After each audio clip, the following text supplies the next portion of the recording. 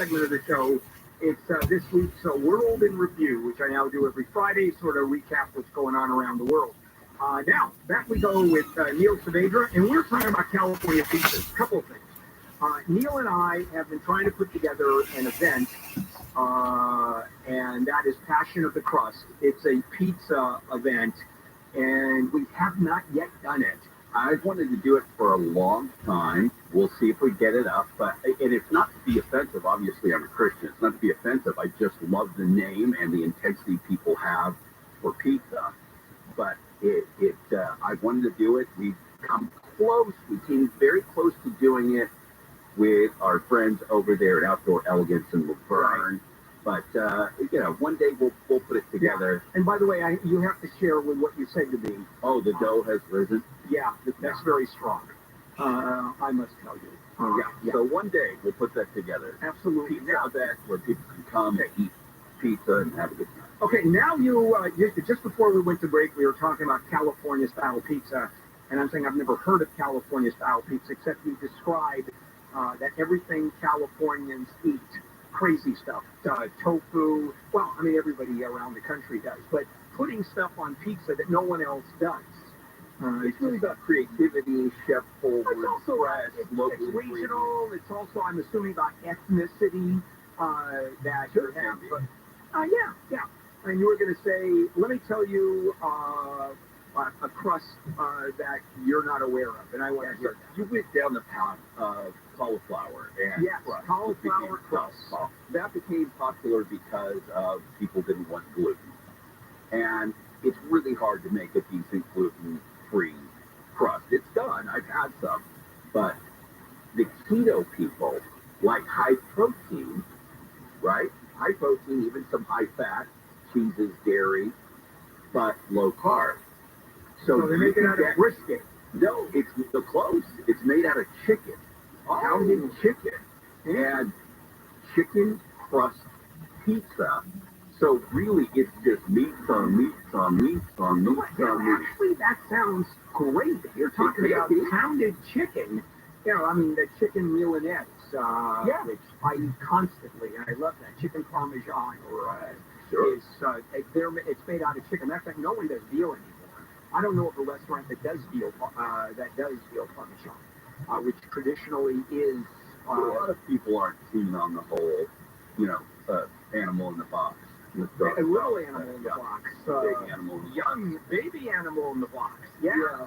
So they go to something a little more palatable. But you can find these chicken crust pizza recipes all over the internet, including there are brands that have it in the frozen section as well that are made for those that participate in the carnivore diet, or what people refer to as the keto diet, which is pushing your body into ketosis. Okay, one more. We're actually going to get everything today. Reese's Valentine's Day pink heart candy. Oh, you got to describe that. Okay, so imagine this, an elongated heart. So you've got the two humps on the top, and then it comes to a point in the bottom, but it's a little more elongated the way it is. Now, normally you can find these with the milk chocolate covering, the traditional milk chocolate covering that you have in a Reese's peanut butter cup. But this one, and they've been out, I think they've been out before, but it hasn't really hit anybody until now, that if you turn them upside down, you invert the heart and the lumps are on the bottom, it looks like those little scrotal testicle hanging things that you see on the back of trucks sometimes. It looks like a man's sack, Bill, is what it looks like, and people are freaking out about it. Yeah, but just the throat. We're not talking about the penis part, are we? No, we're not. We are not. But it really is. It's like the old joke about being a parent. When you're naming a child, the woman just names the child, and the guy is going, what does it rhyme with? How can it be used as a joke? Like, we go through all the things in our head that rhyme with any body parts.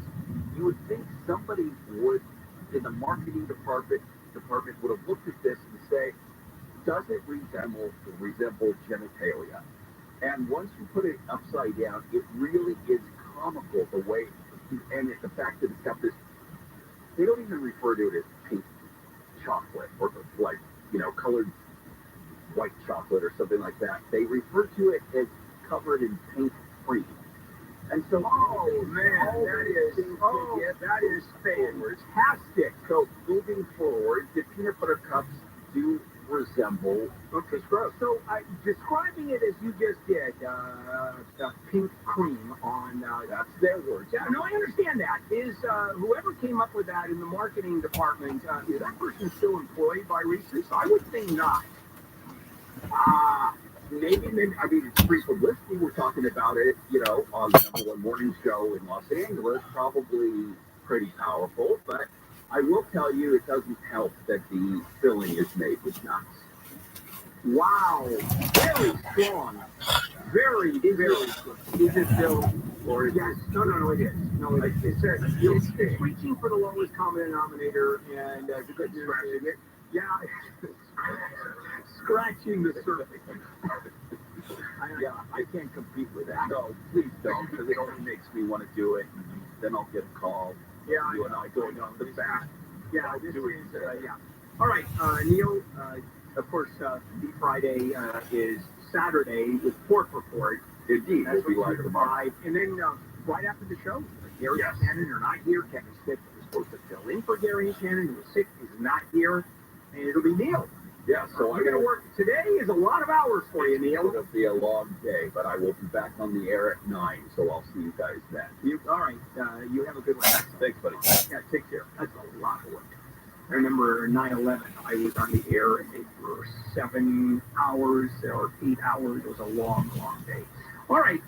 Coming up as we end the week, it's this week's World in Review. So what happened around the world? Sort of recap of the big stories, not only the world, but here in the United States. And we'll be back with that. In the meantime, Amy King live in the KFI 24-hour newsroom. The U.S. Small Business Administration's opened a business recovery center in downtown L.A. to help businesses impacted by the fire on the 10 that caused that freeway closure in November. Representatives will walk applicants through the application process and answer questions about the disaster loan program. Starting today, the center will be operational weekdays from 8 to 4:30. A judge in London has acquitted climate activist Greta Thunberg of charges in connection with her refusal to lead a protest that blocked the entrance to a major oil and gas industry conference in London last year. An asteroid as big as a skyscraper is about to pass within 1.7 million miles of Earth today. No chance of it hitting Earth, since the flyby will be 7 times the distance from the Earth to the moon. So a long ways away. NASA estimates the space rock is similar in size to the Empire State Building. We'll check some trouble on the 55 with the KFI in the sky next. As I've told you, and I keep on telling you, I used to have a bunch of filter systems, water filter systems in my house. All the way from those under the sink, kitchen sink filter systems to the ones on the faucet to the pitcher ones that go inside the refrigerator. Well, about 10 years ago, I went with the LifeSource whole house water filtration system. Boy, what a difference that one made. Highly filtered, obviously very safe, absolutely delicious water from every single tap in the house. And you never run out of never run out of water. I mean, how is that for convenience? The LifeSource system filters out chlorine, other contaminants, and it's effectively bottled water. It's just a whole lot better for the environment and far easier. That's the LifeSource system. And no maintenance of any kind. Now, warranty limitations do apply. Call 800-WATER-99, 800-WATER-99. Visit lifesourcewater.com. That's lifesourcewater.com. You can taste and feel the difference. Sunny skies, highs in the upper 50s to low 60s, just 40s and 50s in the Antelope Valley. This report brought to you by Lowe's. We've got a crash in Irvine on the 55. It's the southbound side of the 55, right there where you reach the 405, crashing and blocking a couple of lanes. Traffic backed up well before the 5, all the way back from the 22 on that southbound 55, so that's a mess. Westbound side of the 60, this is going to be in the South El Monte area. Crash there right at the 605. It involves a box truck and a couple of other vehicles. Traffic jammed solidly back from Azusa Avenue.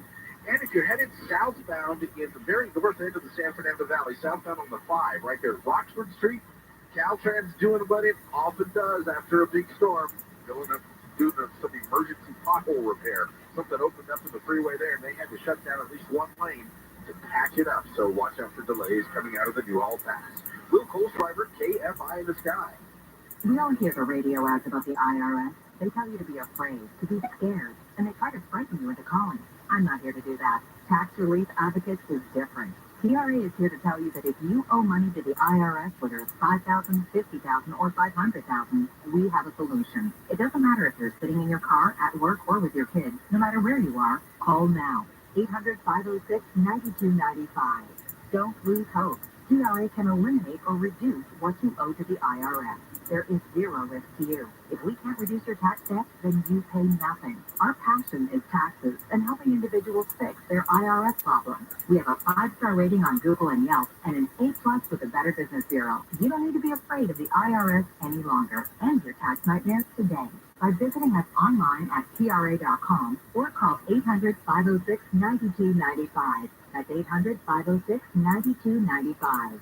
Tax Relief Advocates. Real solutions for real people. Sick and tired of achy joints? Dread the idea of surgery? You can call QC Kinetics today. Hey, it's Gary and Shannon. Listen, the state of healthcare is always changing. The old ideas like steroids and surgery are no longer your only options. Regenerative medicine at QC Kinetics is transforming lives with innovative, non-surgical, drug-free treatments that deliver lasting results. If you have knee pain or back pain, shoulders, maybe it's arthritis or injury, don't let this pain keep you from living your best life. QC Kinetics advanced state-of-the-art treatments harness and direct your body's natural ability to restore and repair damaged joint tissue. This is a revolutionary approach that can get you long-term relief with no downtime. Make 2024 the year you reclaim your mobility, reclaim your independence, walk and run and play and live without the danger and trauma of surgery and without harmful drugs. Call QC Kinetics for a free consultation. Glendale, Orange, Mission Viejo, now also in Costa Mesa. 213-997-PAIN, 213-997-PAIN, that's 213-997-PAIN. Moments like hearing my cat purr good morning mean a lot to me. But after being diagnosed with metastatic breast cancer, or MBC, which is breast cancer that is spread to other parts of the body, they mean even more. I take Ibrance, Palbociclib. Ibrance 125 milligram tablets with an aromatase inhibitor is for adults with HR-positive, HER2-negative MBC as the first hormonal-based therapy. Ask your doctor about Ibrance and visit Ibrance.com. Ibrance may cause low white blood cell counts that may lead to serious infections. Ibrance may cause severe inflammation of the lungs. Both of these can lead to death. Tell your doctor right away if you have new or worsening symptoms, including trouble breathing, shortness of breath, cough, or chest pain. Before taking Ibrance, tell your doctor if you have fever, chills, or other signs of infection, liver or kidney problems, are or plan to become pregnant, or are breastfeeding. Common side effects include low red blood cell and low platelet counts, infections, tiredness, nausea, sore mouth, abnormalities in liver blood tests, diarrhea, hair thinning or loss, vomiting, rash, and loss of appetite. Get ready for the big game with the free iHeartRadio app. Pre-game with perfectly tailored playlists like Big Game Tailgate Party and more. Just open the free iHeartRadio app, search Tailgate, and listen now. Make the big game great with iHeartRadio. We never sounded so good. Portions of the following program will be recorded. If you have a kid in college right now whose first year and a half sucked because there were professors that got to record a single lecture and play it 4 or 5 times, I didn't get any money back for the first year and a half of my daughter's college career, Gary and Shannon, even though it was hobbled by the pandemic. live 9 to 1 p.m. on KFI and on demand anytime on the iHeartRadio app. KFI, AM 640, Bill Handel here on a Friday morning, February the 2nd. And what I do right here on KFI, the morning show, is there's a new segment as I end the week, and it's this week's World in Review, a recap of the big stories that happened throughout the week that inevitably we talk about, and we do. So last Sunday, there was the attack by the Iran-backed militias. I don't know the name. It's not the Houthis. It's some other crazy name. And they attacked a U.S. Army base in the northwest corner of Jordan, right near Iraq. And 3 U.S. Army soldiers were killed. And of all the attacks, and there have been hundreds so far, shipping and American forces. Nobody was killed. In some injuries, no one was killed. This time, 3 Americans were killed. And that just turned it around completely. And the president has said that he will respond. And now there are attacks going on these, I guess, bases, training centers, launching pads that these militants have. They're backed by Iran. And let me tell you, this is pretty sophisticated stuff. This isn't your Al-Qaeda that's running around with machine guns mounted on vehicles. That's not what this is about, or AR-15s or rocket-propelled grenades even. These are missiles. I mean, these are ballistic missiles. These are rockets. There is radar. They can be guided. These are drones that are pretty sophisticated, and that's the fight. And the president has already launched some attacks, expanding the attacks against them, but has to be very, very careful. Why? Because he is scared, rightly so, of the war expanding. It becomes a regional war. So that is, unfortunately, what's going on right now. No one wants the Hamas-Israeli war to expand to the entire region. And let's go locally. Locally in terms of the United States. House Republicans on the Homeland Security Committee voted to advance 2 articles of impeachment against Homeland Security Secretary Alejandro Mayorkas for failure to enforce U.S. immigration policies at the border. Now, this is interesting, and let me tell you why.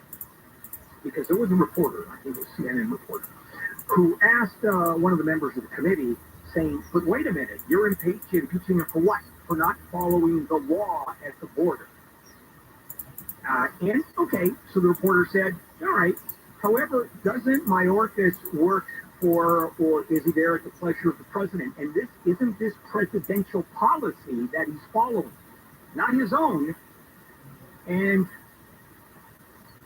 the congressperson in this case said, yeah. I go, then why aren't you impeaching Joe Biden for not enforcing the law at the border? Why at Mayorkas? If he works for Biden and it's Biden's policy, they're not willing to go that far. Not at this point. All right, tech CEO, this happened on Wednesday. You had these CEOs of these 5 major companies. You have Meta, of course, Zuckerberg, TikTok, X, and a couple of other companies were in front of the Senate Judiciary Committee to testify about the concern, increasingly concerned, of the effects of social media on young people's lives. And boy, was it dramatic. Because both sides of the aisle, Republicans as well as Democrats, this was unity. I mean, this was bipartisanship. Not in terms of passing laws, but in terms of nailing these CEOs. The one who got it the most was Zuckerberg, who was actually asked to apologize to those people in the audience who lost their kids because of social media, because of bullying, and they blame Zuckerberg directly if it happened on Facebook, for example, or Instagram. And he did. He stood up and he apologized. He said, I am sorry of what happened to you. Now, he didn't say he didn't take blame for it. Because he can't. He can't say, I apologize on behalf of my company and we did something wrong. He can't do that.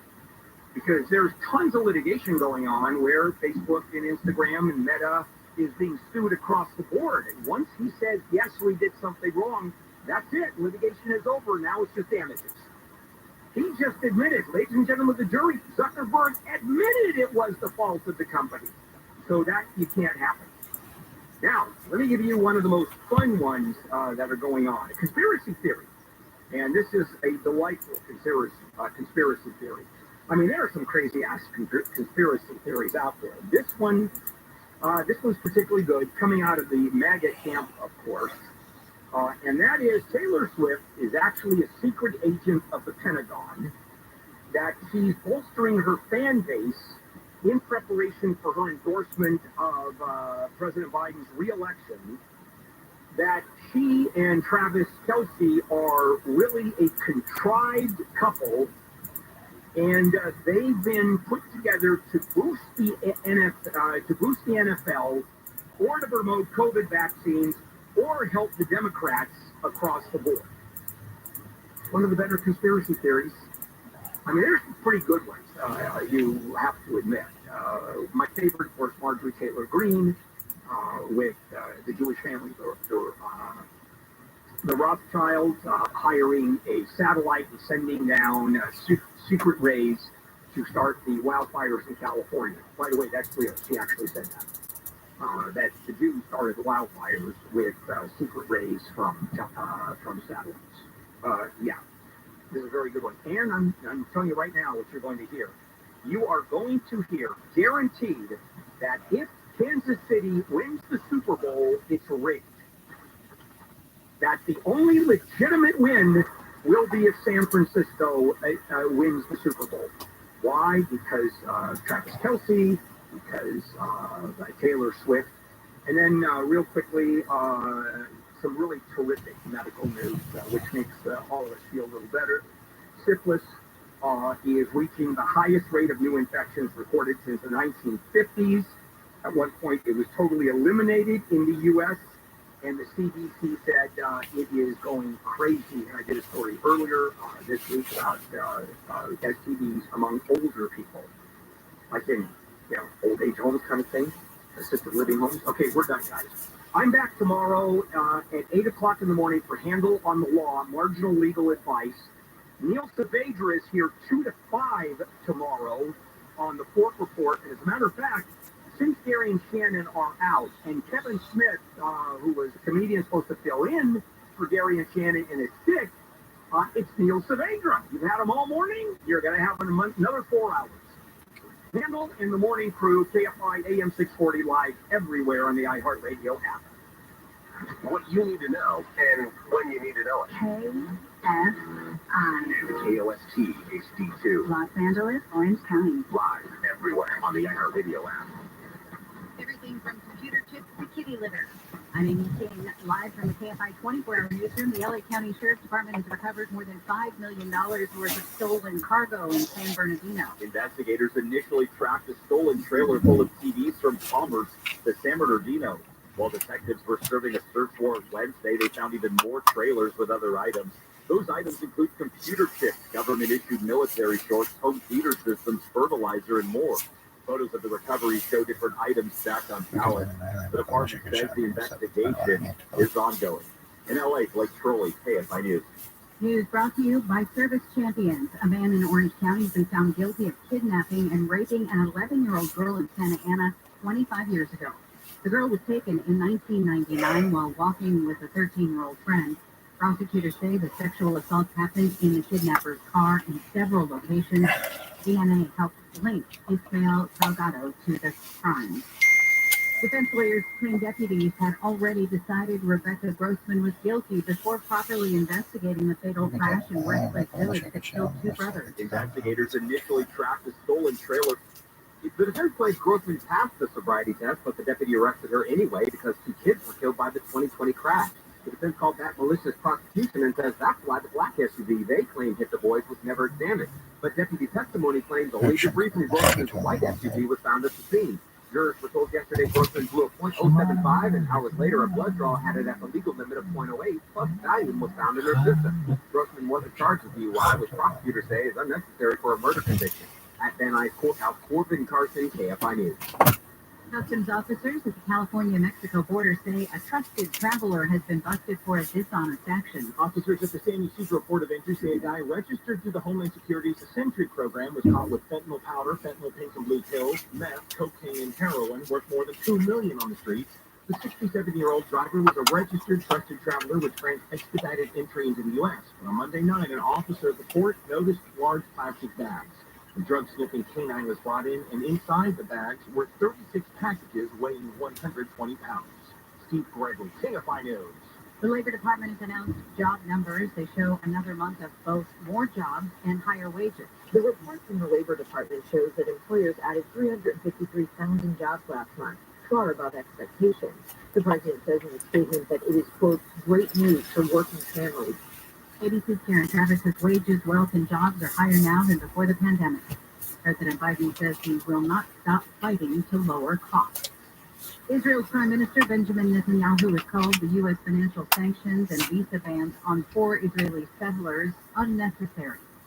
Netanyahu says Israel acts against its citizens who break the law everywhere. But in the West Bank, the record shows settler attacks and vandalism often go unpunished. The violence peaked last year with a destructive and deadly rampage on the Palestinian town of Hawara. ABC's Jordana Miller says Netanyahu's response to the U.S. yesterday was tempered. President Biden's executive order targets settlers who've been accused of attacking Palestinians. A judge in London has acquitted climate activist Greta Thunberg of a charge she refused to leave a protest that blocked the entrance to an oil and gas industry conference in London.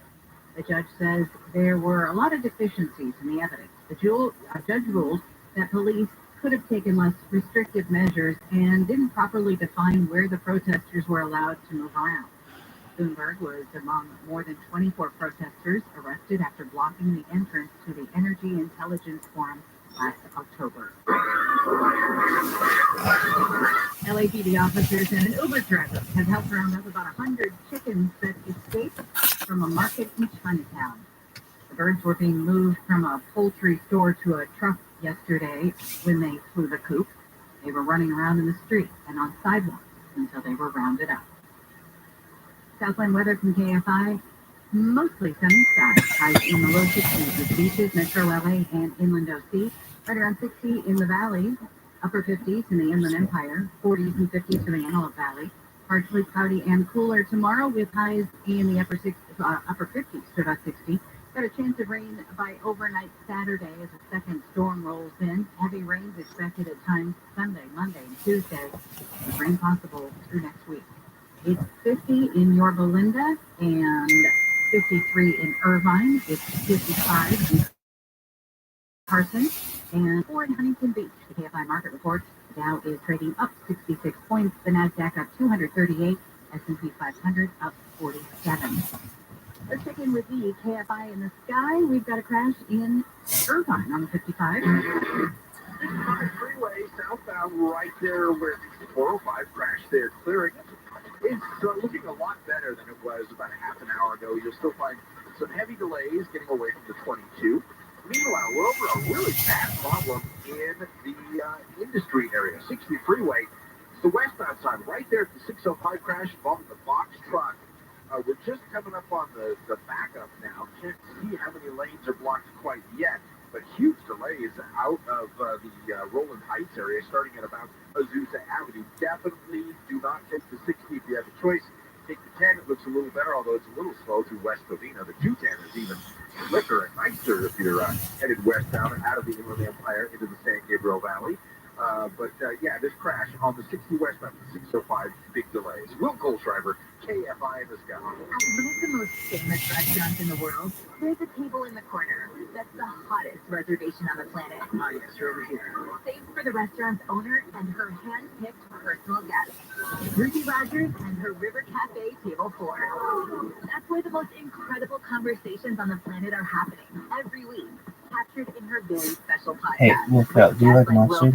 My dinner one night, pasta, and the only thing Mustard. Did you ever have my room at the time an was, affair with you can my borrow cocaine? some of my tomato sauce. I'm like, oh no, I Jimmy prefer Fallon wants mustard. to ask me how much I your did not have an affair with Michael Caine, but I did have an affair with one of his best friends. And Jimmy Fallon. We were the most boring people to ever stay at Richard Branson's island. He's so fun. And he says, Talons, good morning. Would you like to go race in the submarine? Yeah. We're happy in the pool. We've saved you a seat. It's all in her very intimate podcast, Ruthie's Table 4. Listen to Ruthie's Table 4 on the iHeartRadio app or wherever you get your podcasts. I'm Dr. Richard. Life can be so predictable. After losing my dad, it made me think about my family if something were to happen to me. I had heard about life insurance through Ethos and how easy it was to get coverage. They were right. In 10 minutes, I was covered. And boom, family protected. Ethos best and easy online term life insurance up to $2 million in coverage with no medical exam. Some policies as low as $1 a day.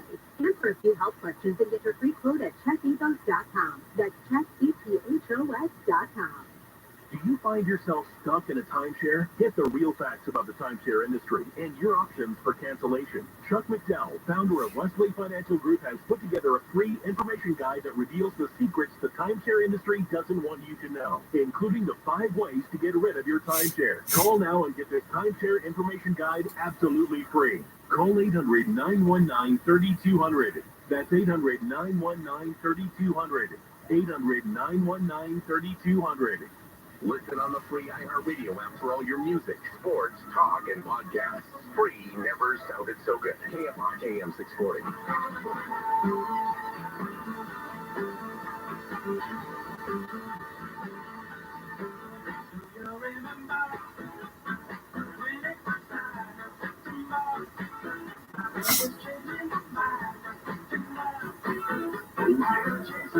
Year 1978, baby.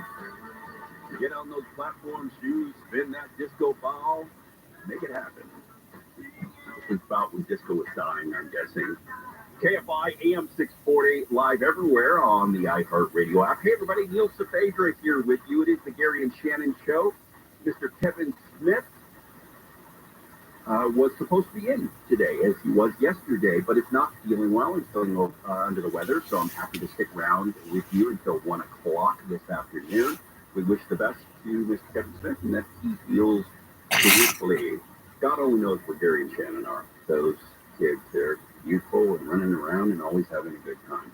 We have a lot to get to today, including we're talking about the CEOs, dealing with social media. We'll talk to Rebecca Kern coming up from Political shortly and get into the news nuggets and everything else. So stay here. Don't forget to go to yesterday's podcast if you want to hear Strange Science and the small business shout out as was done yesterday.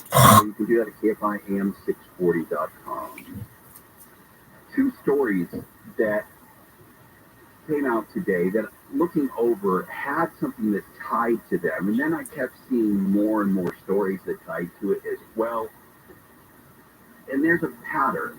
One of the things, and you're going to have to run alongside me. I know I'm a little bit of a philosophical guy, but there is something that helps make the United States great. And it's not the states part, it's the united part. The united part really is what makes this country great. Now, not only are we united in hopefully a focus, a desire for those things that we call the American dream, hopefully we're united in safety, hopefully we're united in seeing success out of people that work hard. These things that unite us really make this country so great. And I'm not afraid of saying that. Do I believe that greatness in our country comes from perfection? Absolutely not. It doesn't exist here. We have our scars, we have our wounds, and we have our warts. Absolutely, hands down, I'm not blind to it. And anybody that is not being fair. They're being emotional and they're not being reasonable. You can't say that things have always been great. You can't say that when they have been great, they've been great for everyone. None of those things. But the united part is the bedrock. It is the backbone of the great experiment that people refer to the United States as. Am I an American exceptionalist? I think in some ways. Yeah, I think we absolutely are exceptional. I think even though that term was used originally as a pejorative, I do think that. But it has to be built upon that united part. So a couple of the stories that stood out to me, you've got on one hand, you've got U.S. Defense Secretary Lloyd Austin coming out yesterday and saying, plain and simple, I apologize. I mishandled the communication of my treatment. Of course, for those that don't know, Lloyd Austin was diagnosed with prostate cancer. And he went in for surgery and then had complications which made him have to go back in, and some pain and some issues with surgery. The problem wasn't there. We're human. We all have parts to break down or have issues, and it was in his rights as a human being to get help. The problem was that he wasn't open or honest about it. And we even found through the 911 call that took place that night that there was some, it may not have been directed by him, but there were some in his close crowd and the people around him dealing with this that tried to shade it a little bit. Hey, can you come not code free, which is lights and sirens. They didn't want the ambulance to show up in the neighborhood with lights and sirens. They said, hey, can you keep it on the down low, that type of thing. Excuse me. So he's come out and he's apologized for that. The thing that was problematic for us as the people was this person is in line for the presidency should you hit the sham in any situation. This person is on top of everything defense related for our entire country during a time of conflict in the Middle East, issues in Ukraine, issues and concerns with our very own security here in the United States, with terrorism or anything that can be either rooted domestically or from outliers outside coming in with their own take on what's going on in the world and how the U.S. deals with it. This is a very important person, and there's one of him. Now, he has a team in which he gave some of the authority to, passed it along, and said, but didn't even explain that he was going in for surgery, didn't even explain as to what might go down. And when you go into surgery and you get put to sleep for that surgery, you don't have any ability to make decisions.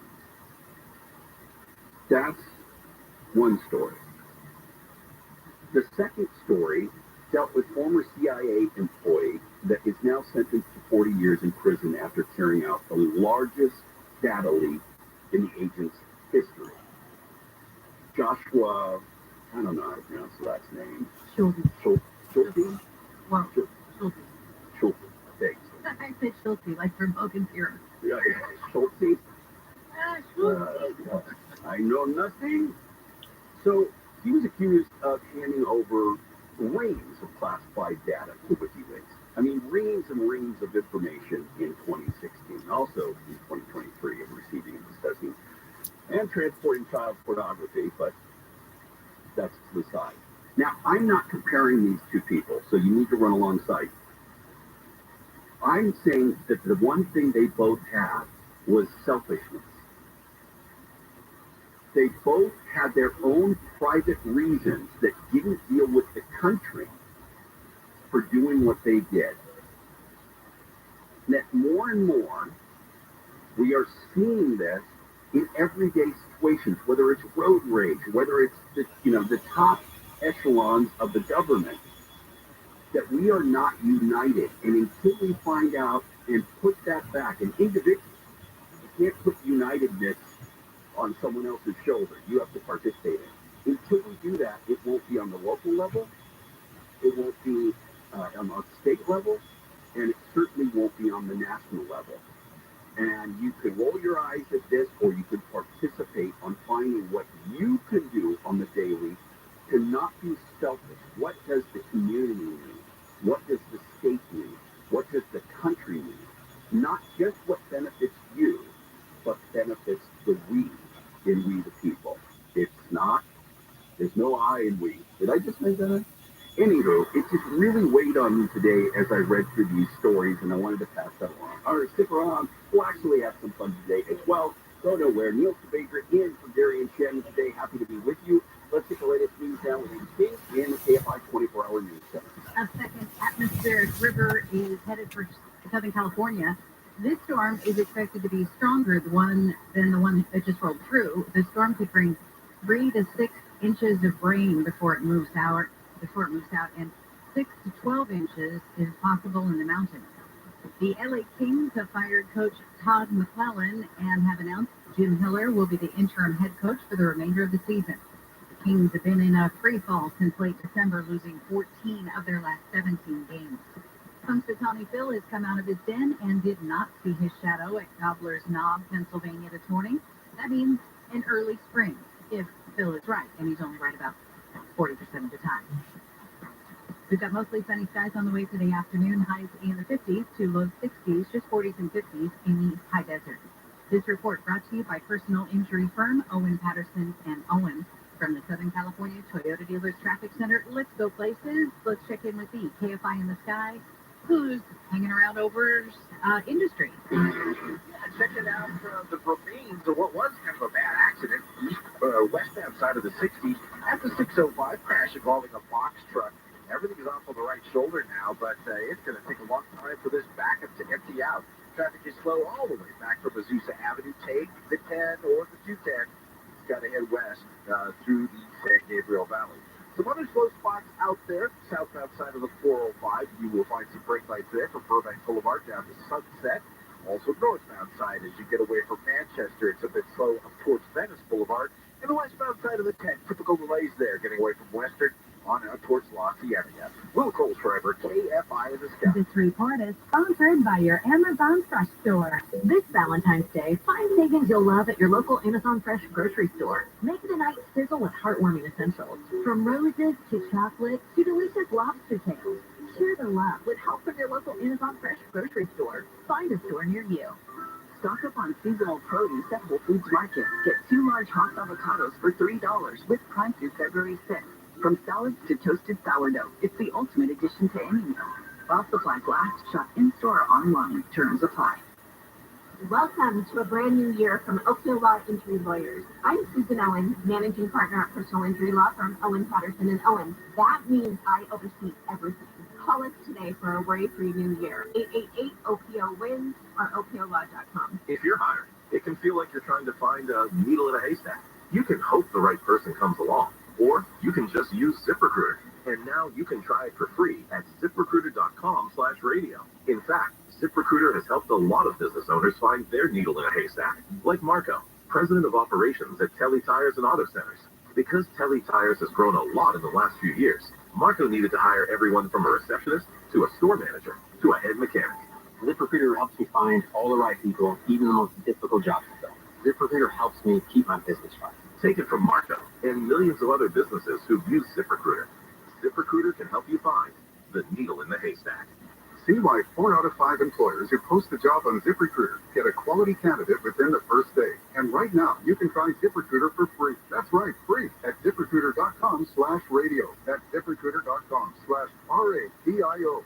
ZipRecruiter.com/radio. ZipRecruiter, the smartest way to hire. My name is Chris Moody, host of the new podcast, Finding Matt Drudge. I'll be taking you on a journey to find the mysterious media mogul Matt Drudge, founder of the Drudge Report.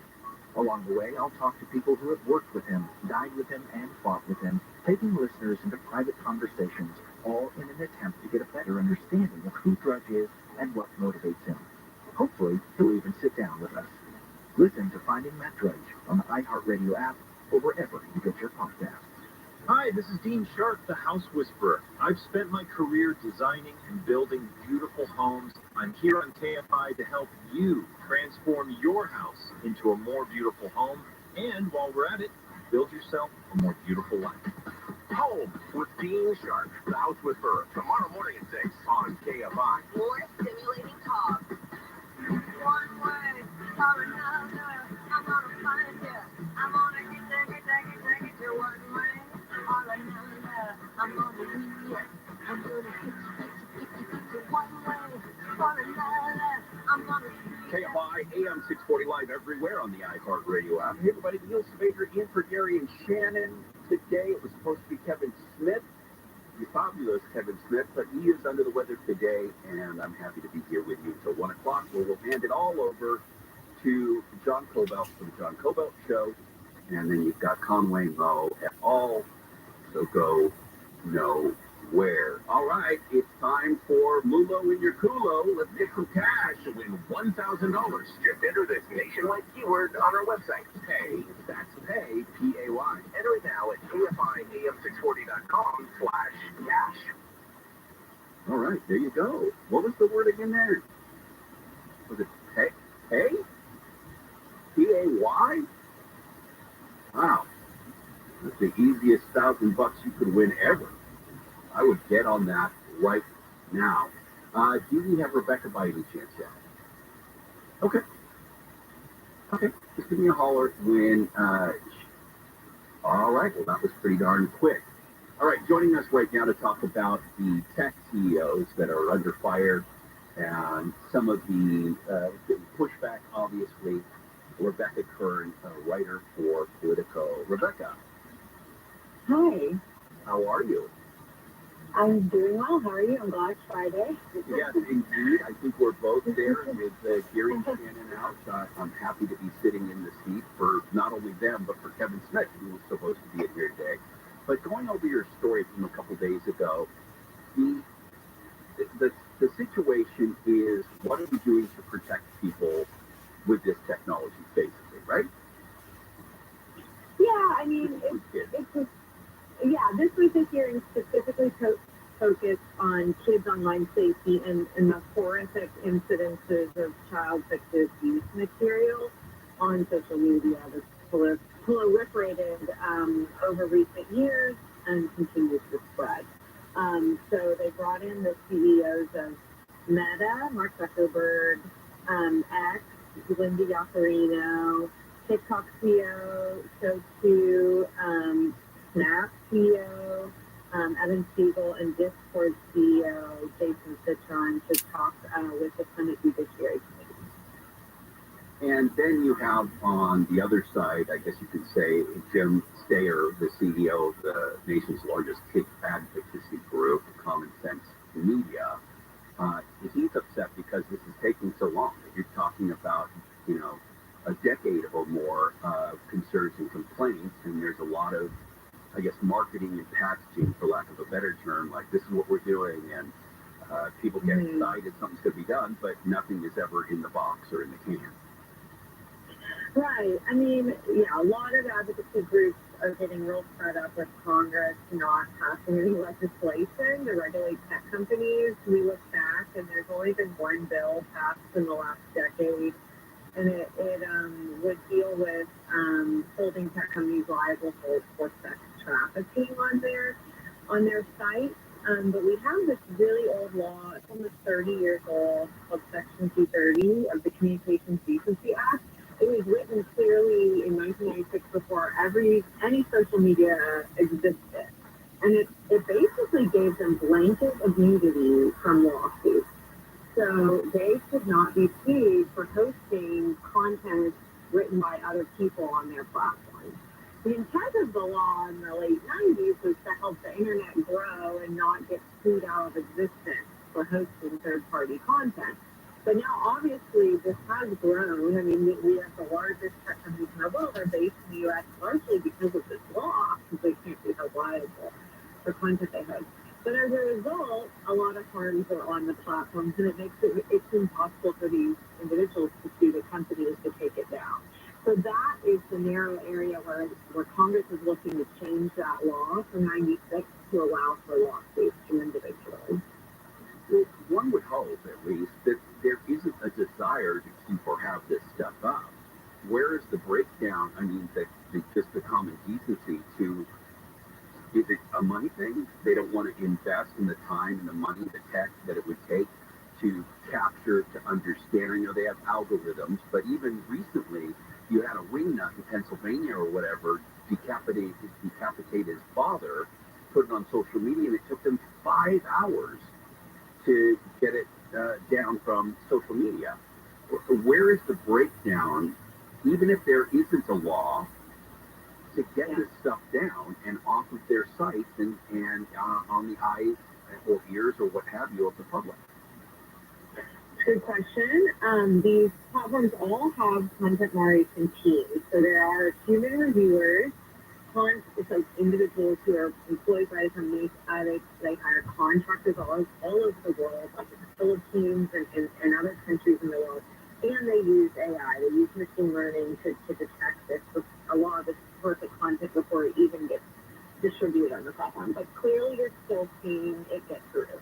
This is not an area that platforms this is an area that could be investing in more. And Meta and X last year did do some major layoffs in their content moderation teams.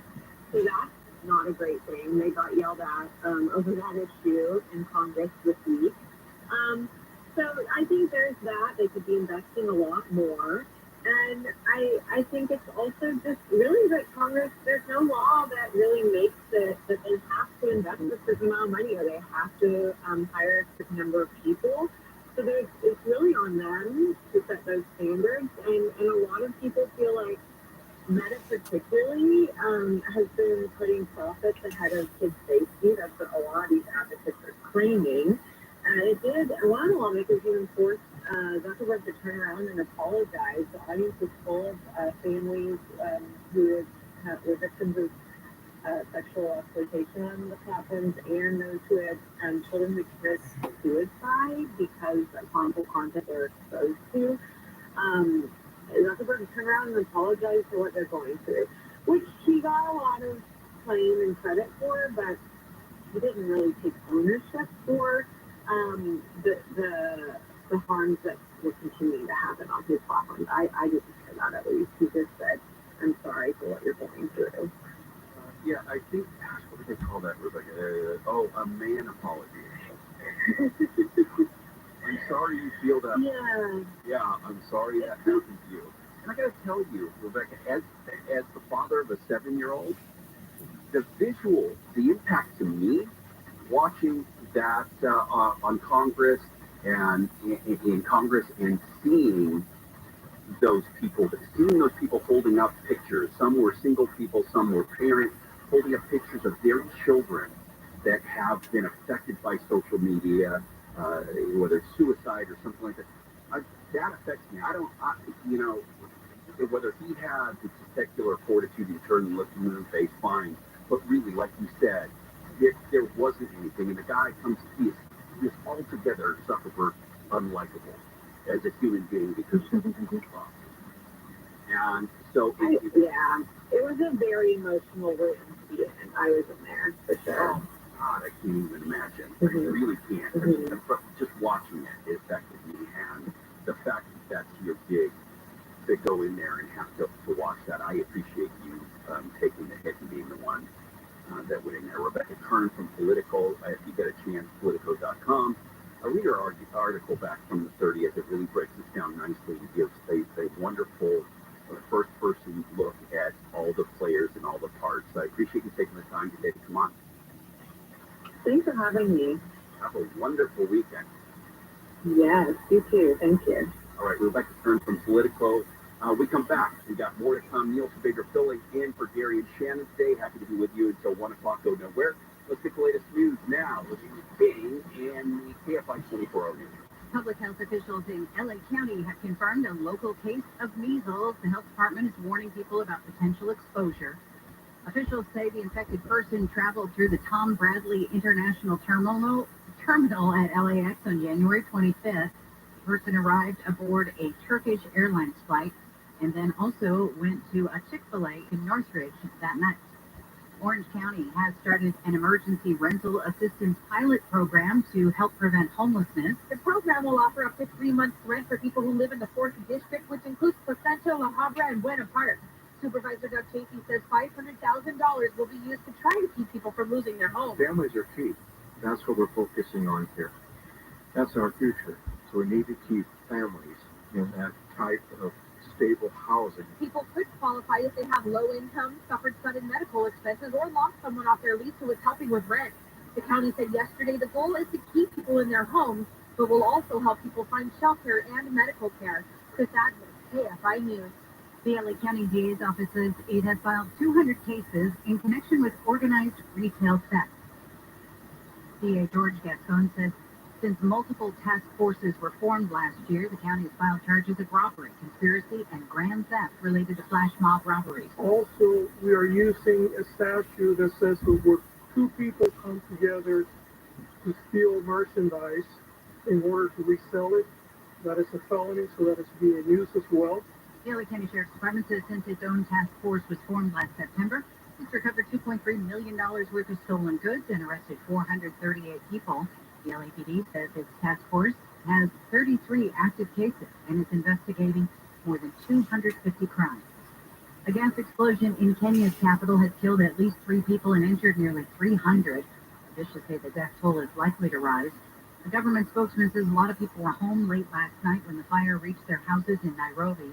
A flying gas cylinder hit a warehouse, burning it down. Other businesses were also damaged. And Jim Harbaugh has officially been introduced as the head coach for the Los Angeles Chargers. He spent 9 seasons at the University of Michigan and led its football team to a national championship title last month. He's now agreed to a 5-year deal with the team he once played for. And one of those shots that to be simply known as world champions, the Lombardi Trophy. He says that is his mission. Southland weather from KFI. Still a slight chance for some showers this morning, then sunny this afternoon. Highs in the low 60s at the beaches. Upper 50s to low 60s inland, 40s and 50s in the Antelope Valley. Partly cloudy skies tomorrow. A second big storm rolls in late Saturday night with rain possible to start overnight. Heavy rain is expected at times Sunday, Monday, and Tuesday. Up to 5 inches of rain expected before this second storm moves out.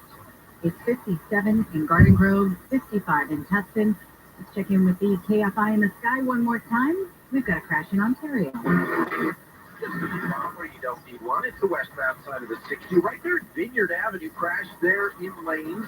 And traffic is certainly tied up back from the 15. Take the 10. Even though that construction makes it kind of slow through the Ontario area, it's looking better than the 60. Also on the 60 westbound, starting at about Azusa Avenue, you're going to get the brakes over to the 605 where an earlier crash has cleared. You'll still find plenty of slowing with that mess. Westbound side of the 10, getting away from Western in downtown LA, pretty slow out towards La Cienega. And in the Riverside area, westbound 91, just before Tyler, an earlier crash there. Getting the move off to the right shoulder, a few brake lights in that area. Will Kohlschreiber, KFI in the sky. Hey, it's Gary and Shannon. You know we're always talking about Sweet James accident attorneys, for good reason. Here's a story that proves why you should never face an insurance company alone if you're hurt in an accident. So one of our listeners was seriously injured in a trucking accident. And guess what the insurance company offered him for his injuries? Nothing. Zero. Well, he called Sweet James. Not only did they get him the medical care he needed, but they secured a whopping $10 million win. This is life-changing, isn't it? Listen, in the legal system, having the right attorney is going to make all of this. Now call a firm known for consistently delivering the top results in the state. Call 1-800-9-MILLION. That's 1-800-9-MILLION. You won't pay a dime until they win your case. Every case is unique and they can't promise an outcome, but you need to have an experienced team by your side. And don't wait to call because waiting may hurt your case. Call Sweet James. 800-9-MILLION. 800-9-MILLION. 800-9-000-000 or go to sweetjames.com. For official rules and more information about contests on this station, go to KFIAM640.com/rules. Have junk you need to make disappear? Call 1-800-GOT-JUNK and they'll take care of it. Are you a business owner, CEO, or responsible for marketing? If you are, iHeartMedia can help you reach your goals and find new customers. We reach more consumers in your target area than anyone else. And we can give you access to those potential customers more cost-effectively across radio, digital, podcasting, and social. We'd love to show you how iHeartMedia can work for you. From your cell, dial pound 250 and say keyword great result. That's pound 250 and say great result. At Uline, they know going the extra mile takes hard work. And for companies pushing to go further, Uline will go the distance with you. 24/7, they answer the phone to get you the shipping and industrial supplies you need. Business can move fast. Unexpected large orders, adverse weather, new safety guidelines, and changing economic trends. Uline works hard, keeping 41,000 items ready to ship, minimizing detours on your way to the extra mile. Visit uline.com. At one of the most famous restaurants in the world, there's a table in the corner that's the hottest reservation on the planet. Yes, you're over here. Saved for the restaurant's owner and her hand-picked personal guest, Ruthie Rogers and her River Cafe Table 4. That's where the most incredible conversations on the planet are happening every week, captured in her very special podcast with guests like Will Ferrell. My dinner one night, pasta, and the only thing I had was some mustard. My roommate at the time was like, "You can borrow some of my tomato sauce." I'm like, "Oh no, I prefer the mustard." Martha Stewart I did not have an affair with Michael King, but I did have an affair with one of his best friends. and Jimmy Fallon. We were the most boring people to ever stay over to Branson's Island. It was so fun. We Yeah. just, Parents, good morning. Would you like to go race in the submarines? Yeah. We're happy in the pool. We've saved you a seat. It's all in her very intimate podcast, Ruthie's Table 4. Listen to Ruthie's Table 4 on the iHeartRadio app or wherever you get your podcasts. Why choose a Sleep Number smart bed? Because no two people sleep the same. Only the Sleep Number smart bed lets you each choose your individual firmness and comfort, your Sleep Number setting. The Climate 360 smart bed is so smart it actively cools or warms up to 13 degrees on either side for your ideal sleep temperature. J.D. Power ranks Sleep Number #1 in customer satisfaction with mattresses purchased in-store. And now save 50% on the Sleep Number limited edition smart bed. Limited time. For J.D. Power 2023 award information, visit jdpower.com/awards. To find a store near you, visit sleepnumber.com. When something happens in the KFI studios, check it out on our socials at KFI AM 640. Before somebody makes me take it down.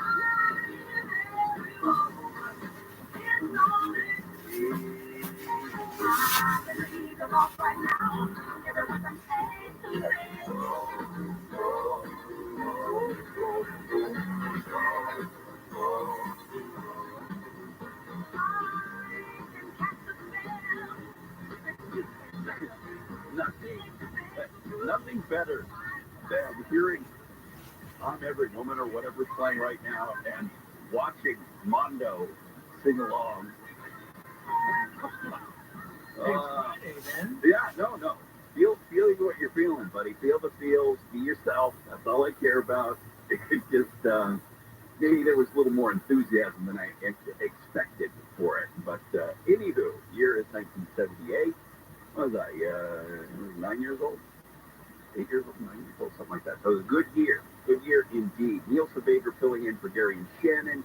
Today, if you were expecting Kevin Smith, he's under the weather today. So happy to be with you until 1 o'clock. And then you've got the John Cobalt Show. And then after that, you'll have Timmy and the gang. And then Mo Kelly. Later with Mo Kelly, it's Friday. So, of course, going to be doing those cult classics and playing some games and giving away some stuff as well as what's going on. So go know where. For those of you who want to join me tomorrow from 2 to 5, I will be doing the Fork Report.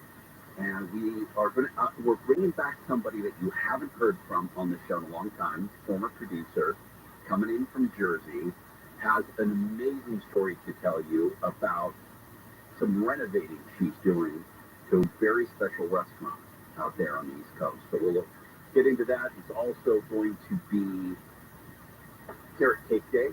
I was never a fan of carrot cake. It was one of those like, vegetable cake isn't a cake, that's vegetables. But I fell in love with it from having really good carrot cake. One of the best, to me, that I love is Stonefire Grill, and they were kind enough to drop off a massive chunk of it that I will share with my folks tomorrow. I believe ABC is going to be hanging out with us tomorrow as well. Well, if I wasn't, I am now. Yeah, so we're going to be having some of that, so you can join us for the Fork Report tomorrow. Okay, some of you may know this, some of you may not, but I actually was in the tattoo industry for a while on a marketing standpoint, dealing with a particular brand of tattoo machines that were driven by air. Fascinating. They still exist. They're called Numa. And I believe they still exist. But they're pretty amazing. Anyways, so I traveled a lot to tattoo places. I tried my hand at it at once. I really loved doing it. I made homemade machines and the like. Didn't really get to the professional state. But a dear friend of mine did. One of my oldest and dearest friends, Jim Heck, is world-renowned and is one of the best tattoo artists I've ever seen in my life. He's just a fantastic guy to boot. So I've been around tattoos, and there's certain rules when it comes to tattoos. You know, as much as you see people with names on their shoulders or on their arms or what have you, you're not supposed to put people's names on you unless, you know, like your kids or something. You can't get a divorce from that. Some people get past it, some people don't. But there are kind of rules that are like, hey, you probably shouldn't do this, it's not very smart, things change, and you should think about your tattoos wisely. Well, the one thing that does change is not only who you're dating or who you're married to or any of those things, but your body changes.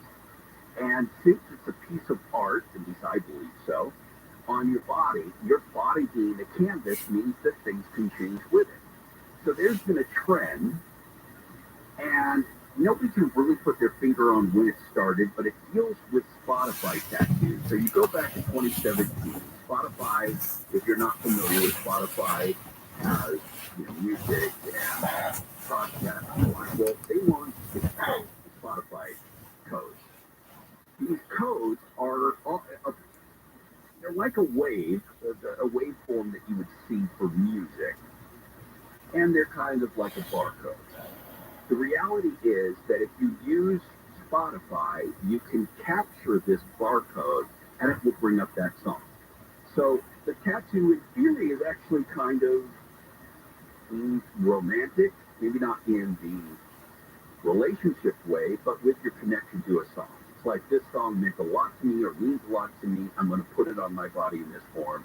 And if anybody ever wants to know a song that means something to me, they could scan it. I mean, I think that's slightly romantic about yourself and knowing who you are and the things that move you or inspire you, right?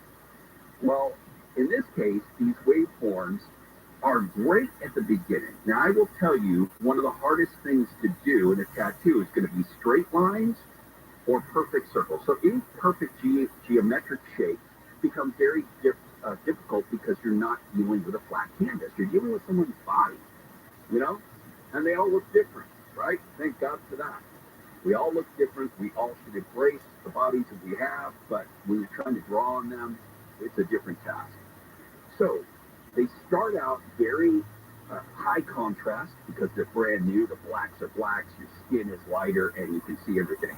But as you get older and as the tattoo gets older, and depending on the quality of the tattoo artist, how much it fades to like, or if they have what they call holidays, or when it scabs over and pulls out the ink with it, or things like that. You've got these little dropouts. Well, when that goes, now it no longer works. And most of the time, you don't put the name of the song on there. The whole thing is that you don't know what it is until you put the scanner up to it. So now people are finding out that, sometime later, a year or so down the line, these tattoos aren't doing what they did in their origin. And you can find out more just by using the hashtag Spotify tattoo. You can see garnered 14.8 million views to look at these different tattoos that people are doing. And they're going to find out, like all things, you think about all those rockers in the late 80s, early 90s that had barbed wire on their thin arms, and now it looks like the border of Texas between them and Mexico with all the concertina or the razor wires they're putting up there. Hey, our bodies change. Keep that in mind. That that sexy slave Leia is going to look like Jabba the Hutt if you gain weight. Just a little bit of a PSA. Neil Spager in for Gary and Shannon today. Happy to be with you. Let's get the latest news now from ABC and the KFI 24-hour news. Forecasters are calling the next storm that's headed to California a Pineapple Express. Los Angeles could see over 5 inches of rain in this storm that's expected to start dumping that rain on Sunday. The rain could cause flash flooding in areas already saturated by recent rainstorms. 58 Hisense flat-screen TVs stolen in Commerce have been found in San Bernardino. Several law enforcement agencies say they also found several more cargo trailers filled with stolen items worth about $5 million. NBC Universal has ordered a pilot for a Suits spin-off. It'll be set in Los Angeles. The original Suits ran for 9 seasons on USA Network and recently regained popularity after the first 8 seasons were added on Netflix. Production is scheduled to start next month in Vancouver. Becoming sunny with highs in the upper 50s to low 60s, 40s and 50s for the Antelope Valley. This report brought to you by Lowe's. We've got a crash in Santa Clarita. It's on the 5. And this could be heavy when they have all lanes blocked on the northbound Golden State Freeway before Cow Grove. All lanes taken away. Stop traffic from the 14 and starting to build even further. It's about a 5-car crash there. To Ontario, accident on the 60 Pomona Freeway westbound at Vineyard Avenue. Second lane from the left block, stop traffic from Mission. And to Montclair, trouble on the 10 west at Central. Crash off to the right, slow from the 15. KFI in the sky helps get you there faster. I'm Mark Wheeler. This report is sponsored by Whole Foods Market. Stock up on seasonal produce at Whole Foods Market. Get 2 large Hass avocados for $3 with Prime through February 6th. From salads to toasted sourdough, it's the ultimate addition to any meal. While supplies last, shop in-store or online. Terms apply. Life can be so unpredictable. After losing my dad, it made me think about my family if something were to happen to me. I had heard about life insurance through Ethos and how easy it was to get coverage. They were right. In 10 minutes, I was covered. And boom, family protected. Ethos has an easy online term life insurance up to $2 million in coverage with no medical exam. Some policies as low as $1 a day. Answer a few health questions and get your free quote at checkethos.com. That's checkethos.com. If you're hired, it can feel like you're trying to find a needle in a haystack. You can hope the right person comes along, or you can just use ZipRecruiter. And now you can try it for free at ZipRecruiter.com/radio. In fact, ZipRecruiter has helped a lot of business owners find their needle in a haystack, like Marco, president of operations at Telly Tires and Auto Centers. Because Telly Tires has grown a lot in the last few years, Marco needed to hire everyone from a receptionist to a store manager to a head mechanic. ZipRecruiter helps me find all the right people, even the most difficult jobs to fill. ZipRecruiter helps me keep my business running. Take it from Marco and millions of other businesses who've used ZipRecruiter. ZipRecruiter can help you find the needle in the haystack. See why 4 out of 5 employers who post a job on ZipRecruiter get a quality candidate within the first Coming. Right now, you can try ZipRecruiter for free. That's right, free at ZipRecruiter.com/radio. That's ZipRecruiter.com/RADIO. ZipRecruiter.com/radio. ZipRecruiter, the smartest way to hire. Get the appliances you need right away at Lowe's. Explore the largest assortment of brands you trust in-store or online at the best values. Plus, take advantage of their everyday financing offers. Lowe's knows home improvement, subject to credit approval. It's okay not to be okay. Everyone needs some support sometimes. Together for Wellness connects Californians to available resources for more health and wellness. Everyone is welcome here. Explore our resources at togethercn.org. At one of the most famous restaurants in the world, there's a table in the corner. That's the hottest reservation on the planet. Safe for the restaurant's owner and her handpicked personal guests. Ruthie Rogers and her River Cafe Table 4. That's where the most incredible conversations on the planet are happening every week. Captured in her very special podcast with guests like Will Ferrell. My dinner one night, pasta, and the only thing I had was some mustard. My roommate at the time was like, "You can borrow some of my tomato sauce." I'm like, "Oh no, I prefer the mustard." Martha Stewart. I did not have an affair with Michael King, but I did have an affair with one of his best friends. And Jimmy Fallon. We were the most boring people to ever stay at Richard Branson's Island. It was so fun. We said, "Good morning. Would you like to go race in a submarine?" We're happy in the pool. We've saved you a seat. It's all in her very intimate podcast, Ruthie's Table 4. Listen to Ruthie's Table 4 on the iHeartRadio app or wherever you get your podcasts. Get ready for the big game with the free iHeartRadio app, the official partner of the NFL Podcast Network, featuring the biggest names in the game, like Ross Tucker and his daily NFL podcast, NFL Now, and many more. Search NFL and listen now. iHeartRadio. Free never sounded so good. It has nothing to do with the NBA. It was the Buccaneers. Right. What do we say about you, Bellio? If I get a little sleep, I'm as sharp as they come. That's exactly right. I will go to my grave saying that about you. The Tim Conway Jr. Show. But when I don't, We've got problems, Abe. Live 4 to 7 p.m. on KFI. And on demand anytime on the iHeartRadio app.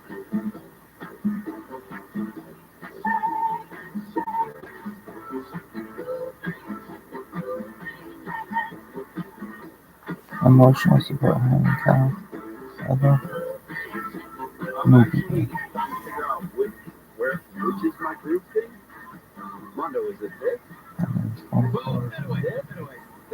That's the one right there. That's the one? That's the one. Am I shaking it? Shake it more. It feels funny, but kind of good. Shake it, don't break it. Want some fries with that? Hey, baby, where's the fries? Where you going? KFI AM 640 live everywhere on the iHeartRadio app. Nielsen Favorite here filling in for Gary and Shannon today. Actually, technically, I'm filling in for Kevin Smith, who was supposed to fill in, but he's under the weather today, so I'm happy to do that. Who would have guessed ever that I would ever warm a seat to Kevin Smith, the fabulous, the talented Kevin Smith? I'm a big fan, actually, and I got a chance to meet him. Hell of a nice guy, and so it's very cool to have him here. He's not feeling well, so I'm happy to be with you until One, thanks for hanging out. So today is Groundhog Day. So today is Groundhog Day. So today is Groundhog Day. I actually said plural on the first one. I don't know if it's actually his day, but Punxsutawney Phil, he, what was it? He saw a shadow, right? He sees it, no, he didn't see his shadow on Friday. He didn't see his shadow, and that means that we're going to have spring soon. You know, you think in 2024, you know, we send people into space, we send, I mean, literally remote control cars to space, land them within a 30-yard square yard area, right? And plop them down, and we're still using an animal to see its shadow to tell whether it's going to be, and yet we get in trouble if we say we can't predict today's weather. Anywho, so the origins of the groundhog dog in the day can be traced back to the early holiday of kindling moss. I think they mentioned that in one of the promos. That's Christians bringing their candles to church and then having them blessed and all of that. Light is very important in safety religion, for sure. So in this particular case, this gets modified because that's what happens. There's no pure culture. Cultures intertwine, and the deck gets shuffled, and we all become a little bit of each other. So German immigrants brought the tradition to Pennsylvania going back to the 18th and 19th century.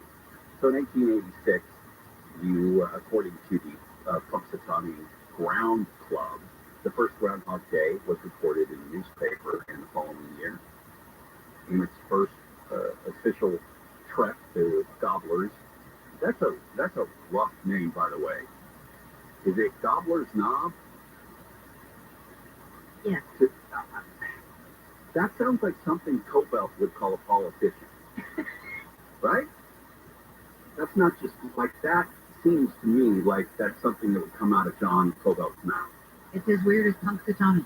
Yeah, it's just, you know, these guys, they sit in there on their white towers, these Gobbler's Knob. I don't do a good Cobalt. I don't want to risk a strained throat. But so, not only is this something that we do every time, but the reality is there's no science in it. About 40% of the time, according to the National Centers for Environmental Information, he gets it right. But I think we could do that with Mondo. Like if we put Mondo out once a year, and he saw a shadow, which is really hard to miss. He's like 9 feet tall. He's the tallest Mexican in the world. He actually, I think he's the equivalent of 4 grown Mexicans standing on his shoulder, male Mexican, and I think 15 female Mexicans after me. They seem to get shorter. I don't know what that is. That's not on me. That's fine. Talking about me anything. I'm just saying that no change in height there. I'm not going to say anything else. The other thing about this that struck me was how just, I think, a couple weeks ago, you had the folks from PETA, who are always, you know, they do not hate cameras, they do not hate publicity. And it's not that I have any issue with animals. I think animals are delicious, wonderful, and I think that is a noble fight. But I don't like most of the people from PETA that I've met in the past. Just because I think it's a lot of dishonesty and propaganda rather than just coming straight out and telling it like it is. But they said we should switch to flipping a coin for this. So maybe that's what we go to, right? We go to flipping a coin instead of having Punxsutawney Phil see his shadow. Well, theoretically, the odds would be better. Yeah, because it's 50-50, yeah. Right? Yeah, so if it would be up a little bit because animals and humans are fickle. Sometimes they'll come seasoning, sometimes they won't. But the weather, again, you remember last year, okay, so we're in the second. I think it was just after Valentine's Day last year is when we had the huge storms. And you ended up having all that snowfall come to our mountains. I mean, everybody was locked in Big Bear. They had the same issues in Arrowhead. And Arrowhead gets a lot of snow, but not as much as some of the higher elevations. And to have them as locked in as they were, I mean, it was a mess everywhere you look. It was problematic. But this year, we're looking at these weird storms coming in, kind of petering in here, petering in there. We've got some more rain coming up, maybe late Sunday into Monday, and then it looks like just about every day as it stands now, we'll see some. So I don't know how much we should put on this, but for now, it's just a sweet thing. I don't know of any, maybe you do, Amy. Do they like chain up the poor little beast, the groundhog? Do they walk him in a box for a year, or he's probably pretty well fed, I'm guessing. He lives in a private suite. Yeah, so why are they worried about him coming out? I don't know. Because it's a little shadow thing, Neil. Oh, so it's slave labor? Yeah. You know, I think that more of dogs and cats, domesticated animals, than I do about these kinds of animals. I really do. I don't know why PETA doesn't come out and have an issue with owning dogs. But they're not owners. They're partners.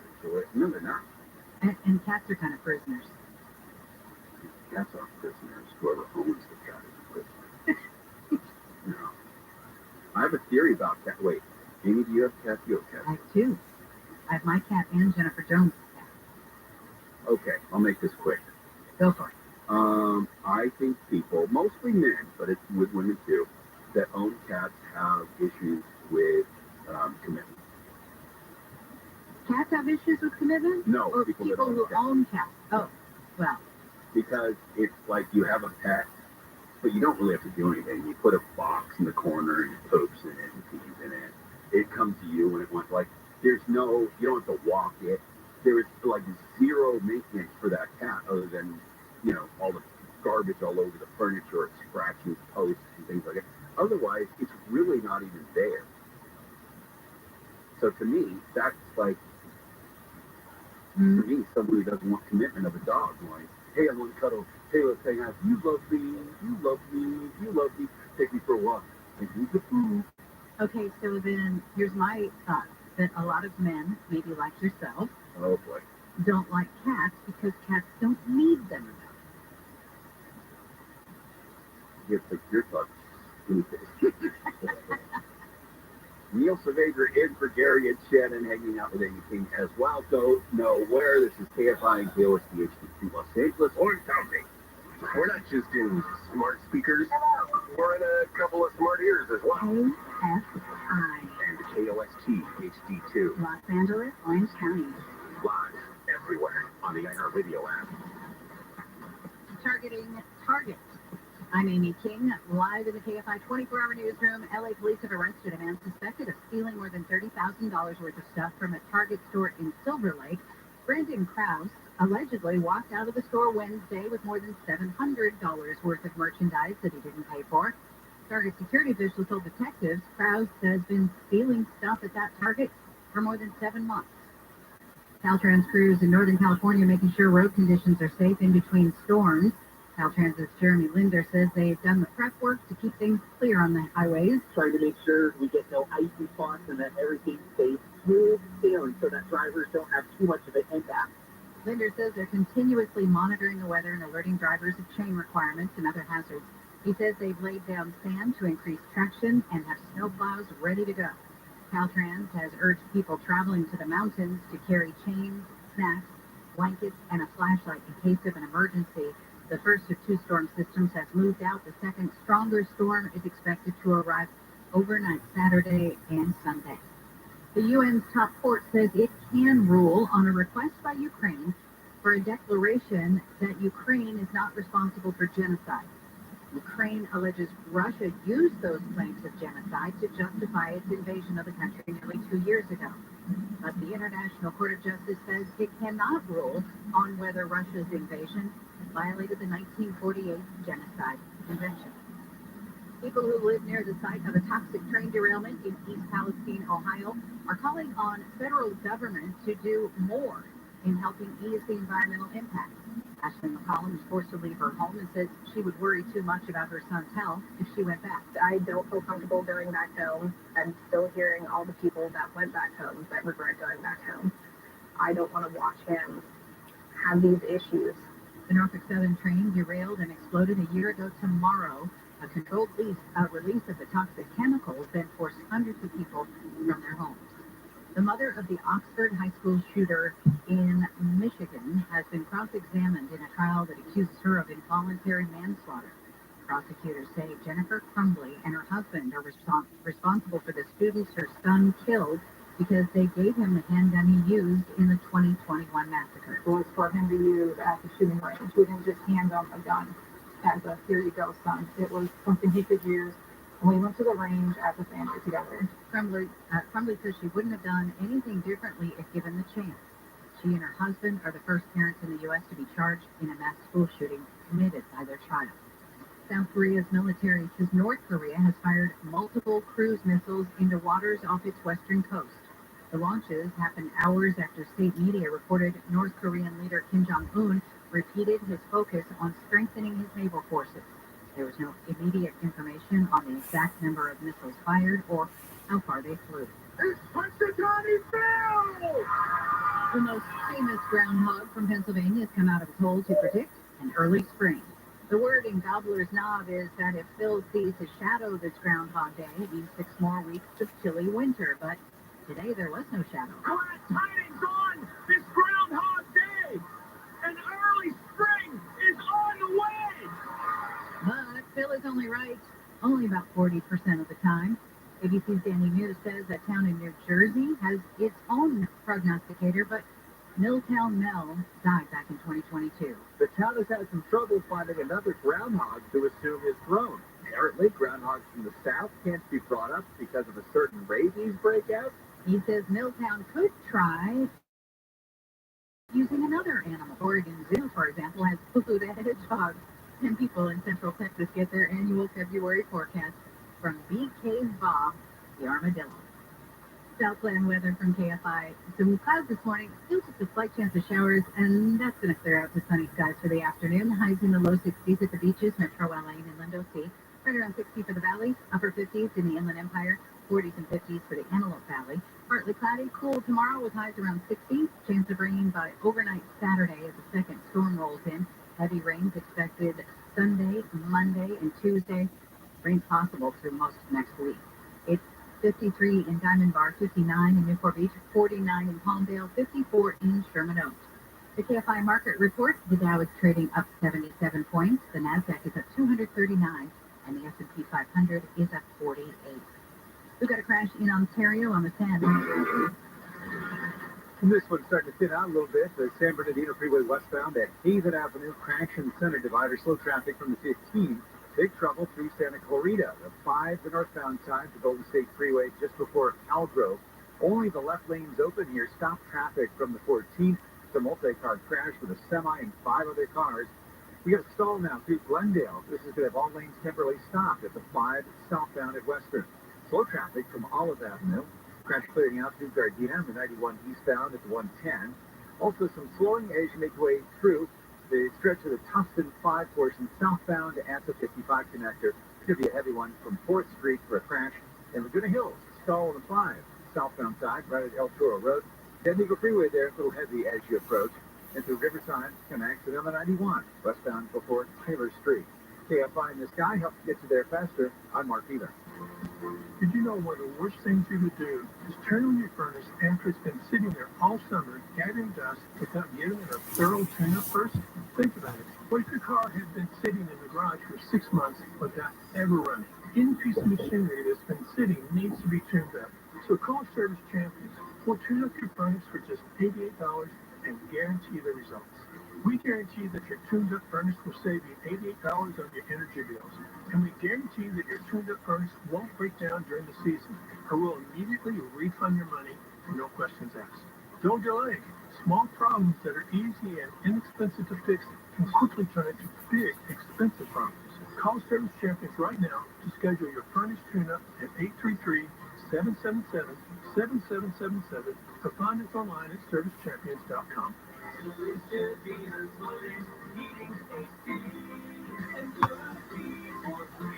Are you a victim of the timeshare trap and think there's no way out? I'm Chuck McDowell, founder of Wesley Financial Group, the original timeshare cancellation expert, and I'm here to tell you that there is a way out. All you need to do is give my office a call. I will send you a timeshare exit information kit absolutely free, explaining how the timeshare industry works and your options for cancellation. Call Wesley now for your free info kit. 800-522-5700. 800-522-5700. Explore bizarre tales in the Very Special Episodes podcast hosted by Dana Schwartz and friends. Every Wednesday, they'll tackle a new stranger-than-fiction story, like NASA agents cracking down on a black market moon rock trade, a poisoned Titanic cat, and Mark Twain's pivotal bar fight. New from iHeart Podcast. That is every single one of these episodes. It is the fodder for you to say, I heard the craziest story on this podcast. Listen to Very Special Episodes on the iHeartRadio app or wherever you get your podcasts. Listen on the free iHeartRadio app for all your music, sports, talk, and podcasts. Free never sounded so good. KFI AM 640.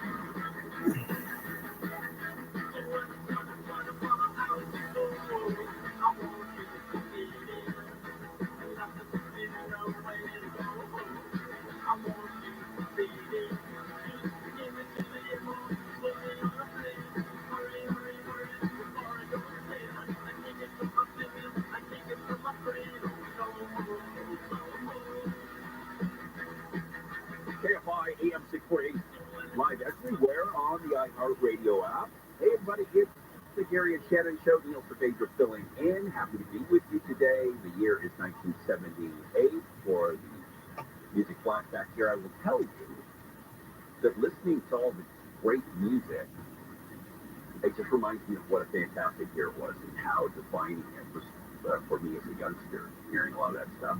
And if you get the chance, if you're in Vegas, not during the Super Bowl, I'm guessing, but you're in Vegas, try and get out to the newly opened Punk Rock Museum. It is fantastic. It really is a great place to go if you're a fan of the music. And through many of the years, but they have stuff with the phones. They have all kinds of stuff there that is just fantastic. I can't wait to go again. They have a whole back-to-magic costume from the Outbags.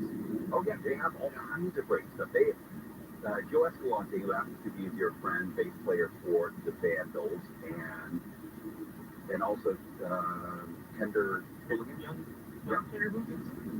Is that what they're Morrissey? Tender Young. Let me please, would you? Now it's bugging me. I've even seen them live. They're fantastic. Probably preeminent cover band, what do they call it? Tribute band? Sounds better. But they have a full leather, like Elvis-style leather suit of his that he wore during one of their tours and stuff. But that's just fantastic. Joe Strummer, they just put a bunch of his stuff in there. It just really is cool. It brought back a lot of memories for me. Once a punk, always a punk. Sweet and Tender Hoogans. Sweet Tender Hoogans, yes. Sorry about that, Joe. That all. But cool place, and like they say, punk doesn't die, or punk's not dead. We stand in the back down, or something like that for us old timers. They don't get into the pit per se, which is anyhow. So it's bringing back some feels, okay? I'm having my feels from the music. Bring me back. So try not to get too emotional about it. If you saw any of the weather coverage or heard any of it here at KFI, you know that there was a lot of stuff going around. Yes, we cover a big area, and no, not everybody, as Mo Kelly will tell you, not everybody gets hit by the same storm in the same way. And it's so classic Southern California, by the way. I didn't feel it. I didn't see it. Like that, it's got to be about them. I'm looking at you, Mo. But the reality is, you can be getting light rain in one place, and you can be pouring it, and a total devastation to others in another area. And one of those areas was in the LBC. And you look at the 710 in Long Beach. I mean, areas and corridors, that we all traveled. Sepulveda Boulevard. You got multiple cars stuck in submerged water. They're submerged in water in that industrial area there on the west side of Long Beach that you pass through. You got freeways covered in it. I mean, way too high to try and get through, but people always do. And last night, Mondo had asked me, he said, did you get any thunder or any lightning last night? And we sure did. It was pretty crazy. Probably later into the evening, it would have been after 8 for sure, probably even closer to 9, is when you started seeing the lightning roll through. You started to hear all the thunder, of course, and it was pretty intense to the point where we were having a little family movie night, and we were watching Harry Potter, the Harry Potter movies. I don't know, the Half-Blood Goblet Stone or something or whatever. You watched them? See them? It's a Hollywood Bowl. Check them out. With the Hollywood strip. Well, wow. I will tell you this. I've never met a beautiful woman who wasn't into Harry Potter. Like the book.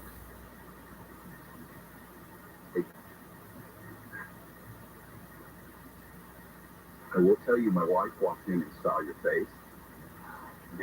Mondo looks so handsome. But back off. Something about wanting to climb you, I don't know. It's just you're a tall guy, is what it comes down to. So the fact of the matter is that if you're in certain areas, you're going to know that they're going to take on water differently. And the way I like to nest is to, when the sun comes in your kitchen at that right angle, and you look at your kitchen, you're like, oh, I love my kitchen. It's so beautiful and clean. And then the sun comes in an angle, and you can see dust or crumbs that you didn't notice because of the way the light's hitting. You're like, holy, it's filthy. I need to take care of this right now, right? And that's how I feel about weather and certain things that happen to LA. That you feel like, whatever you feel like, man, things aren't as good as they should be. In LA, we've got potholes. You want to see for real how bad things are in LA? Watch what areas fill up. Those are the areas that have been completely ignored. They don't have anybody going out checking the drains, clearing them out. They're built in properly. They're not level. And so to me, it's like whenever it rains, wherever it soaks, to the people in City Hall, to the people with the authority, to the people with the power to get this stuff done, those are the areas we focus on. Those are the areas that need to be taken care of. You can see by what's flooding, what's overflowing, and where people are getting stuck. So it's really easy. Take pictures of those places and get our buddies up in the air that are flying around, the KFI in the sky looking down, and just tell us. Well, just look down and say, it's right here, City Hall, fix this right here, and we'll all be better off. Neil Savader filling in for Gary and Shannon today. Happy to be with you until 1 o'clock, so go nowhere. Let's get the latest news now with King in the KFI 24-hour news show. 2 men have been arrested for allegedly tagging a high-rise building in downtown LA. Nearly 30 stories of the ocean-wide plaza were sprayed with graffiti earlier this week.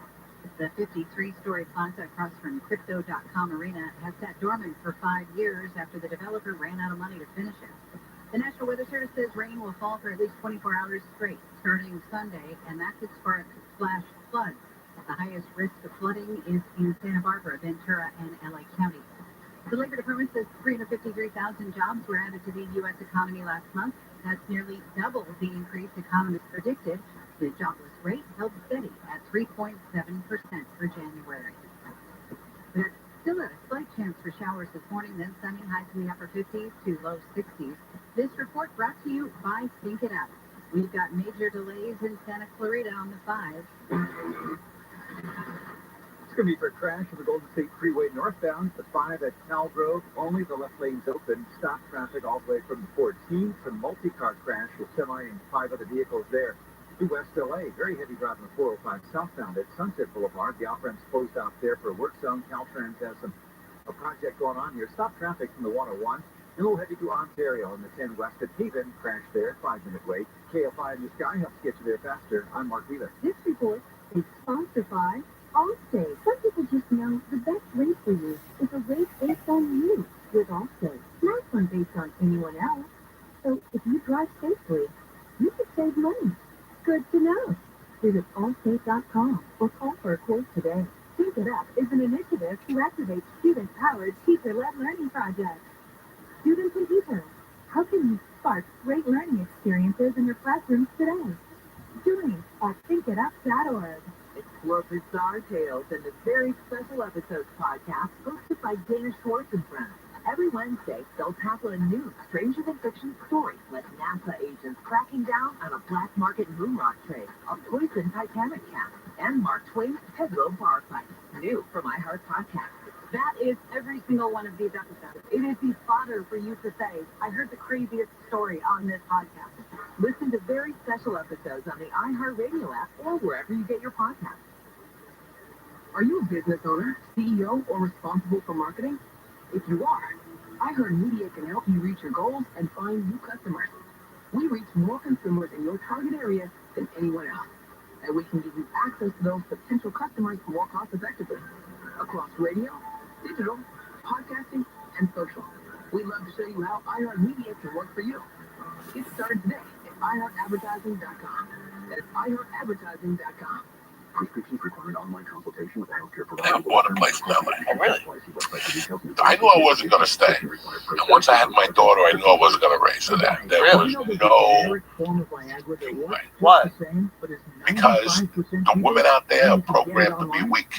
I don't come from a weak society. What do you mean they're programmed to be weak? I go to Big Ram Yoga and he changed my world. Yeah. I can't hang out with you. Yeah, you don't want your dad. You know what I'm saying? Like, it was just the Harvey Weinstein shit. And just what I saw with the women out there, how they acted, I didn't want I wanted my daughter to be tough. I wanted to be Jersey tough. You know, when somebody comes over, well, you need a roll. You need to come to my hotel room. Go, your mother. That's what I wanted from her. I didn't want to raise a victim as a woman in LA. I did not want to raise a victim. We're not victims. You put yourself in that position. You knew he wanted his sucked. You know, and then they want to attack you 10 years later. You know, they want to attack like Mr. Big. Mr. Big was the king of New York behind Tony Soprano when he was on that show. Yeah. Any restaurant he walked in. Sex in the City, Mr. Big. Yeah, Mr. Big. Any restaurant he walked in, that's true. the hostess is going, that's Mr. Big. Yeah. What are you going to say? You want to sniff my nipple back? I mean, I don't know. And then when you don't pay attention, and 10 years later, when you're about to release a movie, that's when the memory comes back. Yeah. Tried to figure him like a Soho Club one night. Come on, man. Come on. You know, you put yourself in that position as a woman. Yeah. I was raised by a woman that ran with men like she had a bookmaking operation. Yeah. And I'd seen her getting into arguments with men. Go for yourself. Go for yourself. And I'd be scared for a minute. My mom had no victim in it. It's fun. Women I grew up with had no victim in it. Yeah. But maybe they just didn't have the opportunity to. It's like maybe they were victimized at such a young age. They were like, yo, this is part of life. And maybe in LA, everything's so nice until you want a job in Hollywood. And then all of a sudden you see reality.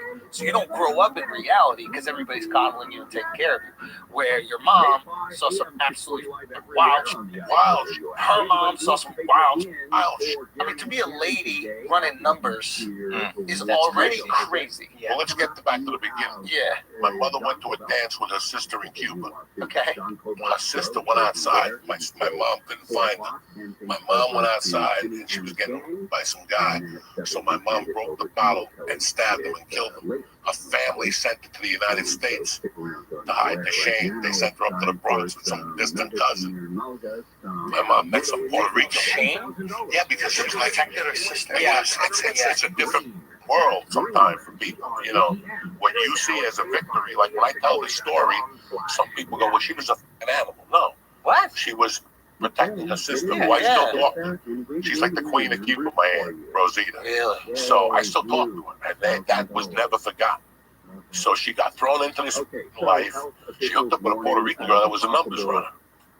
And the next thing you know, they were opening up their own bank. My mom went back to Cuba, had me and my sister, gangster, with an alias, and came back here. Again, as an alias, opened up a bar, a numbers operation, a restaurant, with an alias.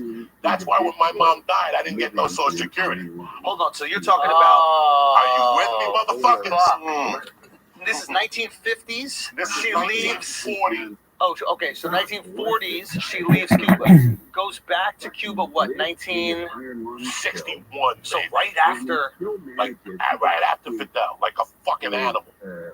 Nobody's going back. No, bro. Empty flight. No, because they had. Listen, my mom's not in the fucking.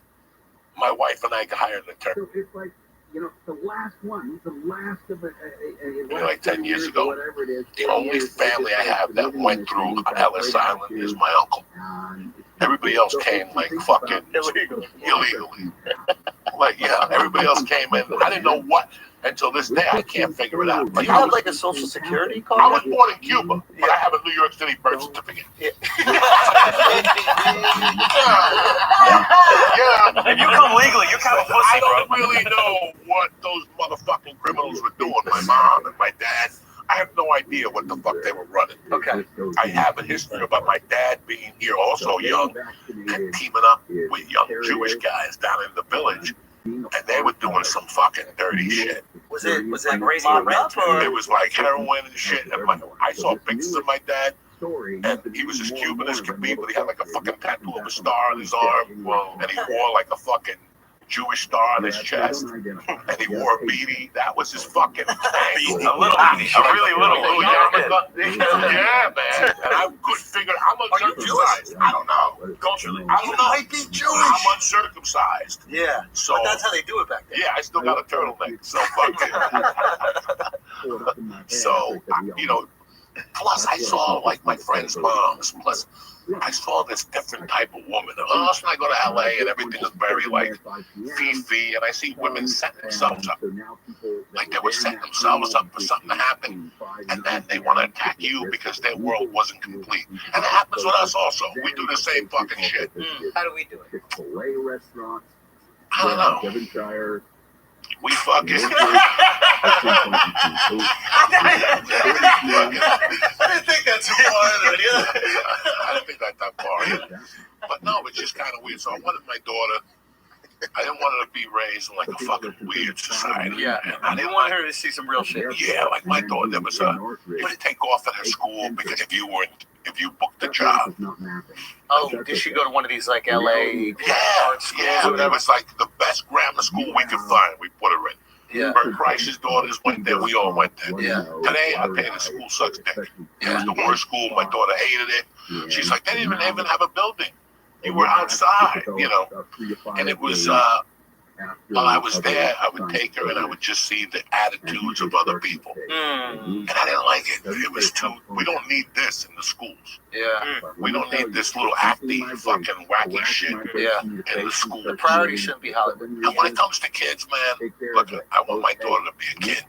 I don't want her to grow up like I did. When I was 10, I was fucking, running numbers. I'm in the city in the afternoon, was going to peep shows. Yeah. It's fun when you're 10. But then when you grow up, you're like, that's why I had so many fucking, because I grew up too fast. I never enjoyed my... You didn't have a childhood at all. Yeah. Not really. Like, yeah, we had a childhood, but it wasn't what kids do today. Yeah. You know, we were already selling glue, the glue junkies on 148th Street. You gotta remember, dog, my first 10 years. They just go buy glue? Because they would, but the glue guys threw him out because he knew he was gonna. Let's get to the beginning of the story. Important tour information, timely, right now. If you're watching this or you're listening to this, Tickets just went on pre-sale for the Atlantic City show at Ocean Casino. That's going to be wild. The show's going to be July 29th. The pre-sale code is Andrew, theandrewschultz.com. You want to link. We're also adding a few more cities. We got Raleigh, North Carolina. We're going to come to Nyack, New York. And we also got Bethlehem, Pennsylvania, the Wind Creek Event Center. So theandrewschultz.com for those tickets. I'm not sure exactly when Bethlehem will be up, but just keep following it at theandrewschultz.com for that, and go get those pre-sale tickets for Atlantic City. More dates to come. Thank you guys so much for coming out to Gary, Indiana. That was incredible. Yeah, it's just awesome to be back on the road, seeing you guys out there, man. So I look forward to it.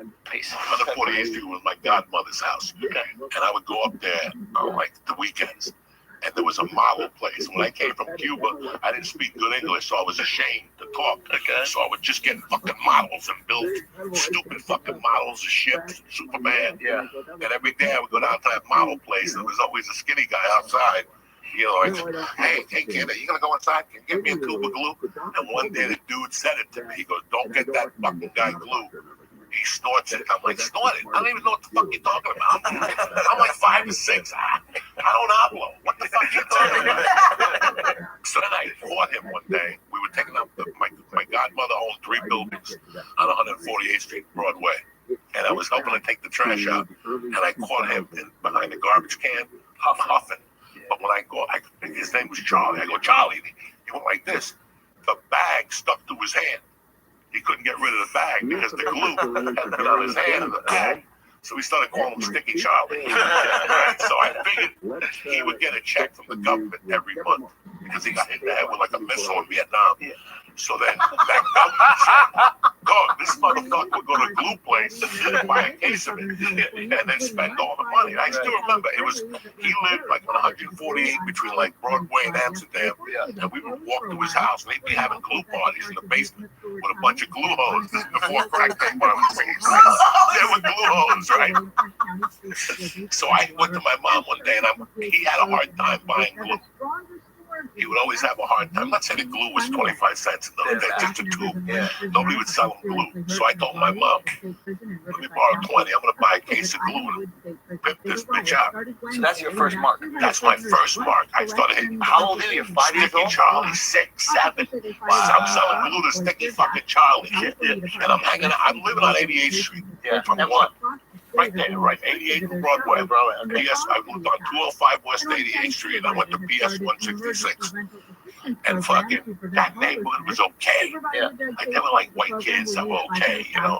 Like, I had like a Chinese girlfriend, her father worked for Schultz. You know, the dude who fucking draws. Charles Schultz. He was a Chinese, so we would go to movie theaters, and they closed the movies in New York City. Another guy in my building was the producer of Beatlemania. So we went to see Beatlemania's kids on like a rehearsal. It was a great neighborhood. But 148th Street was a way better fucking neighborhood. They had Puerto Rican kids, it was Irish kids, Jewish kids, and they were all dirty. You know what I'm saying? Like, nobody was clean. In fact, I used to dress down when I went up there. Because I didn't want them feeling bad. I'm a West Side kid. I got my own air conditioner in my room. These guys eliminate to a room with a fucking fan on, with sheets on it, right? So I would dress down. I would put holes in my pants. I would put money in my back. But these kids were hustlers. They were already shaking down the neighborhood. Really? Like, they had like 2 blocks that they would go into and say, listen, we want to take your garbage out, clean the windows, sweep. No, we break the fucking windows. These kids were already young. And they were anywhere from 6 to 10. So okay, real quick, back up. You've catch your first mark. Is your mother proud? My mom don't fucking know. I thought you're like, yo, give me $20. I needed to buy glue for models. So where do you get in your head, like, I could take advantage of this situation? Like, because he's fucking fucked up. Would she be upset, or you think she'd be like, okay? Nah, she would have giggled about it. Antonio, what the fuck are you doing? You can't be selling glue. But you talk about no childhood. No 6-year-old is gonna see a business opportunity at 6 years old. That's a grown ass thing. No child today. Yeah. Okay. The other day, my daughter got in the car after the kickboxing, and she goes, "Do you have do I have an Uncle Julio?" And I go, "Yeah, you got an Uncle Julio, Julio Rodriguez." And she goes, when did I meet him? I go, you met him when you were like 4 up north. He owns a jiu-jitsu school in North Bergen. I go, remember we went up there? She's like, oh, yeah. Yeah. I go, how is he your cousin? I go, well, our parents were bookies. And me and Julio and his brother Gio, who they used to call Sandwich, because he was a fat kid. Like, we were 8. They just called him Sandwich. They just gave up on him. Like, his name was Sandwich. And I said, you know what? I'll let you know. And I just called Julio. I go, talk to him.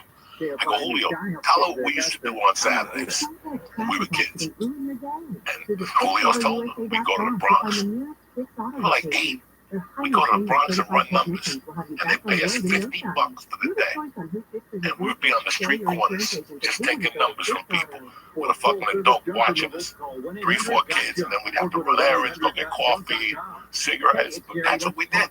$50 back then is crazy money. $50 on a Saturday? Even now. You know how many fucking Bruce Lee movies I can go to and shit? You know how much gold you can buy for that? You're living. Who was doing security when, like, who was collecting the money for your mom and the other girl if, you know, the guys didn't want to pay up? No, they always pay. It was like $1, you know, like $2.15 for $1, $3.10 for $2. The biggest bet you had was like maybe $5. So there was nobody that had to worry about not paying. No, because it was all a community. It was a neighborhood. Got you. Yeah, you know what? You're gonna beat me for $5. You're gonna get a beating in those days for the $5. Not like now. In those days, for $5, you got kicked or something. Somebody threw a bottle at you or something. Yeah. And then you couldn't put any more bets in. So it was simpler. Oh yeah, you were fucked. You still want to be part of this community. You still Yeah, want to you want to be part. That's part of a it. bigger In punishment to Harlem, be in the kicked out. Bronx, in Brooklyn, that's what keeps those people alive. But who would your mother go to give the meetings, or would she give the meetings herself? What do you mean? Like if somebody didn't want to Oh, pay. no.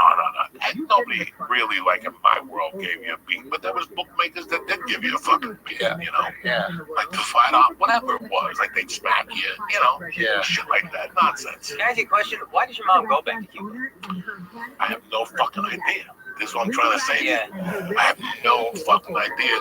And as I got older, I never asked her one day she died. So I never got to fucking ask her. These are all questions that I had afterward. Yeah. Like I have a sister that died last year I heard this. in Cuba. She stayed. Yeah. She didn't want to come. She wanted to finish out the school year. And then Castro laid the hammer down. There was no way to get her back. No way to get her back. And that's what really killed my mom. That she had to go. She went to congressmen, got attorneys, everything she could to pull her out, and they just wouldn't let her on. So Did they think about doing the boat situation? they thought about a lot of things, but then as she got older, she didn't want to leave. Her life was there. Her Her life friends was were there. there. And then, I don't know, like 10 years ago, we connected. We speak a lot. And I said to her one day, listen, let's do this. Let me, and this is my sister, but it kind of disappointed me because she yearned, like we always, our conversations. You ever have a conversation with somebody, every time you get off the phone with them, you got to have a drink. Yeah, it's just, You ever have those?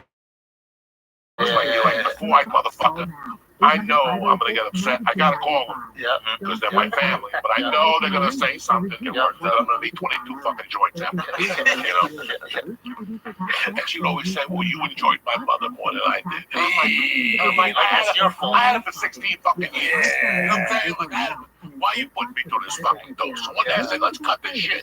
How about I fly you and your fucking husband to LA, you meet my wife and my daughter, you see how we live, go to the comedy store, I'll take you to whatever the fuck you want to do, and then we'll hop on a plane and go to Jersey. I'll show you the bar, I'll show you where we lived, I'll show you take you to the cemetery. And she goes, no.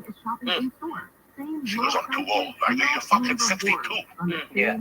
And then she's like, I just don't want to. My husband works for the government. I was like, that's it. So I didn't lose contact with her. After that, I still kept in touch with her. But for me, it was like, it's nothing I could do. I can't go there. Yeah. I have no passport, so I cannot fucking go there. wait, you can't leave the country? No. Because you're a felon? Because of very other things. You would have fucked though. I never went back and got a passport, really. But can you? Why can't you now? Because they say I got a warrant in Seattle. They say you got what? A warrant in Seattle. For what? Like it's a misdemeanor warrant for not going to anger management class. Hey. You know, and they won't extradite me, but, you know, know, if I want to give myself it, I got 30s to call and go, what we need to do here? Just after 1995. What is it that we need to do? What did you get so angry about? What was it? In Seattle. You know, think back to when you were like doing comedy for fucking 8 years. How frustrated you are. Oh, yeah. You want to move ahead, and then you get a little bit of steam and everything. Seattle was one of those places that as soon as I landed at, it was a nightmare. Okay, from the minute I landed in Seattle, I got there on a Saturday at like 2 in the morning. By 11 in the morning, I already had police contact.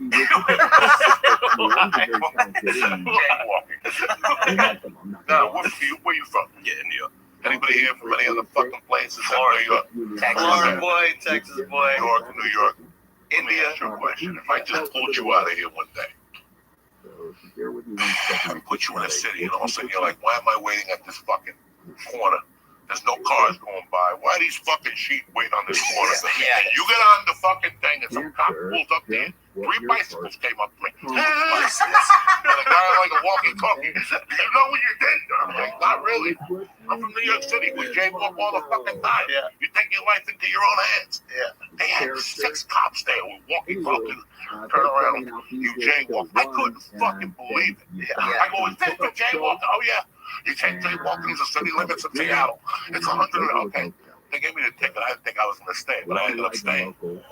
And one day I'm in the fucking, I get up in the morning, I'm smoking a joint, boom, boom, boom, boom, boom. What the fuck is this? Mr. Diaz, Seattle police, step out. You missed your court hearing. For fucking jaywalking? That's crazy. This is For one fucking jaywalking? I Yeah. have mixed feelings on. It's a fucking death. And then I had a girlfriend. I had a girlfriend for like 6 months. Great girl. And one day she says to me, I don't know how to tell you this. When I was in college, I used to fuck this guy for money once a month, and he let me go, and now he wants me back, and I don't know what to do, and I'm like, I need this shit, and this is after a divorce. I just almost killed somebody in Boulder. This is after a ton of shit going on. This guy comes to Seattle. The guy wants her back. He comes to a club, and we get into a fucking fist fight, like a pussy. Can I ask one question? The pussy crazy. The pussy was crazy. She's crazy. And, you know, we got into a fist fight. I didn't throw a swing or nothing. But she got into the fight to break us up. And I pushed her.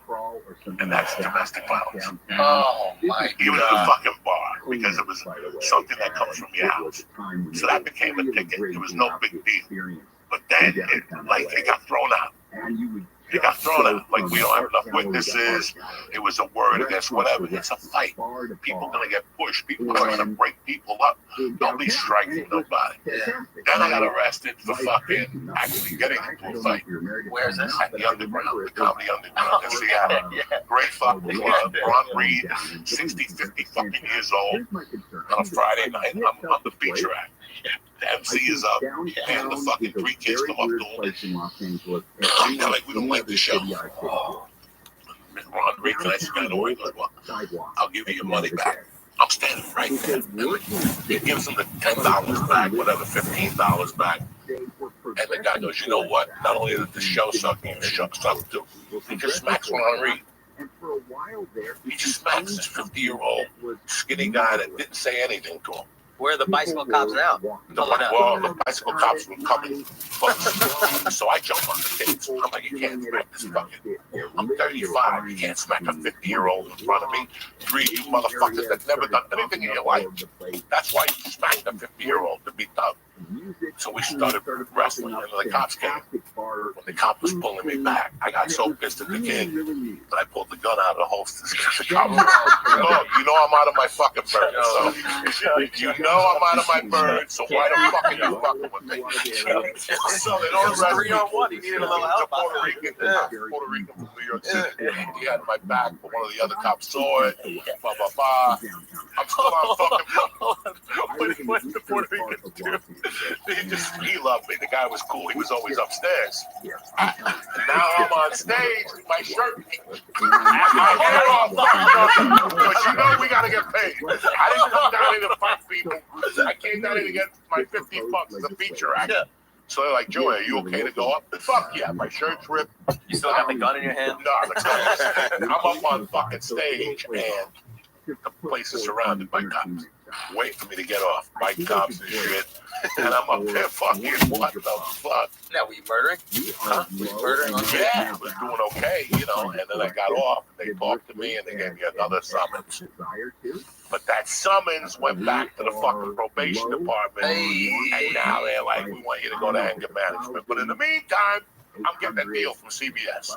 The guy from CBS is up there Thanksgiving to see his mom, sees me on stage. I'm perfect for a fucking pilot. We're flying you down to LA. The process is in, and I got all this shit going on, and these motherfuckers in Seattle want to throw me under the jail. Then I got arrested for a stolen car. Where? But Seattle, possession of a stolen car. I was selling Hondas in Kirkland, and they give me a car to drive every night. When they did inventory, the car was missing. I got arrested on a Friday night. I sat in there till Monday morning. Then they're like, charges were dropped. So Seattle was just a bad energy place for me at that time. Like, it was just everything I did was wrong. And trust me, I was no fucking angel. I'm not going to sit here and tell you, I was living my life like an angel. I was out of my bird up there. So, after the fucking day, I'm going to CBS had to step up and go to court and go like, we need this guy for this fucking pilot. Yeah. Dude, think about how different it is right now. Like, if you have even the tiniest bit of drama around you, they would cancel an entire show. In a minute. They went to court to dismiss charges. The name of the thing was Bronx County, and they needed me because they wanted somebody Spanish that didn't look Spanish. You know how that goes. Oh, yeah. They were still 98. The good ones. Yeah, we want a Hindu, but we don't want a Hindu. Okay? So we'll hire a Mexican and put Scotch tape on his eye. Like when they go to Benihana. You ever go to Benihana? There's no Japanese left. So you with Carlos, he's throwing knives up in the air. Knives are stabbing people. The cartel is in there. He's cooking with a switchblade. What are you even doing? Switchblade. Hilarious when you go to Benihana. There's no more Japanese left. They don't want to work at Benihana. Fucking hilarious. Bro, I've been like, you have this amazing book that everybody got to check out. Tremendous. The Life of a Comedy Savage. It's great. It's out right now. Go check it out. It has all these stories. There's one thing that I just don't understand about your life, and it is why you go to Colorado. So I understand why you go from Cuba to New Jersey. I understand why you go from New Jersey to New York. What brings you to Colorado? Okay, 1983. I'm fucking a stone cold criminal. I got nothing going on for me. What is the day in the life? You wake up, wake up, fucking go to the deli, get 2 eggs on a fucking bun, and then look at the paper, see who's playing tonight, so you got a chance to gamble. Everything. Like, we did everything. So I get up in the morning, go get 2 eggs, bacon, sunny side up, whatever. And while you're there, you're looking at the New York Times and Daily News. You're getting lines for the fucking game. Then while you're sitting there, some guy comes in and says, hey, man, I'm going to need an ounce of Coke for Friday. Boom, I got my pigeon for the day. Let's get this motherfucker started. And then after you get him the ounce of Coke, somebody else comes to you and says, I robbed a truck today. Can you help me unload it or drive it to Pittsburgh? That type of shit. Like, it was just, I had no job, I had no parents. So there's nobody to disappoint. Nobody to disappoint. I had nothing to lose. So when I would do things with my friends, I go, listen, if you get in trouble, run. I'll take the bitch because I have no family. I don't give a fuck. So everybody loves doing crimes. So yeah, because I'm not gonna rat you out. I got no reason to rat you out. So that's what I became. Were you associated with like a crime family in there? No, I was just you and a couple of guys. I was my own crime family. I was on my own. My crime watch was get up in the morning and you're gonna steal things. Whatever you're gonna do. Then I got a job working for one of my mother's friends in 118th and like 3rd by the Marquetta by Spanish Harlem down there. We used to do numbers there. And one day I was like, you know what? This is great. I'm getting $150 a day. I'm 20 years old, but what am I going to do when I'm 30? And this goes under, and now I got to go find a job. What am I going to tell somebody? But I've been running numbers for the last 30 years. So I was at a bar one night, and a friend of mine came in from high school. He was living in Salt, Colorado at the time, which is a suburb of Aspen. And I'm like, dog, I got nothing going on here. I just tried to rob a bookie. I got attacked by the dog. I was walking around with a glove on because I got when the cops were chasing me, I got my hand caught on the fence and it ripped the guts out. So I didn't go for stitches that night because I was on Valium. So I had to fucking put a toilet paper roll in here with a black glove, and that's how I walked around for like 2 months. So not only did I have problems, but now I had a black glove on like Han from Enter the Dragon, like the fucking. So it was just like, you know what? I got nothing going on here. Let me give Colorado a try. When I was a kid, I loved ABC News, and they always said, 6 o'clock Eastern, 5 o'clock Pacific, Mountain Time. That always fucked with me. Like, what the fuck is Mountain Time? I want to get the fucking mountains. What the fuck is Mountain Time? So, when the opportunity came, I fucking ended up going to Salt with Jimmy, his brother George, and this guy named Mike Duffy. And we're still all tight. Mike Duffy's in Texas, Jimmy Berkel died, my brother, and George is in LA. We're still tight. Okay, so you're all going to Colorado. We're all going to Are Colorado. all you guys kind of involved in the streets? Are you guys hustlers at this time? Mike Duffy was a savage like me. George Berkel had just graduated from Brown. His classmate was Kennedy. Wow. All right. And his brother, Jimmy, my buddy who took me there, was another genius. He went to the Air Force Academy, got thrown out for knocking somebody out. So he had no life now. So I ended up going to Boulder. I ended up going to Assault, which is a subsidy of Aspen, like 20 miles down the road. And then after a while, we moved to Snowmass Village, and somebody told me, here I had no GED. I just quit school my senior year. Right? And somebody goes, go to Colorado Mountain College and take some classes. So I go, you know what? Fuck it. I go up there and I took 12 credits, like 6 credits my first semester. Then I would take 6 credits, 6 credits, 6 credits. Even though I was fucking stealing coke, doing coke, skiing, I still took those classes. I still taught those classes. Every criminal drinking leisure activity. Okay. So when you're going out there, are you like, are you looking at this city and you're going, these are going to be a bunch of easy licks. They never seen this coming, and we're going to absolutely. Not at all. I went out there to change my life. Different life. Okay. But after 6 weeks, you're like, what am I doing? It's too easy. I'm installing fucking panels for $8 an hour. I get to sell an 8 and make 200. And then I kept under control for a long time. And then I got there like April of 83, and I kept my secret under control till like September. And then I had to let loose for football season. And then I just started robbing little businesses that would leave their doors open or something like that. You needed to fund the Like when we came in here, right? When I came in here, I was talking to this gentleman who I've met before. We have a mutual friend named Shlomo. In 85, I lived in fucking Aspen because I stayed in Assault till February of 84, and then I had to leave, and we'll get to that some other time. And I came back here, which is a big mistake. Wait, tell me why you had to leave. I had to leave because I got out of control. From September, I started robbing little cheese stores and little jewelry stores, but by fucking cheese and jewelry. No, I'm sorry. I was robbing like liquor stores, like little things. I would go in and get like $1 grand, 3 bottles. I was a fucking demented. I was a serial thief. But like stick up robbing or just break it in at night. And then all of a sudden now I'm robbing a jewelry store with a friend of mine. And then I had a plan with another friend of mine, Steady Freddy, to rob the bank on Christmas Eve with snowmobiles. This guy was crazy too. So I had these people around me, and I'm like, wait a second, I'm right back to where the fuck I started. I gotta get out of here. So I went back here, and this place was on fire. Because now cocaine's everywhere. 84, cocaine's everywhere. I still remember going up to 148th Street trying to get a bag of weed when I went to see my godmother. They're going, brother, we ain't got no weed on this corner. There's only one thing. Straight crack. It was crack. And 148th Street, for people who don't know, now you know, was who invented that fucking. There was a guy in the middle of that street there between Broadway and Audubon, a hand sedan, whatever that fuck was, and he used to sell Buddha Thai, cents, or he had the master mix where he put them all together. And when he gave you a fucking punch card in 1984, when you bought 10 bags on the street, he gave you a bag for free. So how the fuck Like Jamba Juice? Nah, there's no Jamba Juice. No, like Jamba. But The Jamba Juice is a Puerto Rican with a nice thing. You want protein? Suck my dick. Here, juice, coconut water. So now I go back to Aspen, and I end up in Aspen in maybe November of '85.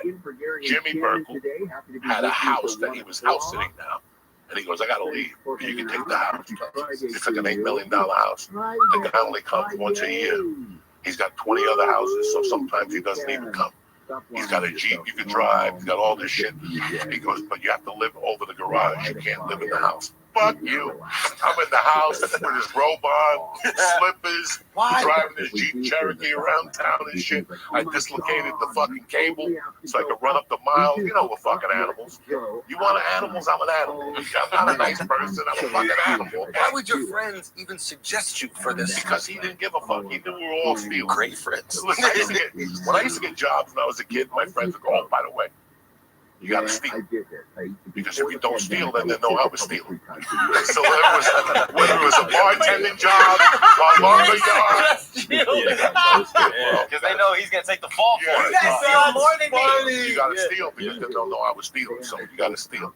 So now I'm in Aspen. I'm waiting to get this and move into this house, and I'm living across the street from his deli, from his friend's deli. At the time, it was called the In-N-Out House, and they had like curry chicken, shit like that, great sandwiches. And he had a friend that worked in there, Steve. We still fucking talk. 40 years later, we still talk. So I kept, one night I'm sitting in front of the hotel, smoking a joint. I'm like, I wonder if you could break into Shlomo's. I wonder if you could just break. That's how I live my life. Let me just see if I can break in there. And there was a little window on top of the door. Bro, and it's on Main Street. Cops are driving by. I fucking, some way or another, I wiggled my way into the window, went in there, took the $200, made a sandwich, and leave. Wow. Yes. That's what I was into. I was retarded, though. I'm 3 days retarded. Do you remember what the sandwich was? Chicken curry. That's what I like. With some fucking sprouts and shit. I'm right on all natural bread, whatever it's called. Okay, when does it catch up? When do you get caught? When do you get Sorry, real quick. You talked about going back to New York. You said those are the worst 18 months of your life. Why? Just because it was too crazy and you're getting into crazy shit? This time between Colorado and then back to Colorado. I gotta tell you something. You're gonna be so mad at me. Can I piss real quick? Yeah, go. All right, guys, we're gonna take a break for a second because listen, you could.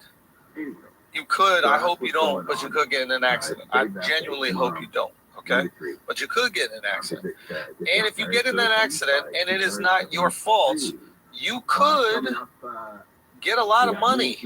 Get a lot of money paid to you for that if you choose the right legal team to help you. Now, if you're going to choose a legal team to help you in this horrible accident that hopefully you do not experience, but you could, you want to make sure that you use the best legal team in the business that's going to get you potentially the most amount of money. You could get the most money if you're with Morgan & Morgan. That is America's largest injury law firm. They have over 100 offices nationwide and more than 800 lawyers with over $15 billion recovered for clients. That's a B, 15 billion. Morgan & Morgan has a proven track record for fighting to get you full and fair compensation, and also, most importantly, you only pay them if you win. Think about that. You only pay them if you win, okay? That's got to be the best deal in the business. You submit an injury claim with them. Also, it's the easiest thing in the world. It's like using an app more than it's like hiring a lawyer, okay? You literally can submit a claim in 8 clicks or less without ever having to leave the couch. So if you're ever injured, okay, you can check out Morgan & Morgan. Their fee is free unless they win. Think about that. For more information, go to forthepeople.com/flagrant or dial #law. That's #529 from your cell phone. That's forthepeople.com/flagrant or #law, #529 from your cell. Now let's get back to the show. Also, guys, the Bum Ass Cities tour is still going strong. May 31st, I'm going to be in Cleveland, Ohio. June 1st, Columbus, Ohio. June 14th, Buffalo, New York. June 15th, Rochester, New York. We're getting into the heart of the Bum Ass Cities. These are all Bum Ass Cities. You got nothing better to do. Come to the show. Get your tickets at akashsing.com. Also, July 13th, Zany's Comedy Club. Tickets are already almost sold out, so if you want them, Hurry up and buy them now. Get your tickets at AkashSingh.com. Now let's get back to the show. And we're back. You said the Akash just asked the 18 months in New York were the craziest months. Well, put it this way. What happened Christmas Day, 1984? Anybody remember? Oh, the cop got shot. Huh? The cop got shot in Queens? No, Scarface came out. Scarface was a Christmas movie. Got released December 25th, 1984. Go ahead, prop it up right now. Prop it up. Fucking people were running out of the fucking things over here. The premiere. Running out. They thought they were going to go and hear a jingle bell. They heard 10 million bucks. When I landed was February 1st, guys. The movie bombed at the box office. At the airport in Newark, when they were picking me up, my fucking gorilla friends, they were like, did you see Scarface yet? And I go, no. I heard about it. I saw the commercials in Aspen. And they go, we're going right now. And we went to Sea Caucus, Harmon Cove. How many movies they got? Like 18 over there? Yeah. They had 4 movie theaters. Scarface. It was 3 in the afternoon. All of them were sold out. We couldn't even sit together. Like the first time I saw Scarface, my friend sat somewhere else. The place was packed. And that's what I was walking into. It was a different city. It was, everything had changed in the city. It was, the city was on fucking fire. Like if you guys are having fun now, you would have killed yourself in 83. This city was tremendous. Come on now, 75, 85, the Stones, after they put Miss You out, that fucking album was New York City, so it just picked fucking New York City up again. New York City was a fucking, I still remember coming over here at night, like we would close the bars in Jersey at 3, drive over, get a fucking case of beer, and sit on the street and drink and snort coke on the hood of your car. Nobody would say a word to you. You'd have a mirror out on the hood of the fucking car, and no motherfucker would say a word to you. So that's what I was walking into. That was the general attitude. Okay, so when was the city broke? Was it the 70s that New York was like falling apart? This fucking city has been broke for 2,000 years, but they still figure out a way to kill 1,000 people a year, right? If you're broke, you got no bullets. How the fuck do all these people? This city's been broke since I was a goddamn kid, man. But it was like 82, 83, 84 to go out in the city. It was a different city. And then what did I do? I got myself a job bartending at the Sheridan Center on 52nd and 7th. I think I went in at 4 in the afternoon to 1 in the morning. So now you're letting a 21-year-old kid out into Manhattan in 1985 with $200 in his pocket and a gram of blow. And you're already in Times Square. And I'm already in the heart of New York City. And they're just telling you to go to Limelight, go to this bar, ask for fucking Benny Blanco, go to this place. I mean, the city was on fucking fire, you know. There were concerts everywhere, like the way it is now, you know, just in a smaller scale, you know. It was just crazy. When you're coming up in the city, do you remember, like, you know how you look back and we hear about, like, the gangsters? Who did Denzel play? What was his name? He was Bumpy's driver. Do you remember hearing about Bumpy at the time? I remember hearing about Bumpy. Did you ever, like, I never, no. So these people were protected. Frank Lucas. Oh, yeah, Frank Lucas is Bumpy. Like, do you remember hearing about these, and even something like the Italian mob guys? Do you see them in the neighborhood ever? Do you see anybody coming around? I heard about Bumpy, like, when I was running numbers in Harlem. Bumpy was Harlem, right? Harlem. I always heard little stories about him and shit. I never saw him or anything like that. The gangsters, I knew about a guy named Fat Tony Salerno when I was a kid. Oh, shit. Because he was in Harlem, and that's where I would always be. So that when we were running numbers in Harlem, they're like, make sure you don't go into that neighborhood. Right. You know, that's their turf over there. So that, I remember shit like that, but not nothing too fucking outrageous. People were aware of them, but you weren't interacting with them. Yes. Because you see these movies that kind of romanticize their role in New York history. But I you know, I was obviously too young at the time, but I'm like, how big were these guys? Like, it seemed like they ran the entire city. Well, like Brooklyn guys. I bet like a lot of Brooklyn guys, maybe 20 years younger than me, they've got 1,000 fucking. In fact, I live around that neighborhood with a lot of Staten Island people, and they tell me a lot of stories about Sam the Bull and the other guys, Because they were getting They were right there. They were right there in Staten Island at the time. Yeah. You know, so that's really interesting, but I never really saw anybody like that. Wow. And when you were walking around with cash and below, did you ever have a gun on you, like for protection? It was. I always learned that when you put a gun on you, it's a magnet, guys. So before you put that fucking gun on your fucking thing, thinking you're a cool guy, you better think about it's a magnet. You're gonna think about how when you wear a gun, you're gonna start hugging people and you're gonna feel a gun and you're gonna go, whoa. You ever hug somebody and feel a gun? Takes your energy away when you don't expect it. You know, if it's like a cop, yeah. But like somebody, you hug them and all of a sudden you feel like a fucking cannon under their arm. You're like, okay, it changes the energy in the room. Kind of really does. I carried a gun because I was a stupid kid, not because I knew anything to do with it. And then as I got older, I got into guns, and now I don't want them around me because of that reason. Okay, you go out, when do you start getting locked up? When do you start doing some time? I was always doing crazy shit, and I was getting away with a lot of crazy shit. So it came a time, I'm not stupid, I knew that something was going to happen eventually. My prayer was that it didn't happen, that would be so bad that would take me out of the game. So I didn't get involved in that high-level shit. But you never know what you're doing, and that's what happened with me. So when I was here in '84, the safest thing for me to do was to rub drug dealers. To rob drug dealers? Why was that the safest? Because they can't go to no bars. But they got their people. But in those days, it was a lot of yahoos. They were gangsters. Oh, so you're not robbing. When I came back here, when I was here in '82 and '83, people were selling coke. When I got here in '84, it was an abundance of coke. And it's like, I left here, you guys were nice college guys. A bunch of guys like me trying to be Scarface in '84. Right. There's so much money in the coke game that the goofies came into the coke game and you start robbing. And it's glorified probably because of Scarface. People weren't prepared for that type of life. They had just sold a nickel bag on a corner. Cocaine's high stakes. It's high stakes, you know, and an ounce or two. And that became the norm for me and my friends. I had like 2 friends who had turned me on to it. I'm like, this ain't a bad fucking idea. You know, but at that time I was taking everything that wasn't stable. I always found the problem. It's a beauty. We didn't get for this at 18. You know how that, because you're a junkie. Does that ever leave you? What do you mean? No. Like even to this day, do you like see nice shit and you're like, nobody would even notice and I could walk right out of here with that fucking lamp? It's crazy the shit that you notice, now you can't do it. Right. You giggle. But you think about it. But fuck, you know, I would walk into a mall.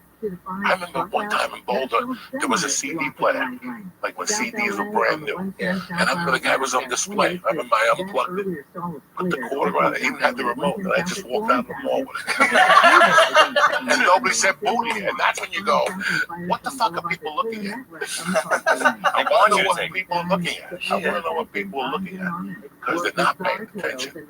My thievery came from other people's mistakes. When I saw a little stupidity in your game, I had to rob you. If you're gonna be this stupid, we gotta rob you. We have to teach you a lesson. We have to teach you a lesson. If you're gonna be this fucking stupid. There was a guy in my neighborhood that didn't want to bring the coke into his house, so he hid the container under his car on a hill. That genius. I would drive by and go, oh, there goes my coke fix for the day. So I would just go on this thing, take out 2 containers and go back. And he would always go, somebody keeps stealing my coke. I'm gonna find out who it is. All of it? No, You just take it. yeah, a little bit, Bro. to go. Because he'll move it if you take it all. Yeah. Siphon it all a little. Nothing bothers me more when you accuse me of something I didn't do. When I was a kid, my stepfather used to accuse me of shit. Like somebody stole the 50 cents off the thing. Why would I take a 50-cent piece off a fucking thing? I got money. I work at my mom's bar. I do the numbers. I got a paper route. I do all this shit. Why would I take 50 cents? He got to me so much that I would see where he would hide his book making money. Okay, and he was a slick motherfucker. This dude would put rubber bands, a piece of his hair. He would do shit, put a marking on the top of the bill, so he would know if the marking was on top. So I didn't want to steal from him, but I wanted to give him a fucking taste of what he put me through. So I would switch the money around. I would take Still got the hair in it. I wouldn't even open it. I would take the $5,000 bundle and switch it with the 10 grand bundle. And then I'd take the 10 grand bundle and switch it with his attorney fund. He's losing his mind. And I would see him. looking at the money and going. And he would accuse me and my mother of moving it. We're like, we didn't touch it. Why would we move your money? Why would we move your fucking money? If I put my hand on it, I would just steal it. I would just steal it. Did you say I was a thief? So I learned how to play with people's emotions. Did you ever tell him you were moving it around? No. So he died without knowing? Never. I used to fucking go in the shower and stay in there for 30 minutes and then wait for him to go in. This is our house. We own this house in Jersey. But you buy a house for $1 million, you can take a $15 shower. 15-minute shower, the water's gone. Yeah. Why'd you pay $1 million? If you're gonna pay $1 million, I want to take a shower for 3 days. So he would go in there, I would test him. So in the mornings he would yell at me, "What the fuck did you do last night?" I would go in the shower long, and then I knew he had to go in the shower. And when he was in the shower, I turned the hot water off. In my shower, I turned the hot water on in my shower. And you would hear, "Mama, Mama," somebody turn. I remember going in there and he had shampoo in his hair. You know, when you play with your hair, you make believe you're a devil. You put your hair up. I went in there, I'm like, "What's the problem?" Yeah. He goes, "I can't see, there's no hot water." I used to do that shit to him. I used to do everything I could at the end to trick him up. You like this guy or no? Yeah, I liked him a lot. We had our differences after my mother died. Yeah. I liked him because I learned a lot from him. He was a fucking man's man. He's a man's man. Like, this guy can write a book. Like, he was Cuban, and that pre-revolutionary mind frame is strong. It's really machismo. And he was part of a thing called abacuas. Cuba has a lot of different African religions that they've transformed over the years and turned into Catholicism and stuff like that. The religion that he was part of, it's a man's society. Number one rule is you can't eat pussy. You can't be in a room with a man that's gay. So if he walked in this room and one of your associates was gay, he'd have to automatically walk out of the room. Thousand rules for that shit.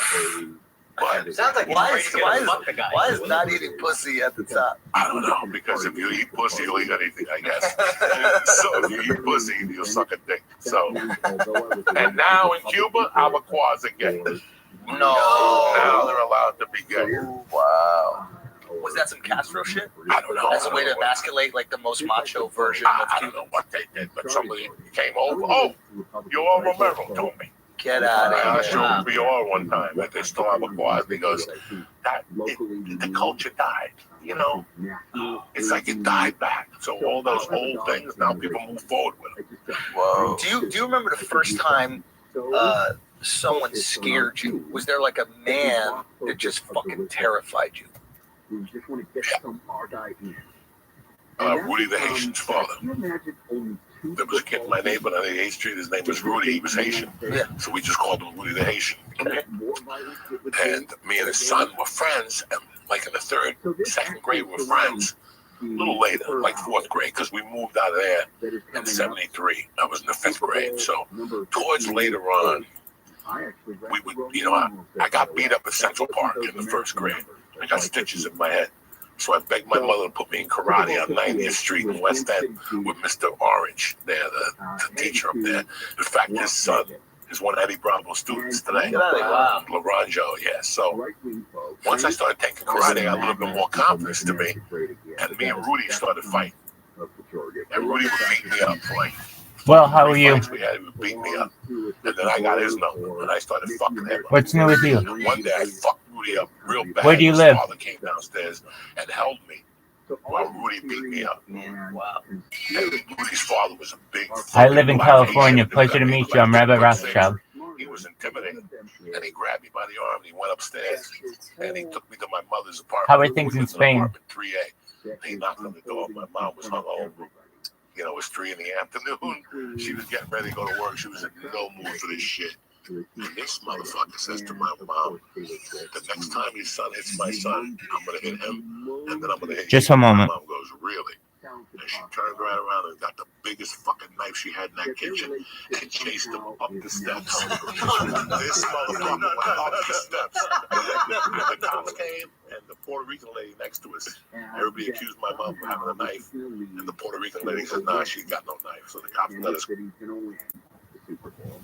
And it's going to be this great big thing instead of them. Okay. So you live in Spain? Are you a member of Harry Potter Obama Sonic Canino? Oh, you're a big holder. Good to know. But if she runs up, they have a I don't have any money. What are you gonna do now? That was so cute. What are you gonna do now? I don't have any money. We're going to Disneyland. They're gonna look and say, we're voting for Biden. Now, They gave me a shirt. I don't think it will. Although I don't know either of their politics. I think Taylor Swift voted for Biden last time. My point being that this does Absolutely. I'll give it to you right now. Thank you. Gracias. factor in the United States right now is so I've been streaming my life in here for 6 months straight and on the internet for almost 3 years. here, by the way, is the tool of those that want to control you. I appreciate it. Thank you. Way to control you. I'm going to send it to you right now. Saw the same damn thing during the political part of the pandemic. The pandemic, what we saw in the pandemic is... Are you, do you have a family?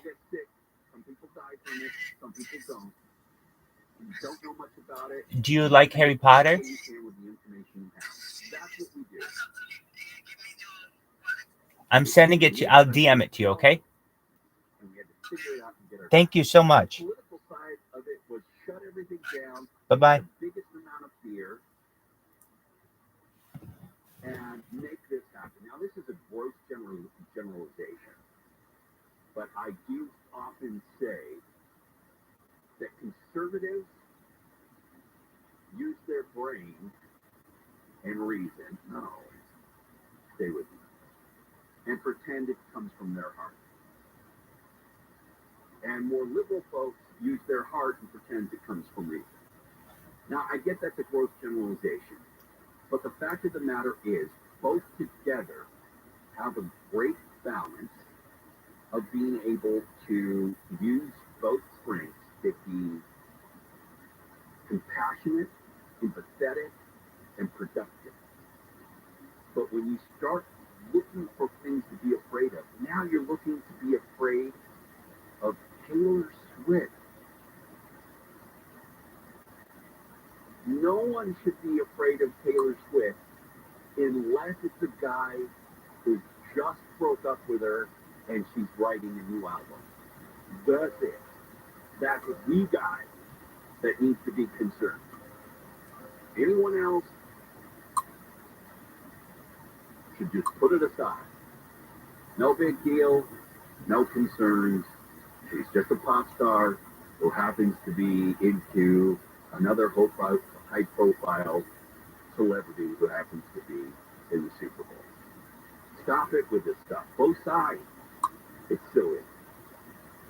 Both sides.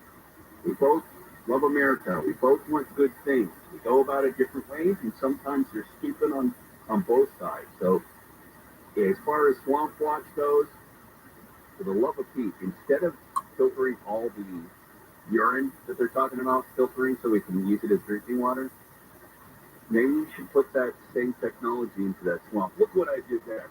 Philip, you just got philosophized. Boom. No. All right. Let's take a break, come back with a tiny bit more.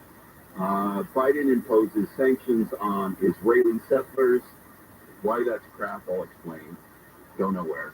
Neil Sabager for Gary and Shannon. Let's get the latest news now with Deborah Marks.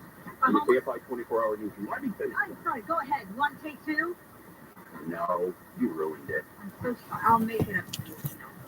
A homeless man has been shot in downtown LA. The LAPD says officers were called to East 7th Street last night and found the guy on the sidewalk with gunshot injuries. Police say the homeless man had walked up to a car and was shot multiple times by someone inside. The car then drove away. The homeless man is in a hospital. California Attorney General Bonta has sued a Southern California-based construction company for allegedly violating state labor laws. The lawsuit filed yesterday claims West Coast Drywall and Paint failed to pay employees proper wages and provided mandated breaks since at least 2019. or provide, I should say, mandated breaks. In 2019, a principal of a junior high school in Japan has been fired for trying to steal coffee during his lunch breaks. The store clerks when he caught the guy dispensing more coffee than he paid for. In December, he later admitted to paying for a 75-cent cup, but pouring himself a $1.25 large cup. Prosecutors decided not to press charges. We're going to the 605 in Whittier. 605 South, right at Whittier Boulevard. Got a brand new crash in the second lane from your left. In East LA, 60 eastbound before you get to the 710. Got a report of a new accident in 2 right lanes. And on the 10 west to the 710 South connector, looks like you got a refrigerator in the lanes there. Santa Clarita 5, northbound Porcal Grove Boulevard. That accident cleared over to the right shoulder.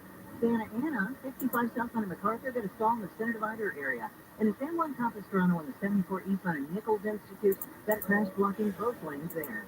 KFI in the sky, no getting there faster. I'm Jenny Harmon. So let's talk about an upsetting issue. You're paying your homeowner's insurance premium every month like clockwork. One day you have an incident like water damage, broken pipe, toilet overflow. You open a claim with your homeowner's insurance company to find out your insurance adjuster is trying to pay you so little, you won't be able to repair the damage. Time to call Abner Gatt. Abner Gatt is a public insurance adjuster who is on your side. You can try to negotiate with your insurance company yourself, but you will find very quickly it is not that simple. Abner Gatt negotiates on your behalf to make sure you are getting the best possible outcome, not the insurance company. He and his team have been dealing with insurance companies for many years. This is all they do. They've got the experience and the industry know-how you need on your side. No one messes around with Abner Gatt and his team. Give Abner a call, 818-917-5256, 818-917-5256, or visit abnergatt.com. That's ABNERGAT, abnergatt.com, or call him directly, 818-917-5256.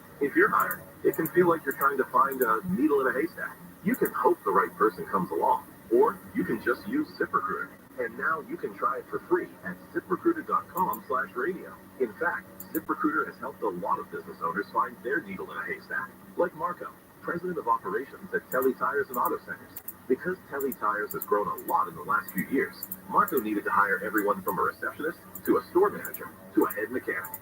ZipRecruiter helps me find all the right people, even on difficult jobs to fill. ZipRecruiter helps me keep my business running. Take it from Marco and millions of other businesses who've used ZipRecruiter.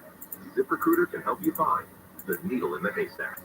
See why 4 out of 5 employers who post a job on ZipRecruiter get a quality candidate within the first day. And right now, you can try ZipRecruiter for free. That's right, free at ZipRecruiter.com/radio. That's ZipRecruiter.com/RADIO. ZipRecruiter.com/radio. ZipRecruiter, the smartest way to hire. We all hear the radio ads about the IRS. They tell you to be afraid, to be scared, and they try to frighten you into calling. I'm not here to do that. Tax Relief Advocates is different. TRA is here to tell you that if you owe money to the IRS, whether it's $5,000, $50,000, or $500,000, we have a solution. It doesn't matter if you're sitting in your car, at work, or with your kids. No matter where you are, call now. 800-506-9295.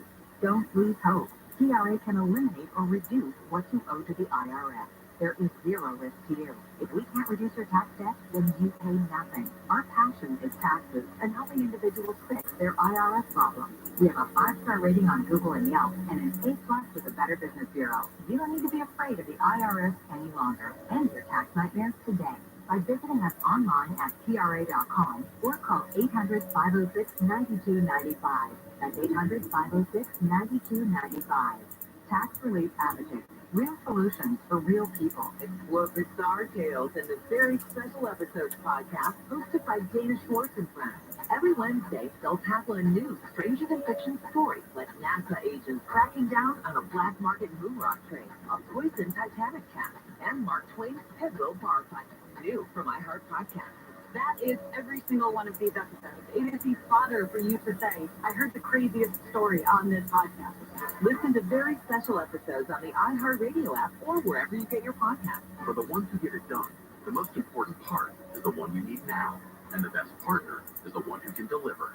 That's why millions of maintenance and repair pros trust Grainger, because we have professional-grade supplies for every industry, even hard-to-find products, and we have same-day pickup and next-day delivery on most orders. But most importantly, we have an unwavering commitment to help keep you up and running.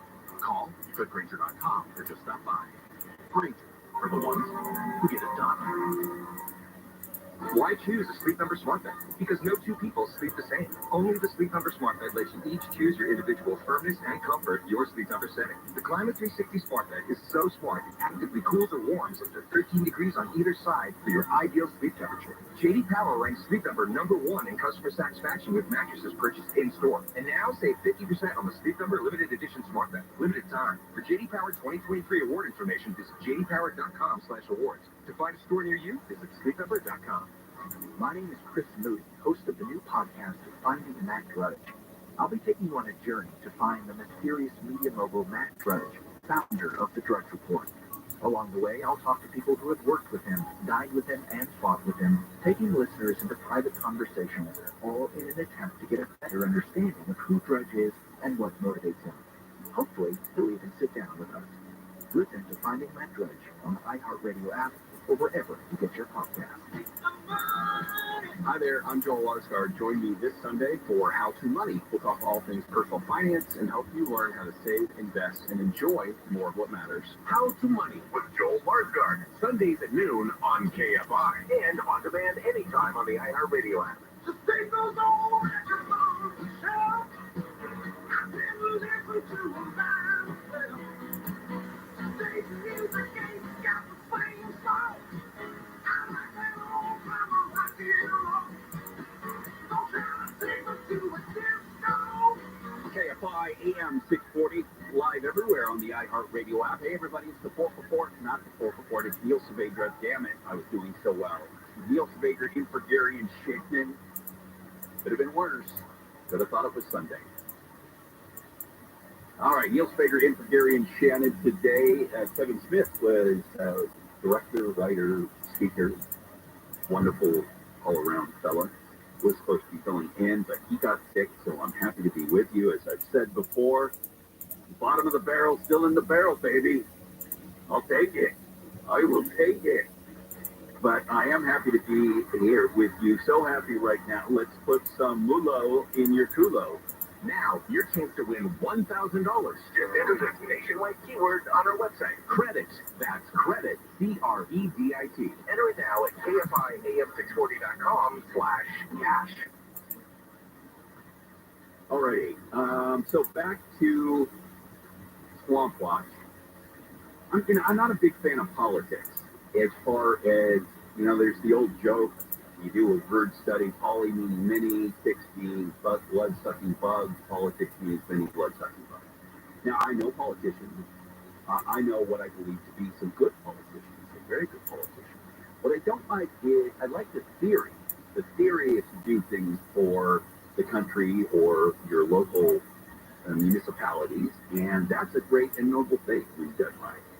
The game is what I don't like, and we see more and more of that really becomes marketing or team worship rather than actually doing anything. And President Biden, just yesterday, he issued an executive order, and what it did was impose financial sanctions on four Israelis who happen to be in an area of the West Bank there, and that he said that their actions undermine peace, security, and stability in the West Bank. They're basically accused of some pretty horrific things. Assaulting Palestinian civilians, threatening them with violence, burning fields, burning vehicles, buildings, destroying property. So, wreaking havoc, not helping anybody, and listen, I don't live in a war-torn area. I'm not dealing with these things, but from the outside, it doesn't look good. The problem I have is President Biden comes out basically and imposes, basically, it's freezing their accounts, financial sanctions, but it's not their accounts there. It's like, I think it would be like they couldn't do any money or exchanging of anything here in the United States. So the reason why I brought it up to you during Swamp Watch is that this is what I see. I know Biden is getting a lot of heat for our response in the Middle East right now and with the Hamas and Israeli war. I mean, he's got to do something. But if this is so small and really effectively does nothing to me, it's just kind of posturing and saying, look, I understand both sides, but it really doesn't. So I wanted to point that out. And if you have ever, let's say you're a fairly conservative person and you roll your eyes when you hear particular things like sanctuary city, it's always bugging. I mean, it should be a nice thing, right? Oh, we're a sanctuary city. We can open our arms to people and take care of them. But it bugs me because, again, that's one of those things that is just grandstanding and say, oh, we really care so much about you, and to those undocumented folks coming over the border wanting help, we're here for you. And that doesn't really mean anything because most of these places aren't, on the border or don't deal necessarily on a border that's active like ours. Or you get Governor Newsom, who is like, oh, we're this great, sanctuary city, come one, come all, but then, Texas sends them here or something. He's like, oh, this is political garbage, whatever. Well, if that bugs you the way it bugs me, because I think it flips the bird towards the laws of our country and the protection of our borders, and I'm not landing on a particular view. Don't put words in my mouth. What I'm saying is it's problematic and needs to be dealt with wholeheartedly, the border, and with good minds and intentions.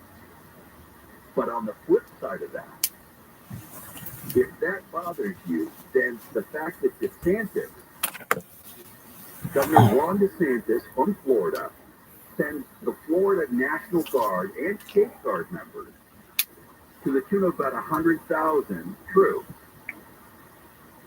You send them to Texas, saying your goal is to help Texas fortify its borders, strengthen the barricades, and put more of the concertina wires, or those not barbed wires, the razor wires out there.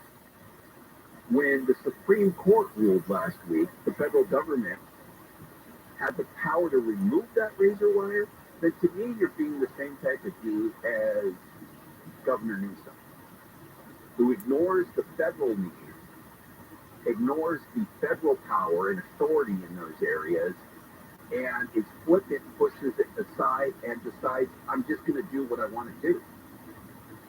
And part of the theme, I guess, from the beginning of the show today is the unification, back going to the unification of the United States.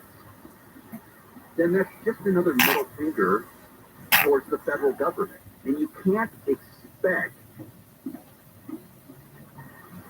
someone to be, you can't only respect the government that you put in power.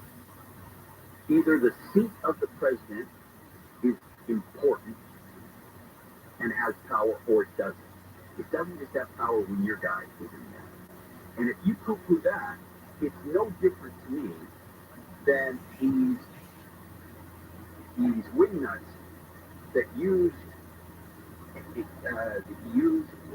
their own life in another country to come here to the United States to claim that they need asylum and then act like dumbass punks beating up on New York cops.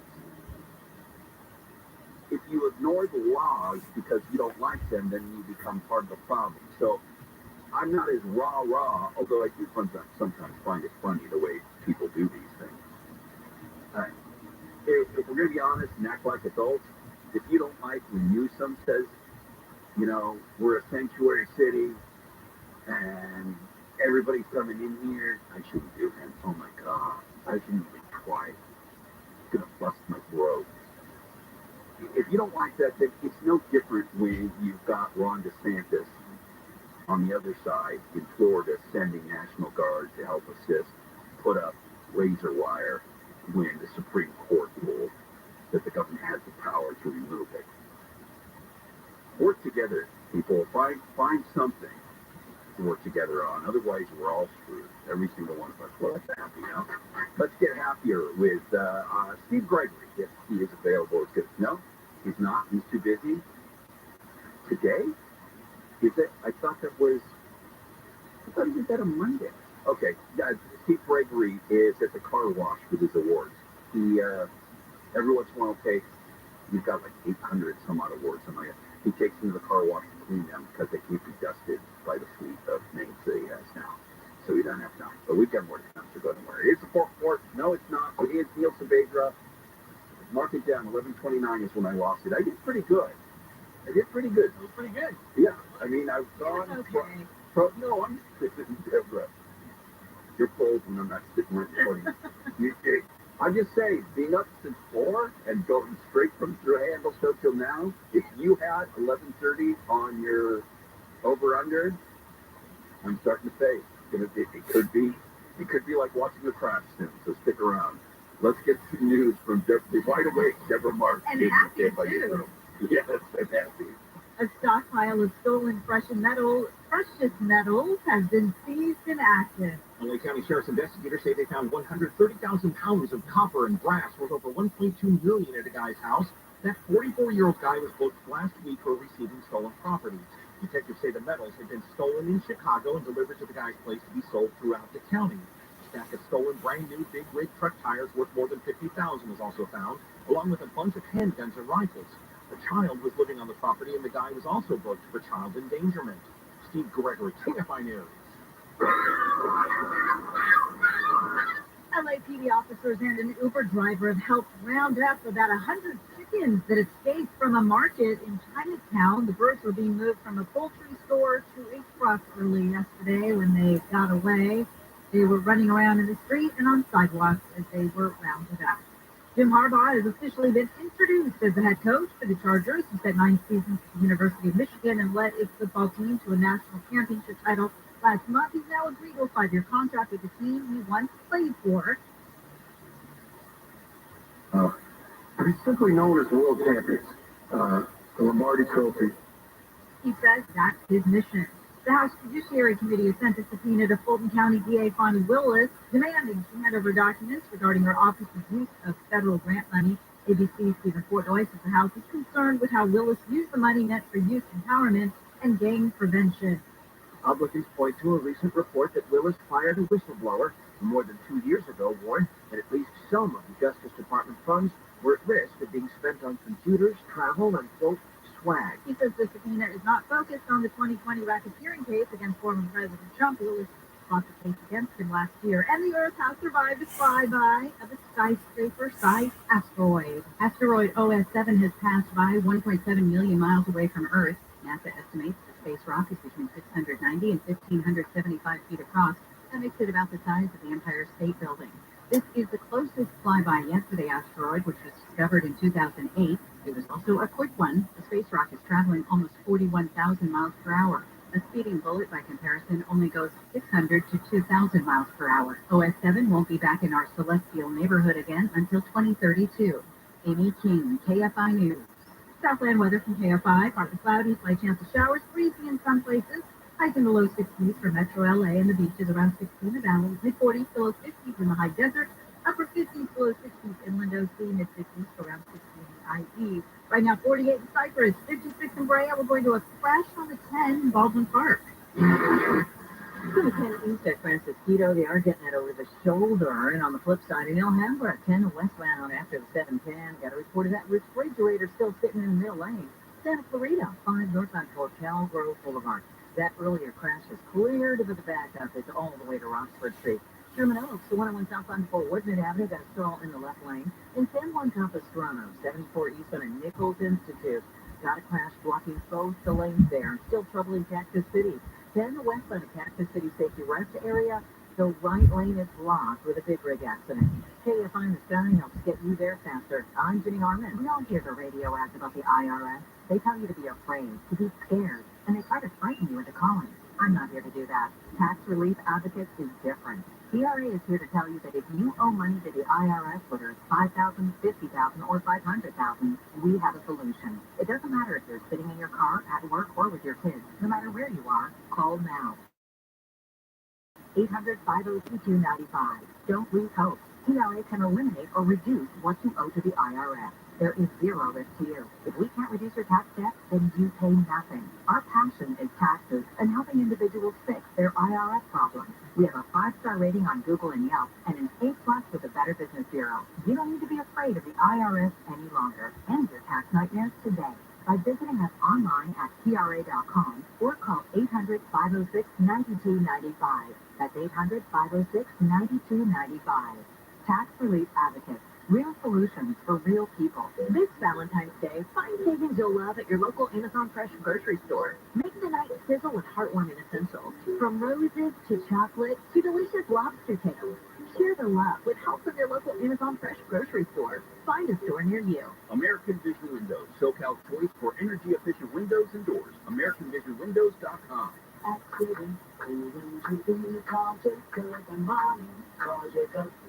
one of the most famous restaurants in the world, there's a table in the corner that's the hottest reservation on the planet.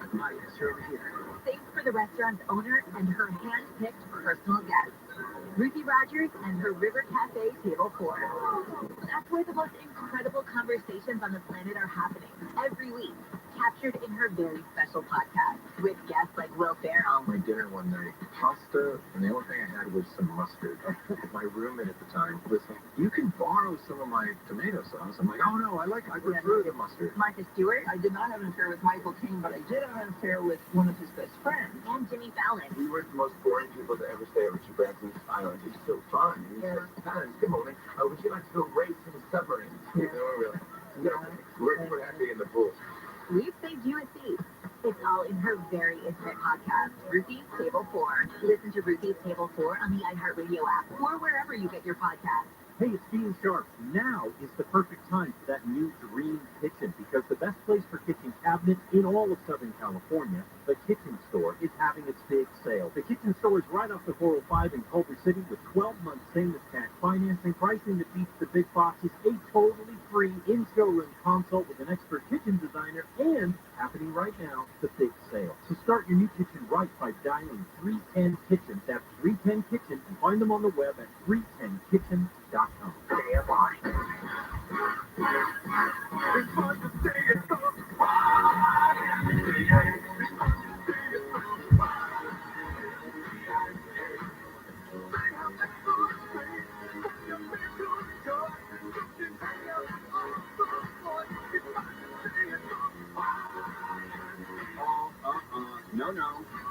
No. Knock it off, Mondo. I don't need that. It's been a long morning. I do not need that. KFI AM 640 live everywhere on the iHeartRadio app. Neil's favorite in for Gary and Shannon. Happy to be with you today until 1 o'clock. And then you've got the John Kogo. And you've got Tim Conway Jr. in the gang. And then later with Mel Kelly. So go nowhere. Also tomorrow at 2, I'll be doing the Pork Report. And have an old producer coming back from the East Coast visiting, which will be cool because she's working on a project you got to hear about. And also there'll be National Carrot Cake Day. Stonefire Grill's dropping off some carrot cake. It'll be delicious. Right now, let's get everything going on in entertainment from ABC's Jason Nathanson Over the Hill. The following program is for entertainment purposes only. I have to entertain. Is this entertainment? I have to entertain. I want to bring good quality entertainment here. Are you not entertained? Are you not entertained? Then you entertainment tonight. And like all master party, there was some entertainment.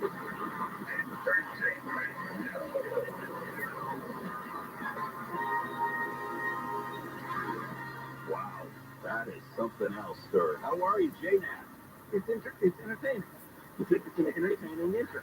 You know what's funny? I'm not the smartest guy in the room, but I got that. Like, that's what I deduced from that. Hey, Jay, before we get into the entertainment stuff, some people may not know this about you, but you are a burger aficionado. I am.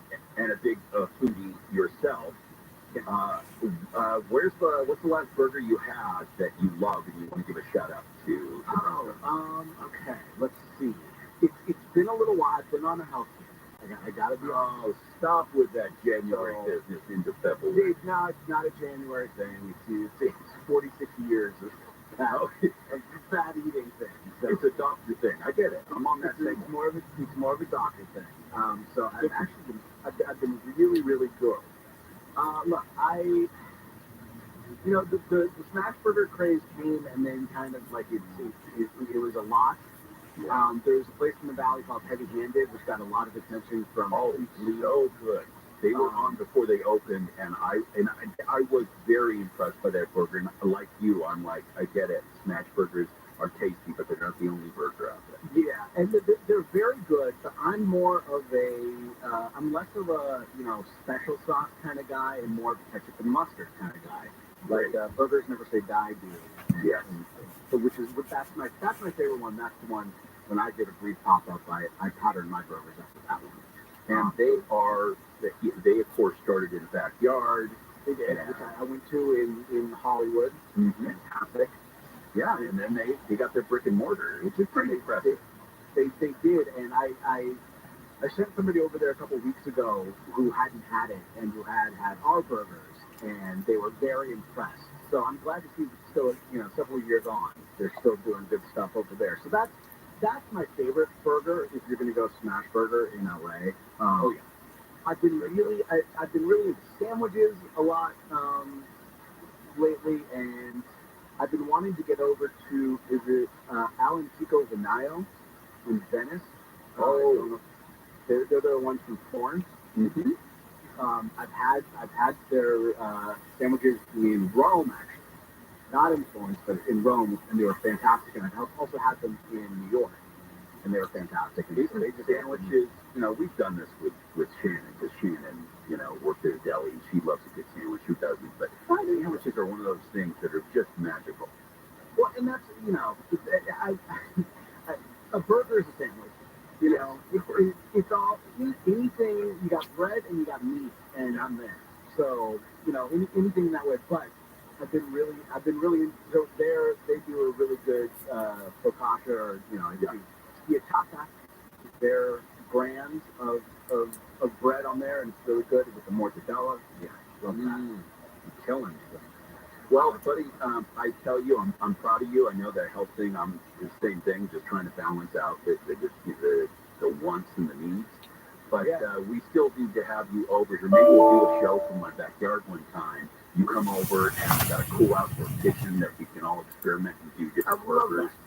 Would be very cool, because I haven't had the honor of tasting it yet, but I look forward to it. All right, so the reason why you're here, sir, give us some of that entertainment news.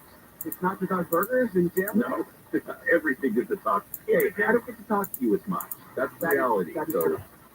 On the entertainment front, one of the big stories this weekend, of course, is the fact that the Grammys are Sunday nights here in Los Angeles. It's under a downpour, a historic downpour maybe on Sunday. I don't know. You've seen this in the past, for sure. The Oscars. I've covered many an Oscars red carpet. I watched Sam Rubin from KTLA get drenched by big buckets of water. That's got to be fun. On the John Cobelt holding the bucket. I know. Not that I know of. Although, maybe. I wasn't looking for a guy, on the grassy knoll, so it's possible. And I've been on the Golden Globes red carpet when that thing's been stoked. I don't believe I've ever covered a reigning Grammy for whatever reason. They've escaped that, so it'll be. Is it funny to see famous people that just spent $1 on dresses and makeup and everything trying to dodge the rain? Oh, it's great. It's absolutely fantastic, and not because I like to necessarily see other people suffer or anything like that. But there is something fun about people getting all made up and spending weeks on these clothes and dresses and hair and all this stuff, only to have something go wrong, and that's when you know who's cool. Because the cool ones, the good slushes, roll with it and have fun with it. The others let it ruin their day, right? They're all, you see them yelling at their stylist or their assistants or whatever on the carpet, and they're taking pictures and they're all flustered and they can't get it right. And the other ones have just great stories about how the car skidded on the way there, and they got just completely drenched. They're normal. Yeah. Hey, I have a question for you, but we're up against the clock. Can you stick around? I can.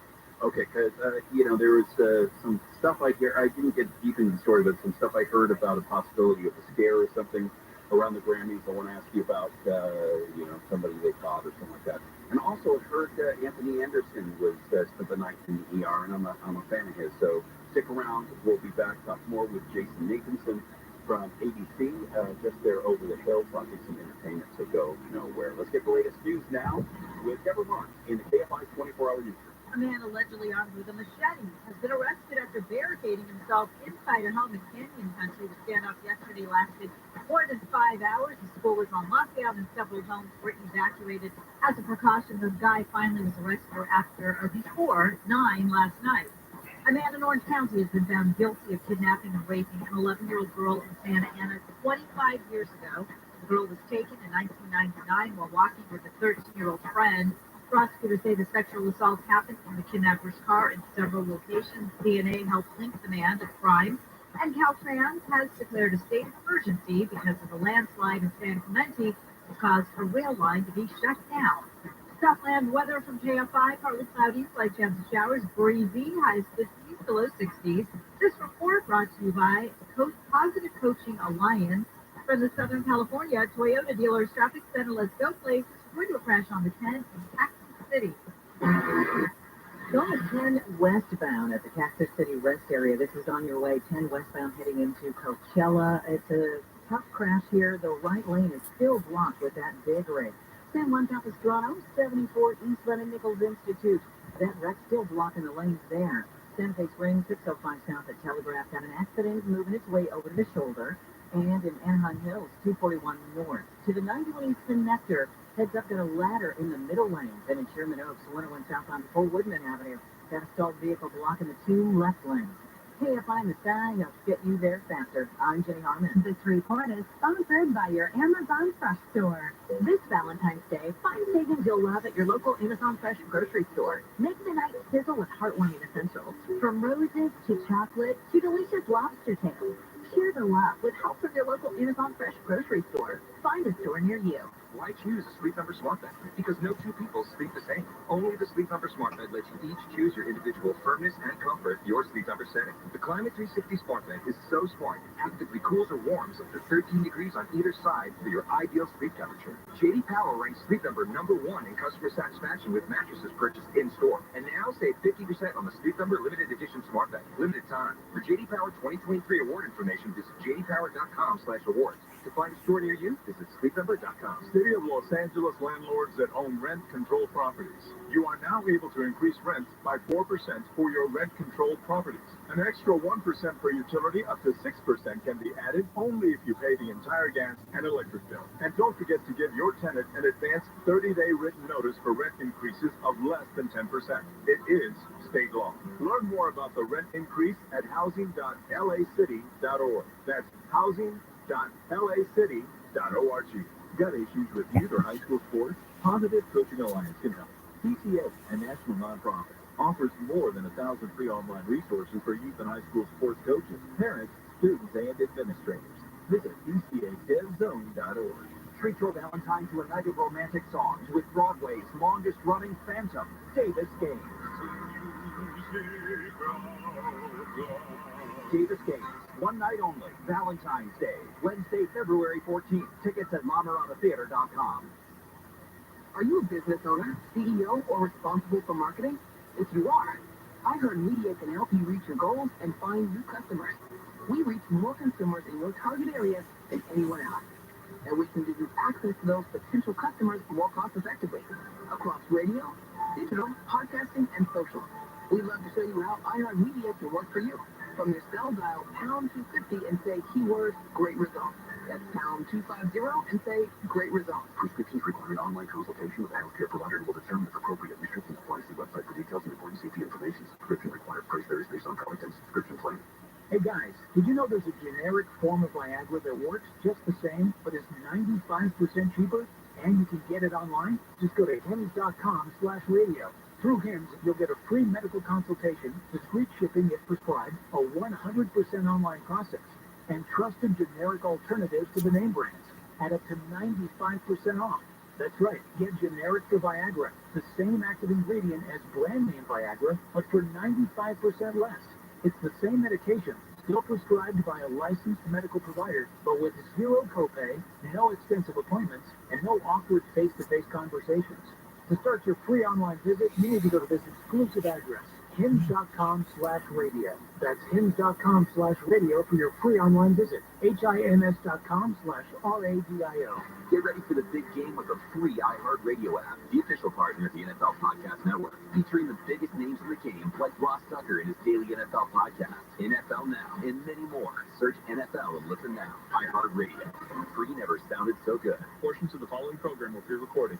Businesses are always looking to cut the expense of employees. If you can do some of these management jobs via AI, then yes, those jobs are going to be gone. Mo Kelly, it's here right now. This is happening right now. Live 7 to 10 p.m. on KFI and on demand anytime on the iHeartRadio app. I'm 640 live everywhere on the iHeartRadio app. Hey everybody, it is the Gary and Shannon Show. Neil Saavedra filling in today. Happy to be with you until 1 o'clock. We continue chatting with Jason Nathanson over the hill with ABC Entertainment. Oh, this sucks, Jay. Breaking news, Carl Weathers passed away apparently on Tuesday. His manager, Matt Luber, confirmed this for Variety just now. He was 76, of course, star of films like Rocky, Predator. We've been Happy Gilmore most recently. I loved him in the Star Wars series, The Mandalorian. Oh, this sucks. Yeah, he was in a lot of good stuff, and he really shined in a lot of that. Playing Apollo Creed in those Rocky films. Happy Gilmore, like you mentioned, Action Jackson. Toy Story as well. He did some the Combat Carl in Toy Story 4. I mean, he had, which is pretty amazing. There's something on there for everybody, right? Whether you're an action fan or a Star Wars fan or an animation fan, whatever, adults, kids. He was Combat Carl in Toy Story. Combat Carl, exactly. Yeah. So, man, that is, and 76, which is. And I gotta tell you, I don't know if you're a fan of The Mandalorian or not, but that's the most recent thing that comes to mind. That guy looks like a tank, right? I mean, seriously, he looks great, and he's only 76. Yeah. Trying to look at. Oh man, that's rough. Yeah, this just came out. Obviously, it seems like from the information, Carl Weathers, 76. Started Apollo Creed in the first 4 Rocky movies. Apparently, he died Tuesday. We're just hearing about it now. This is Thursday. It must be a typo in Variety. Yeah, the same one I'm looking at says he died peacefully in his sleep on Thursday. Oh man, what a bummer! And no one has any insight to illness or anything like that. Not seeing that there was anything that we knew of that was wrong. We knew he had his hurt on filming Happy Gilmore. There was a stunt that he was hurt and put him in pain for years. Different kinds of things, muscle issues and things like that. But I don't know. I don't think that this is stemming in anything. Oh, he was a professional football player, right? Yeah. So of course his body has seen some days. You got to be nothing. So he is survived by his ex-wife Marianne and their 2 sons. Of course, this is developing, and there's a correction that happened Thursday. So we're looking at, I'm sure, more information if there is any to have. And I would imagine you're going to be hearing about this throughout the night. Of course, Mo Kelly does great commentaries and look-backs when people pass of note. I'm sure he'll be talking about it as well as Conway. Coming up. So, wow, that sucks. That really sucks. And just to pay off the keys, Jay, I didn't know, of course, talking to Jason Nathanson over the hill with ABC Entertainment. What I was talking about as far as the Grammys was actually at the Grammy party. So it took place at the Waldorf Astoria yesterday. apparently Beverly Hills police detained some suspects there after responded to an active threat situation. There's just an armed guy there, and it just so happened that they were prepping for the Grammy for a Grammy party. So that's good. But did you hear anything about Anthony Anderson spending the night in ER after some on-set something or other took place? Yeah, this was in Cape Town. He was filming the upcoming film, and they were doing some stunts. There was a stunt fight, something involving a chair. I don't know if he was being hit with a chair, fell on a chair. Something happened with a chair, and he ended up in the hospital because he got hurt during. These things can go wrong. And you can get some pain. But he didn't break anything. A deep confusion is what he wrote on social media about what happened. We ever had a chance to meet him or interview him? And yeah, a couple times. Many times over the times when he was on Blackish. An ABC show, and we had a good relationship with them. And I had a fun time with him one time at Comic-Con. He was actually on the press line. He was covering Comic-Con as a correspondent. And he was on Blackish. And, he's already been started. He was covering it for some outlet. I don't remember which outlet, but they had got him to do their red carpet interview. So I was right next to him for an afternoon. And he's a huge foodie as well. Oh, did not know that. Oh, yeah. He's a huge foodie and loves to cook and stuff. I don't know why, but you know how some, for you, it's probably really hard to do because you have to meet them. But for just a bystander like myself, there are people that you connect with sometimes that are celebrities or that appreciate their work. And you think, God, that would be a nice guy. He's one of them. Like, I've watched his career for a long time, and he just seems like a smart, fun-loving, life-affirming type guy, and so I'm glad to hear that you've had some fun and some great experience. And he's got that big beard, so when he eats, you gotta watch out. It's a flavor saver. Yeah. Gotta clean yourself after. Hey, buddy, I appreciate you taking the time to come on. As always, it's a real treat to be able to talk to you. I don't get to do it much anymore, but we go way, way back. And I do want to taste that burger, so when there's an opportunity, you and I have to connect. Absolutely, good thing. Really good. You're welcome on the full sport anytime you want to talk about any of these places. Oh, fantastic. I'd love to. All right, brother. Good to talk to you. Thanks for coming on. That, of course, is Jason Nathanson over the hill with ABC Entertainment, and he's one of their entertainment reporters. Always good to come on and talk whatever's going on in the world. What a bummer, though, to have that news break while we're talking about entertainment. If you haven't heard, Carl Weathers from Rocky, famously Apollo Creed, of course, in The Mandalorian, was most recent, one of my favorites, dies at 76. And, I mentioned that Mo will probably do something for a couple reasons. He was very good about doing these obituaries, but I know Rocky was such a pivotal film for Mo. We've had conversations about it, so he even likes the bad ones, let's be honest. So, just, I know that this impacts him and that he's going to be talking about it. I'm sure that Tim Conway Jr. will as well, and possibly John Cobell from the John Cobell Show coming up. So stick around. We got one more hour together until 1. Much more to come, including I hope we're going to be able to get talk with Steve Gregory today. So that's about it. Don't go anywhere. It is Neil Saavedra in for Gary and Shannon. This is KFI and KOST HD2 Los Angeles Orange County. If you didn't like that opinion, keep listening. We've got a few more. KFI. And KOST HD2. Los Angeles, Orange County. Live everywhere on the Iger Radio app. After passes away, I'm Deborah Mark, live from the KFI 24-hour newsroom.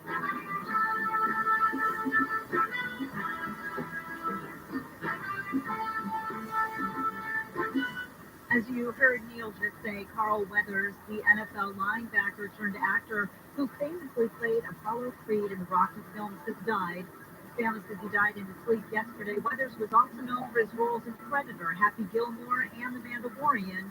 He was 76. The LA County Sheriff's Department has recovered more than $5 million worth of stolen cargo in San Bernardino. Investigators initially tracked a stolen trailer full of CDs from Commerce to San Bernardino. While detectives were serving a search warrant Wednesday, they found even more trailers with other items. Those items include computer chips, government-issued military shorts, home theater systems, fertilizer, and more. Photos of the recovery show different items stacked on pallets. The department says the investigation is ongoing. In LA, Blake Trolley, KFI News. A man has been sentenced to 15 years to life in prison for killing a drummer from a local band in Anaheim. Orange County DA Kimberly Ed says Arthur Williams strangled his friend David McCabe in 2019 after being awake on meth for a week straight. In court, he gave a short statement in which he apologized and said that he was very sorry for the death of his friend and that he didn't remember anything that led to the death. Ed says the two had been day drinking before surveillance video shows Williams attacking McCabe. He didn't even fight back. At sentencing this week, the drummer's family says McCabe had a big heart and would do anything for a loved one. LA City Councilman Kevin De Leon is calling for the owners of a vacant skyscraper near LA Live to clean up the building. Taggers recently spray painted 27 floors of the unfinished Oceanwide Plaza. De Leon's motion would force the owners to clean up the graffiti, get rid of the scaffolding, and add more security. They need to have their own security force, not the LAPD. The LAPD has to deal with homicides. The LAPD has to deal with smash and grab.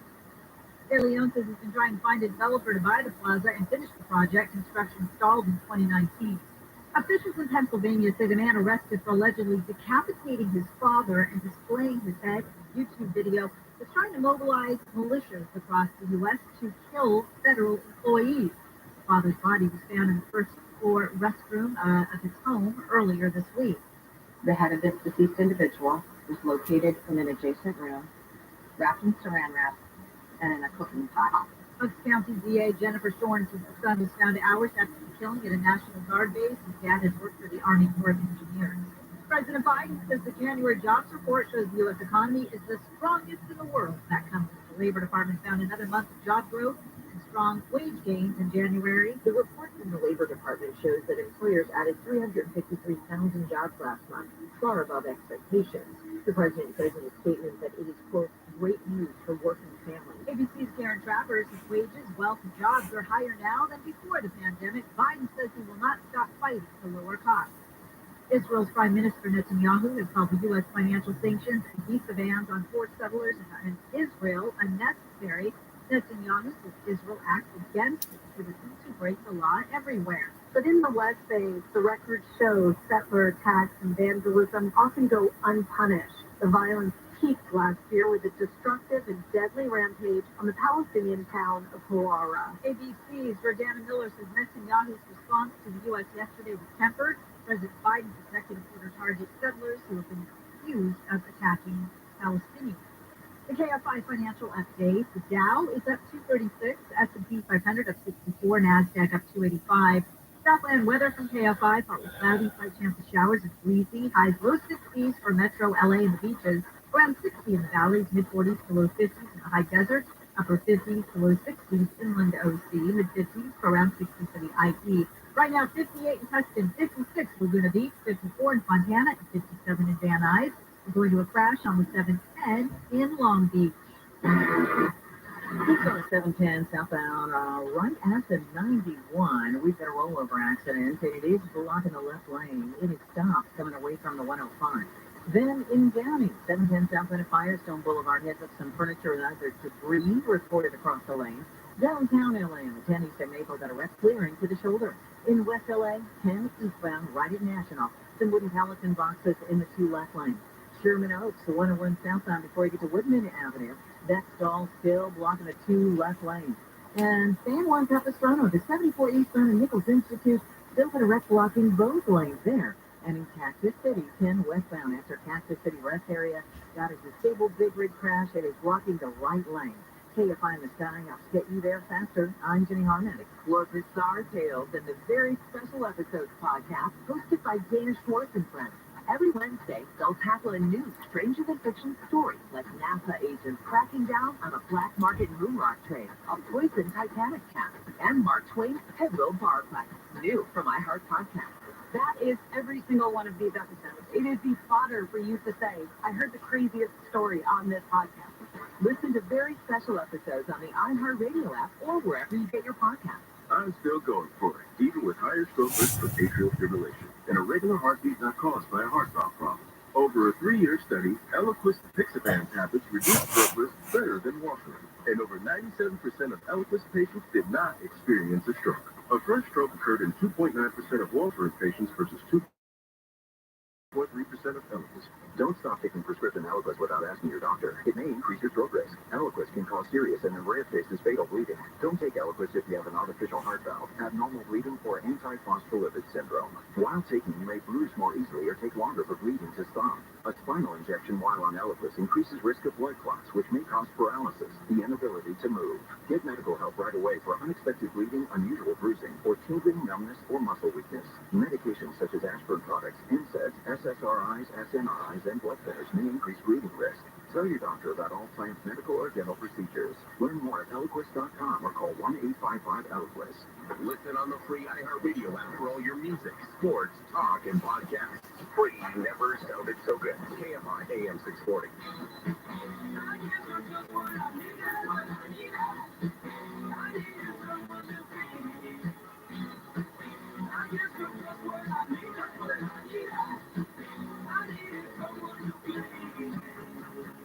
KFI AM 640 live everywhere on the iHeartRadio app. Hey everybody, Neil Saavedra in for Gary and Shannon today. Happy Friday to you. Gary and Shannon are out.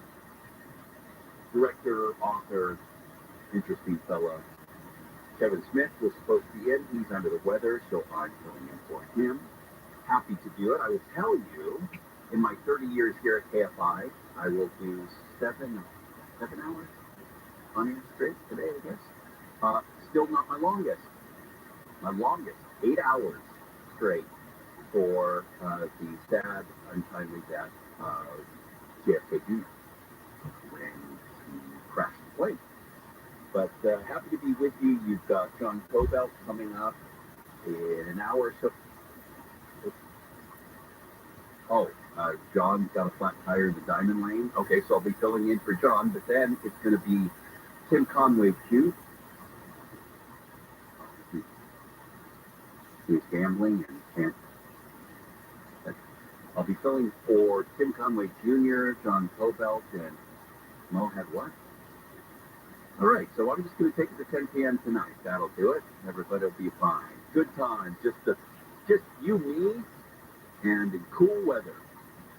All right, I think it's time for What's Happening. What's Happening, sponsored by Sweet James Accident Attorneys. If you are hurt in any kind of accident, call Sweet James at 1-800-9-MILLION or sweetjames.com.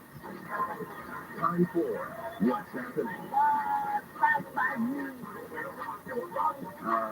Such a bummer, as you might have heard us just talking about this news just in. Carl Weathers starred, of course, as Apollo Creed in the first 4 Rocky films, has passed at the age of 76.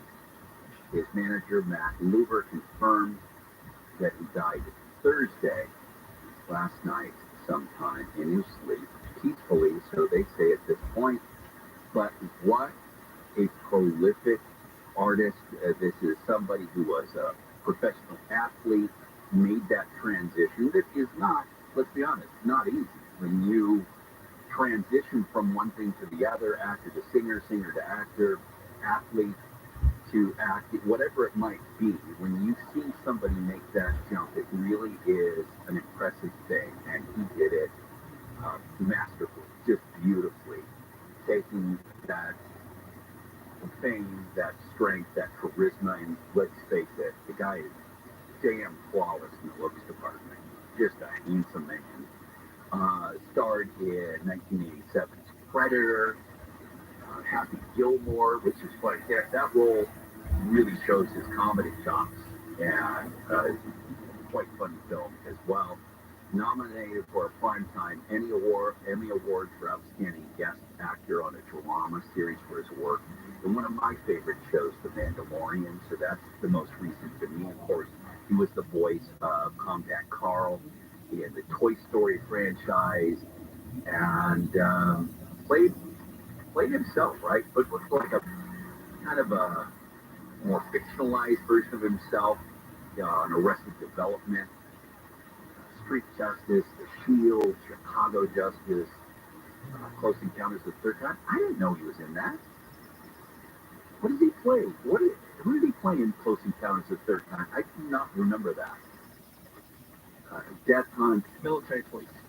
Oh, Military Police? Yeah, I do not remember that at all. I love that film, but it just isn't one that comes to mind. So, born January 14th, 1948 in New Orleans. He was in the $6 million man. Or what Really? episode? Yeah. What episode? Come on.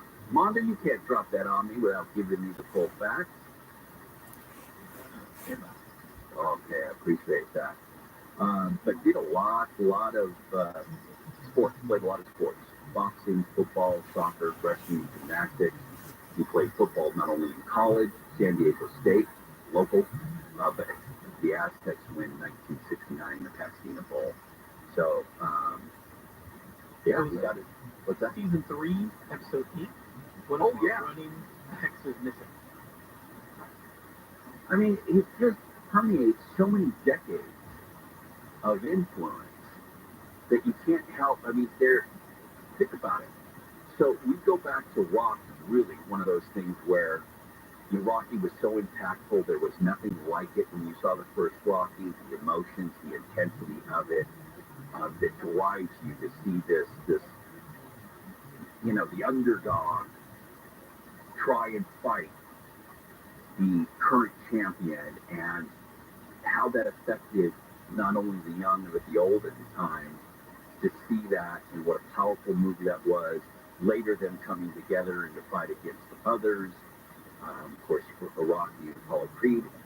I mean, the Creed movies have continued even after his passing in the films, the early films, Rocky films, and then to think that he's in Toy Story, that he's in Mandalorian, all of these films and the people that he's touched through them is, this is one of those ones that it just came out of the blue to me. And it sounds like maybe that was the case. Of course, as we talked with Jason Nathanson from ABC Entertainment, of course he had injuries, from film even if you're not doing your stunt work. We found this out today as we talked a little bit, again, about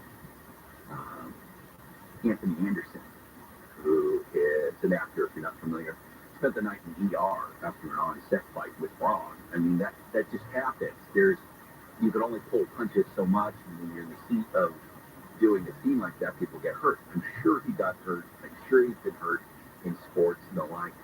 But to find out at the age of 76, which seems so young by today's standards, that at the age of 76, someone who looked so sturdy, he walked with such confidence. You go back and you watch Mandalorian, and he walked with such, like I said, purpose and intensity and strength. To think that he passed away in his sleep, just sad. And I just have a feeling this is going to connect with people in a lot of different ways, a lot of different ages because of that. Again, Carl Weathers started as Apollo Creed, through the Rocky films, on into Toy Story, on into The Mandalorian.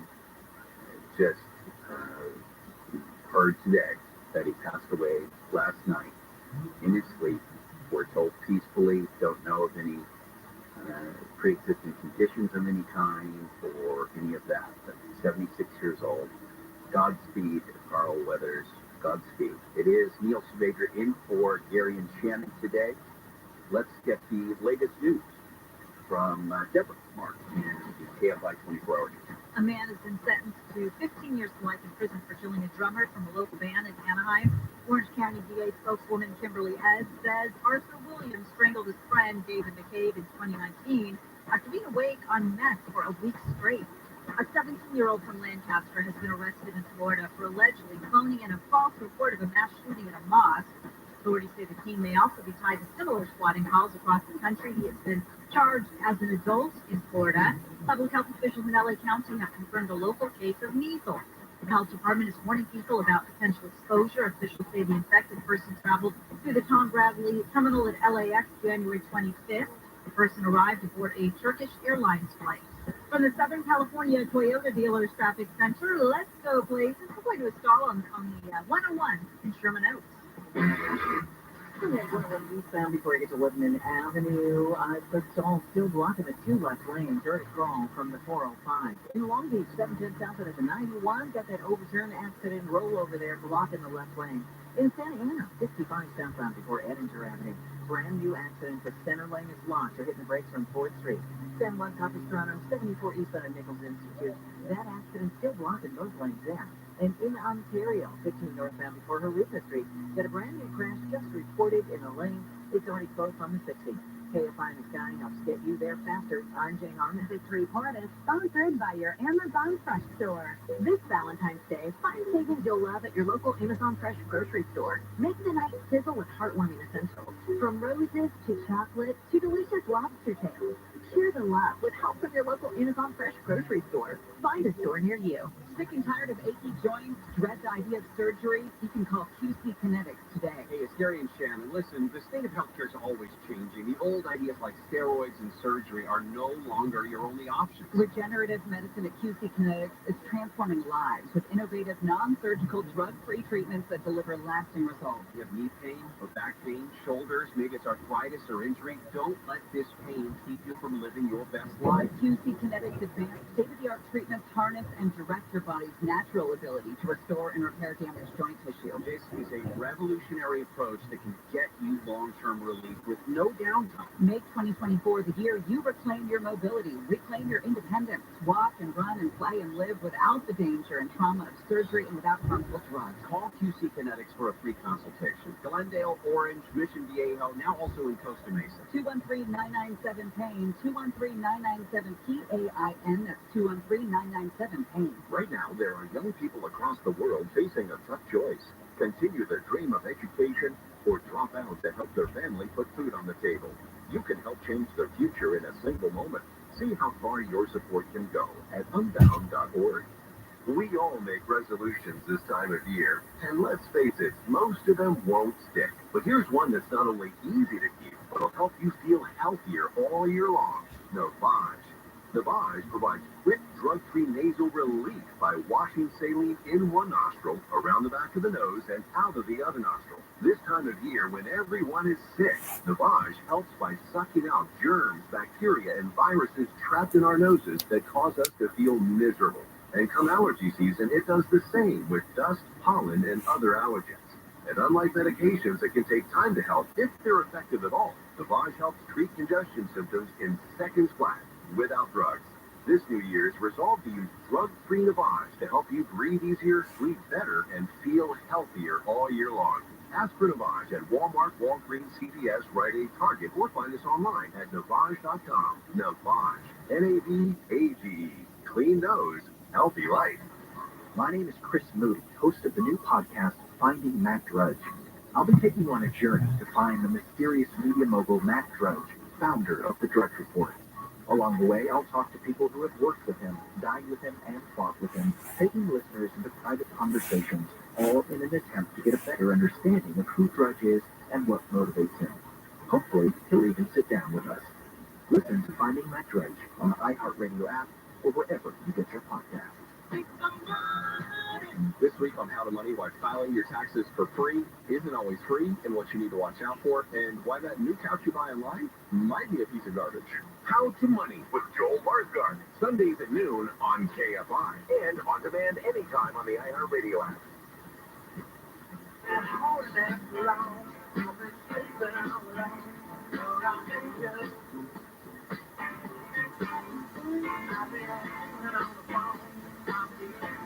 KFI AM 640, live everywhere on the iHeartRadio app. Hey everybody, Nielsen Baker in for Gary and Shannon today. Happy Friday to you. We've got John Cobelt from John Cobelt Show, conveniently enough, coming up at 1 o'clock. Then you have Kim Conway Jr. and the gang, and then later with Mo Kelly.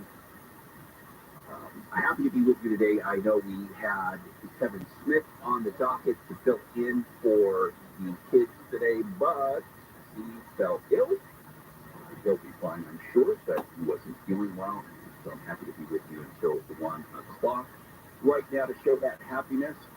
How about we give you some nuggets in your nuggets? Now, your chance to win $1,000. Just enter this nationwide keyword on our website, cash. That's cash, C-A-S-H. Enter it now at KFIAM640.com/cash. Cash. C-A-S-H. Cash. Alrighty. Hey, you know what? We just gave away a lot of cash. You know what some people give away to Steve Gregory? Awards. Steve Gregory is going to join us. He's busy alphabetizing his awards, his golden mics. So technically, since I deal in fact, oh yes. No, you're filling in for Kevin Smith, who was filling in for Gary and Shannon. Well, yeah, I said that. You said I'm filling in for Gary and Shannon. It's like, because you're not. And then I backed up and explained because it gets kind of wordy, man. And I've been up since 4. I'm like begging. Yeah, but but it's your rate of pay. You have to earn it. So I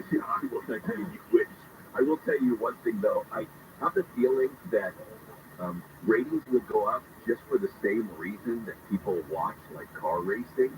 People wanted to see how long before I just before the car flips over. Before I've called it the full report twice. Jesus shows on the tip of my tongue. We'll see what happens.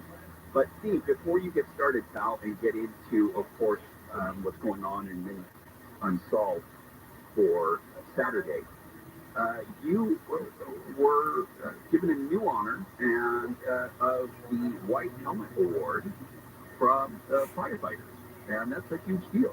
Oh, congratulations. Thank you. So earlier this week, I was notified by the Los Angeles County Fire Department that I will be this year's recipient of the White Helmet Award, which I'm told is given to a member of the media who they think, deserves it based on the way they cover public service, the way they provide public service, and the way I think the way it read is like accuracy and reporting and integrity and all this other stuff that I'm not. But apparently I was looking it up because this is only the third time they've done it, and last time they did it, it was to honor ABC7, and the producer there that was in charge of the Spark of Love campaign where they fill the boot. Oh yeah. Yeah. So they and so I thought to myself, well, that's cool because they recognize either a member of the media or a media organization that contributes in for their outstanding work and contributions to the community.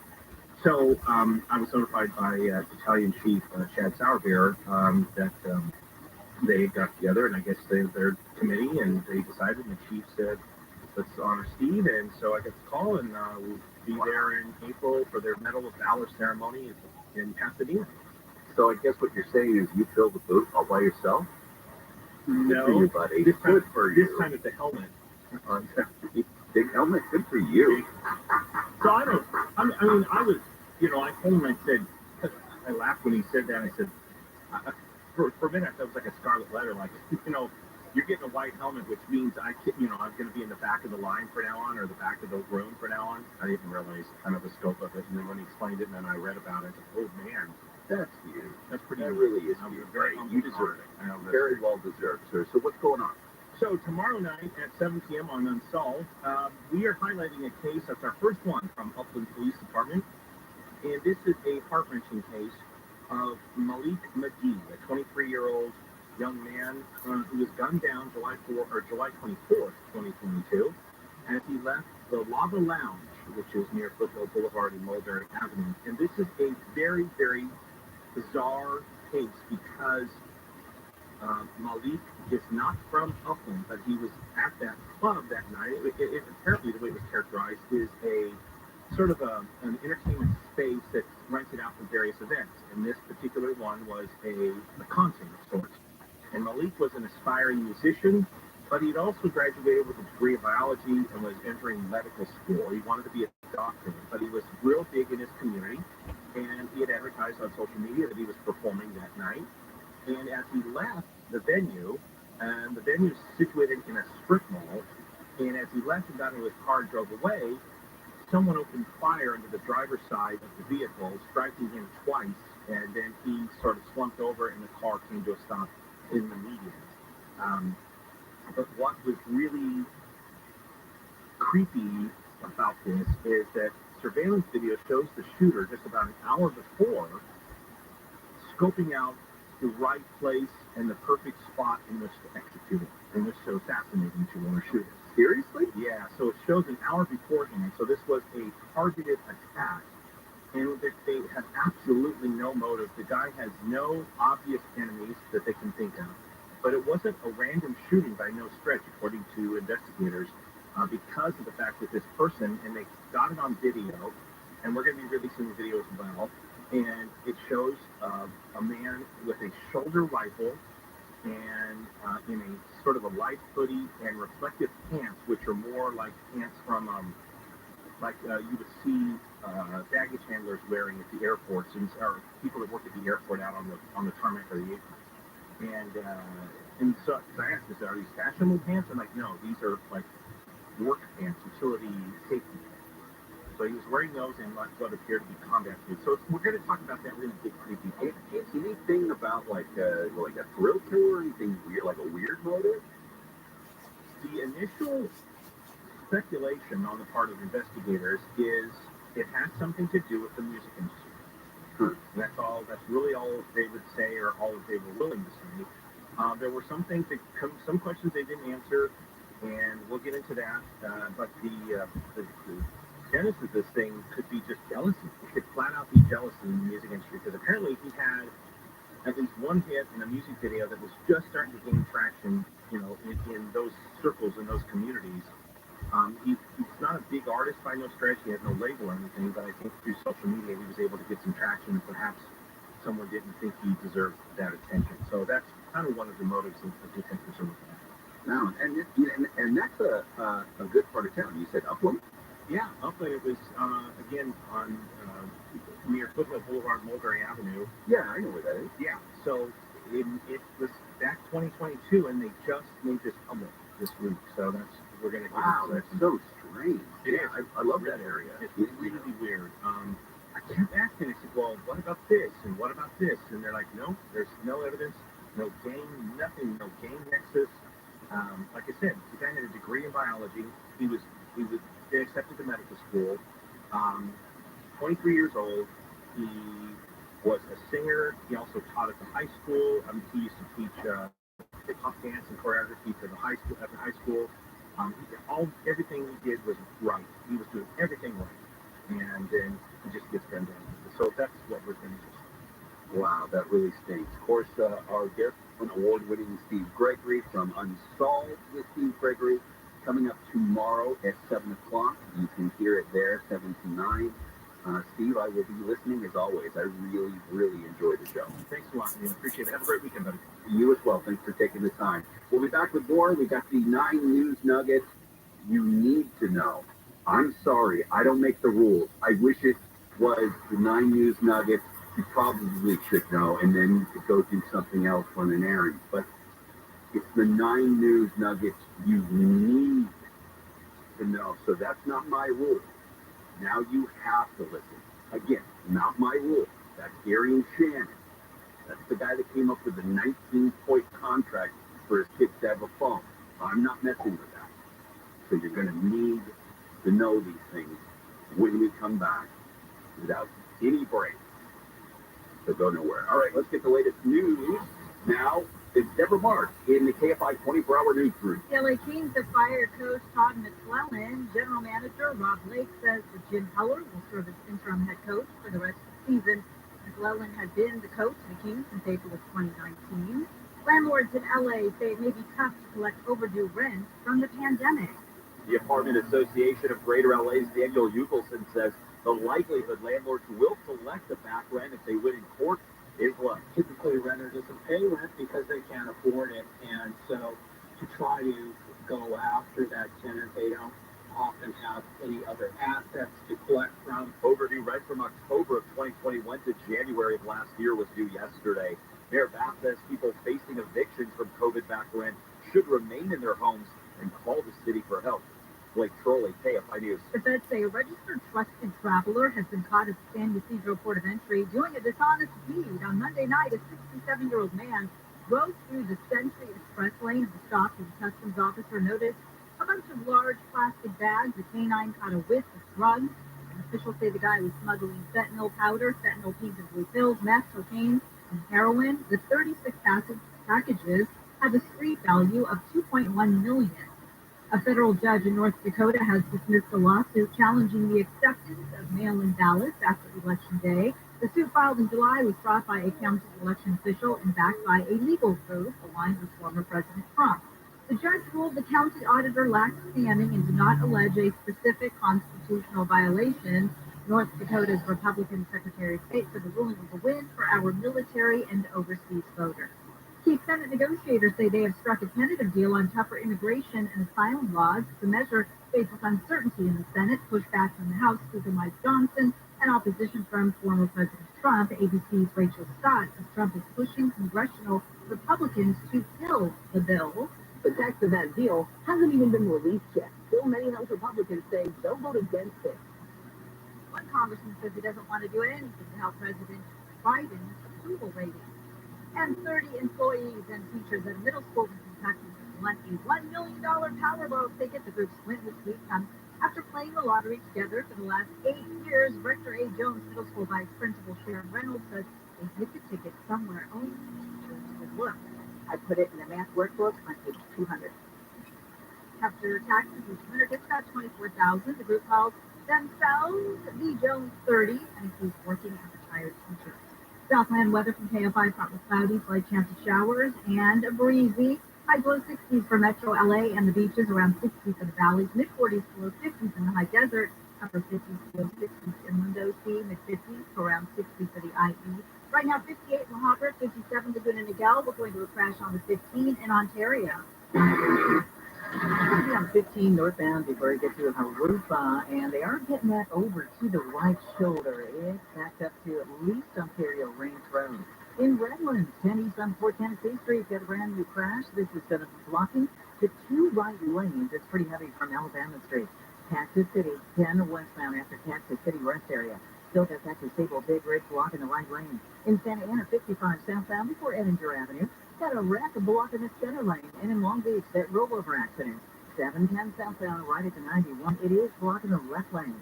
KFI in the sky helps get you there faster. I'm Jenny Armin. Pain is inevitable, but suffering is optional. That's what they say. Well, the Serogem V6 can help with that. The Serogem V6 is a thermal wellness machine for your home. This is a sleek machine that's going to fold up to fit in any room of your choosing. In fact, you can see the beauty of it for yourself at SarahJemUS.com. Users love it. People with lumbar issues, disc issues, shoulder and neck pain. One fan says he uses it every day. Said, greatest buy in my life. I've had back pain, he says, because of my job, and this therapy bed is amazing. It heats up to relax my muscles. Another fan of the V6 says it's worked wonders with her sciatic pain. She feels more energetic when she uses it at night. She sleeps better. The easiest way to upgrade your lifestyle is to reduce the amount of pain you deal with daily. Invest in your health and your home with the Serogem V6. We have a promo code for KFI listeners. Here it is. Go to SarahJemUS.com and type in Get Your V6. That's Get Your V6 at SarahJemUS.com. This is Jacob Enron. If you've been involved in a motorcycle accident, call 844-24-JACOB. At one of the most famous restaurants in the world, there's a table in the corner that's the hottest reservation on the planet. Hi, yes, over here. Saved for the restaurant's owner and her hand-picked personal guests, Ruthie Rogers and her River Cafe Table 4. That's where the most incredible conversations on the planet are happening every week, captured in her very special podcast with guests like Will Ferrell. My dinner one night, pasta, and the only thing I had was some mustard. My roommate at the time was like, you can borrow some of my tomato sauce. I'm like, oh no, I prefer the mustard. Martha Stewart. I did not have an affair with Michael King, but I did have an affair with one of his best friends. And Jimmy Fallon. We weren't the most boring people to ever stay at Richard Branson's Island. He's so fun. Karen, good morning. Would you like to go race in the submarines? You know, we're happy in the pool. We've saved you a seat. It's all in her very intimate podcast, Ruthie's Table 4. Listen to Ruthie's Table 4 on the iHeartRadio app or wherever you get your podcasts. It's the perfect time for that new dream kitchen because the Kitchen Store is having its big sale. Find the best place for kitchen cabinets in all of SoCal and the big sale by dialing 310 Kitchen, 310 Kitchen, and on the web at 310kitchen.com. Why choose a Sleep Number smart bed? Because no two people sleep the same. Only the Sleep Number smart bed lets you each choose your individual firmness and comfort, your Sleep Number setting. The Climate 360 smart bed is so smart, it actively cools or warms up to 13 degrees on either side for your ideal sleep temperature. JD Power ranks Sleep Number #1 in customer satisfaction with mattresses purchased in-store. And now save 50% on the Sleep Number limited edition smart bed. Limited time. For JD Power 2023 award information, visit jdpower.com/awards. To find a store near you, visit sleepnumber.com. Prescriptions require an online consultation with a healthcare provider who will determine if appropriate restrictions apply. See website for details. Important safety information. Supplier price varies based on product and subscription plan. Hey guys, did you know there's a generic form of Viagra that works just the same, but is 95% cheaper? And you can get it online? Just go to hims.com/radio. Through Hims, you'll get a free medical consultation, discreet shipping if prescribed, a 100% online process, and trusted generic alternatives to the name brands at up to 95% off. That's right, get generic for Viagra, the same active ingredient as brand name Viagra, but for 95% less. It's the same medication, still prescribed by a licensed medical provider, but with zero copay, no extensive appointments, and no awkward face-to-face conversations.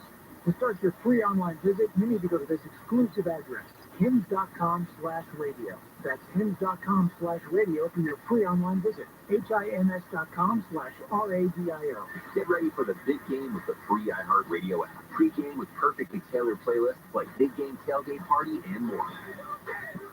Just open the free iHeartRadio app, search Tailgate, and listen now. Make the big game great with iHeartRadio. Free never sounded so good. The Daily Calendar. Today, February 2nd. Today is Ayn Rand Day, the inspiring philosopher and author of Atlas Shrugged, The Fountainhead, and more. Christians may know it's Candlemas Day, translated as more candles. I could be wrong. More importantly, it's Crepe Day, Hedgehog Day, and Gator Talk Day. So question the talk learned from the talk. And that's your daily calendar from AFI AM 640. And I learned how to get along and sort of back from my face. I just walked in the fire here with that sad look on your face. I should have changed that stupid lock. I should have made the bigger key. If I'd have known for just 1 second, you'd be back to bother me long ago. KFI AM 640 live everywhere on the iHeartRadio app. Hey everybody, Neil Savadric here filling in for Gary and Shannon today on this Friday afternoon until 1, and then John Cobelt with the John Cobelt Show will take over. Before we get into 9 news nuggets, I'm not going to say breaking news. I'm going to say chatter at this point. There's some social media activity talking about the possibilities that strikes from the U.S. Air Force have begun these retaliatory airstrikes in Syria. Of course, going back to Sunday and the attacks, the drone attacks that killed 3 American soldiers, injured more than 40 others. It was massive. There's been more than 150 militia attacks. The Pentagon says U.S. forces have come under in the region since the start of the war between Israel and Hamas in Gaza. So 4 months, over 160 militia attacks. This one, if you remember, it was a drone strike. The drone was assumed to be an American drone making its way back. That's why it was not shot down, as many others had been prior. And of course, you had President Biden coming out and saying that there was going to be a U.S. response to the drone attack on this remote, very tiny outpost. You've seen the pictures of it, the satellite photos. It's this tiny outpost in Jordan. So this past Sunday, 3 American soldiers were killed, many were injured, more than 40 others. And the response was, when asked Mr. Biden, is there going to be a response to the lethal attack? He said yes. To find further details, John F. Kirby, who's the National Security Council spokesperson, refused to elaborate on President Biden's remarks, but did say it's very possible that the United States would carry out, and I quote, a tiered approach. Went on to say not just a single action, but potentially multiple actions over a period of time. So that story earlier this week tied into chatter and conversations going back on social media. Our newsroom is getting information as we speak to confirm this. Again, to be rumors right now, or what we are hearing, is that there are reports. What's the word that is confirmed? It is confirmed. So it's confirmed now, thank you, Mondo, that the U.S. Air Force has, in fact, begun retaliatory airstrikes in Syria. This is response to the drone attacks that took place on Sunday. Mondo, at this point, as news is coming in, I feel a little uncomfortable moving on over to the 9 News Nuggets. So we will stick with this. Obviously, when you're dealing with this situation, we talked on the morning show about this with Bill Handel. You've heard about it here on Gary and Shannon and the other programs as well. It's a fine line if you've ever played the game Risk, right? This game of world domination. You know that the politics that goes in any time when you're trying to conquer or deal with 2 countries, 2 areas, 2 regions going at it with each other, and you're kind of in the middle as to what part you play. The United States has been very steadfast and supported Israel after the October 7th terrorist attacks. There's no other way to put it. Terrorist attacks on Israelis. With that came the ugliness of not only those moments where some 1,800 individuals and Israeli nationals were attacked in horrific ways, and the stories that came out of that about babies, children, women, men, and that continues to go on based on the people who are still hostages is horrific.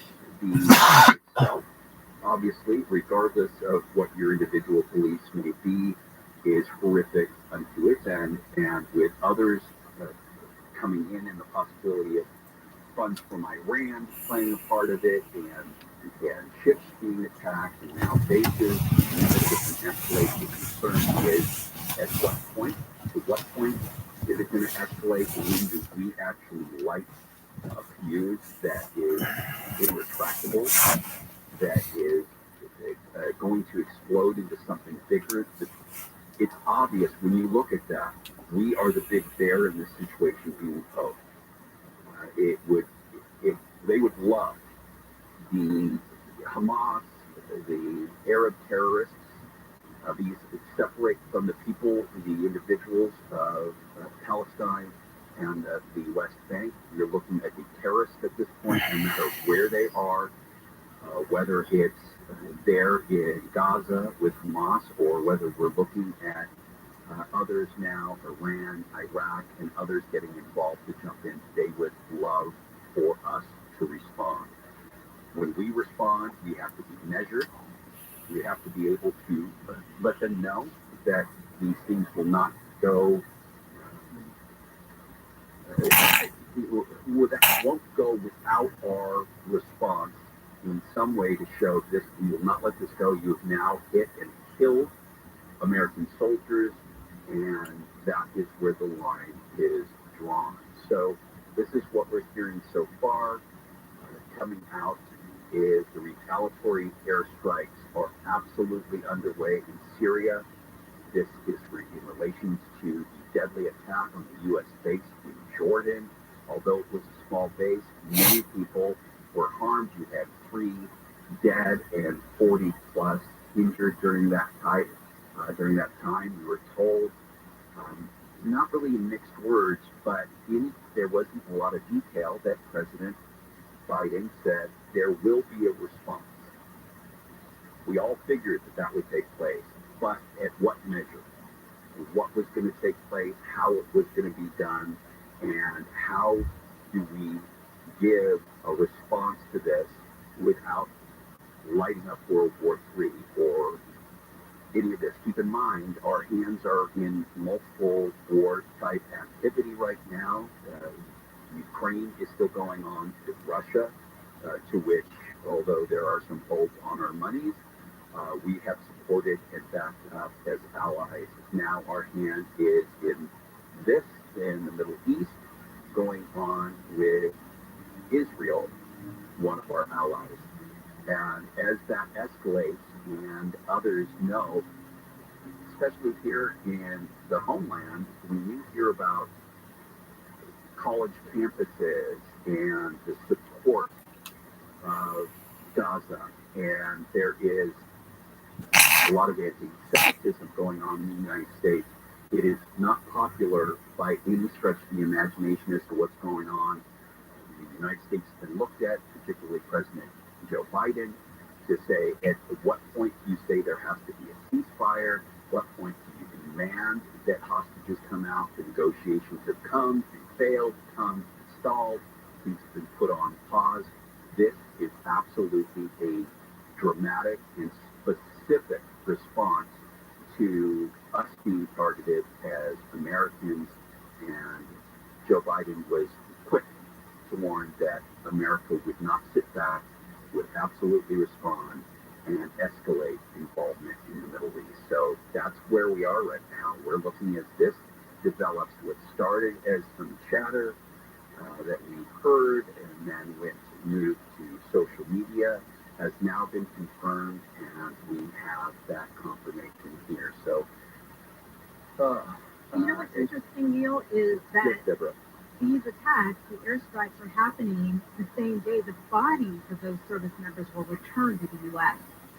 I did not know that, and, Yeah. and I did not put that together. That is kind of a dramatic, you say coincidence, but I'm going to guess that's not a coincidence at all, and maybe that is the symbolism that Joe Biden and the Biden administration wants to portray in this response. Exactly. So it's kind of interesting, and Deborah, you know this, of course, Deborah Mark in the KFI, the 24-hour KFI newsroom, that as these stories unfold, it's always like this little whisper, or you get wakes, small wakes coming in as they grow bigger. The information currently is not huge, but what we do know is that we have focused our military, U.S. Air Force in this case, to attack Syria. As we heard and we talked about earlier, that was going to most likely be a tiered response.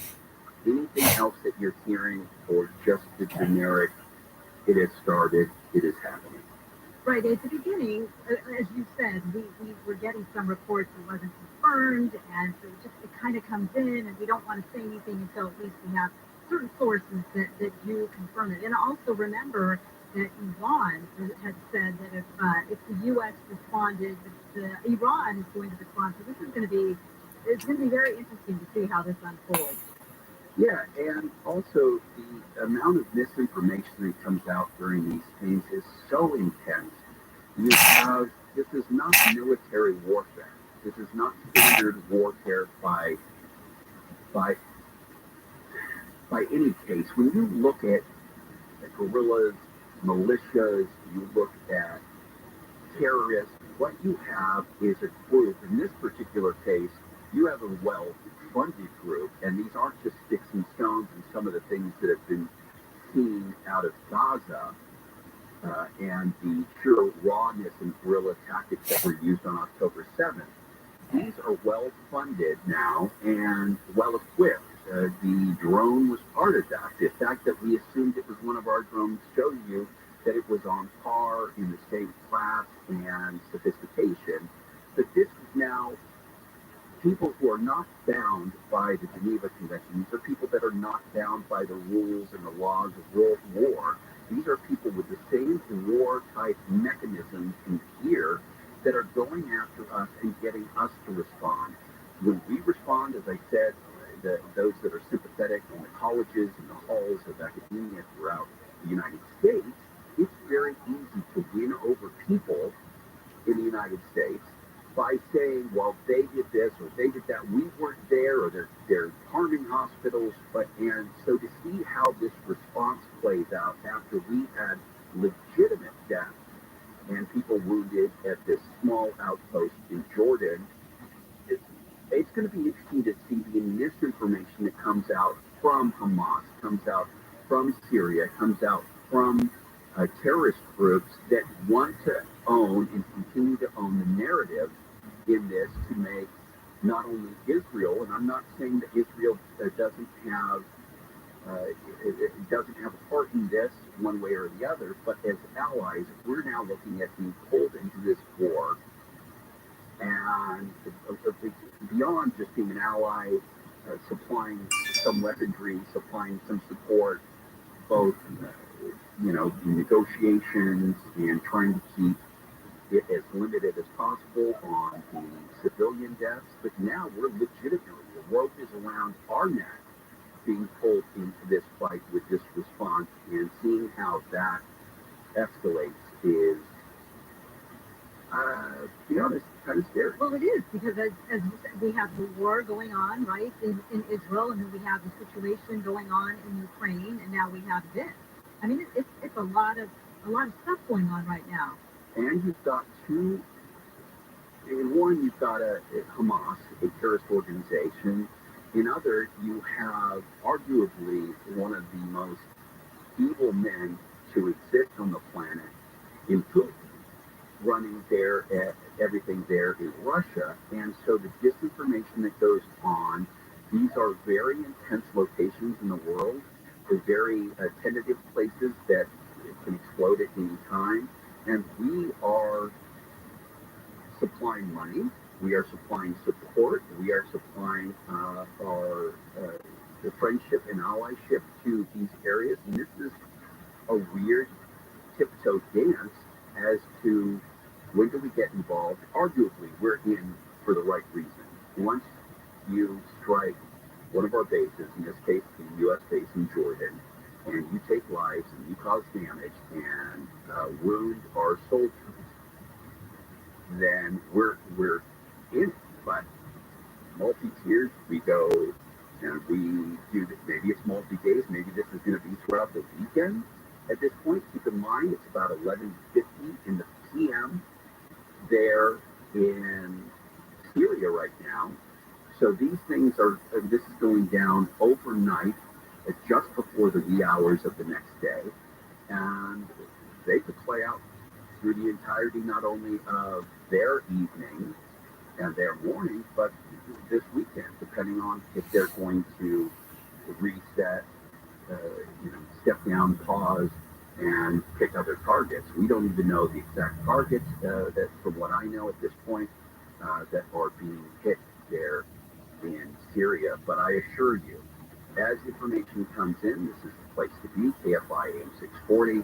If you're just listening and tuning in, retaliatory airstrikes are underway by the United States Air Force in Syria after those deadly attacks on the U.S. air base in Jordan. Small air base there, the small U.S. base rather there in Jordan, but big damage that took place.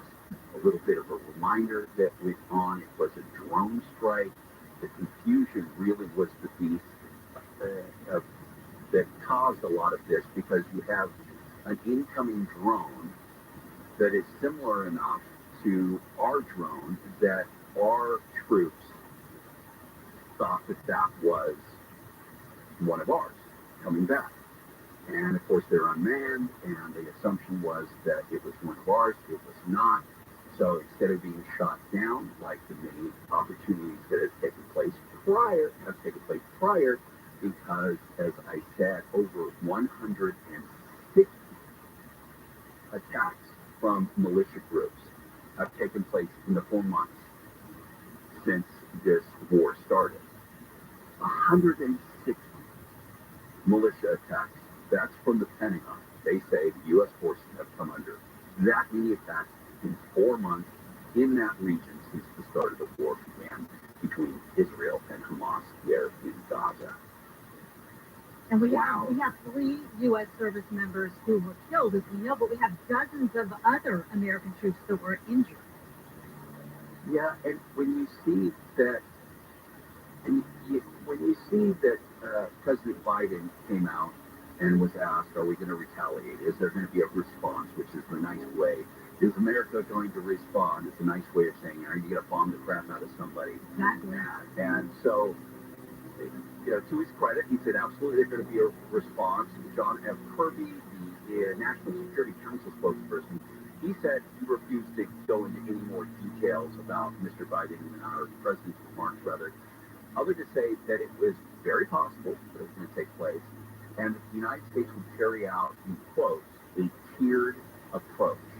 So not just a single action, but potentially multiple actions over a period of time. And that's what we are on the cusp of right now. We're at the place where we just have heard about the airstrikes underway in Syria. This is our response, the United States response, after that deadly attack that Deborah Mark just spoke about on the U.S. base in Jordan.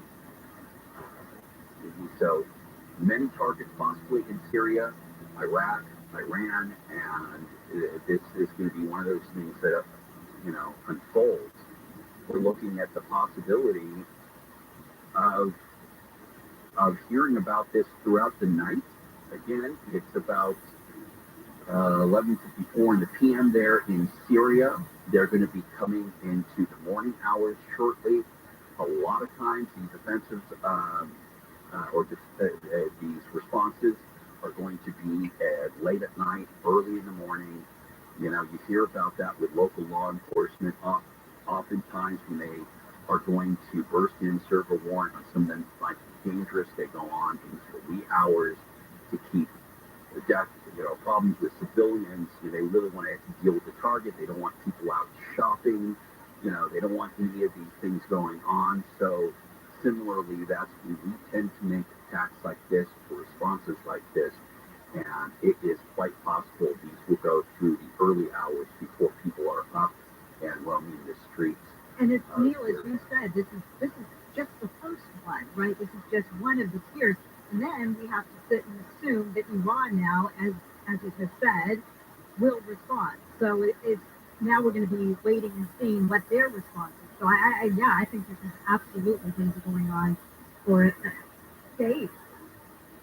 Yeah, and especially with the words, you tend to pick up, I'm the type of person that tends to pick up on what people don't say than what they say, but when people use quite specific words, to me the term tiered means what we may, back in the days of the Bush administration, when you hear things like shopping off, you have a visual. You have an immediate visual as to what's going to take place.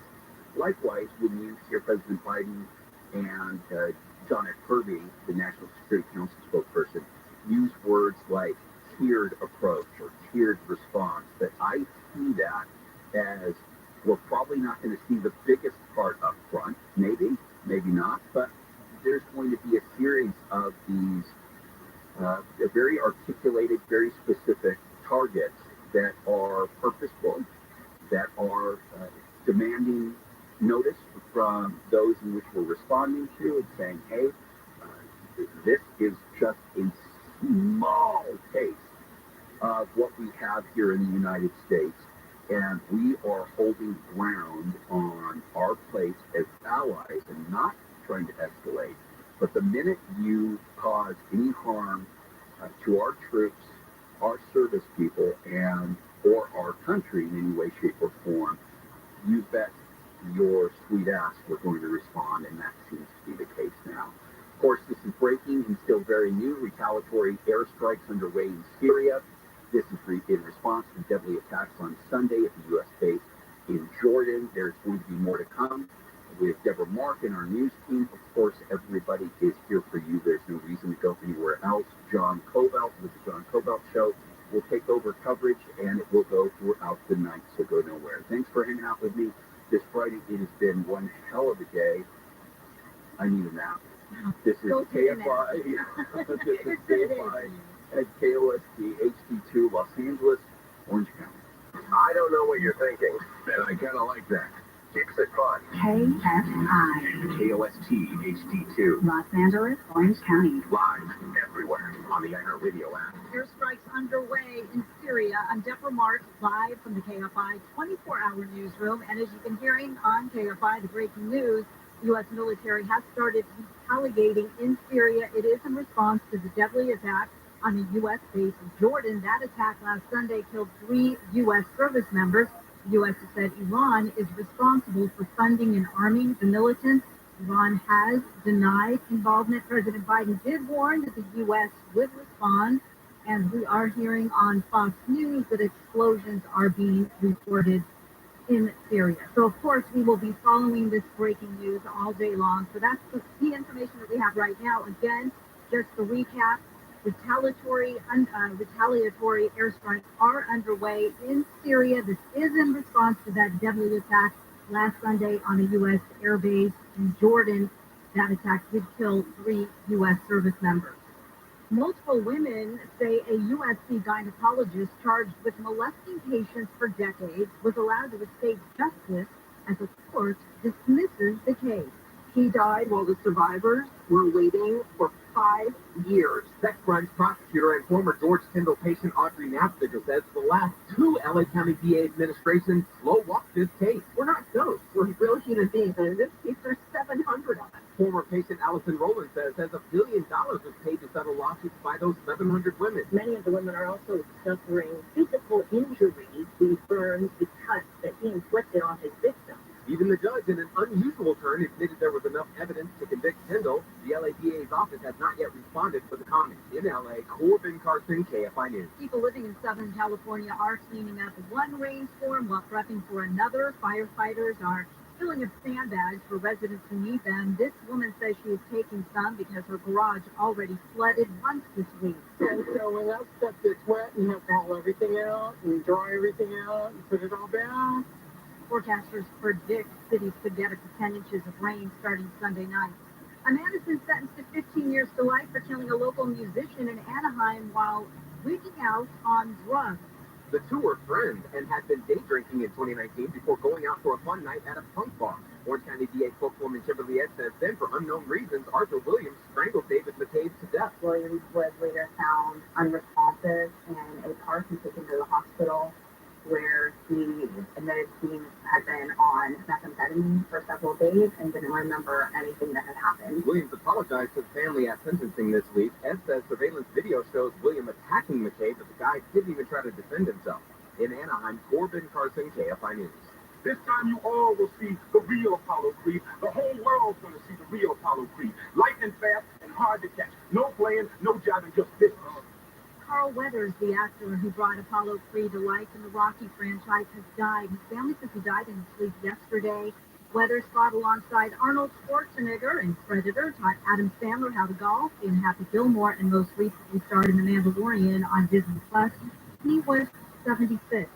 And to recap our breaking news, the U.S. military has started retaliating in Syria. This is in response to that deadly attack on a U.S. base in Jordan. That attack last Sunday killed 3 U.S. service members. The U.S. has said that Iran is responsible for funding and arming the militants. The KFI financial update, the Dow is closing up 135, S&P 500 up 52, NASDAQ up 267. Southland weather from KFI, partly cloudy. Slight chance of showers and breezy. Highs low 60s for Metro LA and the beaches, around 60 in the valley. Mid 40s to low 50s in the high desert. Upper 50s to low 60s inland OC. Mid 50s to around 60 in the Ivy. Right now 62 at Seal Beach. It's 63 in Buena Park. 55 at Flora Hills and 58 in Sherman Oaks. We're going to a crash on the 10 in Redlands. It's on the 10 eastbound right before you get to Tennessee Street. They did just get over to the right shoulder, but you're going to be hitting the brakes coming away from the 10. Also, are coming away from the 215. In Ontario, 10 westbound before 4th Street. Got a report of a crash trying to make its way to the shoulder. Also in Ontario, 15 northbound before Harupa. Got that crash involving a big rig over on the right shoulder. You're hitting the brakes from Cantu Valley and Ranch Road. In Cactus City, on the way into Coachella, 10 westbound after Cactus City rest area. Got the right lane blocked at that big rig crash. In Long Beach, good news, 710 southbound of the 91. That rollover accident has been cleared. I still do see some delays from the 105. And in Sherman Oaks, 101 southbound before Woodman, that earlier stall cleared as well. KFI in the Sky helps get you there faster. I'm Jenny Harmon. Explosive Star Tales and the very special episodes podcast hosted by Dana Schwarzenegger. Every Wednesday, they'll tackle a new, stranger-than-fiction story, like NASA agents cracking down on a black market moonrock trade, a poisoned Titanic cast, and Mark Twain's pivotal bar fight. New from iHeart Podcast. That is every single one of these episodes. It is the fodder for you to say, I heard the craziest story on this podcast. Listen to very special episodes on the iHeart Radio app or wherever you get your podcasts.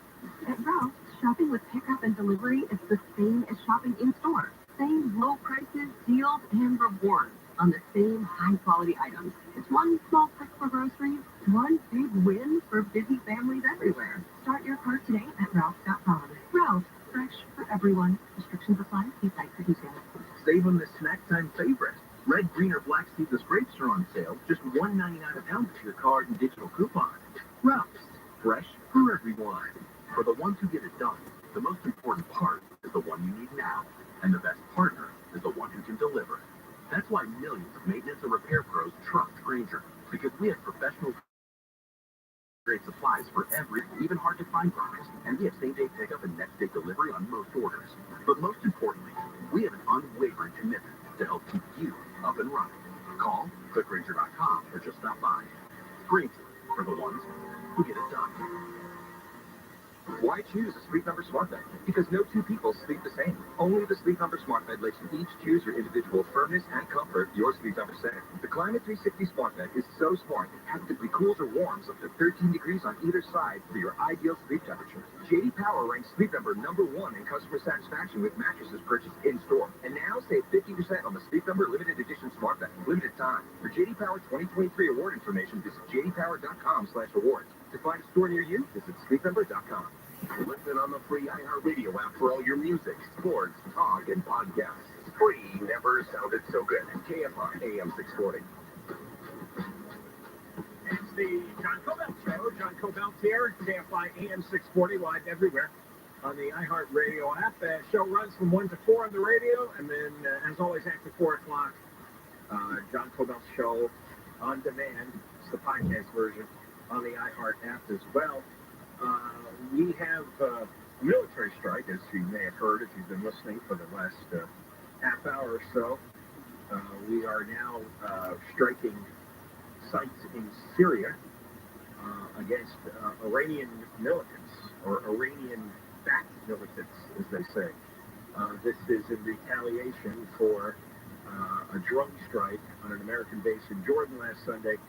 3 U.S. service members were killed. Those 3 were arrived in the United States, their bodies, just a short while ago. They had what's known as a dignified transfer ceremony, a very solemn ceremony, as the bodies are returned to the United States. And President Biden attended there. He was watching as the dead service, I think 1 man, 2 women were carried back. Dozens of other troops were wounded. It was 40 plus.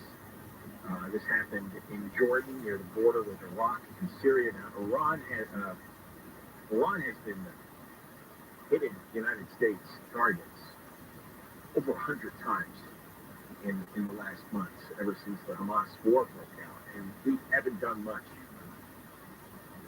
We stopped most of the missile strikes with our defense system, but we haven't struck back until today. There is not much information. Most of the news sources, they have a 2-line story that U.S. officials say that we have begun military strikes in Syria. Hey, John. Yes. So ABC is now running a correction saying that the airstrikes may not have come from the U.S. So here is some new information that's just coming in. Have no idea if this is correct or not, but that's what ABC News is saying. Well, that's weird because most of the networks in their 2-line story attributed it to a U.S. official. So anything's possible. Anything is possible. But what is interesting about this is CNN is not running the story at all. I noticed that. Right? And so Fox News has, and ABC 7, right? ABC News has as well. So now ABC is sort of walking it back, saying that it wasn't the U.S. airstrike.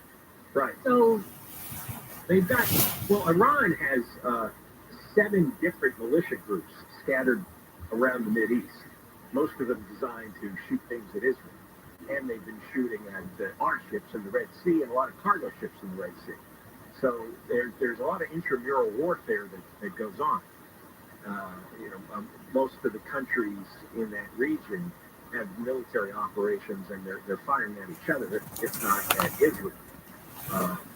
And so in the first few minutes when something happens, it's hard to tell exactly who did what. There's a story from NBC News that had come out this morning that U.S. forces have multiple targets to pick from as they prepare a response to the 3 deaths. Hello, thank you for calling the Orange County Social Washington has been Services talking Agency. about this for days. Welcome to the Medi-Cal, CalFresh, General Relief, and CalWork Service Center. To continue in English, press 1. Para continuar, it's almost time to review your Medi-Cal coverage. In fact, there's been You may need to take action to keep your coverage. If your current address, email address, or phone number have changed, please update your information with your local county office. Remember to check your mail for a letter about your Medi-Cal coverage. If this is an emergency, please hang up and dial 911. Your call may be recorded for quality and training purposes. Please listen carefully as our menu options can change. We strive to provide excellent customer service. To get you to the right worker and avoid longer wait times, please choose the option that applies to you. The Cal Center business hours are Monday through Friday from 6:30 a.m. to 8 p.m. Please note that on weekdays after 5:30 p.m., our services will be limited. Self-service options are available 24 hours a day. And you may also visit benefitscal.com to apply for, view, or manage your benefits. That is benefitscal.com. Everybody's on edge wondering Please if let this us is know the the beginning reason for your of call. World War III. You can say things like, I'm calling about my benefit status. I would like to reschedule my appointment, or I would like to know the status of my car settlement. I'm calling about my benefit status. In Lebanon, to the north of Israel. I understand you want to know more about your benefits or an overpayment. At all the Is that cargo correct? ships, Yes. in the Red Sea. And Thank you. it goes What on and on and program on. are you calling about? And we, of course, had a very laissez-faire attitude for the last few years against Iran. I'm sorry, I Remember, didn't Trump had understand a that. crackdown. You $6 can say billion I'm a worth call of worker, assets. CalFresh Iranian or assets were Medi-Cal. frozen. CalFresh. They had heavy sanctions against them, including the I sale of oil. understand you are calling And about we looked at CalFresh. the Is that correct? economic sanctions Yes. on them, and we gave them back their $6 billion. Thank you. And we were trying to In order to negotiate further with them assist so you, that they I could need to continue verify their who you are. nuclear project. I will be asking a series of questions to Seems like verify a your really bad identity. idea To because the begin, Iranian can you government is please say your case they're number the or enemy. say, I And don't I have didn't it? understand this I don't constant have it. appeasement, the constant, what do you need? You That's need money? okay. I'll give you money. I can You use want other to sell your information to oil and verify goods? your Well, we'll let you identity. do that too. Want to work on Say your nuclear? date of Sure, birth. go right ahead. You may What the say hell are you January doing? 1st, 2000. And they keep an arm's length with their attacks I on heard Israel, but they're December 100% 26, funded. 1985. All these bills. Is that They're correct? attacked for decades. So I don't understand the Biden philosophy at all. It makes zero sense today. Yes. I've never heard a good explanation A other valid than, social well, let's be security nice number to should them be and 9 maybe digits they long. won't kill everybody. Could you please say your Which is, social security number or enter it on your keypad? My limited knowledge of world history is appeasing. Sorry, that is not a regimes valid response. never works. If you'd like to try to log in with the keypad, press 1. If you'd like to speak to a worker, we all press learned 2. that fifth grade, fourth grade. Please hold while we transfer your call to the next available I mean, worker. obviously, if we All wanted to workers wipe out are Iran, currently we could. assisting other customers. And you think Please they'd hold know. for the next available worker. But the Thank way you for they've calling been, the Orange County Social Services shooting Agency this here, Service Center. shooting this there, Due and to high call 160 volume, in the last we are 4 currently months. unable to So take maybe your that call. adds up to, Please 1 call or 2 again a later. day. We apologize for any And inconvenience these they are caused the you. first real Self-service casualties. options are available 24 hours a day, and you may also visit benefitscal.com to apply for, view, or manage your benefits. That is benefitscal.com. Maybe this wasn't the attack, but the attack should be coming very soon. All right, we'll continue. If we get any more information, we'll pass it along. We have a huge rainstorm coming in. Talk about that. They're talking at least 6 inches of rain and maybe more in some areas. Deborah Mark live in the KFI 24-hour newsroom. All right, so despite earlier reports of the U.S. airstrike in Syria, both Fox News and ABC News, who had originally reported that the campaign included U.S. aircraft are now reporting that the U.S. military was not involved in these initial attacks. Both news organizations are now withdrawing their reports, calling their sources not correct. It is not known what caused the explosions in Syria a short time ago, or whether they originated from one of the other countries in the region. So, of course, we will keep you updated on this. We are going to go to a crash on, let's see where we're going. Crash on the 10 in El Monte. Crash. They are getting it over the right shoulder, but it's already a slow ride from Garfield Avenue. In Boyle Heights on the 5 North to the 101, some rubbish on fire over on the right shoulder. Over in Woodland Hills, 101 West on at DeSoto got a stall that is going to be blocking the right lane. In Ontario, 15 northbound before Harupa got that accident cleared. And now we get another crash on the 10 westbound before you get to 4th Street. Got an accident trying to make its way over to the right shoulder there. KFI in the sky, I'll get you there faster. I'm Jenny Harmon. If you have lousy eyesight, you can't see straight, everything's a blur. You got to do what I did years ago. I went to Dr. Charles Manger at Saddleback Eye Center. They've got the laser light LASIK exam. He uses a laser, measures your eyes over 1,000 times, and he gets a perfect blueprint as to how to fix your vision. I mean, I'm talking, he's capable of curing your nearsightedness, farsightedness, astigmatism, or any need for reading glasses. You will walk out of there with 20/20 vision or better in most cases.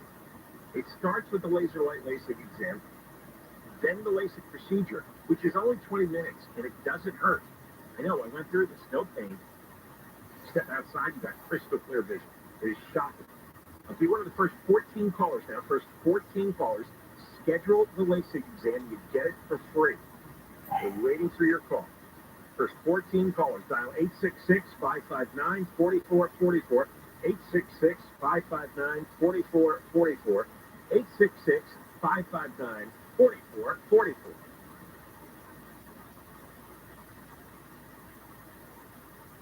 Sometimes you don't realize something was bothering you Until it's gone. That's how you're going to feel After we work our magic at your house. We make junk disappear. All you have to do is point. Call 1-800-GOT-JUNK. Or visit 1-800-GOT-JUNK.com. If you have rats in your attic or walls, don't make the mistake of putting out poison or wasting money with a company that charges you monthly to check rat traps. Rat Proof. For a one-time fee, Rodent Stop will identify and seal all rat entry points, trap and remove all rats, sanitize your attic to remove any nasty viruses, and remove and replace all rat nest-infested attic insulation. Rodent Stop is so confident that they can stop your rat and mice problems that they provide a lifetime guarantee. Read all the 5-star reviews on Yelp. If you have rats or mice in your house or business, call Rodent Stop at 800-290-5343.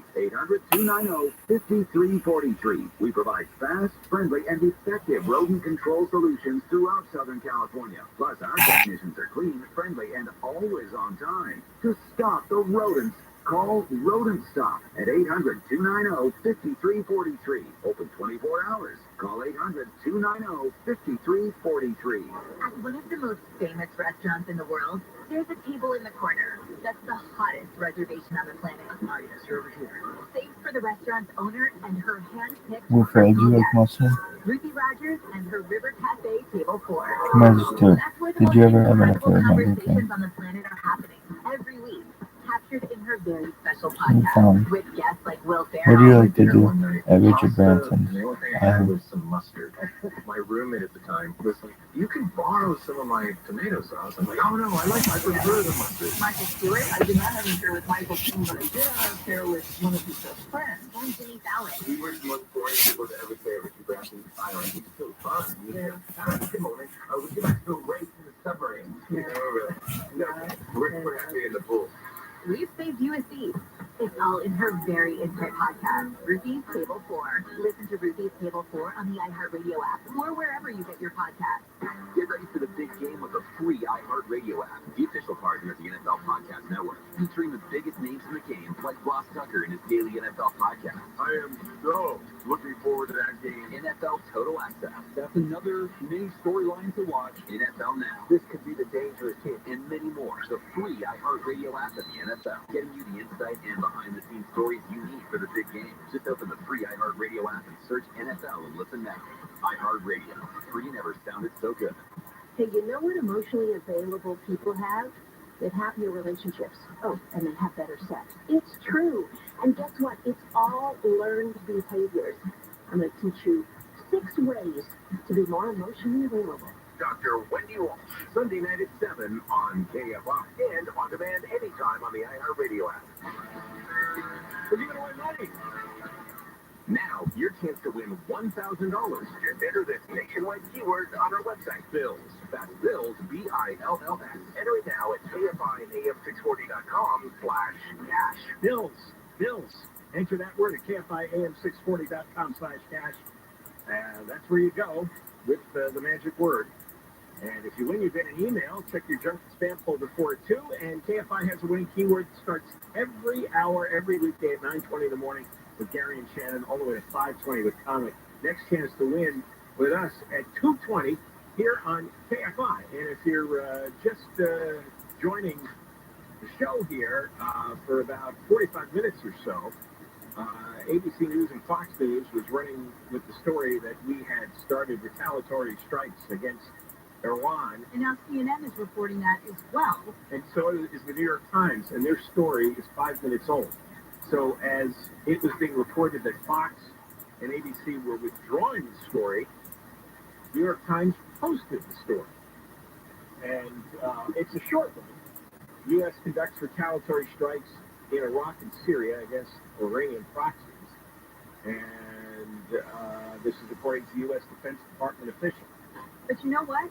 The Associated Press, which is kind of our guideline, heard nothing from it. No. They're holding out. They have not, there's no word of any strike in Syria from the AP. Seems to be a split decision. Yes. Fox and ABC were in, now they're out. New York Times is in. And now Fox, right now, Fox News, who just, right, they just backtracked what they said. Now, this is now, retaliatory U.S. airstrikes against Iranian targets in Syria and Iraq. So they're back in. If you look at the TV screen, that's what it looks like. Yeah, hold on, I have CNN and Fox News. Somebody put on HGTV here in the studio. You need Fox and CNN. Yeah, I know. I got CNN. Normally I have Fox too, but somehow I got HGTV.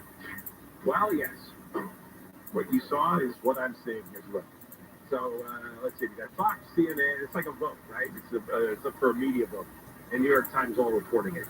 Something must have happened. This didn't come from nowhere. Well, something did happen. Explosions have been heard in Syria. So the big question is this the U.S.? Right? Are these airstrikes from the U.S. or not? Right, and that's why through the networks had briefly retracted the story because there was uncertainty as to who fired the missiles.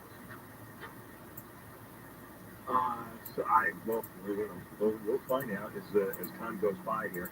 I mean, everybody was waiting on this to happen ever since last Sunday. The drone hit in Jordan and killed 3 of our service members whose bodies were taken back to the United States today.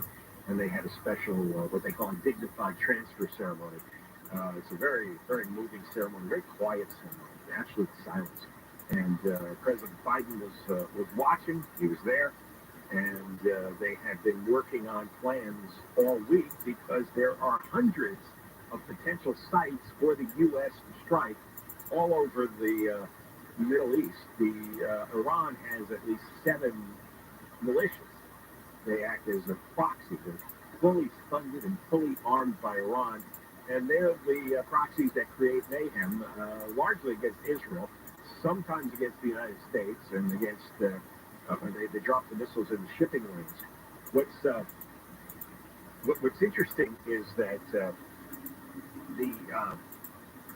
the strikes that killed those 3 service people, the only reason we didn't block those, because we blocked almost every strike, is that at the Jordanian base, they thought the incoming drone was an American drone returning to the base.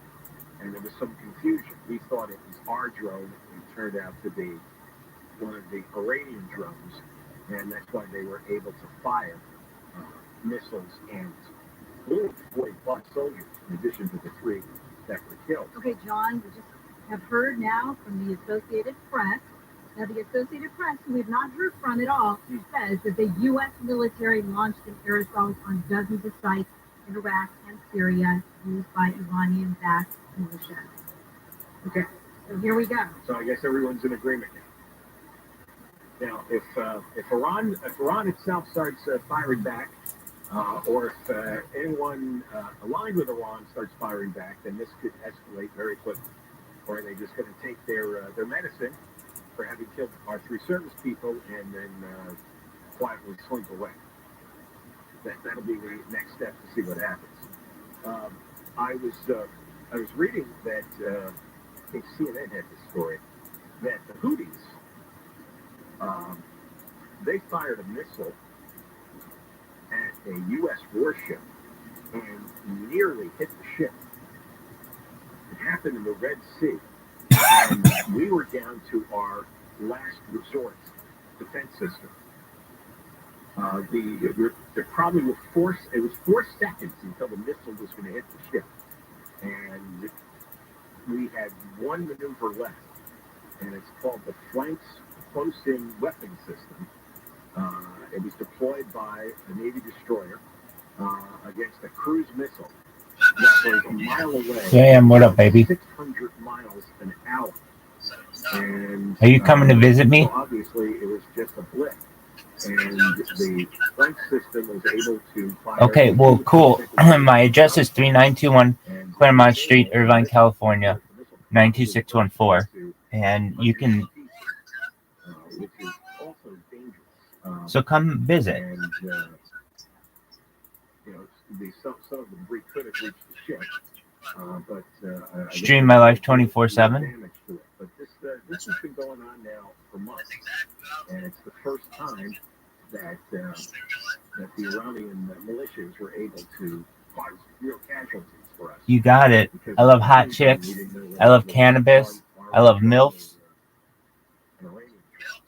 MILFs, MILFs. Within the last week. Hot chicks.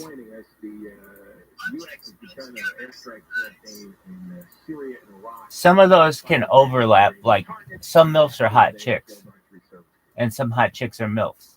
So we don't discriminate here in the House of Love. We're supposed to get at least 6 inches of rain. Where do you live, baby? Going on the various weather websites. Oh yeah, that's right. It looks like Sunday alone could be 4 to 6 inches of rain. Plus more on Monday. And it's going to start Saturday night. And it depends where you. Are you a Charlotte Bobcats fan? Los Angeles based. Are they the Bobcats or the Hornets? Downtown, that region. Are they the Bobcats or the Hornets? They're the Hornets. So this is going to be. You like the Hornets? One of the biggest storms we've had in recent years. If everything comes to pass the way they say it. I saw a satellite photo of the storm, and it was centered out in the ocean. What are you doing this weekend? Just slanging dick? Pacific Ocean, and it had a tail. It's like That's tight. Almost looked like a hurricane, and then circular. You got any targets? A long swoop of thick clouds. Any potential victims you're gonna slay this weekend? All the way south to Mexico.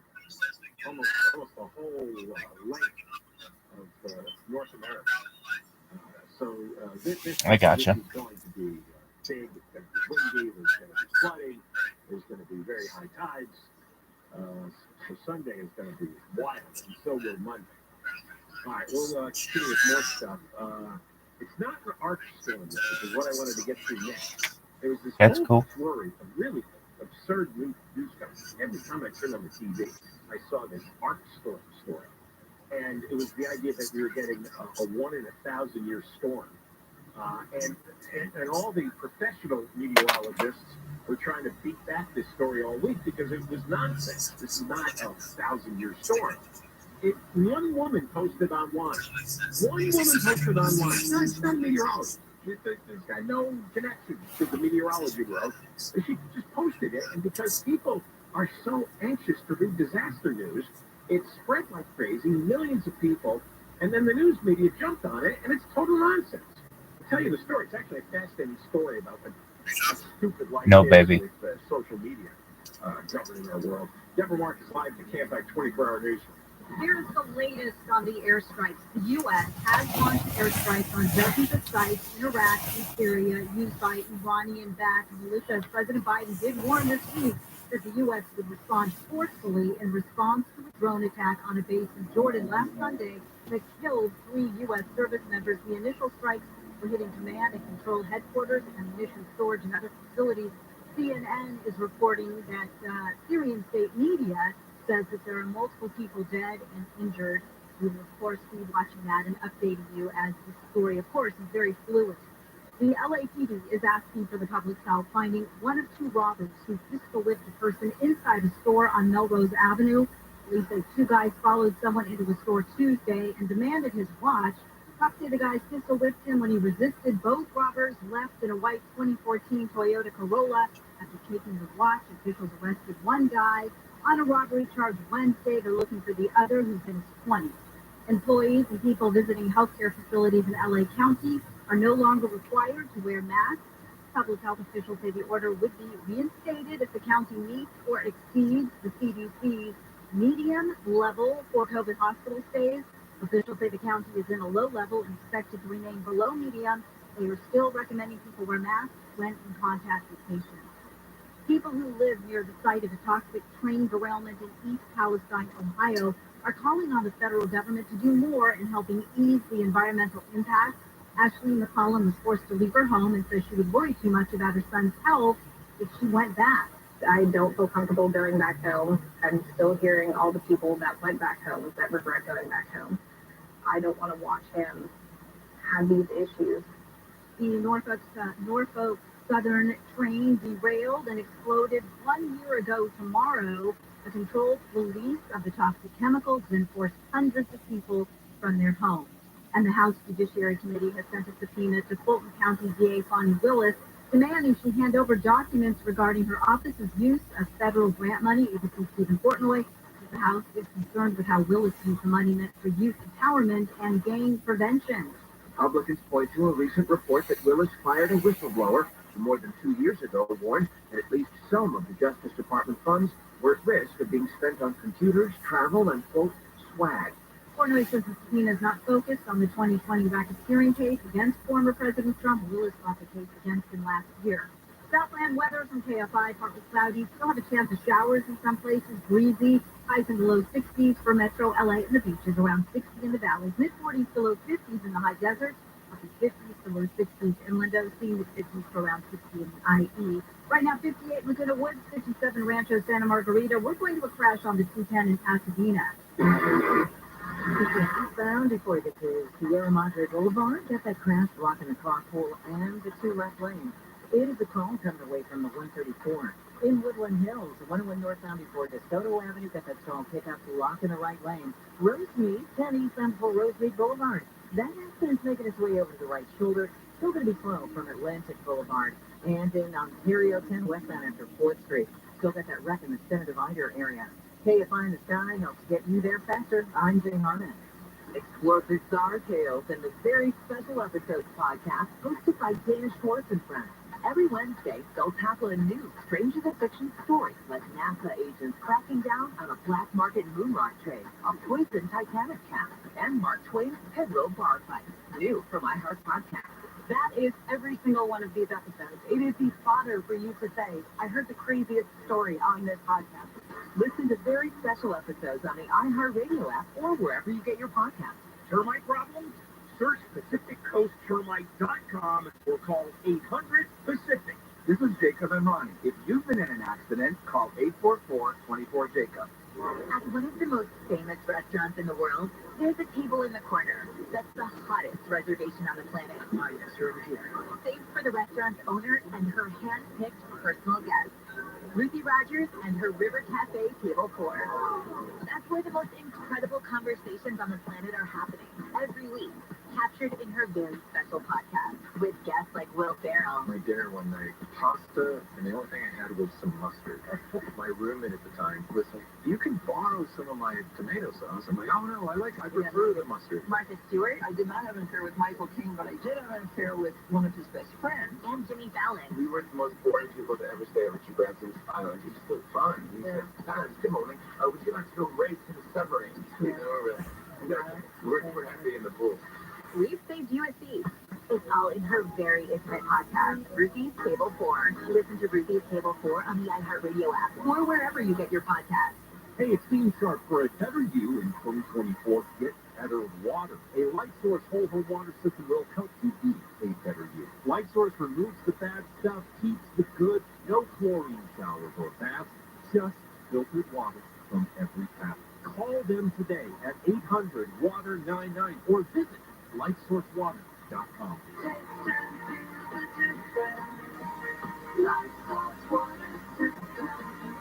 Warranty limitations apply. KFR AM 640. The news. What it means. Why it matters. John Corbin Show, KFI AM 640 live everywhere on the iHeartRadio app, and we're on the radio from 1 to 4. And after 4 o'clock, it's John Cobell Show on demand. The podcast will have the voice line on twice during the 3 o'clock hour. And you could already start calling for next week at 877-VOICE-86, 877-VOICE-86. We are going to talk now with two women, Lucy Chi and Audrey Knapsinger. And they both were victims of George Tyndall, the gynecologist at USC. You remember his case? It went on for years. Hundreds of female patients sexually abused. 200 originally stepped forward to report his abuse. Finally, he was arrested and charged with 29 felonies in June of 2019. But years went by, and there was no actual court case, and now he died. And some of the survivors of his abuse, even though they have settled civilly, both women are represented by Natalie Stewart and Fidaldi, and they were part of that $850 million settlement. But they're angry that Tyndall's story isn't going to be made public in detail through the court system. And we're going to talk now with Lucy Chi and Audrey Knapsinger about how they feel now that they're because now they've officially dismissed the case because Tyndall is dead. Let's get Lucy and Audrey on. Welcome to the John Cobell Show. How are you? Hi, thanks for having us. Hi. Hi. Great to be here. Okay, which one's which? Who's Lucy? I'm Lucy. Okay, all right, so I can tell the difference. Well, Lucy, you can start off. It's me. When did you suffer at the hands of George Tyndall? We don't have to go through the whole detail. I think everyone knows the story, but just give us a time frame as to how long you've been Sure, living. it was, it's fall 2012, so it's been almost 12 years. And you were a student at USC at the time? I was a grad student there. And Audrey, when did you suffer at the hands of Tyndall? What year? And what was your... I started in 1990, so I'm one of the earlier survivors. I was in the law school, my first year of law school. 1990? Isn't it stunning? 22 years apart, and the two of you had to suffer from Tyndall's abuse? Well, USC could have put a stop to that, and they chose not to. Yeah, obviously. And then, finally, he gets charged in June of 2019, and never really had a trial, did we? No, there's a lot of delay. Lucy was in the TRUMAN. She was one of the victims, so she was within the statute of limitations. But this case should not have taken 5 years criminally. It should have been done in 2 years, 3 max. What did Tyndall have going for him that he was able to get away with this for so long and then even ultimately evade a conviction. He had the power of UFC behind him. That's what he had. Yep, that's what he had. That's exactly right. And had the two of you... USC has strong ties to the DA's office in the city of LA. So we're wondering if there's something to do with that. So this was during the Jackie Lacey era. We can't even blame this one on Gaston. This goes back to Jackie Lacey's behavior. Well, yeah, Jackie Lacey slow walked the case. And I think you guys exposed that on your show way back when. And it was shortly after you exposed it that she filed the charges the very next week after saying she wasn't going to file the charges for even longer. And you think she was just protecting her alma mater there and all her friends and connections? Absolutely. I think there's an inclination to protect USC. I mean, she's an SC law alum just like I am. I'm sure they're lining their pockets with election money. This case wasn't handled like you would normally handle a case. Why is that? I mean, the only variable that's different is that it's USC. Audrey, according to your the information I have, you're a senior deputy district attorney here in LA County? I work in Ventura County. I've been doing my job for 29 years. Yeah. Okay, so you've been on the inside for a long time here. Yeah. How quickly should this normally have been taken care of if there hadn't been, let's say, a conflict of interest? The prelim should have been done within 6 months, and then a trial within a year after that. I mean, I know COVID happened and that caused problems, but this case was absolutely slow walked. Lucy, did you ever talk to any administrators or officials at USC and ask them, why has this gone on? Because by the time you had your encounter with Tyndall, it obviously already been going on for more than 20 years. Did you ever confront anyone? Did anyone ever run away from you or try to explain what's happened all this time? What's actually strange is that the opposite happened to me. When I saw Tyndall, I was terrified. And I ran out of that clinic as fast as I could. But the staff at the clinic followed me out and asked me if I was okay, and specifically asked multiple times if I wanted to report what happened. And I was so scared and so shocked that I didn't do anything. But this is after knew exactly what was going on. This is after he assaulted you.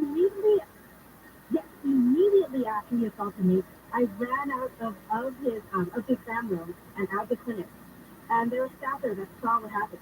And they heard what he was doing to me. And so they chased me out of the clinic to make sure I was okay. And to ask me many times if I wanted to file a report. They knew, and it was a coordinated effort by the staff. There were at least 5 or 6 people as I was running out, and it was a very short corridor. They all approached me. So, he was well known. Yeah, he was definitely well known, and his staff were definitely told what they could and couldn't do, and I think they were trying to protect me as best as they could within their own limits. That's astonishing that they were so aware and immediately tried to help you out, but nobody in the administration at USC would do anything about it. That's really strange. Lucy, they went to the administration. The administration paid them $200,000 and signed a mutual non-disclosure agreement. So that's what they did when they got rid of him finally. Yeah. Audrey, did you have any experience like that back in 1990? Well, let me just say that he took a lot of pictures of me. He hurt me physically. I'd never seen a gynecologist before. He knew. He took advantage of my naivete. A lot of horrible things happened during that exam, and I think he'd only been on the job for 6 months to a year. So no, nobody was trying to protect me. It was just breathtaking, the things he did. I was so scared. I just never understood. It's not like you can't hire another gynecologist. I don't understand how they could knowingly keep a guy and he's blatantly doing it, and women are running out, screaming. And this went on for what, like 30 years? I just don't. Yeah. Why not fire him and get another gynecologist? That's a good question. Yeah. I wish they had. It would have been so much better for all the women after me. Yeah. It makes you wonder what he had on them. Well, that's what I was saying. What did he have on them? And a lot of people, because he went through a couple of generations of administrators. He did. He took his secrets to the grave. Yeah, and that's the worst thing about not having a trial. We were really looking forward to having our day in court and letting the public know what was really going on there. Did anything come out during the discovery process leading to the civil settlement, which explained any of it? You know, the USC cover-up part? There was plenty of it. Yeah, there was definitely, I mean, there was a lot of evidence that came out, and that's what brought them to heel. That's why they settled. And you have to keep in mind, no other university with a naughty doctor has made survivors go through depositions.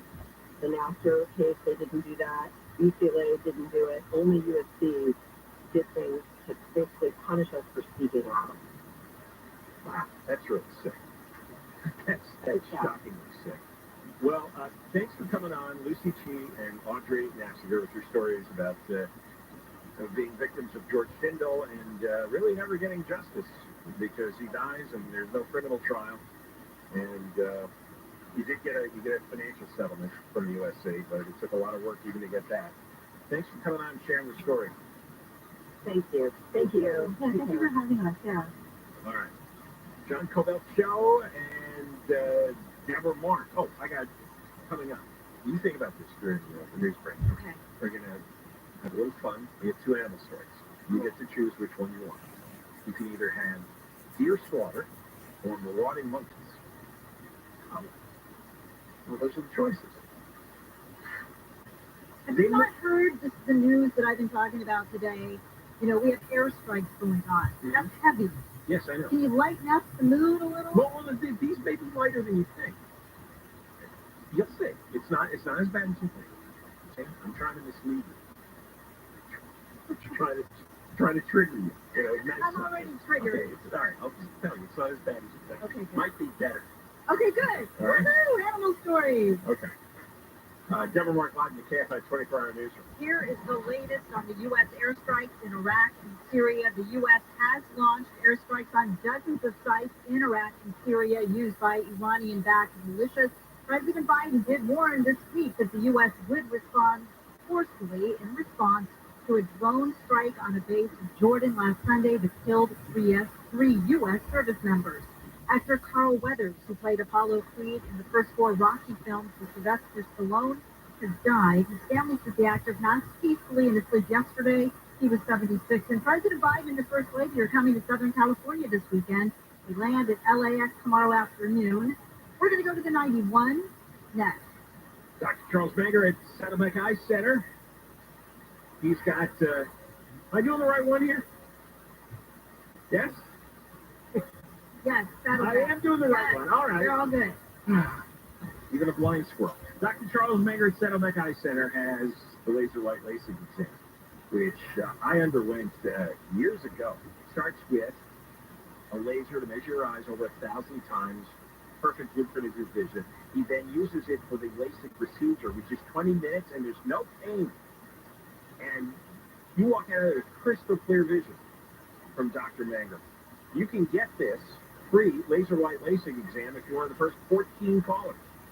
And let me tell you, it cures your nearsightedness, farsightedness, astigmatism, reading glasses. If you've been told you're not a candidate for LASIK by some other doctor, they're probably wrong. They're almost definitely wrong. So be one of the first 14 callers and schedule a free laser light LASIK exam.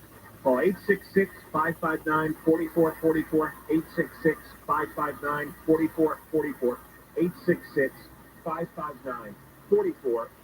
Stop line weather from KFI, partly cloudy, slight chance of showers, breezy, highs 50s to low 60s. This report brought to you by the California Department of Public Health. From the Southern California Toyota Dealers Traffic Center, let's go places. We're going to a crash on the 91 Anaheim Hills. Remember, that's out right at Imperial Highway. They are clear in that from the left lane. And on the flip side, 908 eastbound after Lakeview Avenue cleared that stall from the lane. Still trouble in Cactus City. Then westbound after the Cactus City rest stop. Got that right lane still blocked from an earlier incident. In Pasadena, 210 eastbound before Sierra Madre Boulevard. Got that crash blocking the carpool and the two left lanes are hitting the brakes from Mountain Street. And Woodland Hills, 101 northbound before DeSoto Avenue. Got a stalled pickup blocking the right lane. KFI in the sky helps get you there faster. I'm Jenny Harmon. What does it take to take on Alzheimer's? Courage to learn the facts and know the signs. And confidence to talk to your healthcare provider about screening and early detection. Find out how you can take on Alzheimer's at takeonalz.com. This report is sponsored by Lowe's. Get the appliances you need right away at Lowe's. Explore the largest assortment of brands you trust in-store or online at the best values. Plus, take advantage of their everyday financing offers. Lowe's knows home improvement, subject to credit approval. It seems like everywhere you look right now, someone is sick. This year, prepare your family for airborne invaders like bacteria, pollen, and yes, germs with Navage Nasal Care. Navage flushes ultra-pure, refreshing saline in one nostril, around the back of the nose, and out of the other nostril. Navage stops out viruses, dust, and other airborne particles. All the stuff that gets trapped in your nose, making you miserable. Don't get caught empty-handed this winter. Get Navage, the drug-free solution that helps you breathe easier, sleep better, and feel healthier. Even better, Navage is HSA, FSA eligible. So Navage is a great way to spend those funds before they expire. Don't wait a minute longer. Buy Navage today and you'll breathe easier knowing you're putting your funds to good use. Navage is available online at Navage.com or Walmart, Walgreens, CVS, and Rite Aid. Navage, N-A-V-A-G-E. Clean nose, healthy life. Hi, I'm Henry Winkler. My eyes are very important to me. My eyes connect me with things I love. I loved my late father-in-law dearly. He always lit up a room, but his vision dimmed with age. He had age-related macular degeneration, or AMD. And since partnering with Apellis, I've learned there's an advanced form of the disease called geographic atrophy, or GA. This struggle with vision loss made me want to help others know about GA's warning signs. For some, straight lines seem wavy, like when looking at a door frame. For others, blurring or missing spots can make it hard to read or see loved ones' faces. Many have trouble seeing in low light, making driving at night difficult. GA gets worse over time and cannot be reversed. If you've been diagnosed with AMD and notice vision changes, don't wait. Talk to your eye doctor about GA today. Learn more at GAWon'tWait.com. That's GAWon'tWait.com. Talk about when America was at its best. People think of America like old relationships and exes who romanticize what they were when they really weren't all that great. And we may think, so-and-so wasn't that bad. No, there was a reason why y'all broke up. Mo Kelly, and it was probably you. Live 7 to 10 p.m. on KFI and on demand anytime on the iHeartRadio app. Show KFI AM 640 live everywhere. On the iHeartRadio app, our old friend Tom McClintock, congressman from Northern California, is coming on after 2 o'clock. He proposed a bill which actually passed the House, the No Immigration Benefits for Hamas Terrorists Act. It means the Hamas terrorists that were involved in the October 7th attack on Israel could never come into the country. They are banned forever. And if somehow somebody sneaks in, they never get any money from all our myriad of generous immigration benefit programs or welfare benefit programs. He proposed this bill and it won. It passed 422 to 2. 422 to 2. We'll tell you who the two objectors were and see if Tom knows anything about the airstrikes that the U.S. is raining down on the Iranian militias. That story just broke a little over an hour ago. All right. I know I gave you a choice, right? Yeah, you did. All right, but I'm recommending let me amend one of the stories. How about the story about the sex-crazed monkeys? Oh, I like that one. You did? Okay. Thousands of monkeys have taken over a city in central Thailand. the town of Lori. Thousands of them. I have photographic evidence here. You have evidence of monkeys having sex? No, they're just invading in this photo. Oh, okay. But here's the story. They've always been around, and they used to live with the residents in harmony. These are macaques, I think is how you pronounce them. And the tourists would buy bananas and feed the macaques and pose with them. But then the lockdowns happened, and the tourists disappeared, and these monkeys were starving for food. And it made them just permanently crazy. And now they run in large gangs, and they've taken over several sections of the city. The police have declared some neighborhoods no-go zones because the monkeys are so aggressive. They've now broken up into gangs, and they have the gangs are at war. Now, the locals started feeding them junk food to keep them happy and keep them away. And you know what happens? If you give the monkeys sweets, they were feeding them sweet snacks, fizzy drinks, cereals. It makes the monkeys hyper and more sexually active. They're horny. Yes.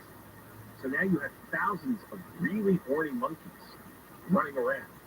The ones who aren't engaging in war against the other gangs are engaging in crazed sex. Yeah. Sugary foods increase the productivity of the monkeys and stimulate the monkeys to reproduce more. Is this true or something? Is this movie? I don't know. You'll have to fold them. You don't eat too many sweets, do you? I do not. Oh, okay. Well, actually, I do.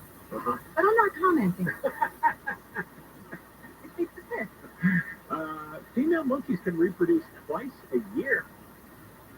Can you imagine that? But if they're given sugar, they have an abundance of energy. I don't know if that speeds up the process or they can just go right back into it as soon as they give birth. They're ready to go again.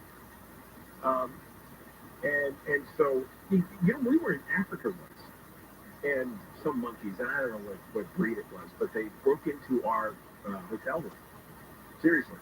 My wife and I had one hotel room, and the sons had one next door, and I walked into their room, and I caught a couple of monkeys had come through, they left the sliding door open on the balcony. Yeah. And they were in there, and they were about to run off with my wife's purse. Oh, no. Did you say bad monkey, bad monkey? I said, stop.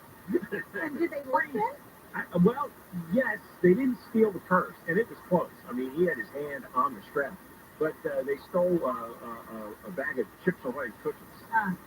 Well. We saw them clamber off the balcony into the trees behind us. And one guy was sitting in the tree, and the Chips Ahoy's that bright blue bag. Yes. Well, he tore it open, and he was flinging the cookies to all his friends like frisbees. So he's tossing them here and there, and they're sticking out their paws and grabbing them, and it was this huge cookie party that they had. So but they didn't see. I don't know if they got sexually active out of that. That could have started an orgy. So it's your fault then. might have had inadvertently a monkey orgy from this. The monkeys are hungrier and more aggressive than before, and a lot of businesses have had to shut down and move, and investors have stopped investing in these stretches. Shoppers have vanished entirely because there's 3,500 of these. So what do we need to feed the monkeys to get them? To get them to go away. Get them not so horny and not so crazy. Well, now you can't feed them sugar. Right. They tried that. That experiment went bad. Maybe you need to give them some monkeys. Yeah. That may calm them down. That'll depress the sex drive real fast. Maybe they need some edibles to. I don't think anybody has ever had broccoli to get in the mood. No, I'm saying to counteract that because we don't want them in the mood. Here's a plate of broccoli. No, I'm saying the opposite. I mean, does that work on you? You eat so much broccoli, I thought, well, maybe it does. Maybe it does. Or avocados, you never know. Right. Broccoli and avocados together. Woo! Yeah, there you go. All right, we're going to talk to Tom McClintock next. He had a bill passed 422-2. And it said if Hamas terrorists enter the country, well, they can't. They're not allowed to enter. If they somehow sneak in, they get no money from the U.S. government, not a controversial idea, except he did get 2 no votes. We talked to him about this whole bill and maybe what's going on over in the Middle East. And Deborah will have more on that now. John Cobell Show, Deborah Mark has the news live in the KFI 24-hour newsroom. KFI. And KOST HD2. Los Angeles, Orange County. Live everywhere on the iHeartRadio app. U.S. retaliates. I'm Deborah Mark, live from the KFI 24-hour newsroom. Here is the latest on the U.S. airstrikes in Iraq and Syria. The U.S. has launched airstrikes on dozens of sites in Iraq and Syria used by Iranian-backed militias. ABC's Mary Bruce says it comes as President Biden and First Lady Jill Biden participated in the dignified transfer of the 3 Army reservists who were killed Sunday in a drone strike in Jordan. This is the scenario that the White House has been hoping to avoid for months as we have seen U.S. service members come under these relentless attacks from these Iranian-backed militants. And the president has faced a lot of pressure to strike Iran directly. President Biden warned this week that the U.S. would respond forcefully. The initial strikes have hit command and control headquarters, ammunition storage, and other facilities. A man in San Pedro says he has caught 2 people who have been camping out on his boat in San Pedro. The man says it's happened at least 10 times since last April, where people have broken into his locked boat at the Cabrillo Marina, leaving feces in the toilet and tampon applicators thrown around. The boat owner says twice he's had to replace $500 vacuum pumps damaged by the squatters. Tampons were getting stuck in the valve, and then it would blow the seal up top, and it pumped their dump all over my engine room. The man confronted the couple on video after catching them on his boat a couple days ago, where they said they were cold and that other people had left them on their boats before. The man says he filed a report with the Marina and Port Police. In San Pedro, Chris Adley, KFI News. The LA County Sheriff's Department has recovered more than $5 million worth of stolen cargo in San Bernardino. Investigators initially tracked a stolen trailer full of TVs from Commerce to San Bernardino. While detectives were serving a search warrant Wednesday, they found even more trailers with other items. Those items include computer chips, government-issued military shorts, home theater systems, fertilizer, and more. Photos of the recovery show different items stacked on pallets. The department says the investigation is ongoing. In LA, Blake Trolley, KFI News. All charges have been dismissed against the USC gynecologist who is accused of sexually assaulting 16 patients. Former patient Allison Rowlands' 2 LA County DAs had women dredge up painful memories, then slow-walk the case for 5 years until George Tyndall died. What do we have to show for it? He died comfortably in his home. We should all be that lucky, right? It's infuriating, it seems un-American, and it's just deeply unfair. USC paid more than $1 billion to more than 700 women who alleged decades of lewd behavior by Tyndall during exams. The LA County DA's office has not yet responded with a comment. A federal judge has ruled people in California do not have to pay for and pass a background check every time they buy bullets, because the law violates the Second Amendment to the Constitution, because if people can't buy bullets, they can't use their guns for self-defense. That ruling yesterday took effect immediately. A trusted traveler driving across the California-Mexico border has been busted for a distrustful act. Customs officials say the 67-year-old guy was going through the Sentry Lane at the San Ysidro port of entry. The Sentry Lanes for trusted travelers who've been vetted by Homeland Security and are allowed expedited entry into the country. On Monday night, an officer noticed unusually large plastic bags in the spare tire's wheel well. A canine was called in, which detected drugs. Inside the bags were 36 packages weighing a total of 120 pounds. Those packages contained fentanyl powder, fentanyl pink and blue pills, meth, cocaine, and heroin, with a combined street value of more than $2 million.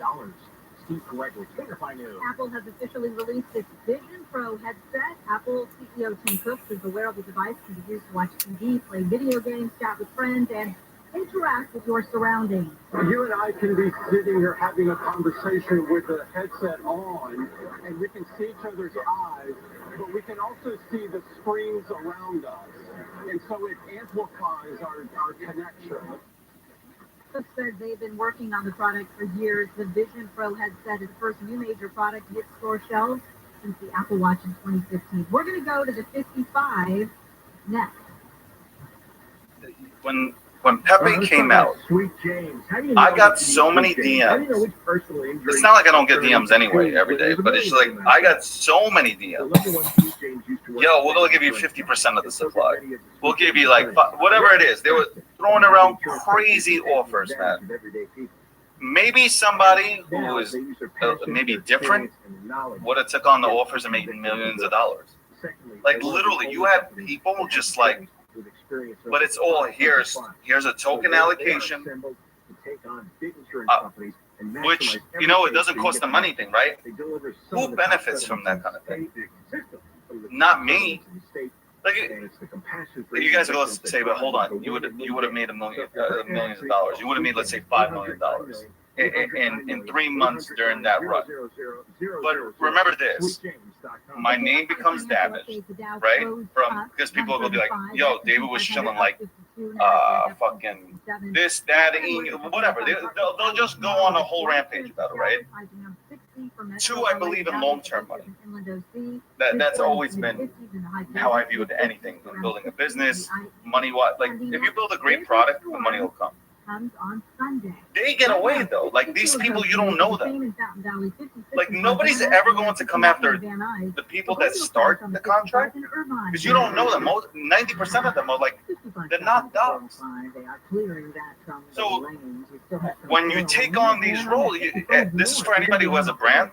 You gotta be careful, man. Like yeah, it's nice to make all this money, but like, do you want people to just like continue to harp and point out? Like, bro, look what you did to these people, because that's their intention. The contract creators, their intentions are to, I believe it, during that time was to fully rug everybody. Like in my heart, I knew exactly their intention. They were never in it to make the next step 8. They were in it to just make the next dollar because they weren't getting deals like they were before. And they were upset. Especially like big time influencers, they were upset. Upset! How dare you call to give me an allocation? I've seen you do it firsthand. I've known you for 5 years now. And we've been in thousands of hours of spaces together. And the thing about you that has always rang true, you brought people up on your stage, or you've gone into other people's spaces. You've given them an opportunity to show you, if we just want to use that term loosely, to talk about their project. And you made an educated decision. You made your decision. You weren't mean about it. You weren't rude about it. You just said, this is not for me, or yeah, I'll give it a shot. But the moment it doesn't work out perfectly planned, that they have pushed on, and you say, well, you know, it's time for me to go check something else out. Next thing you know, you're the bad guy. And then your name gets ruined.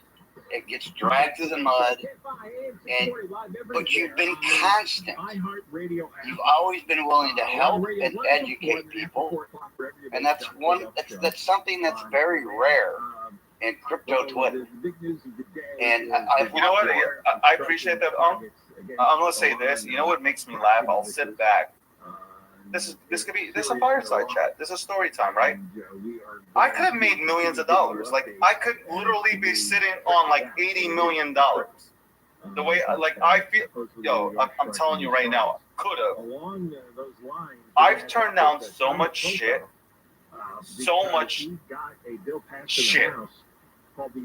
just because like my vision, and like again, like people can say like he's an idiot. But like my vision was like, I want to build, and if I will go and be an advisor or consultant for any company, like I try to do as much due diligence as possible, because like they have the right intention, I have the right intention, and we're working towards building a company, right?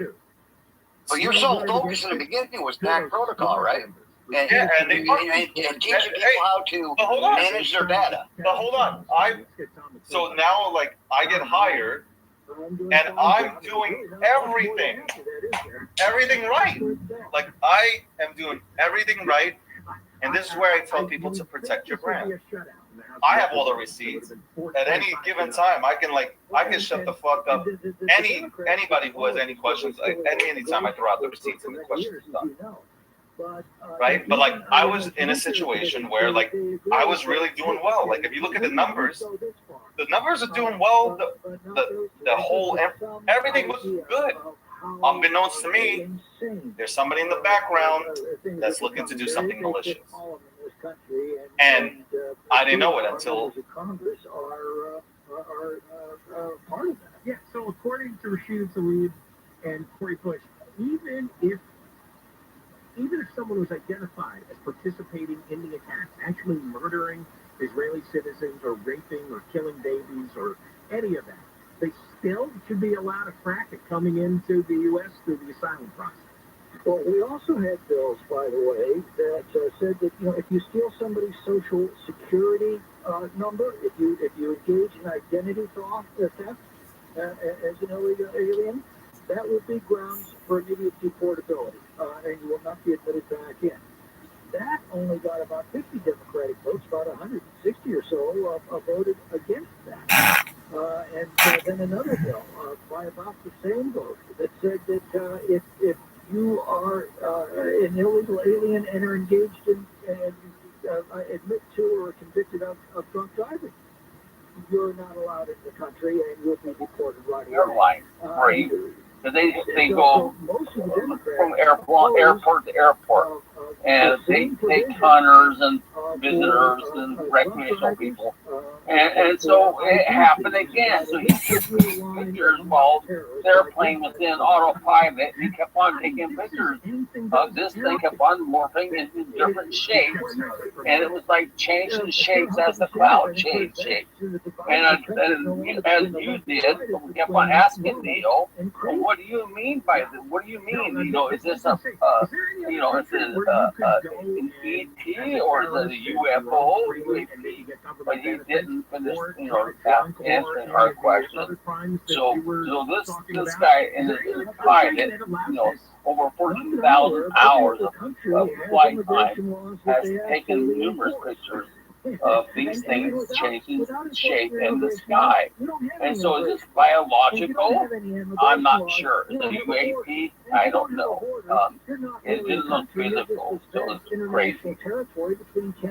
Is that the picture you sent me, or is that something that you took? The one with like the pyramid? No, that's what I took was in Colorado, and that was a physical craft of a triangular UFO. That's crazy, man. That's inspiring a whole other little maybe animation project. That's crazy. You took that picture. It looks like something out of an amazing movie or something. And it looks like a pyramid, but I guess it's a triangle craft. That was cloaking. It kept on disappearing and coming back into sight. Randy, the whole cloud thing. So this is whenever. That's what they get if they flag down a border patrol officer and give them their name. They're allowed into the country. They don't have to appear before a court for up to 5 years or more. 6 months they get a full work authorization. And when they are convicted of asylum fraud, if their asylum claim is thrown out, they're still not going to be deported because we've got 1.3 million deportation orders that this administration is simply not enforcing. Now, that's what you get if you flag down a border patrol officer. But remember, while these border patrol officers have been completely overwhelmed with this huge influx at the border, we've had 1.7 million known gotaways evade the border patrol. These are people that we watched cross the border or tracked across the border who evaded the border patrol successfully. We know absolutely nothing about them. Now, you overlay that detail with the fact that when we abandoned Afghanistan, Biden released 5,000 most dangerous terrorists on the planet from Farwan military detention facility at Boston. We know where one of those 5,000 terrorists went. One of them, 10 days later, went to Abbey Gate at Kabul Airport, detonated the bomb that killed 13 U.S. service members. We don't know where the other 5,000 are. I think it might be a pretty good guess that more than a few of them are among that 1.7 million known gotaways that have been allowed into this country while the Border Patrol has been completely overwhelmed processing phony asylum. I'm sure everybody listening is going to watch. Why? What's the upside of all this chaos? What do they benefit? It is deliberate. Yeah, it is deliberate, but what's the benefit? What's the benefit to the Biden administration? I've been asking that question since it began. I mean, we had controlled we had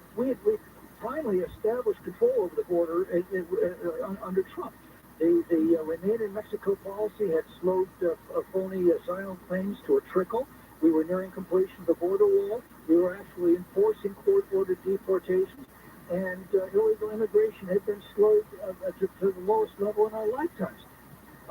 Biden, the first day in office, reversed all of those policies, initiated what is now the largest mass illegal migration in recorded history. And to what end? I don't know. I keep asking them, how does it help our schools, packing our classrooms with non-English speaking kids? How does it help improve hospital care by packing emergency rooms with illegals demanding care? How does it help working families flooding the labor market with cheap illegal labor? How does it improve the safety of our communities by flooding them with fentanyl and making it impossible to deport criminal illegal immigrants? I don't understand any of that, and I've never got a straight answer. I've asked everybody from LA, New Yorkers on down. Not one of them has any kind of an answer. One more thing. Do you have any information on these strikes that the U.S. is making against Iranian military proxy targets? Just what you're getting over the news wires. I do have to say, the core of the problem is Iran. And it seems to me the easiest way to deal with Iran is simply, instead of sending billions and billions of dollars to the mullahs, as the Obama administration did, remember all those cargo pallets with cash, and instead of the $6 billion that the Biden administration was about to release to the Iranian mullahs, suppose we took that money, which, by the way, belongs to the Iranian people, not the Iranian government, and give it to the Iranian resistance in Iran that several times has reached the point of overthrowing that government until we stepped in and helped the government. Maybe we ought to be helping the resistance for a change. That would keep the Iranian mullahs more than busy. Why wouldn't we make it easier for them to develop their nuclear program? These are questions that are very important questions without answers. It's a crazy time, Tom. Thank you for coming on with us. Well, it's my pleasure, John. Thanks for having me. All right, Tom McClintock, Congressman, Republican from Northern California, on a number of issues, but he doesn't have any more information than you've been hearing. News is got a tight lid on it, but we are striking Iranian-backed targets in Iraq and Syria. That's what U.S. officials are saying. More coming up. We got $1,000 to give away in minutes. Deborah Mark live in the Can't Fight 24-hour newsroom. Here is the latest on the U.S. airstrikes in Iraq and Syria. Officials say the U.S. military is launching an air assault on dozens of sites in Iraq and Syria in retaliation for the drone strike that killed 3 U.S. troops in Jordan last weekend. The strike by manned and unmanned aircraft hit more than 85 targets, including command and control headquarters, intelligence centers, rockets and missiles, drone and ammunition storage sites, and other facilities. The Association of Deputy DAs has sued LA County DA Gascon over compliance with the State Public Records Act. The union claims Gascon's failure to comply with the law and provide documents to the association contradicts his promise of transparency, and Caltrans has declared a state of emergency regarding the rail line that's had service interrupted by landslides in San Clemente. It is not clear when passenger service will be restored. We're going to go to the 5 next. All right, here's a special offer for you, because we decided at our house we have to diversify our retirement savings. You can't have everything loaded into the stock market for obvious reasons, right? Or in real estate. You never know when a crash is going to happen at a bad time. So you spread all your investments out and put a portion of your savings into precious metals. And we use the #1 rated company, Goldco. Goldco, we personally bought precious metals like gold and silver from them. They walked us through the process, made sure we had all the information so we could make the best decision. They're a 7-time Inc. 5000 winner, and they've helped people like you and like me put over $2 billion into gold and silver, and they're offering my listeners right now up to $10,000 in bonus silver while supplies last. All you have to do is give them a call at 855-GOLD-IRA. 855-GOLD-IRA. Tell them I sent you, that John Cordell sent you, and see if you qualify for up to $10,000 in bonus silver. Call 855-GOLD-IRA. 855-GOLD-IRA. We are going to install on the 5 in Santa Fe Springs. 5 northbound righties are coming up on Florence. Got that stall right in the middle lanes. You're going to be at a crawl coming away. Oh, gosh.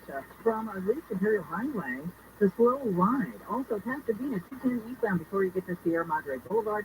That earlier accident is cleared. Bellflower, 91 eastbound after Bellflower Boulevard. Got a brand new accident. It's going to be blocking the 2 left lanes. And in Santa Clarita, 14 northbound before Puente Canyon Road. That crash making its way over the right shoulder. KFI in the sky, I'll get you there faster. I'm Jenny Harmon. This report is sponsored by Unbound.org. Right now, there are young people across the world facing a tough choice. Continue their dream of education or drop out to help their family put food on the table. You can help change their future in a single moment. See how far your support can go at Unbound.org.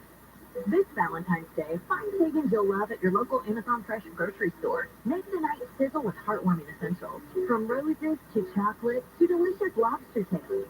Share the love with help from your local Amazon Fresh grocery store. Find a store near you. 1-877 cars KARS cars 1-877 cars Donate your car today. Donate today at carsforkids.org. Your car, running or not, can be picked up as soon as the next day. No title, no problem. Go to carsforkids.org today. 1-877 cars Donate your car today. Now accepting donations of land, homes, buildings, or any kind of real estate. My name is Chris Moody, host of the new podcast, Finding Matt Drudge. I'll be taking you on a journey to find the mysterious media mogul Matt Drudge, founder of The Drudge Report. Along the way, I'll talk to people who have worked with him, dined with him, and fought with him, taking listeners into private conversations, all in an attempt to get a better understanding of who Drudge is and what motivates him. Hopefully, he'll even sit down with us. Listen to Finding Matt Drudge on the iHeartRadio app or wherever you get your podcasts. We all hear the radio act about the IRS. They tell you to be afraid, to be scared, and they try to frighten you into calling. I'm not here to do that. Tax Relief Advocates is different. TRA is here to tell you that if you owe money to the IRS, whether it's $5,000, $50,000, or $500,000, we have a solution. It doesn't matter if you're sitting in your car, at work, or with your kids. No matter where you are, call now. 800-506-9295. Don't lose hope. TRA can eliminate or reduce what you owe to the IRS. There is zero risk to you. If we can't reduce your tax debt, then you pay nothing. Our passion is taxes and helping individuals fix their IRS problems. We have a 5-star rating on Google and Yelp and an A+ with the Better Business Bureau. You don't need to be afraid of the IRS any longer. End your tax nightmares today by visiting us online at TRA.com or call 800-506-9295. That's 800-506-9295. Tax Relief Advocates. Real solutions for real people.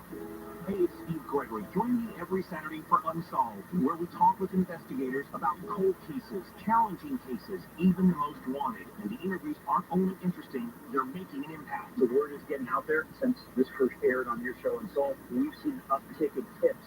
It's the only show of its kind in Southern California. Unsolved with Steve Gregory, tomorrow night at 7 on KFI. And on demand anytime on the iHeartRadio app.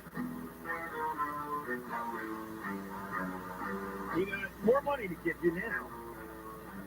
Now, your chance to win $1,000. Just enter this nationwide keyword on our website. Money. That's money. M-O-N-E-Y. Enter it now at KFIAM640.com/cash. Money, that's the word. And you enter it at KFIAM640.com/cash. If you win, you'll get an email saying so. Check your junk and spam folder, too. And listen, there's a new keyword every hour, every weekday. Starts at 9:20 in the morning with Gary and Shannon, all the way to 5:20 with Conway. And Next Chance with us is next hour at 3:20. And the U.S. military is striking against Iranian militia groups that are scattered all over the Middle East, specifically now in Syria and Iraq.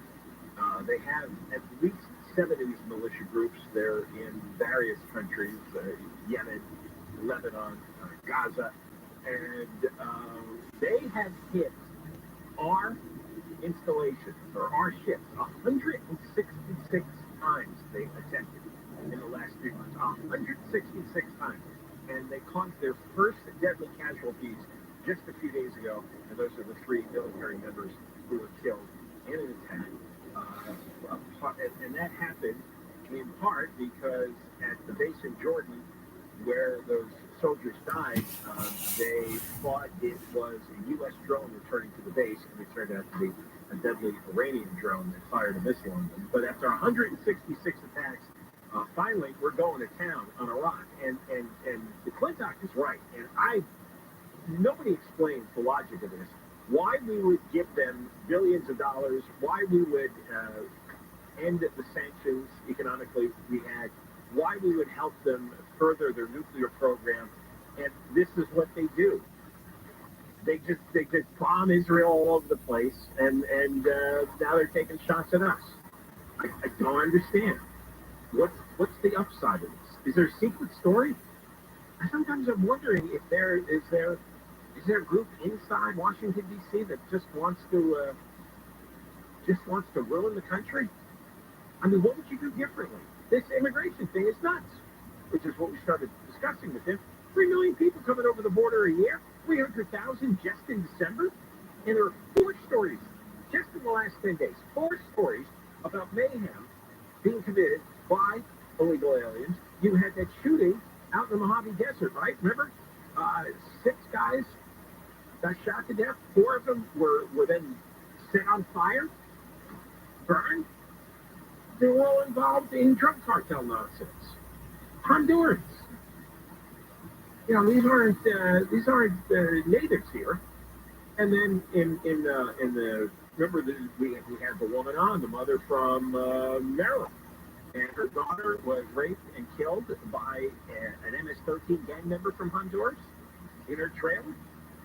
And then the story we told you about this Venezuelan gang, which is running rampant in Miami, and there's murders there now that the gang is involved in.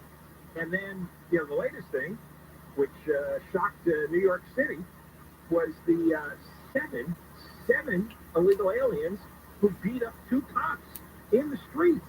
It's on video. You've probably seen the video. We talked about this a lot yesterday. And the 2 cops are lying flat out on the sidewalk, and these 7 illegal aliens are kicking them in the head, kicking them in the body, and punching them in the head. And they get taken into custody, and the DA, Alvin Bragg, lets them all go, no bail. What country lets 7 illegal aliens beat up 2 uniformed cops, and then everybody goes back out on the street, no bail? There was a report in the Post yesterday, they were put on a bus to come here.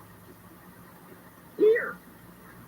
John, do you want to hear President Biden's reaction? He actually just released a statement. Yes.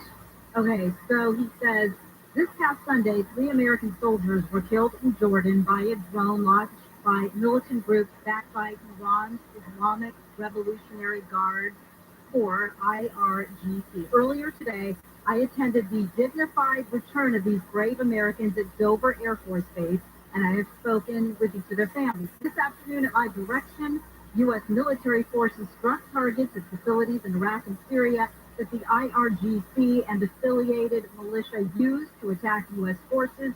Our response began today. It will continue at times in places of our choosing. The United States does not seek conflict in the Middle East or anywhere else in the world, but let all those who might seek to do us harm know this. If you harm an American, we will respond. All right, that's Biden's statement that was just released. Well, they better respond. I mean, I think enough is enough, and they start killing our people. It was one male and 2 female soldiers, and they were brought back to the country today. Very moving ceremony they had. And not to mention, dozens were hurt. Oh, yeah. There were 3 killed, but dozens were injured. Yeah, I think over 40. So, I mean, this has got to stop. I mean, I hope we should do some serious sustained damage and really frighten the hell out of them to stop all this death. I mean, for all the damage they did to Israel, and then everybody gets angry with Israel for going after the Hamas. Of course they're going to go after Hamas. They ought to destroy every single soldier in Hamas and every single bit of infrastructure. Of course they should. If that happens to us, that's what we ought to do.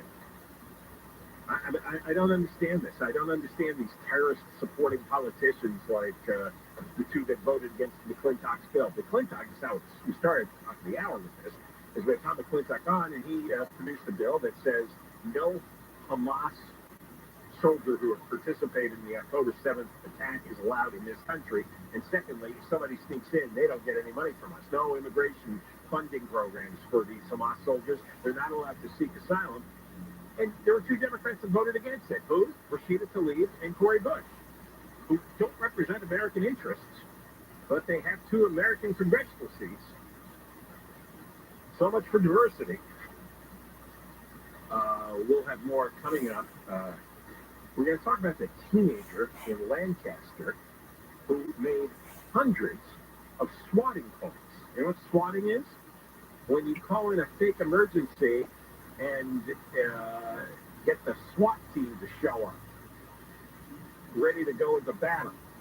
This guy from his bedroom in Lancaster did this hundreds of times. He's now in a Florida jail. We'll tell you what happened here coming up. Deborah Mark live in the Camp By 24-hour newsroom. Here's the latest on the U.S. airstrikes in Iraq and Syria. The U.S. has launched retaliatory airstrikes into militia groups in Iraq and Syria. ABC's Karen Travers says the Biden administration believes the groups are responsible for recent attacks in the Middle East, including the drone attack that killed 3 U.S. service members in Jordan last Sunday. This is the beginning of what is expected to be a multi-day, multi-country, multi-targeted response. President Biden has been warning for days the U.S. would strike back as the militia as the initial strikes at command and control headquarters, ammunition storage, and other facilities. President Biden says the U.S.'s response started today and will continue at times in places of our choosing. He says all those who might seek to do us harm know this. If you harm an American, we will respond. LA City Councilman Kevin De Leon is calling for the owners of a vacant skyscraper near LA Live to clean up the building.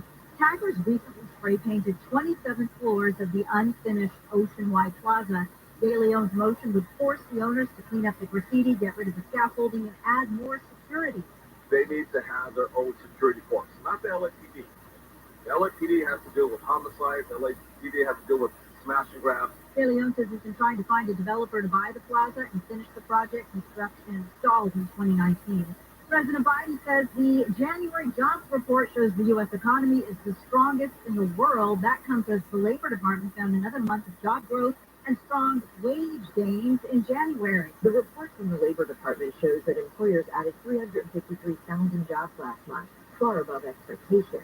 The president says in a statement that it is, quote, great news for working families. ABC's Karen Travers says wages, wealth, and jobs are higher now than before the pandemic. Biden says he will not stop fighting to lower costs.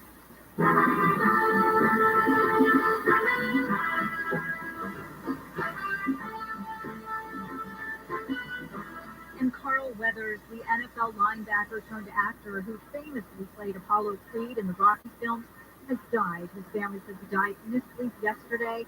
Weathers was also known for his roles in Predator, Happy Gilmore, and The Mandalorian. He was 76.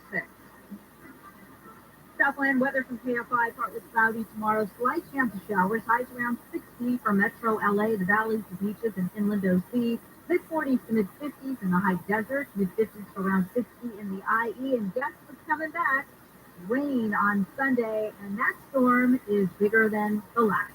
Right now, 61 in San Juan Capistrano, the same in Staten. We're going to a crash on the 91 in Bellflower. The 91 eastbound right for Bellflower Boulevard, getting everything over the right shoulder, but it's still going to be slow from the 710 in Norwalk. 605 northbound at Florence Avenue. Got a stall in the second lane from your left.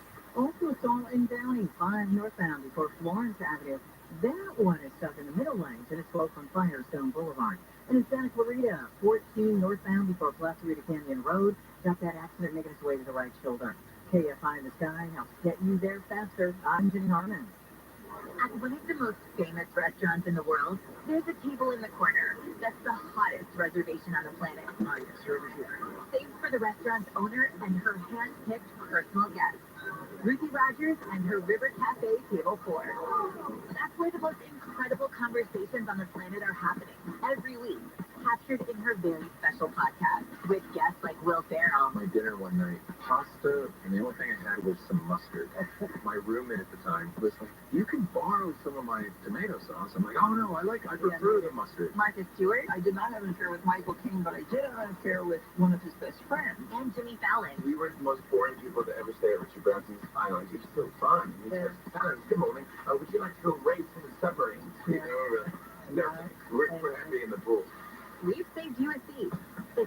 her very intimate podcast, Ruthie's Table 4. Listen to Ruthie's Table 4 on the iHeartRadio app or wherever you get your podcasts. Right now, there are young people across the world facing a tough choice. Continue their dream of education or drop out to help their family put food on the table. You can help change their future in a single moment. See how far your support can go at unbound.org. Moving? Why pay to move stuff you don't want? Call 1-800-GOT-JUNK. This is Jacob Emerald. If you've been in a truck accident, call 844-24-JACOB. We all hear the radio ads about the IRS. They tell you to be afraid, to be scared, and they try to frighten you into calling. I'm not here to do that. Tax Relief Advocates is different. TRA is here to tell you that if you owe money to the IRS, whether it's $5,000, $50,000, or $500,000, we have a solution. It doesn't matter if you're sitting in your car, at work, or with your kids. No matter where you are, call now. 800-506-9295. Don't lose hope. TRA can eliminate or reduce what you owe to the IRS. There is zero risk to you. If we can't reduce your tax debt, then you pay nothing. Our passion is taxes and helping individuals fix their IRS problems. We have a 5-star rating on Google and Yelp and an A+ with the Better Business Bureau. You don't need to be afraid of the IRS any longer. End your tax nightmares today by visiting us online at TRA.com or call 800-506-9295. That's 800-506-9295.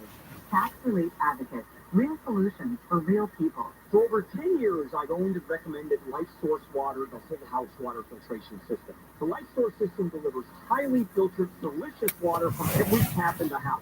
Tap water just doesn't cut it. It's safe, but it's horrible. The Life Source system filters out the chlorine and other contaminants for clean, as I said, delicious water. And it needs no maintenance. Call 1-800-WATER-99, 1-800-WATER-99. Visit lifesourcewater.com. Warranty limitations apply. If you have rats in your attic or walls, don't make the mistake of putting out poison or wasting money with a company that charges you monthly to check rat traps. Rat Proof. For a one-time fee, Rodent Stop will identify and seal all rat entry points, trap and remove all rats, sanitize your attic to remove any nasty viruses, and remove and replace all rat nest-infested attic insulation. Rodent Stop is so confident that they can stop your rat and mice problems that they provide a lifetime guarantee. Read all of our reviews on Yelp. If you have rats or mice in your house or business, call Rodent Stop at 800-290-5343. 800-290-5343. We provide fast, friendly, and effective rodent control solutions throughout Southern California. Plus, our technicians are clean, friendly, and always on time. To stop the rodents, call Rodent Stop at 800-290-5343. Open 24 hours. Call 800-290-5343. We post it, you see it. It's like radio, but without the need for all that annoying imagination. Follow us now on all the socials. At KFI AM 640.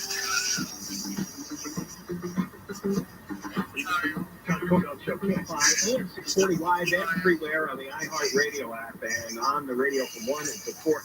Then after 4 o'clock, John Cobell Show on demand on the iHeart app. And next hour, we're going to have Alex Stone to talk about this teenager who had a Lancaster. This long-haired schlub of a guy who's now in a Florida jail because he called in hundreds of emergencies that led to hundreds of SWAT teams showing up at homes and businesses and schools and government buildings. In fact, he had a service online. He was charged $35 to $75 to report mass shooting, bomb threats, gas leaks, and anything. So he paid money, and he said a SWAT team, wherever you wanted the SWAT team to go. And it took him like years to track this guy down. It's a major story. Alex Stone has the details coming up at 3 o'clock. All right, so we got the big storm coming, and it looks like in the city of Los Angeles, it's going to be at least 6 inches of rain, probably more. And then when you get to the mountains, the rainfall totals are higher, sometimes along the coast. Because, one storm cell can drop an inch of rain on your head in less than an hour. So it's hit and miss to some extent as to how much rain is coming, but it's going to be a lot of rain everywhere. The thing is, early in the week, there were all these news stories. I don't even know where the hell did this stuff come from. Because we always talk about all the stupid names that they come up for weather systems. Anything from atmospheric rivers, bomb cyclones. Pineapple Express. Pineapple Express, right? It's not even just rain or a rainstorm. Well, the one I heard, I noticed this on TV. I saw these graphics on the bottom of the screen. An arc storm. And it was capital A, capital R, K, capital S, storm, okay?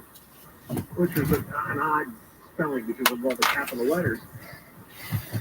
And news stations and networks around the country are covering this. Well, what is it? A 1 in 1,000 year storm. 1 in 1,000 years. So I went online, I went to the various, weather channel, National Weather Service, to see what this arc storm is about. And it was like, hey, there's a rainstorm coming, and it's going to be really heavy.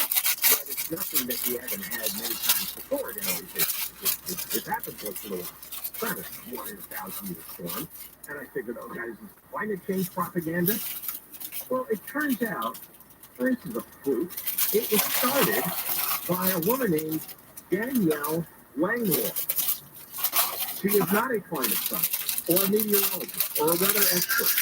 In fact, she doesn't know anything special about arc storms. Arc storm came from scientists at the U.S. Geological Survey, and it was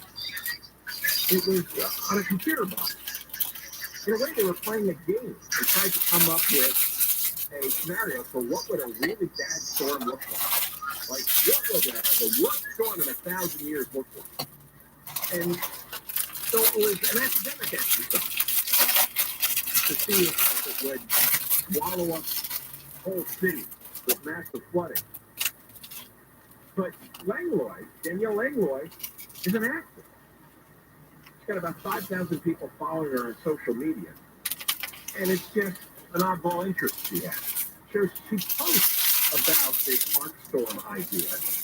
Lives in her apartment in Sherman Oaks. The thing is, people have a fascination with apocalyptic storms and deadly weather events. So everybody started reading her post and then resending it, reposting it.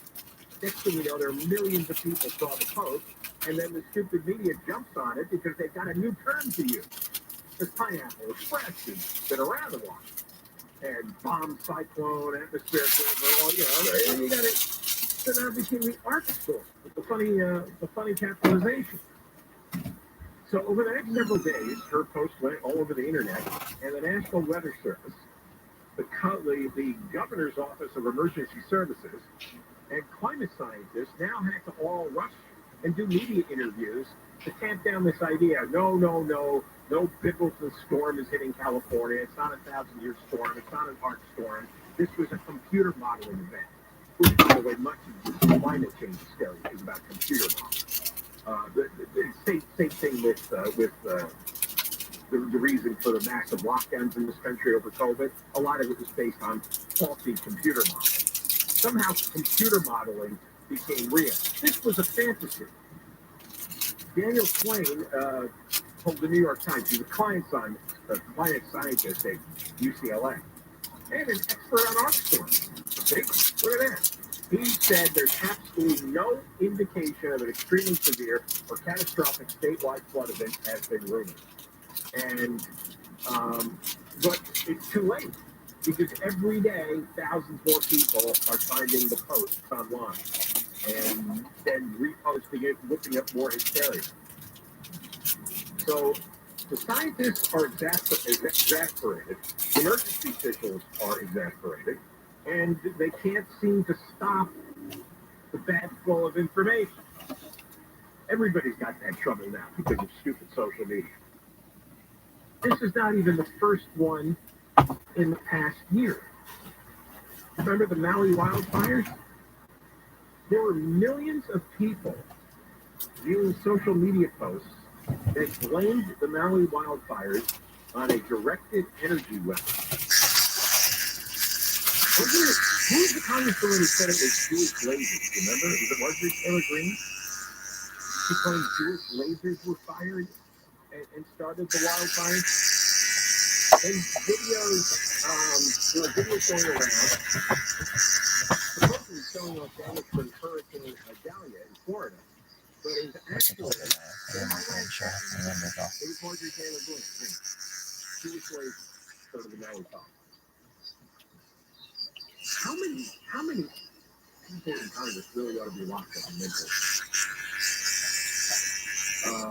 Anyway, Hurricane Idalia, there were these videos about that destruction. It turned out it had nothing to do with that hurricane. It was destruction from a tornado in Kansas and a typhoon in Taiwan. And then we had the Dodger Stadium flood. Remember that photo going around?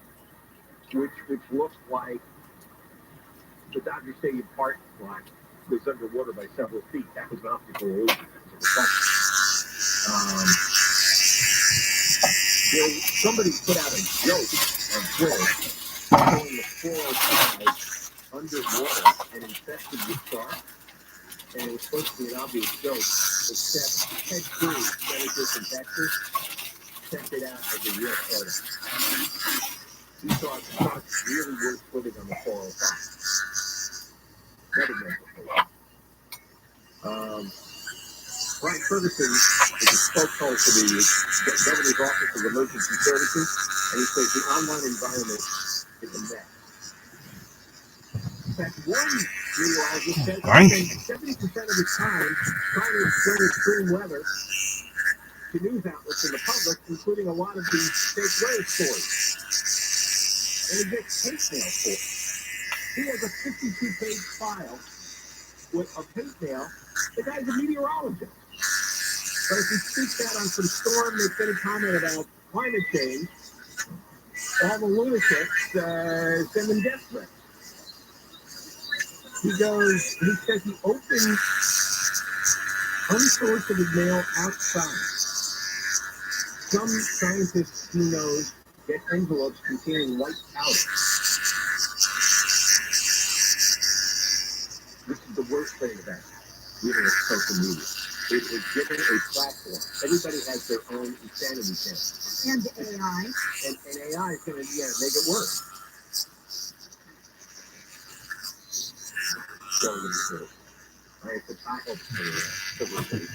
Talk from Deborah Mark is live in the Campfire 24-hour news. Here is the latest on the U.S. airstrikes in Iraq and Syria. The U.S. has confirmed it has hit 85 Iranian backed targets. U.S. Central Command has conducted airstrikes against the targets in both Syria and Iraq. The CENTCOM used long-range B-1 bombers launched from the U.S. and other assets, including 125 precision bombs. The targets included munition centers and command and control associated with the Iranian Revolutionary Guard. The strikes come after that drone attack from Iranian-backed military that led to the deaths of 3 U.S. service members in Jordan last Sunday. Closing arguments have been heard in the trial accusing the mom of a school teacher in Michigan of involuntary manslaughter. Prosecutors argued Jennifer Frundley and her husband are responsible for the students who were killed in 2021 because they ignored warning signs the boy needed help and gave him the gun he used. Jury deliberations start Monday. And the LA Kings have fired coach Todd McClellan, who has been the coach of the team since April of 2019. We're going to go to the 101 next. If you walk around with terrible vision, everything's blurry, unfocused, it's been like that for years, maybe your whole life. Ready back to Charles Manger settled like I said, because that's what I do. He's got the laser light laser in the end. It's a laser that measures your eyes over 1,000 times so it can perfectly map your vision and then in turn give you perfect vision. 20/20 is better in most cases. You do this laser light LASIK exam and then you follow up with the procedure. It's only 20 minutes, that procedure. There is no pain. There's no discomfort of any kind. I know, that's real. And if you're nearsighted, farsighted, or astigmatism, and you need glasses, all that's cured. It's cured in 20 minutes. And it stays that way. I had my LASIK procedure done many years ago. And I'm still seeing better than 20/20. You're one of the first 14 callers now and schedule a laser light LASIK exam. You will get it for free. First 14. Call Saddleback at 866-559-4444. 866-559-4444. 866-559-4444. Southland weather from KFI, partly cloudy tomorrow, slight chance of showers, high 50s to around 60. This is still brought to you by Positive Coaching Alliance from the Southern California Toyota Dealers Shopping Center. Push those places, Woodville Class on the 101 in Encino. Boulevard looks like they just pulled that out of the lane, but on the 101 northbound at Van Nuys Boulevard, you got a new wreck. This is making its way to right shoulder as well. In Downey on the 5 northbound before Florence Avenue, that stall has cleared. Still some flowing from Carmenita Road. Griffith Park, 134 eastbound before Forest Lawn Drive. Got a brand new accident. The carpool lane is blocked. It's back from Bob Hope Drive. KFI in the sky helps get you there faster. I'm getting on it. Get issues with youth or high school sports? Positive Coaching Alliance can help. PTA, a national nonprofit, offers more than 1,000 free online resources for youth and high school sports coaches, parents, students, and administrators. Visit PTADeadzone.org. This report is sponsored by Caltrans. Drivers, we don't know about red, yellow, and green lights, but what about flashing amber lights? Well, then move over. Next time you approach a vehicle with flashing amber lights, keep our Caltrans family safe. Slow down and move over. It's the law. From Caltrans and the California Office of Traffic Safety. If you're high, it can feel like you're trying to find a needle in a haystack. You can hope the right person comes along, or you can just use ZipRecruiter. And now you can try it for free at ZipRecruiter.com/radio. In fact, ZipRecruiter has helped a lot of business owners find their needle in a haystack. Like Marco, president of operations at Kelly Tires and Auto Centers. Because Kelly Tires has grown a lot in the last few years, Marco needed to hire everyone from a receptionist to a store manager to a head mechanic. ZipRecruiter helps me find all the right people, even the most difficult jobs. ZipRecruiter helps me keep my business plan. Take it from Marco and millions of other businesses who use ZipRecruiter. ZipRecruiter can help you find the needle in the haystack. See why 4 out of 5 employers who post a job on ZipRecruiter get a quality candidate within the first day. And right now, you can try ZipRecruiter for free. That's right, free at ZipRecruiter.com/radio. That's ZipRecruiter.com/RADIO. ZipRecruiter.com/radio. ZipRecruiter, the smartest way to hire. It seems like everywhere you look right now, someone is sick. This year, prepare your family for airborne invaders like bacteria, pollen, and yes, germs with Navage Nasal Care. Navage flushes ultra-pure, refreshing saline in one nostril, around the back of the nose, and out of the other nostril. Navage sucks out viruses, dust, and other airborne particles. All the stuff that gets trapped in your nose, making you miserable. Don't get caught empty-handed this winter. Take Navage, the drug-free solution that helps you breathe easier, sleep better, and feel healthier. Even better, Navage is HSA, FSA eligible. So Navage is a great way to spend those funds before they expire. Don't wait a minute longer. Buy Navage today and you'll breathe easier knowing you're putting your funds to good use. Navage is available online at Navage.com or Walmart, Walgreens, CVS, and Rite Aid. Navage. N-A-V-A-G-E. Clean nose, healthy life. Get ready for the big game with the free iHeartRadio app. You take a part in the NFL Podcast Network. Featuring the biggest names in the game, like Ross Tucker and his daily NFL podcast, NFL Now, and many more. Search NFL and listen now. iHeartRadio. We never sounded so good. Portions of the following program will be recorded. Apple's Vision Pro is $3,500, and early reviews say the experience is incredible, but it's pricey, heavy, and the battery doesn't last very long. For tech news, tips, and your questions answered this weekend on Rich on Tech with Rich DeNiro, tomorrow morning at 11 on KFI, and on demand anytime on the iHeartRadio app. Taco Bell Show, KFI, and 640 live everywhere on the iHeartRadio app. We're on for 1 to 4 after 4 o'clock. Taco Bell Show on demand is a podcast, so you can hear what you missed. U.S. is once reporting to news reports 80 airstrikes on 85 targets in Iraq and Syria, 125 bombs. And this is retaliating for that drone strike by an Iranian militia that killed 3 American soldiers in Jordan. So we have now launched 125 bombs and 85 targets. We will give you more information, which is trickling out at a very slow rate. As soon as it comes in, after 3 o'clock, we are going to talk to Alex Stone from ABC News. This long-haired, stuffy-looking teenager at a Lancaster who spent a long time, and they released his name. which normally you don't see for a juvenile. Alan Killian. But he is getting charged now, first thing, by the Seminole County District Attorney for swatting. Apparently he's been swatting hundreds of sites, which is when you call in an emergency, like a school shooting or a bomb threat, and then the SWAT team shows up at an address. They show up at schools, private residences, businesses, and it's all fake. And he's been charging money online for this. Alex Killian is in jail. We'll get to that. Well, do you want the deer story now? Yes, but I thought you forgot. No, the sex-crazed marauding monkey story turned out to be happy. Monkeys are having a lot of sex in Thailand. All right, now this one we talked about before, and you were very upset. It's Catalina Island, the deer slaughter. They were going to fly helicopters over the herd of deer that's overpopulated Catalina and just start shooting to death in the sky. Right. And there has been a lot of angry people. In fact, there is a petition online. Stop the slaughter of mule deer on Catalina Island. 17,238 signatures. My people. Yeah. So they've been arguing for months. And the Catalina Island Conservancy has said that they might be willing to compromise. There's always room for compromise for the folks. So there's a lot of viewpoints on this issue, and yes, we're listening to them. Should we find the need to make adjustments, we may do that. And the original plan was sharpshooters and helicopters slaughtering 1,500 deer. Because the deer is eating up all the native vegetation on the island. And a lot of the residents, 3,000 people that live on the island, and a lot of them are very angry. And, there isn't a good answer. What do you think? You know what?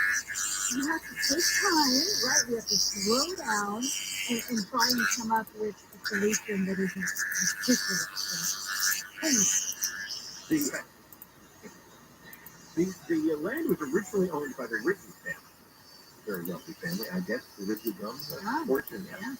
And they bought most of the island in 1919, and later they gave it to the Conservancy. And there were certain mandates that the Conservancy has to follow, and that's to repair damaged landscapes and restore conditions that were severely affected by ranching and farming.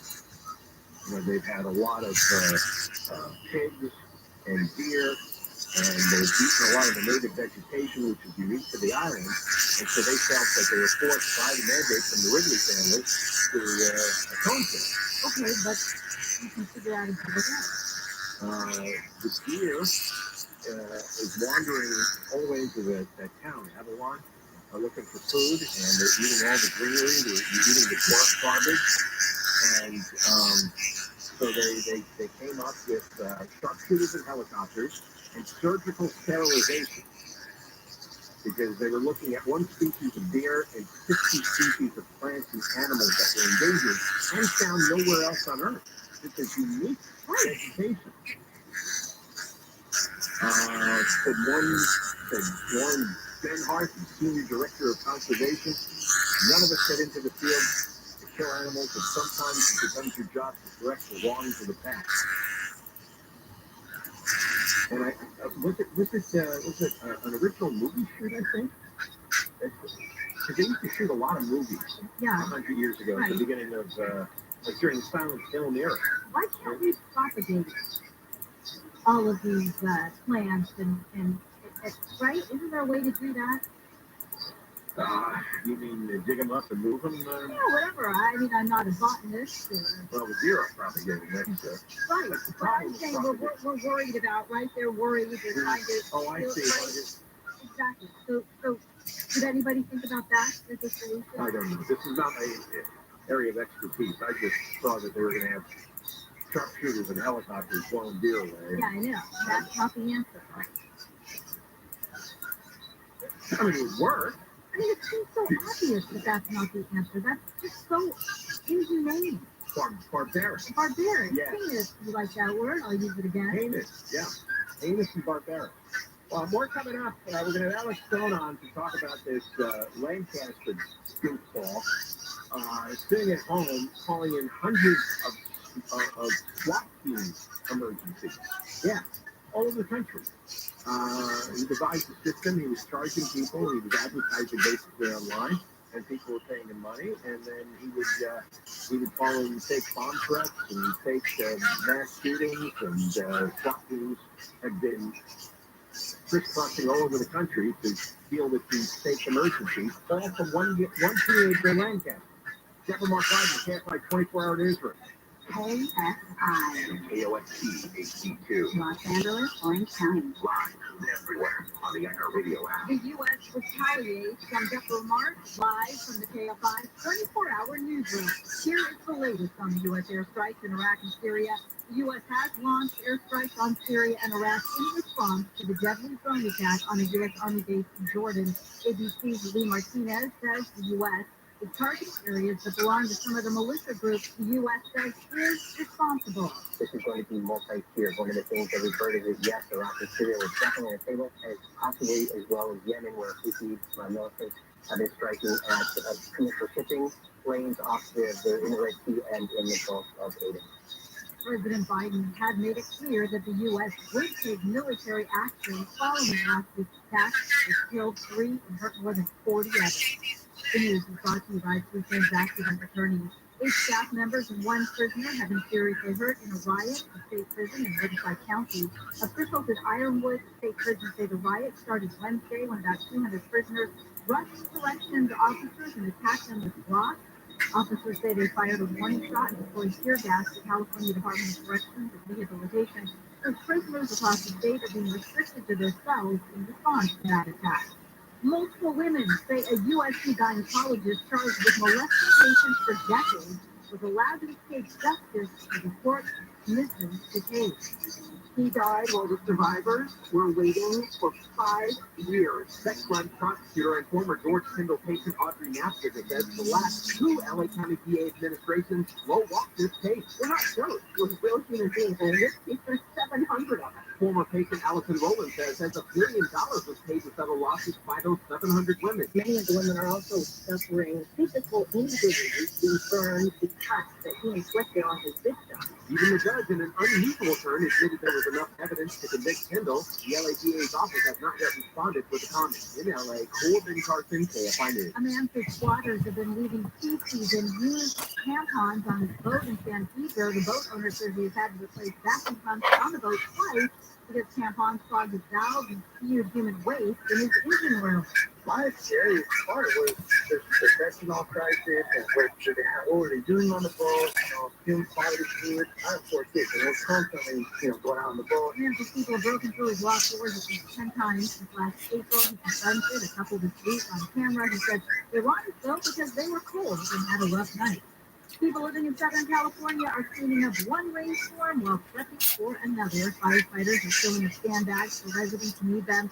This woman says she is taking some because her garage already flooded once this week. And so when that stuff gets wet, you have to haul everything out and dry everything out and put it all down. Forecasters predict cities could get up to 10 inches of rain starting Sunday. Officials in Pennsylvania say the man arrested for allegedly decapitating his father and spraying his head in a YouTube video is trying to mobilize militias across the U.S. to kill federal employees. The father's body was found in the first floor bathroom of his home earlier this week. The head of this deceased individual was located in an adjacent room, wrapped in saran wrap, and a cooking pot. Bucks County DA Jennifer Thorne says the son was found hours after the killing at a National Guard base. His dad has worked for the Army Corps of Engineers. The KFI financial update, the Dow closed up 135, S&P 500 up 52, NASDAQ up 267. Southland weather from KFI, partly cloudy tomorrow. We do have a slight chance of showers, highs around 60 for metro LA, the valleys, the beaches, and inland OC, mid-40s to mid-50s in the high desert, mid-50s, around 60 in the IE. Right now, 62 in Dana Point, 59 in Anaheim, 58 in Diamond Bar, the same in Simi Valley. We're going to a crash on the 134 Griffith Park. This one's on the southbound side, coming up on Forest Lawn Drive, where the carpool lane is blocked. The way to back it up away from Path Avenue. going to add about 10 minutes onto your side. You could take Riverside Avenue, but it seriously will only shave 2 minutes off for you. We've got Michael Bryan looking at Bellflower, KFI in the sky. Yeah, go snag your clear. You're following the 91. 91 is not at Bellflower Boulevard. Make sure they cleared lanes there. However, it helps slow really for the beginning of the freeway off the 110 starting at about Avalon. Now, you're going to get a pretty nice pocket through most of Orange County, but if you leave Orange County from the Inland Empire, you'll have a tight stretch for the 57, to the 55, and then again, looks like the Weird Canyon truck scales over the Green River.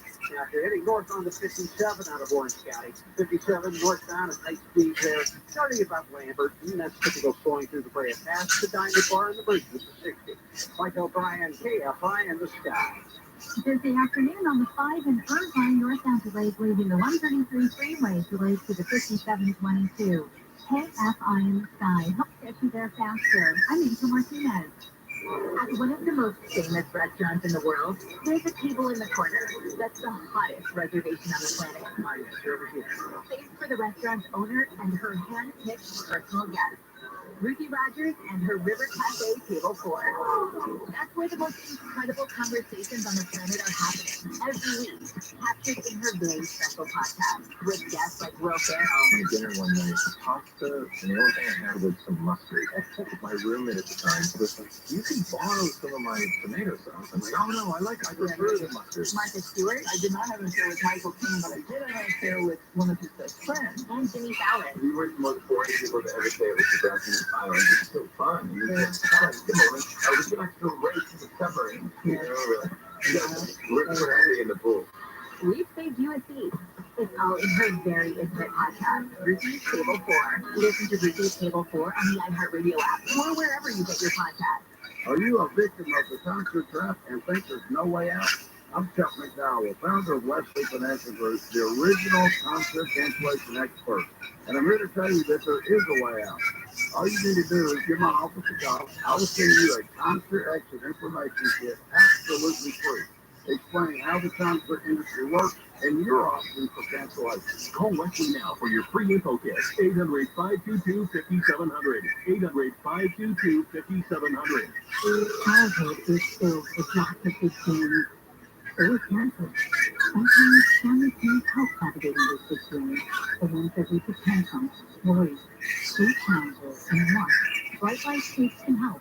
Through our partnership with Cal Hope, all California families with kids ages 0 to 12 now get free behavioral health coaching online via live video sessions, secure chat, and more. Get all the tools for all the fields. Sign up for your free account at brightlight.group. Listen on the free iHeartRadio app for all your music, sports, talk, and podcasts. Free for sounding so good. KFI AM 640.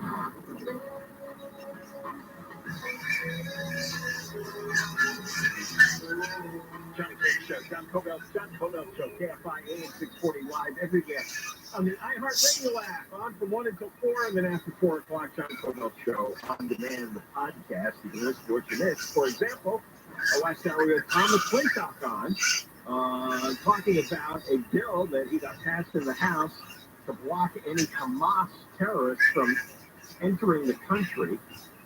All of them would be blocked, even if they claim asylum, and they would never get any money from us, should they happen to speak in.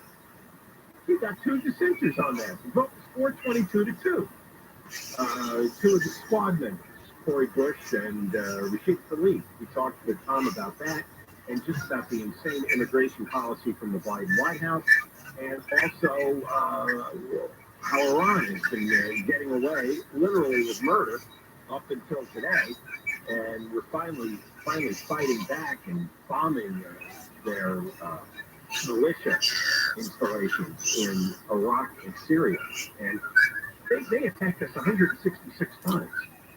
But they killed 3 soldiers last Sunday. So finally now we're starting to attack. Our soldiers had to die before they took action. First 165 attacks, Iran got for free. Anyway, listen to McClintock, because he's really, I can count on one hand the number of public figures he talks sense. He's one of them. There's almost nobody else. All right, we're going to talk now with Alex Stone, ABC News. And I don't know if you've seen this schlubby teenage guy, Alan Killian. He has spent a lot of time the past few years running a swatting service. Yeah, online. You could pay him, and he'd send a SWAT team to whatever target you choose in America. It's hard to believe this went on so long. Let's get Alex on to explain it. Hey, John. Yeah, the swatting problem has grown incredibly over the last couple of years across the country, really around the world, where it is all day, every day for some police departments. And in our newsroom, we have a service that looks at algorithms and social media things that are happening and police scanners nationwide and lets us know early when there's something. And all day long, we get active shooter, active shooter, active shooter. And most of them are, I mean, pretty much all of them, are swatting calls, and it's just everywhere, whether it be Pennsylvania, Washington, California, all over the place. And the law enforcement is trying to battle this problem. These are calls being made by sometimes the caller just wants to see the massive police response. That's what excites them, is seeing police racing in with the lights going and the sirens and cops running in with their rifles out. Sometimes it's to get back at an enemy, to have them come to the enemy's house. Sometimes it's to create havoc or to get out of a test in class, like a bomb hoax would have been years ago, because you're not ready for that test, that you call something like this in. All kinds of reasons, but it is a major issue now of how they're going to deal with this. I got to spend time with the FBI out of Boston. They've got a federal agent who he now specializes and has become the foremost world's expert on swatting calls and dealing with ways to try to overcome this problem, Brian LeBlanc.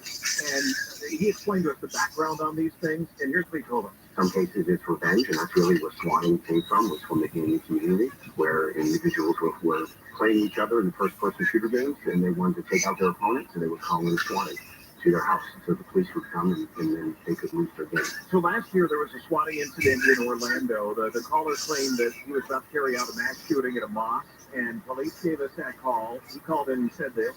Yes, hello, this is Stanford Police Department on a recorded line. My name is Michelle. How can I help you?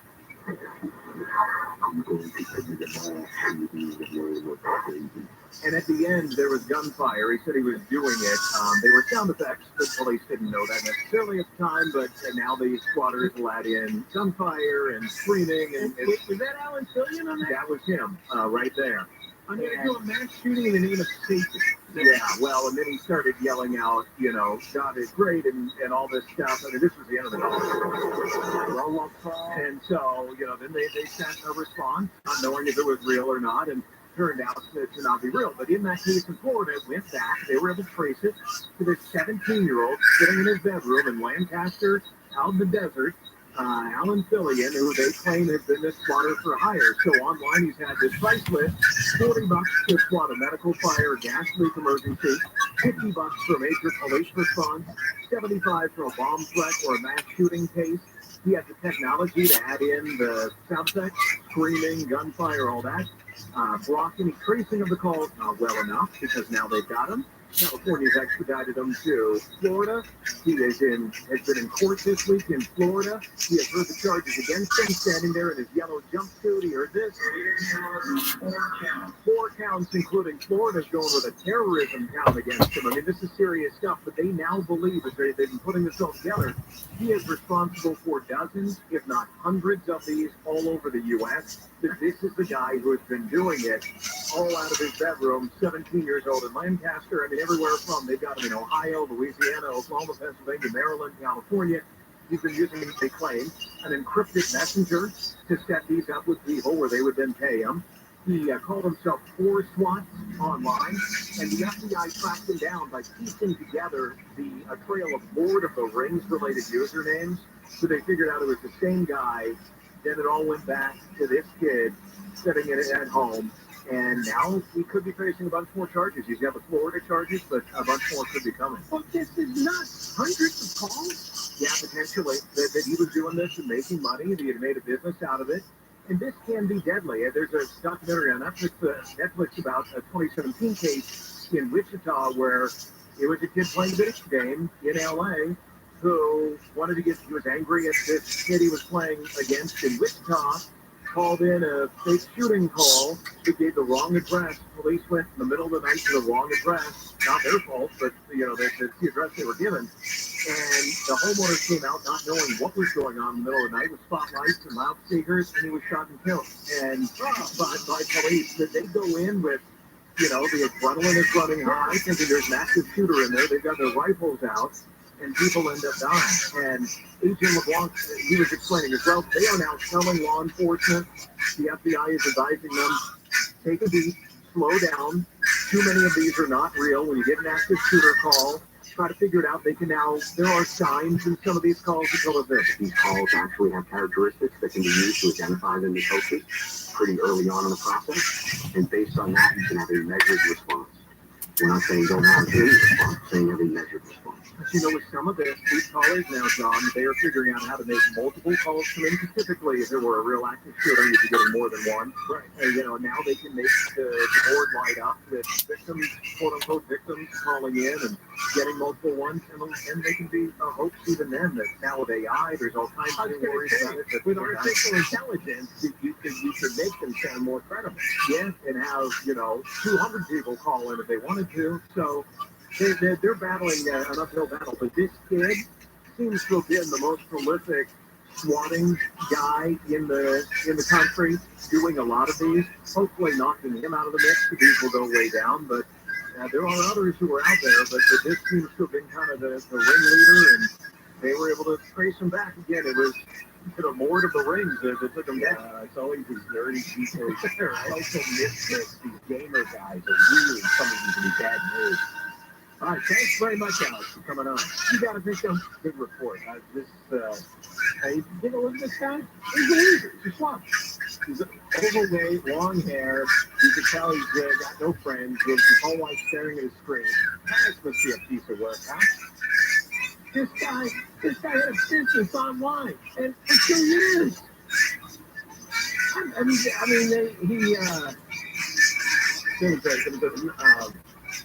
West Virginia, there were 3 dozen pipe bombs around an FBI facility, and they were exploded in 30 minutes.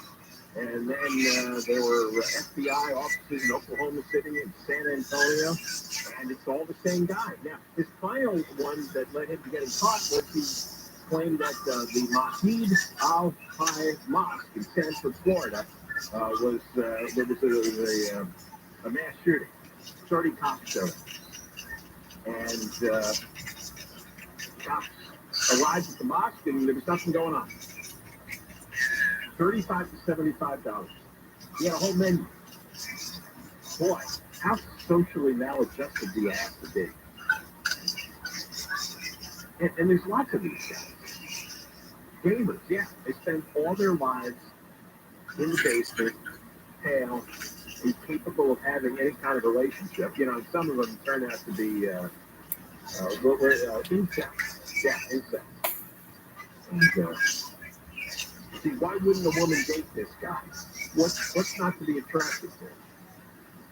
More coming out. Oh, we got the news one. That was exciting. Deborah Mark, also always exciting. Live in the Cafe 24-hour news. Here's the latest on the U.S. airstrikes in Iraq and Syria. Officials say the U.S. military has launched an air assault on dozens of sites in Iraq and Syria in retaliation for the drone strike that killed 3 U.S. troops in Jordan last weekend. The assault came just hours after President Biden and top defense leaders joined grieving families to watch as the remains of the 3 Army Reserve soldiers were returned to the U.S. at Dover Air Force Base in Delaware. The next storm to hit Southern California is forecast to bring twice as much rain as the one that just left the area. The National Weather Service says 3 to 6 inches of rain could fall in the area between Sunday and Tuesday, while the foothills could get up to a foot of rain. And dozens of chickens made a run for it in downtown LA's Chinatown. Cops and bystanders, including an Uber driver, frantically tried to catch about 100 chickens that escaped a poultry market yesterday. The birds got loose while they were being transported onto a truck. It's not clear if any of the chickens got away. Well, I certainly hope they did. Southland weather for KFI, partly cloudy tomorrow, slight chance of showers, high 50s to around 60. This report brought to you by personal injury firm Owen Patterson and Owen. It's slow on the 210 Pasadena. East ambulance are passing out away from Mountain. It's a very slow drive ahead all the way to Citrus. Crowded around the 57 in San Dimas, flowing ahead in Upland from Baseline all the way into Rialto. East LA with Mike O'Brien, KFI in the sky. You're heading south on the 5 southbound. Yeah, you're right at the East LA interchange. And no surprise there. That's going to be bumper to bumper down to Lakewood Rosemead.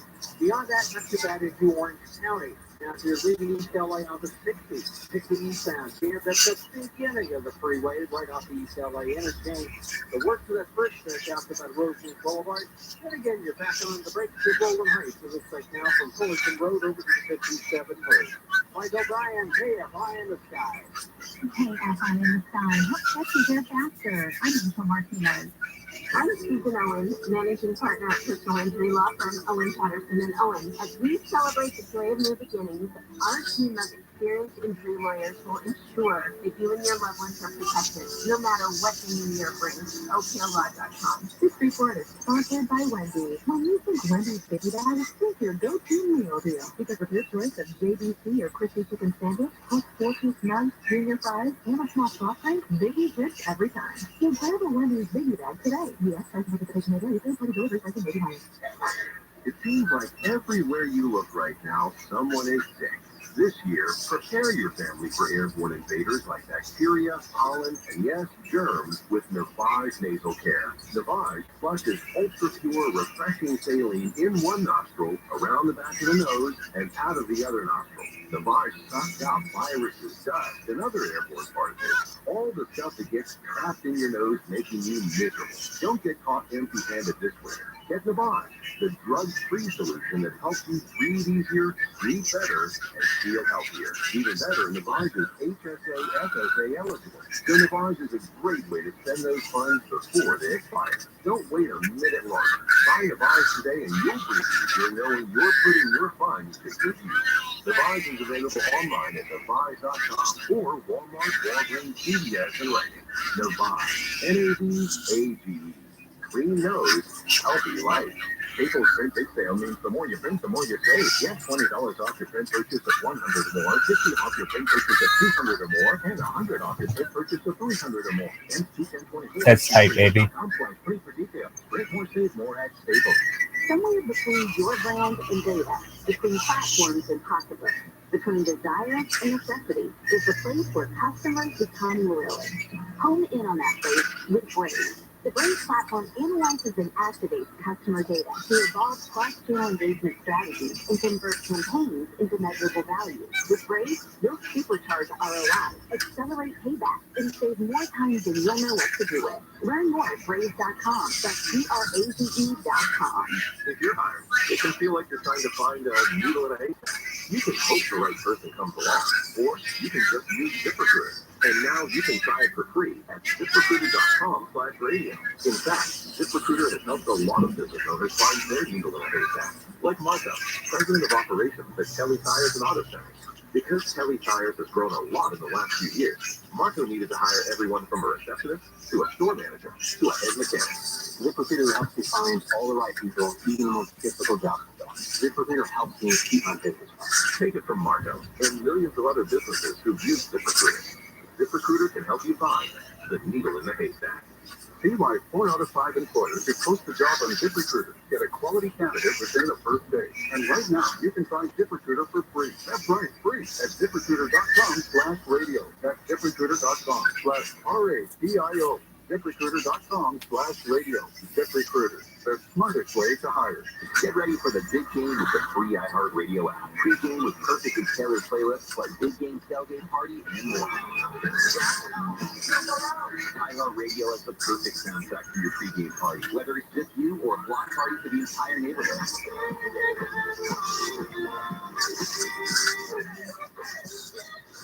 Just open the free iHeartRadio app, search Tailgate, and listen now. Make the big game great with iHeartRadio. We never sounded so good. This week on How to Money, why filing your taxes for free isn't always free, and what you need to watch out for, and why that new couch you buy online might be a piece of garbage. How to Money with Joel Marchard. Sundays at noon on KFI and on demand anytime on the iHeartRadio app.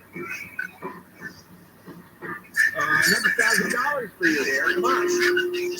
Now, your chance to win $1,000. Just enter the nationwide keywords on our website. Grand. Grand. Grand. Enter it now at KFIAM640.com/cash. Grand. That's the word you enter at KFIAM640.com/cash. If you win, you'll get an email saying so. And check your junk and spam folder for it too. Next chance to win is going to be next hour at 4:20 here on KFI. And this is every hour, every weekday from 9:20 in the morning with Gary and Shannon to 5:20 with Tom. Right? And now you can do it again. It's time now for the Moist line, 877-MOIST-86. If you want to get on next week, 877-MOIST-86. Let's go. Hey, Sean, thanks for calling the Moist line. I'm so excited to hear from you. It's about time. What's the point with the train that's elevated basis? I'm Irvine, right? So if I'm going to take this train, I have to get on the train depot in Irvine, go to downtown LA, then have to rent a Cucamonga, switch train to the bus train. It's actually faster to drive from Irvine to Las Vegas than take this train. John, shame on you for making fun of President Biden after that brewery here. What kind of fiction is this where you can get sued for doing something and you get convicted or you get found guilty or whatever, but you maintain your innocence, and then you get sued for defamation because you're maintaining your innocence, so you get sued again? So if you just continually say you're innocent, it's just an insane world we live in now, where illegal immigrants have rights, homeless people have rights, squatters have rights, criminals have rights. My local school district, the virtual classes, just canceled something from the COVID era, and they got an app from the government. The reality is, the real school district, the brick-and-mortar one, they should get a fee as well. But nobody's telling the story. Basically, America is getting a fee. I would describe California as red lights and leaf blowers. It's all red lights and leaf blowers. The reason they stole the dog is because they need drug money. They're going to sell the dog to get drug money. That's why all this crime has happened. Don't you see the connections? Fentanyl, China, drug money. We are being led by a group of people actively trying to change this country from what it was founded as. Barack Obama said it. We are going to change this country. When you look at it like that, everything they do makes sense, doesn't it? Why do you think President Biden and Kamala Harris will not go to the border? Thousands of people a day calling out over that the border is a violation of federal law, and they would be witness to it, making them culpable. Boom, there's your impeachment. Don't you understand why government workers are so lousy? Number one, they can't get a job anyplace else. They're so incompetent. Then they also take government jobs because they know they can't be fired when they screw up. They can screw up multiple times and they keep their job. That's why. You are so right about Zuckerberg. I think it's time to bring it up to the United States. And Deborah, I use the curling knife while I'm driving to cut avocados in half and eat them in the car. I've got tiny here. Vote out. Scored. Gascon. Gascon is the scourge of Los Angeles. Vote out. Scored. Gascon. Ladies and gentlemen, if mathematics knew how much copper is in every one of these chargers, we would never have to worry about seeing another stupid Tesla again. Little Debbie, I don't think you want John Covell eating cream cheese and then being confined to the small space of the studios. I would highly recommend taking it. Just heard your DMV segment. Paid mine with a check the day after I got the notice in the mail, so that's what, about 3 months ahead of time before it expires. Got the registration, got the new stickers. 2 months later, the DMV finally cashed the check. So I'm not sure who's running the circus up there, but they need a new line somewhere to go. Democrats are generally stupid. They're not smart people. Everything they base their decisions on is emotions and feelings, not logic and thought. There's not much you can do about that. But listen to these people. They are rulers, dictators, authoritarians. They are not servants. They do not see themselves like that. They are dangerous, nasty people. And you know what? As far as feelings and all that goes, everybody can just their feelings. Thank you for leaving your message. Please hang up. Goodbye. Yeah.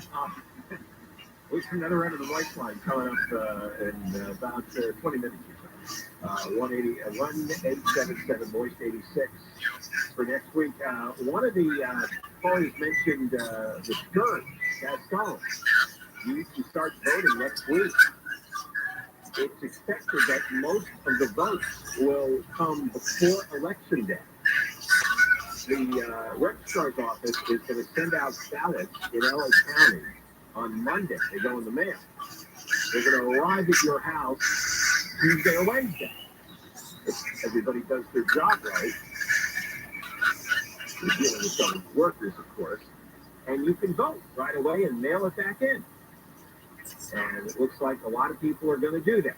They trust the system.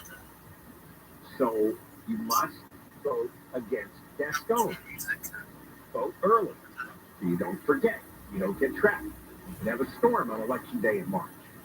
So vote early and make sure everybody in your family votes and everyone you know. And let's get this done. And let's knock out Gaston during the primary.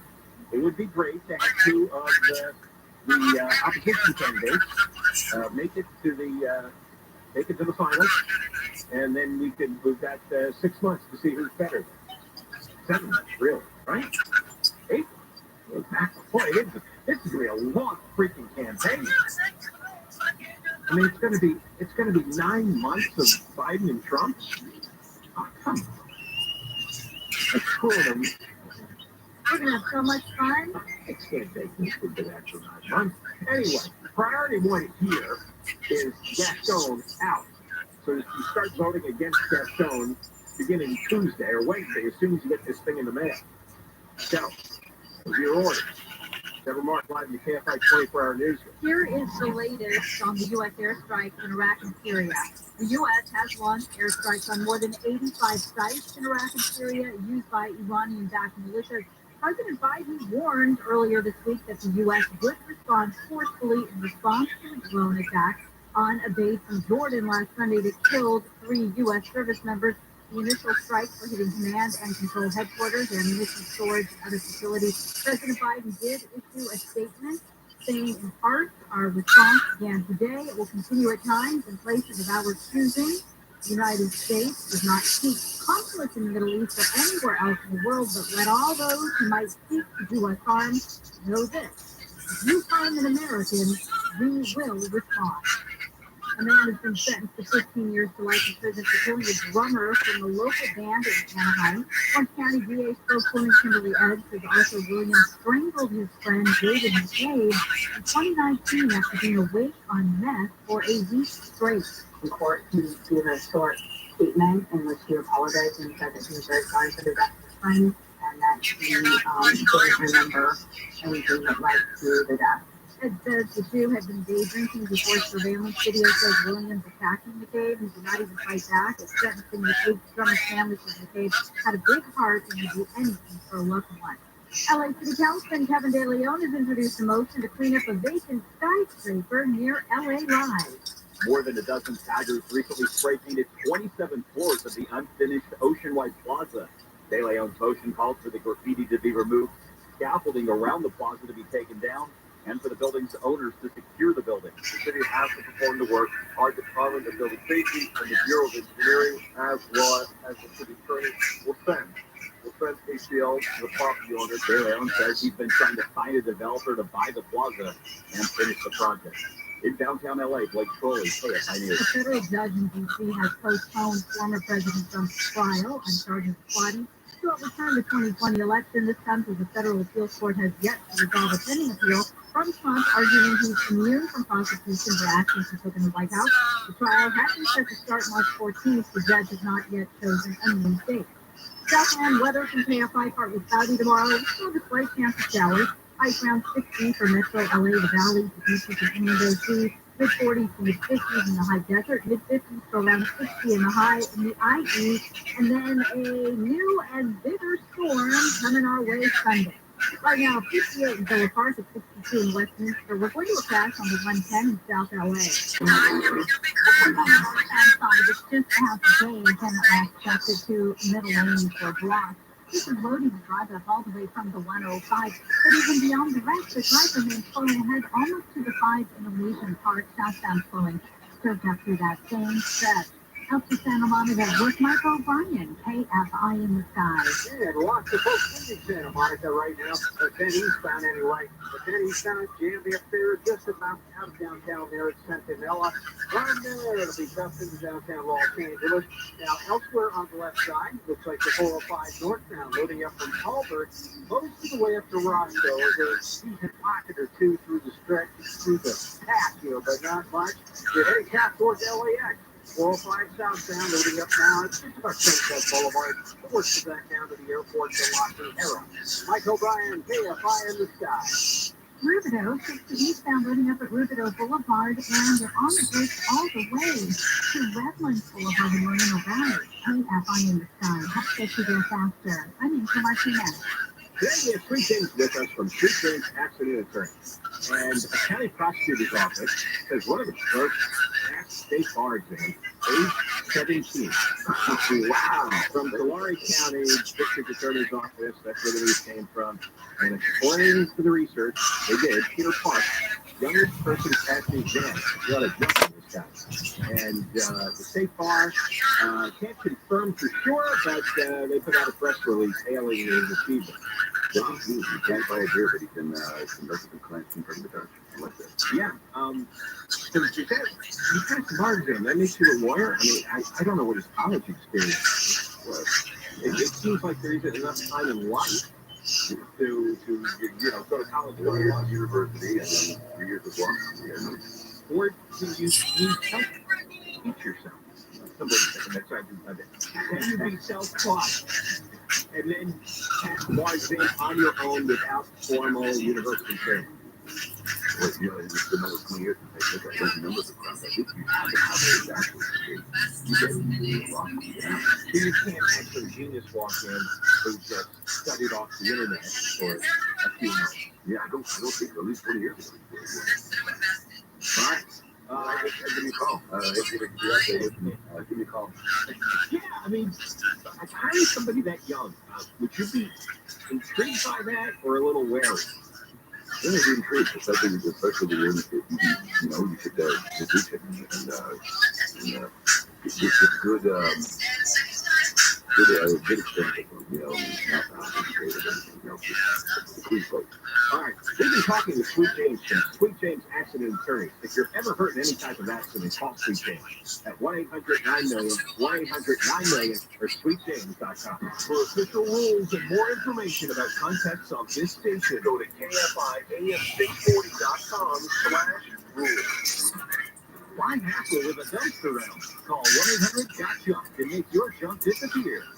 Welcome to Star Tales and the very special episodes podcast hosted by James Forsenfeld. Every Wednesday, they'll tackle a new fictional story like NASA agents cracking down on a black market moonrock case, a Clinton Titanic crash, and Mark Twain's pivotal bar fight. New from My Heart Podcast. That is every single one of these episodes. It is the fodder for you to say, I heard the craziest story on this podcast. Listen to very special episodes on the iHeartRadio app or wherever you get your podcasts. Why choose a three-number smart bed? Because no two people speak the same. Only the three-number smart bed lets you each choose your individual firmness and comfort, your three-number setting. The Climate 360 Smart Bed is so smart, it's actively cool or warm up to 13 degrees on either side for your ideal sleep temperature. J.D. Power ranks Sleep Number #1 in customer satisfaction with mattresses purchased in store. And now save 50% on the Sleep Number limited edition Smart Bed. Limited time. The J.D. Power 2023 award information is jdpower.com/awards. To find a store near you, visit sleepnumber.com. KFI AM 640. And I have the radio station. More stimulating talk.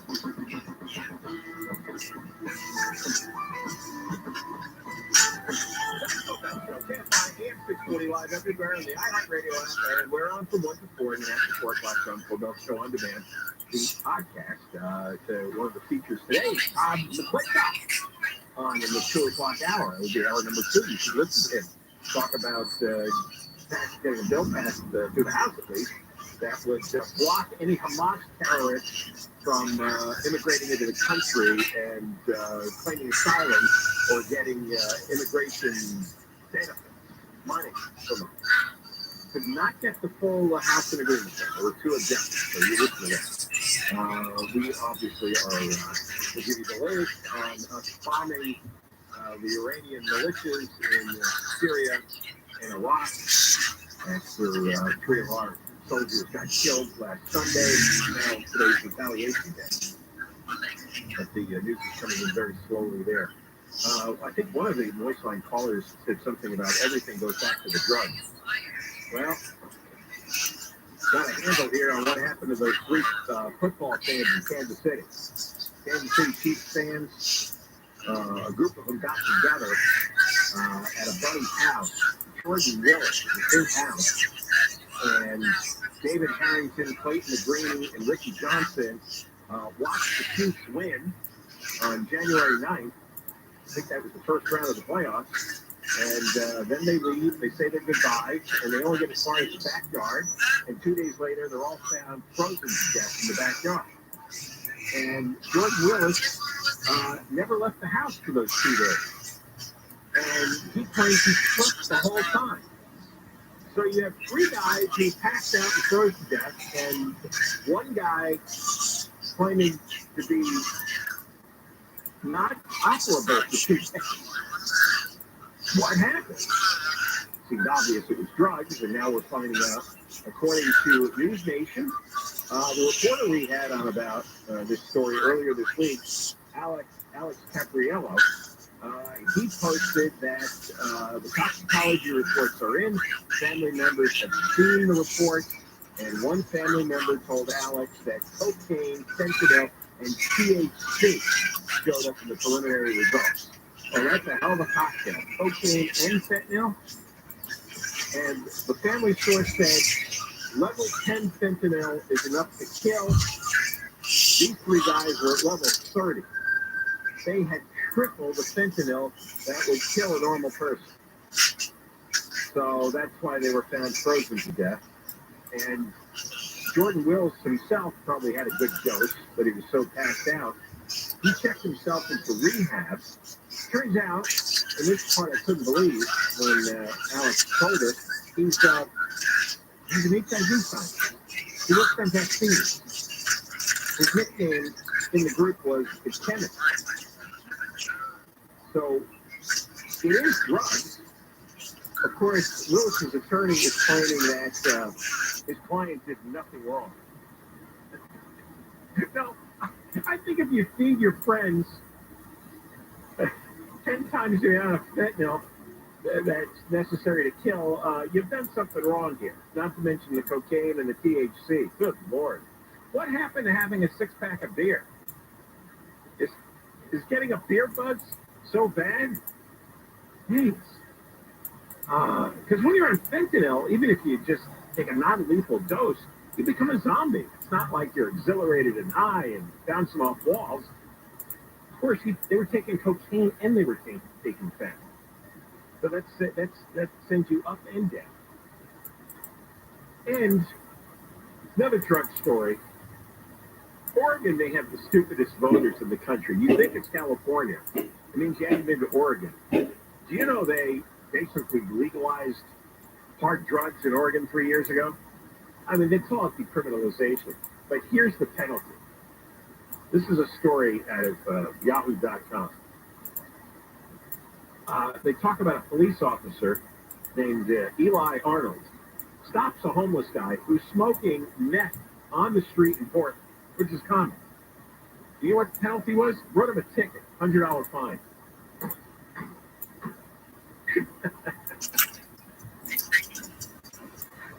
Why do you have thousands of people dying on the streets in Portland? There you go. And the cop says, call this number. Give them a card with a telephone number. Call this number, and they'll ask you if you want treatment. If you call the number, the ticket goes away. Says in February 2021, possession and use of all drugs, everything, cocaine, heroin, fentanyl, ecstasy, all of it's decriminalized. All of it is a $100 ticket that you get out of if you call a phone number. You don't even have to follow up beyond it. You just call the phone number. Why'd they bother? And now they're upset because there were almost 1,000 fatal overdoses in 2022. Triple the Do it for the gram. Triple. And then they don't even know the numbers in yet for 2023, but they had 600 in 6 months. So you're looking at least 1,200.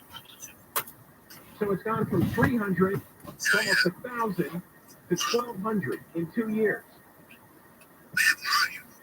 And now the voters in Oregon are going, maybe we were wrong. Maybe this didn't work out. They profiled one guy here, an addict, James Lowe is his name. A number of his friends have died from fentanyl overdoses. He has saved 50 people who OD by giving them the naloxone. So he's walking the streets trying to revive all these half-dead fentanyl addicts. He had a good college basketball career going, but he got injured, and he ended up on oxycodone and ended with fentanyl. And he told a reporter, I need to get my act together and change. This is a time to reflect. 2 weeks later, he got arrested for shoplifting. I'm sorry, he's going to end up dead. So the residents think that criminalization had been a failure, that the whole city of Portland is an open-air drug market, which, by the way, happened in San Francisco, too. If you see anybody pushing for this, just look this up online. Now, it's an entirely, this may surprise you, the entire state is controlled by Democrats. Legislators, governors, the whole thing. And they're thinking now of maybe amending the legislation and fine these people $1,000+ 30 days in jail if you're caught with hard drugs. They did not, the supporters of this stupid proposition say, well, the state was supposed to provide treatment. They were supposed to treat drugs as a medical issue, but they never do spend the money to do treatment. They never have. They didn't do mental health treatment. They've been promising that in California for 60 years since they closed the mental institutions. They never do it. They steal the money. Nobody gets help. There's no drug treatment. There's no mental health treatment. Drug addicts are not forced to get the treatment anyway. That's the problem with Prop 47 here. All you end up with is dead bodies in the street. You just want to smack yourself in the head. It's like, what's the point of having hundreds or thousands of dead bodies in the street? What's the upside of this idiotic, stupid policy? Progressive policies are stupid. Period. They're stupid. Progressive policies do not work. They're stupid. You end up with dead people. That's it. Case closed. Nothing else to say. When we come back, Deborah Mark is going to do the news now, and then we're going to have another round of the moist. We have more avocados consumption tips. What did that guy in the last thing say? While he's driving, he shares an avocado. And he says he has long legs, long high knees. Right. So he's able to put the avocado in between his knees. Shares it. And then maneuvers the steering wheel with his knees while he's cutting the avocado. That's not safe. I thought it was very funny, but not safe. Nothing gets by you. I'm a smart one. Yeah. Deborah Mark live the KFI 24-hour newsroom. Here is the latest on the U.S. airstrikes in Iraq and Syria. The U.S. military has launched an air assault. Right here, baby. Of strikes in Iraq and Syria used by Iranian-backed militias and the Iranian Revolutionary Guard. I'm right here.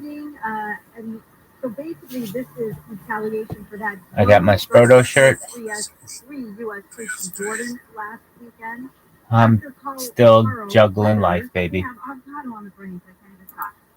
Actor Carl Weathers, who played Apollo Creed in the first 4 Rocky films with Sylvester Stallone, died His family says the actor passed away peacefully in his sleep yesterday. He was 76. And President Biden and the First Lady are coming to Southern California this weekend. They're landing at LAX tomorrow. We're going to go to the 134, and we will check in with the KFI in the Sky next. Want to sell your home? Call Seller's Advantage. They'll make you a cash offer, and no need for repairs. They buy the home as is. What a deal. The Seller's Advantage, there's no agents. They'll close in days. And I said they buy with cash. They might even offer a $10,000 advance to help with moving. Go read their reviews online and call for a no-obligation offer. They'll give you 888-321-AS-IS. 888-321-AS-IS. 888-321-2747. SellersAdvantage.com. DRE number 01961658. From the Southern California Toyota Dealers Traffic Center, let's go places that flow on the 134 in Toluca Lake. This is the westbound side. That's where delays are backing up away from Cahuenga to the 170-101. Your drive on the 101 northbound flows ahead in Sherman Oaks from Woodman. From breaks ahead all the way to White Oak and Encino. Hollywood with Mike O'Brien, KFI in the Sky. Yeah, Angels, it's a tough drive for the 101. 101 southbound loading up right out of the Cahuenga Pass. Way back into the Highland. It's a bit worse than normal. From Highland into downtown Los Angeles, it's going to be pretty much bumper-to-bumper stuff. Northbound side of the fence, that's tight today, too. Northbound 101 through downtown Los Angeles is a tough stretch. And then you're loading up again there from Vermont. Pretty much it's all the way into Universal City. Mike O'Brien, KFI in the Sky. KFI in the Sky helps get you there faster. I'm Angel Martinez. This is Casino Moments. This is what's trending from iHeart Sports Network. Presented by Mercedes-Benz. The Kings firing head coach Todd McClellan today. Jim Hiller will take over as interim coach for the remainder of the season. The Rams are reportedly hiring Jeff Smith as their defensive line coach and run game coordinator. He finished last season as the Chargers interim head coach. Super Bowl 58 goes down in Las Vegas a week from Sunday between the 49ers and the Chiefs. DraftKings line favors San Francisco by 2 points. I'm Frank Allen.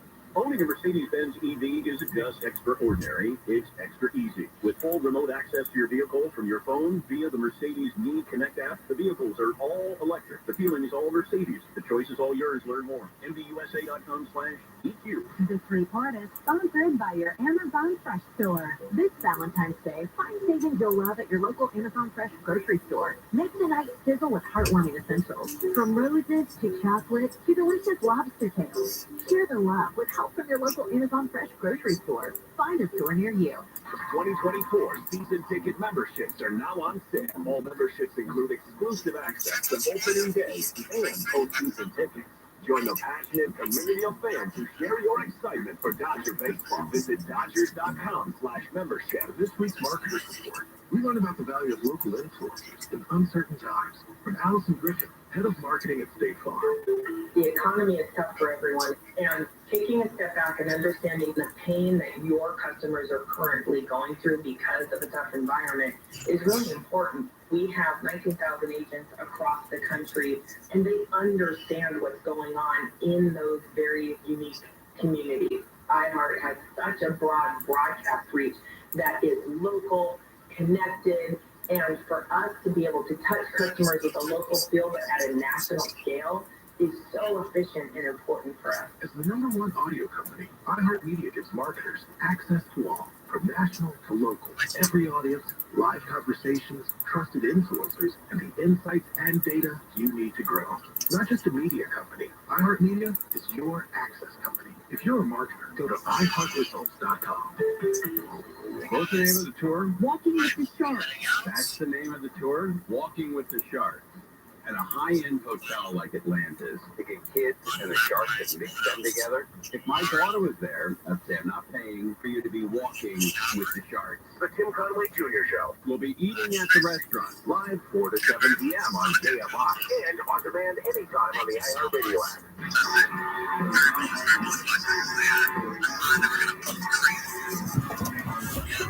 KFI AM 640, live everywhere on the iHeartRadio app. And Conway is coming up in just moments, 4 o'clock. Final round of the Moist line for today, 877-MOIST-86 if you want in next week, 877-MOIST-86. Let's go. Thanks, John. Thanks for calling your moist line. I'm so excited to hear from you. It's about time. John, you're acting surprised that the DMV workers are apathetic about when they take other people's money. This is always the way it's going to be. You never care about other people's money going to other people. You only care about your money and what you get for it. So this is basic to human nature, and the leftists and commies just keep trying to convince otherwise of their utopian ideals that are never going to happen, ever. Yeah, John, we're being set up, man. All this battery technology and electrifies and if we think about the battery technology, well, where do you think that's coming from? Well, I'll tell you what, we're being set up pretty good because on top of that, China's lining up their pockets. John, you nailed it. I've been claiming for years that we all got screwed by Volkswagen when they set up that faux charging network at a much reduced rate from what the fine would have been for having broken the EPA laws. I work for a telephone company. We got the same problem. They always steal copper wire. What a lot of people don't realize, though, you're talking about them prosecuting it. You make a good point, but a lot of people don't realize that willful destruction of a public utility is a felony, whether that's copper wire from, for the lights, or copper wire for the phones, or copper pipes for plumbing, If it's a public utility, it's a felony. I guess the best way to stop street takeovers, you swoop in, you hold everybody there, you confiscate a car, big piece of machinery comes out, destroys the car right there on the spot, and sends a message to the other people. We will do this to your car. Problem solved. No wonder that people are depressed. They can't buy groceries at the store. They are losing their jobs left and right. Even the people in tech communications and games. You'd be depressed too. Flippy is going to do my burger. Flippy is going to cook all the burgers the same. Flippy doesn't make $20 an hour, huh? Nah, I'm okay. I need a human to do my burger. Give it to me. I don't want the interaction. I want to talk to people. First it was the homeless, then it was people experiencing homelessness, now it's unsheltered. A rose is a rose is a rose. By any other name, it's still a rose, and they are still sacred. I get sick and tired every day that you hear the Republicans blaming the Democrats blaming the Republicans for the failure of our government. You know who's to blame? Us. We are the ones who put them in these places of authority. We are the ones that need to wake up, open our eyes, get informed, so that we know that we're putting people in there that'll get the job done. All these people who work in the factory, they're just scared of calling everyone out. It's like in school, no one wants to be known as a tattletale, but that's why they end tattletale on each other, because they go, oh, that guy's a snitch, that guy's a snitch. And so that's what it is. It's just people being scared of being called snitches. Thank you for leaving your message. Please hang up. Goodbye. Next week, you can be on the Moist line on Friday, 877-MOIST-86. The guy who said, you steal copper wire, willful destruction of public property, that's a felony. Has anybody been charged with that? Because on the east side alone, they stole enough copper wire to knock out 3,700 overhead lights. 3,700 street lights knocked out, and that's a felony. That's 3,700 felonies. Anybody been charged? No. Nobody. So, mayhem. Anarchy. Hey, how are you, sir? Nice to see you. They stole $20,000 worth of copper wire, but it's going to cost $6 million to reinstall it. How is that? You notice how dark LA is? Yeah, how is that? I mean, how does it cost $6 million to install $20,000 worth of cable? Right. Crozier could do it for $3 million. We're bombing other countries. We're on that.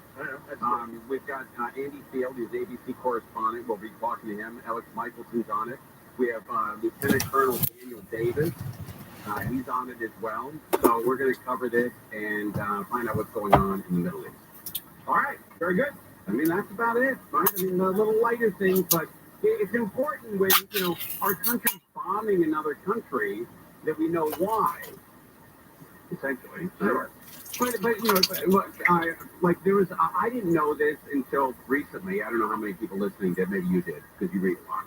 But we have a lot of bases in Syria. Why? I mean, Syria, I don't think has any bases here in California. No, we would have bombed them. Right, we would have not allowed that. That's right. Right. But we go into other countries and just set up shop. Oh, I know. We've got dozens and dozens of these all over the Middle East. Yeah. Now, when Reagan, I think it was 1988, when the Iranians were getting crazy in 1988, he sunk half their navy, and they backed off for a while. Yeah. Be a good idea to do that now. We're not doing that. No, I wish we could do a big plan. We told everybody to get back to Iran because there we go. Yeah. Yeah. Well, we got all the specialists on today, so they're all on our show. People will learn things. Yeah. It doesn't happen all that much. It'll be a little lighter. I mean, heavier. But you know, sure. I understand. I can be cozy.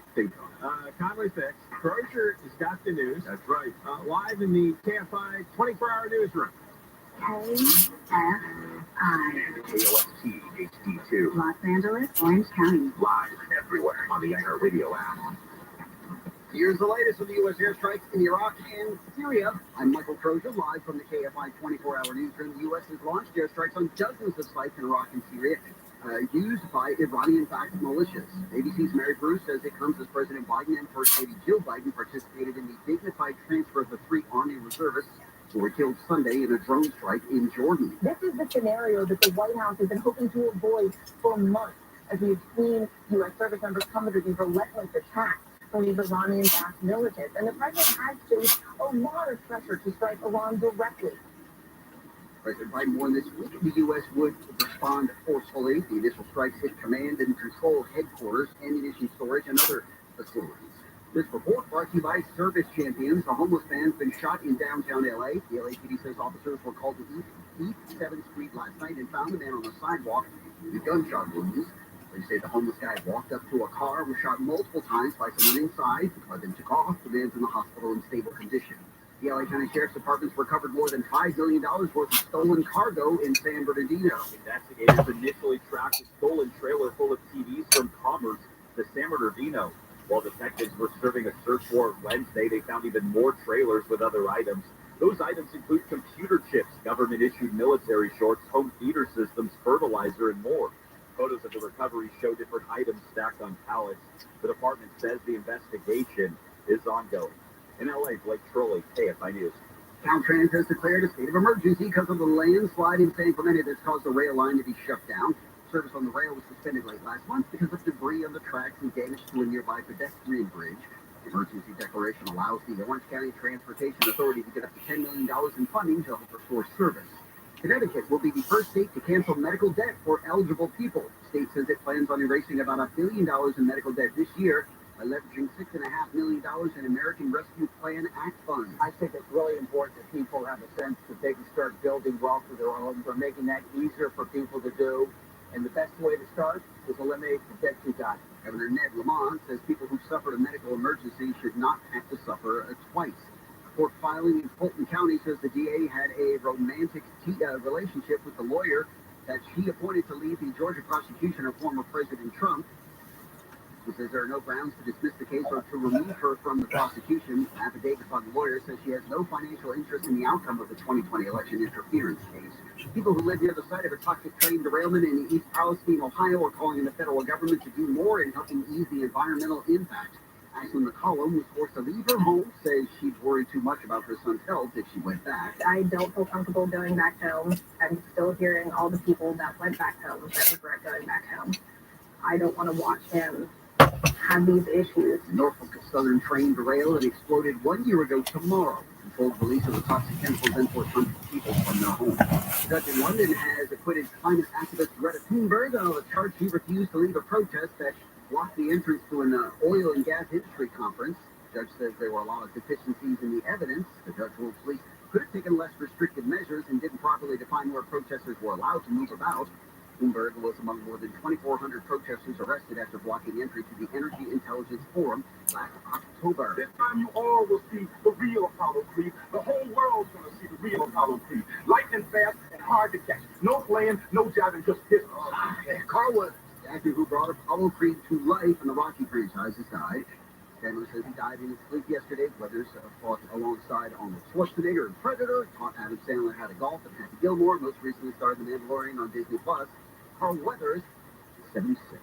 Southland weather from KFI, partly cloudy skies through the night. Lows around 40. Mostly sunny tomorrow. Temperatures cooling like today, around 50 at the beaches, 60 Metro LA, Orange County, above 60 inland and high in the valleys, mid-50s in the high desert. That chance of rain is going to come back later Saturday afternoon, lasting until maybe mid-next week. Right now, Laguna Beach, 59, Orange, 60, West Covina, 59, Santa Clarita, 57 degrees. Your KFI Money Report, the Dow was up 370, NASDAQ was up 198, S&P was up 61. I don't know if that's all right. I'm going to double check that because I'm not really sure. I think those are yesterday's numbers. Yes, that is exactly right. They're yesterday's numbers. Your KFI Money Report, the Dow was up today 135, NASDAQ was up 267, and the S&P was up 52. And just slow in Carson. The 91 eastbound. We're seeing delays that are filling in at Main Street. The drive is slow and stretches all the way to Green River in Corona. It's about a 40-mile stretch. It'll take about an hour and a half to roll. We've got Mike O'Brien, East LA, KFI in the sky. And a couple of tough drives here, Angel. 60 eastbound, and not the least of which, that which loads up here just a little before the 710. 710 to the 605 seems to be the worst of that. Now, if you're heading south on the 710, 710 southbound, loading up from the 60 down to about Florence Firestone there. Then it loosens up pretty nicely into Long Beach. There is problems, though, in Long Beach. I just got to look at this one. This is the 710 northbound at PCH. The PCH on-ramp is closed. You know the Church Bakery there, but it's pretty visible from the main line. And that's bumper to bumper, a couple of miles stretch out of downtown Long Beach. Mike O'Brien, KFI in the sky. KFI in the sky. Help get you there faster. I'm Angel Martinez. Your time is important because no matter what age or what stage, you're busy. That's why you should donate your car to Cars for Kids right now. Cars for Kids offers hassle-free, quick pickup for every donor. Save precious time and fill out the easy online form at carsforkids.org. They'll send somebody out the very next day to tow away that old or unusable car. Cars for Kids is hands down the quickest, fastest way to get rid of that car. Do a good deed without losing any time from your schedule. Just go to carsforkids.org today, and remember, that's Cars with a K. Explosive Star Tales and the very special episodes podcast hosted by Dana Schwartz and friends. Every Wednesday, they'll tackle a new stranger-than-fiction story, like NASA agents cracking down on a black market moon rock trade, a poisoned Titanic captain, and Mark Twain's Pedro bar fight. New from iHeart Podcast. That is every single one of these episodes. It is the fodder for you to say, I heard the craziest story on this podcast. Listen to very special episodes on the iHeart Radio app or wherever you get your podcasts. Hey, you're up next. My throat hurts so bad. There's no way I can stay tonight. Here, try these. Vicks VapoCool Drops. Yeah, Vicks VapoCool Drops has maximum strength menthol with a rush of Vicks Vapors. Ooh, I can already feel it. I told you. So, you ready? I'm ready. Vaporize sore throat pain fast with Vicks VapoCool Drops. Treat your Valentine to a night of romantic songs with Broadway's longest-running phantom, Davis Gaines. Davis Gaines, one night only, Valentine's Day, Wednesday, February 14th. Tickets at LaMaranaTheater.com. Are you feeling tired? Or are you actually just thirsty? Grab a water, my friends, to help hydrate, feel energized, to help you. Funded by USDA staff and equal opportunity provider and employer. More healthy victories at southwesthealthyliving.org. Listen on the free iHeartRadio app for all your music, sports, talk, and podcasts. Free never sounded so good. KFI AM 640. KFI AM 640, it is the Conway Show. Usually a little light on Friday, right? We try to keep it light. You're going to start your weekend. But we are back in the business of attacking other countries. And in this case, it's in Iraq. And there's 1, 2, 5, 6, 7, 8, 9, at least 12 strikes since January 11th. It looks like there's about 5 different bases in Iraq and in Syria that have been attacked. Here's a little bit of rundown, a little bit of background for you if you've not been following this. Now you want to keep things light in your life, I get that. But you got to also know what's going on when United States servicemen and women are out there dropping bombs on other countries. That's a big deal. That's a big deal. I don't know how much bigger it gets. So here's a little background, in case you're not following. U.S. officials telling NBC News that retaliatory strikes have begun against Iranian-backed militias in Iraq and Syria. This is from U.S.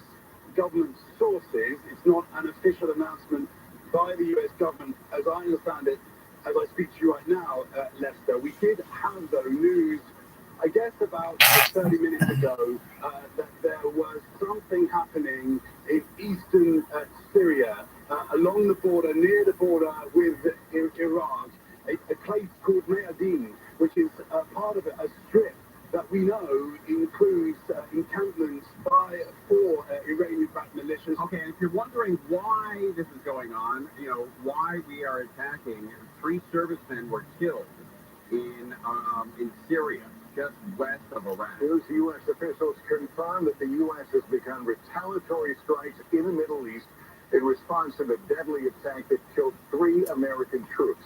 The strikes come days after those service members were killed in a drone attack on a U.S. outpost in Jordan last weekend, marking the first American deaths since the Israel-Hamas war began. Dozens of other troops were also injured in the attack as well. Today's news also comes hours after President Biden performed one of the most solemn duties of the presidency today, attending the dignified transfer of the fallen troops at Dover Air Force Base. Yeah, that's always very tough to watch. Very, very tough to watch. These brave men and women fighting overseas and then being returned in caskets draped with American flags. All right, we have one of our ABC News correspondents, one of their senior correspondents, Andy Field, is with us to inform us of exactly what's going on. Andy, welcome to the program. How are you, sir? I'm good. Senior, that means I'm old, right? Well, no, you have a lot of practice. History is what I'm saying. That's right. That's exactly right. Hey, so what do we know? Where do these planes come from that were bombing in Syria and Iraq? Are they all coming from the United States?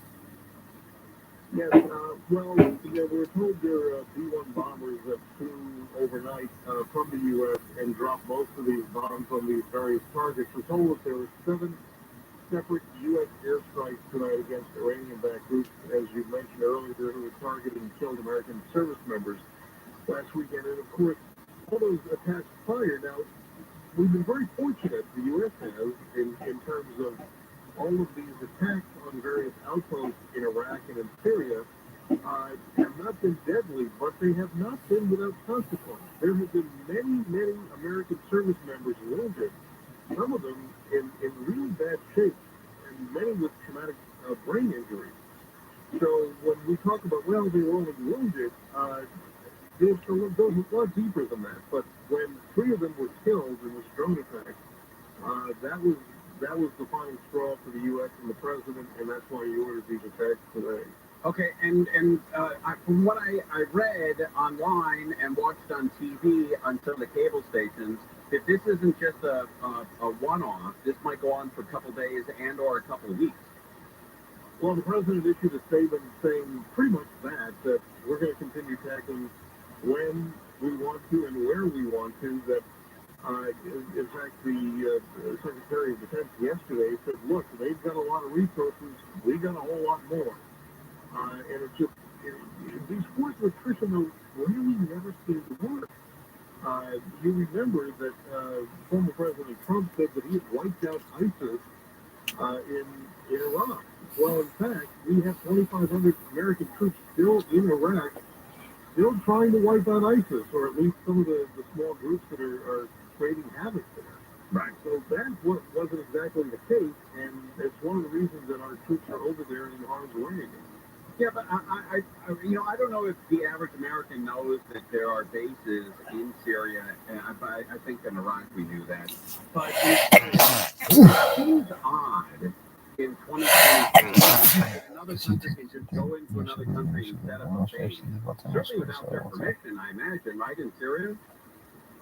I think these are on the margins, on the border between Iraq and Syria, and what's happening, these are vast desert areas where the U.S. has not been challenged. Now, there was a time where we were supporting rebels there against the government of Syria. That has long since stopped. And, you bring up a very good point. I'm not quite sure what the rationale is for the U.S. to still have anyone there. Yeah, I agree. But one of the really big issues here is that the president of the United States does not want to expand the conflict that's happening, but it's doing it, and it seems to be beyond the American power here. That they wanted to have this campaign between Israel and Hamas and this war in Gaza, and yet Iran is causing mischief everywhere it possibly can by funding these rebels in Iraq and in Yemen, these Houthis that are bombing or trying to bomb U.S. ships and others in the Red Sea, which is creating havoc with our economy because it makes things more expensive to get things shipped from there to here.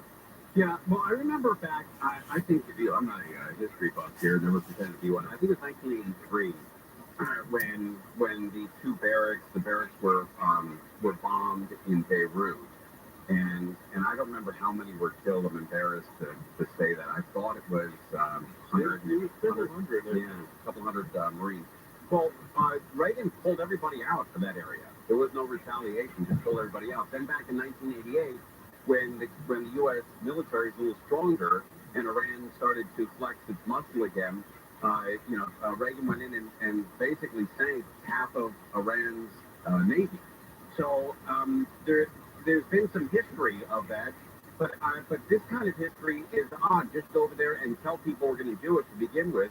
So I imagine all of the Iranian leaders and all of these mischief makers were able to hightail it back to Iran before any of these bases were attacked.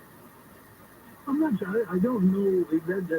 You're all good points. I don't know the answer to those questions. I know John Kirby, who is still an admiral in the Navy, but he's also the spokesperson for the National Security Branch of the White House. He, as you and I are speaking, has been giving a news conference giving us all the details. I don't have all of them right now, but I'm sure they're busy assessing how much damage they've done.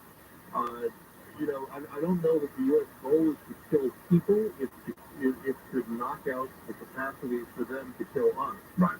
And I think that's what they did today. Yeah. I really appreciate you coming on with us. I know it's last minute theater here and last minute notice, but if it continues on next week, we'd love to check in with you again. Anytime, Tim, and I know you mentioned earlier you like to keep it light. I'll talk about any light subject you possibly would like. All right, next week we'll do something lighter. Okay, all right. Andy Field, thank you very much. Andy Field, very popular, very well-known ABC News correspondent in Washington, D.C. We go right to the top level in Washington, D.C. Talk to the highest level. Great booking, Bellio. Man, Bellio knocks it out. And you see the old school reporter right there, man. Yeah, he is. And Bellio is great, man. Bellio, when she works in a war room. When anything happens like that, she gets in at 5 a.m., has 3-4 packs of cigarettes she goes through, a couple pots of coffee. She puts that hard hat on and starts booking people that can really, lay it out for us. Yeah, stay out of her way. Yeah, really, seriously. She's got her camouflage on right now. I almost ran into her in the hallway. All right, very good. We're live on KFI. We'll continue. What in the fuck I'm gonna do with my life? Wearing gray and orange. Feels like the KFI. What in the fuck I'm gonna do with my life? KFI, more now, here is the latest from U.S. airstrikes in Iraq and Syria. President Biden says he ordered the strikes on Iranian militias in Iraq and Syria in retaliation for the drone strike that killed 3 U.S. soldiers in Jordan. You're right. The bodies of those 3 U.S. soldiers killed in Jordan have been returned to the U.S. Ideal world, I'll be able to live with my family and work remotely and still stream my life. Actor Carl Weathers, most known as the original Creed, passed away at 76. Weathers played in the NFL for the Oakland Raiders before acting. What's new with you? Mandalorian on Disney+. They just stopped up in Santa Clarita. Few stretches of slowing on that northbound side of the 14, leaving the 5, and then you're on the brakes ahead in stretches, that is, all the way to Crown Valley. We've got Michael Bryan, KFI in the sky. Yeah, just working through Orange County here. The northbound side of the 405, you start to hit the brakes here just off 55. From there, it's choppy stuff up to about Brookhurst to the Fountain Valley.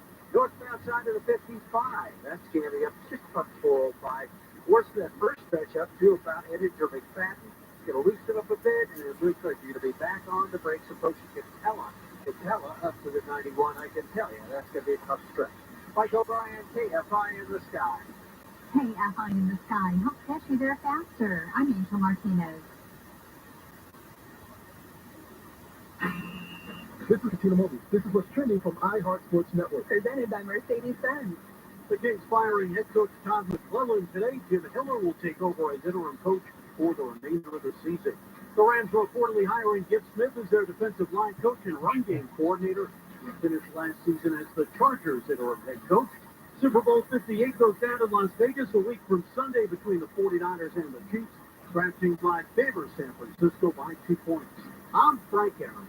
The utterly inspired all-electric EQE sedan from Mercedes-Benz. With hundreds of customizable comfort settings inside the cabin, it's the EV that recharges you. The vehicle is all electric. The feeling is all Mercedes. Learn more at mbusa.com/EQE. This report is sponsored by Fix Auto Collision Centers. Don't let a traffic accident ruin your day.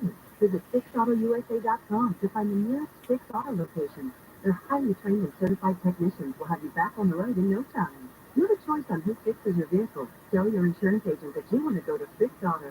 Welcome to a brand new year from Oak Hill Law Injury Lawyers. I'm Susan Owen, managing partner at personal injury law firm Owen Patterson and Owen. That means I oversee everything. Call us today for a worry-free new year. What up, baby? How you living? Or oakhilllaw.com. Why choose Sleep Number Smart Bed? Because no two people sleep. What's new with you? Only the Sleep Number Smart Bed lets you each choose your individual firmness and comfort. What is new? The Climate 360 Smart Bed is so smart, it actively cools or warms up to 13 degrees on either side for your ideal sleep temperature. J.D. Power ranks Sleep Number #1 in customer satisfaction with mattresses purchased in store. And now save 50% on the Sleep Number limited edition Smart Bed. Limited time. For J.D. Power 2020 reward information, visit jdpower.com/awards. To find a store near you, visit sleepnumber.com. Almost like making my kids move in the future. You got it, baby. But after being diagnosed with metastatic All day, every day. or MDC, which is breast cancer, Sun up to sundown. Sundown to sun up. I took Ibrance.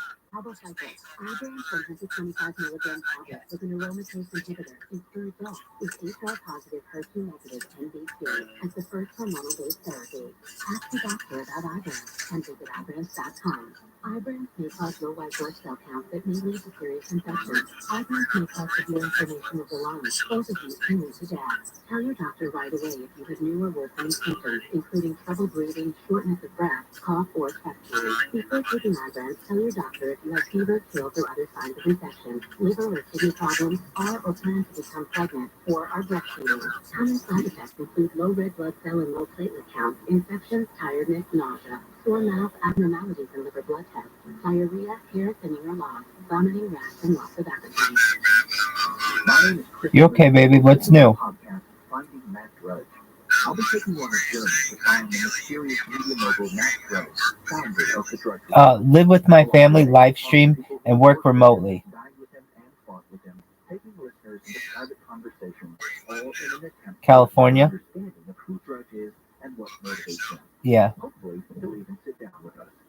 Listen to Finding Matt Drudge on the iHeartRadio app or wherever you get your podcast. I want to, but I don't know if they'll let me. 2026, a Super Bowl in 2028. LA is all about getting its act together. You know when you're a kid and your mom would say, clean up your damn room. You throw I'm a certified project management professional, so prior to live streaming my life, I have worked remotely for Fortune 500s as a contractor.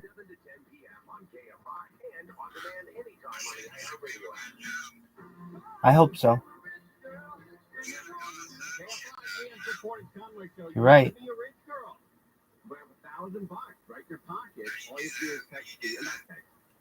I have an extra battery and I stream via cellular service. Just using YouTube on my phone.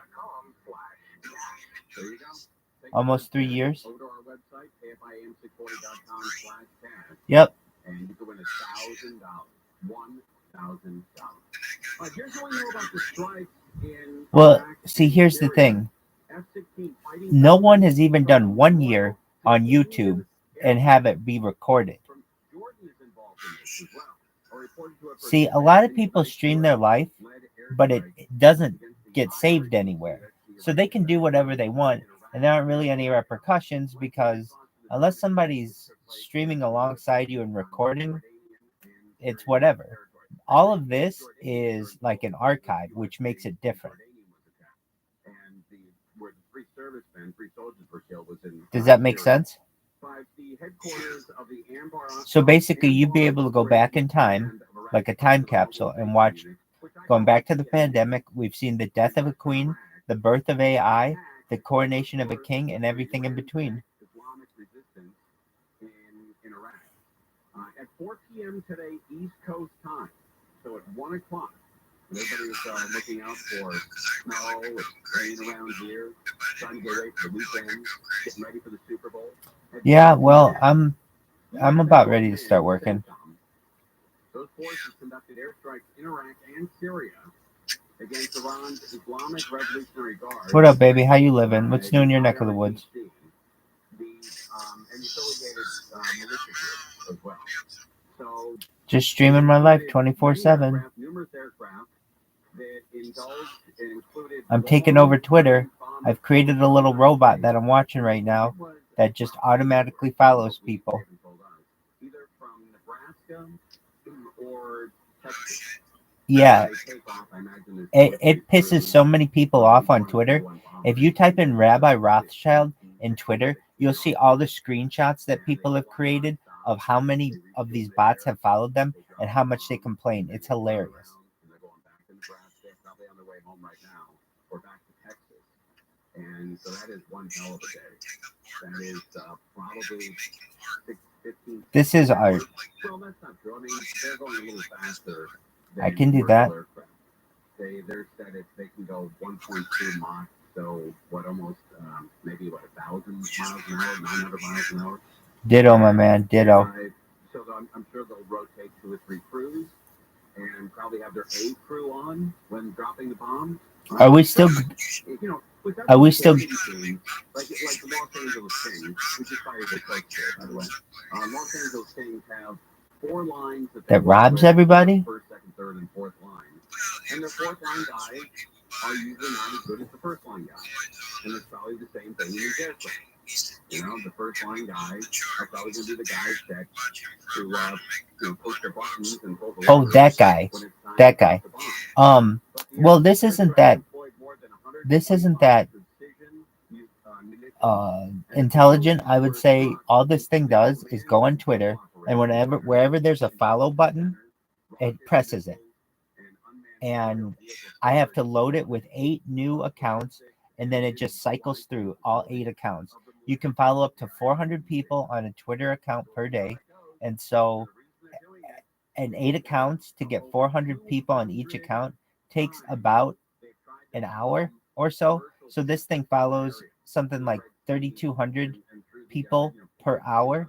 And I have over 730 accounts, and they just cycle through like a Tommy gun. And you'll see, I mean, it's just a matter of time. Every single day you read these people, they say, these are their exact quotes. Every single day, this viral rabbi follows me. What is going on? Other people are saying, don't ever take my viral rabbi followers away. I love my viral rabbi followers. Like, I've become like a phenomenon on Twitter just through this robot. People have said it's not just a robot, it's a super bot. People have said it's the greatest bot in the history of Twitter. And I have to agree with them. And here's why my bot is better than anyone else's bot. Ready? It has image processing that no other bot has. Most other bots, I shouldn't say no other bots, but most other bots, at least on Twitter, aren't as advanced as mine. My bot can actually see where a button says follow versus unfollow or anything else. So it's very intelligent. It only presses the button that says follow. It won't say unfollow. And that means it's very efficient with its time.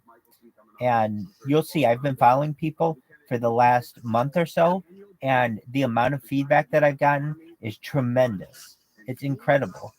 Just, I mean, look at it for yourself. Here, I'll look it up with you right now. Here's what they say. Here's what people are saying about me. All I have to do is type in Rabbi Rothschild into Twitter. And this is the first person. Now, here's the key. These are really big accounts. This person has 55,000 people follow them.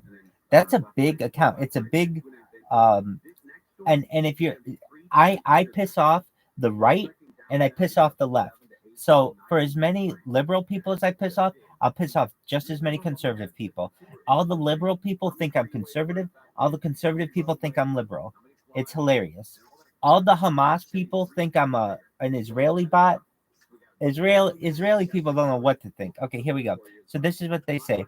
I've blocked Rabbi Rothschild 99 times, almost as many as I tried to block Elmo Musk. This person blocked me 99 times. That's a lot. Next person. Please say hi to Rabbi Rothschild on YouTube, streaming right now a real life Truman show. So people give me shout outs too. Next one. Just one moment. Go ahead. Can I what? Yeah, I did.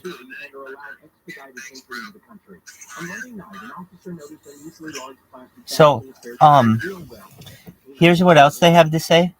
It's hilarious. What people, honestly, I'm the ultimate troll, and that's what I have to be. But the second that this catches on, it'll be a really big deal when people know that, like basically what you guys do every day. Hey, I just check in with this person, see what's up. It just becomes part of your life. It become very popular in the future. So here's what other people have said. Just one moment, the app like glitched on me or something. Let's see what happened here. I'm pulling it back up. It's just hilarious though. It's very, very hilarious to know that I've created like a machine that affects the internet. Randomly, people I've never met before get pissed off because of this. Some people don't get pissed off though. Some people think it's really cool. So I mean, those people are really interesting and appreciated, because it would piss me off if I got all these notifications. And here's the hilarious thing about it. These people don't just get notifications on their phone. They get drop-down notifications. They also get emails. So it's like, I mean, that one person alone. Okay, this person said, I've blocked Rabbi Rothschild 99 times. The other person, okay, so look at all these comments that people write. I've blocked him as almost as much as I've blocked Johnny Depp and Amber Heard. Nope, I've blocked Rabbi more. Next is I know what's up with this bot. And then here's another one. I've never seen so many of the exact same bot. Here's another one. Me too. The next one. We could have thousands more followers, but would proliferate even more. Best to block every bot you can. Next one. I've blocked him too. I love this one. This is a really good compliment, I feel. I've blocked him too. He's like a weeble. He wobbles, but he just stands right back up again. And that's true. And then another person who just says, I'm getting there. That they're close to have blocked me 99 times, which is a lot. It's a lot of work for someone. And so that's just what one person wrote. Other people, I mean, it's very similar. And is this beneficial to me? It does get people to randomly come to my YouTube stream and be like, whoa, what the hell is going on in here? You're a real person? Like, yeah. And they're like, oh my God. So you've been doing your best to take over Twitter? And I'd be like, yeah, you got it. Hey,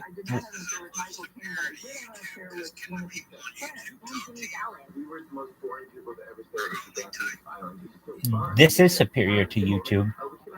In answer to your question, the far majority of people can only type to you. In fact, the only people you can ever talk to at the same time on YouTube is this new setting that they have where it's just one other person and you can just talk to one other person at the same time.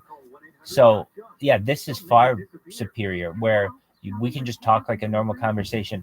On YouTube, everything is just one-way communication aside from typing. But here's what also stinks about YouTube is in many ways it only allows for under some circumstances, I know you're probably aware, it's like subscriber only chat, or you have to have been following this person for, at least 10 minutes chat or whatever. There's some kind of stipulation on it.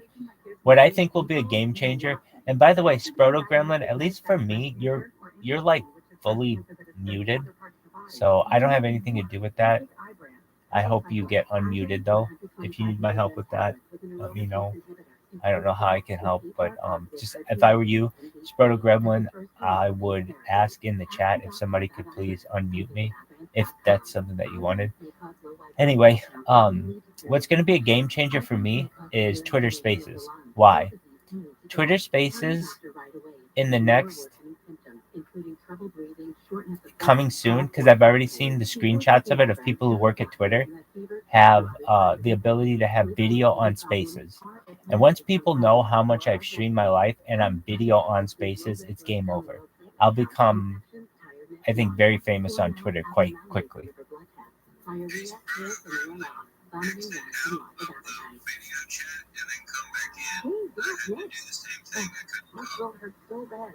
There's no way I can stay tonight.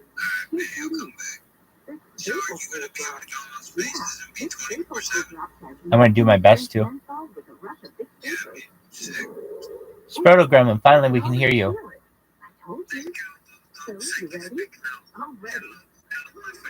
What up, baby? How are you? What's new with you, baby? Why choose a Sleep Number smart bed? Because no two people sleep the same. Only the Sleep Number smart bed lets you choose your individual permanent and comfort your Sleep Number setting. The Climate 360 smart bed is so smart, actively cools or warms up to 13 degrees on either side for your ideal sleep temperature. JD Power ranks Sleep Number #1 in customer satisfaction with mattresses purchased in store. And now save 50% on the Sleep Number limited edition smart bed. Limited time. For JD Power 2023 award information, visit jdpower.com/awards. To find a store near you, visit sleepnumber.com. Hey, Team Sharp, now is the perfect time for that new green kitchen, because the best place for kitchen cabinets in all of Southern California, the Kitchen Store, is having its big sale. The Kitchen Store is right off the 405 in Culver City with 12-month famous cash financing, pricing that beats the big boxes, a totally free in-showroom consult with an expert kitchen designer, and happening right now, the big sale. Do you slang dick? Right by dialing 310 Kitchen. That's Hell yeah, it's a country. Find them on the web at 310 Kitchen. It's right next to Turkey.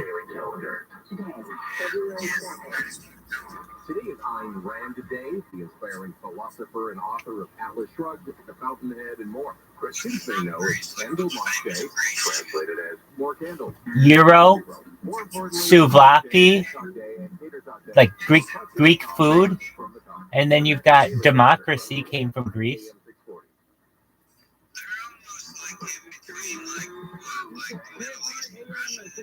They're between the Middle East and Italy.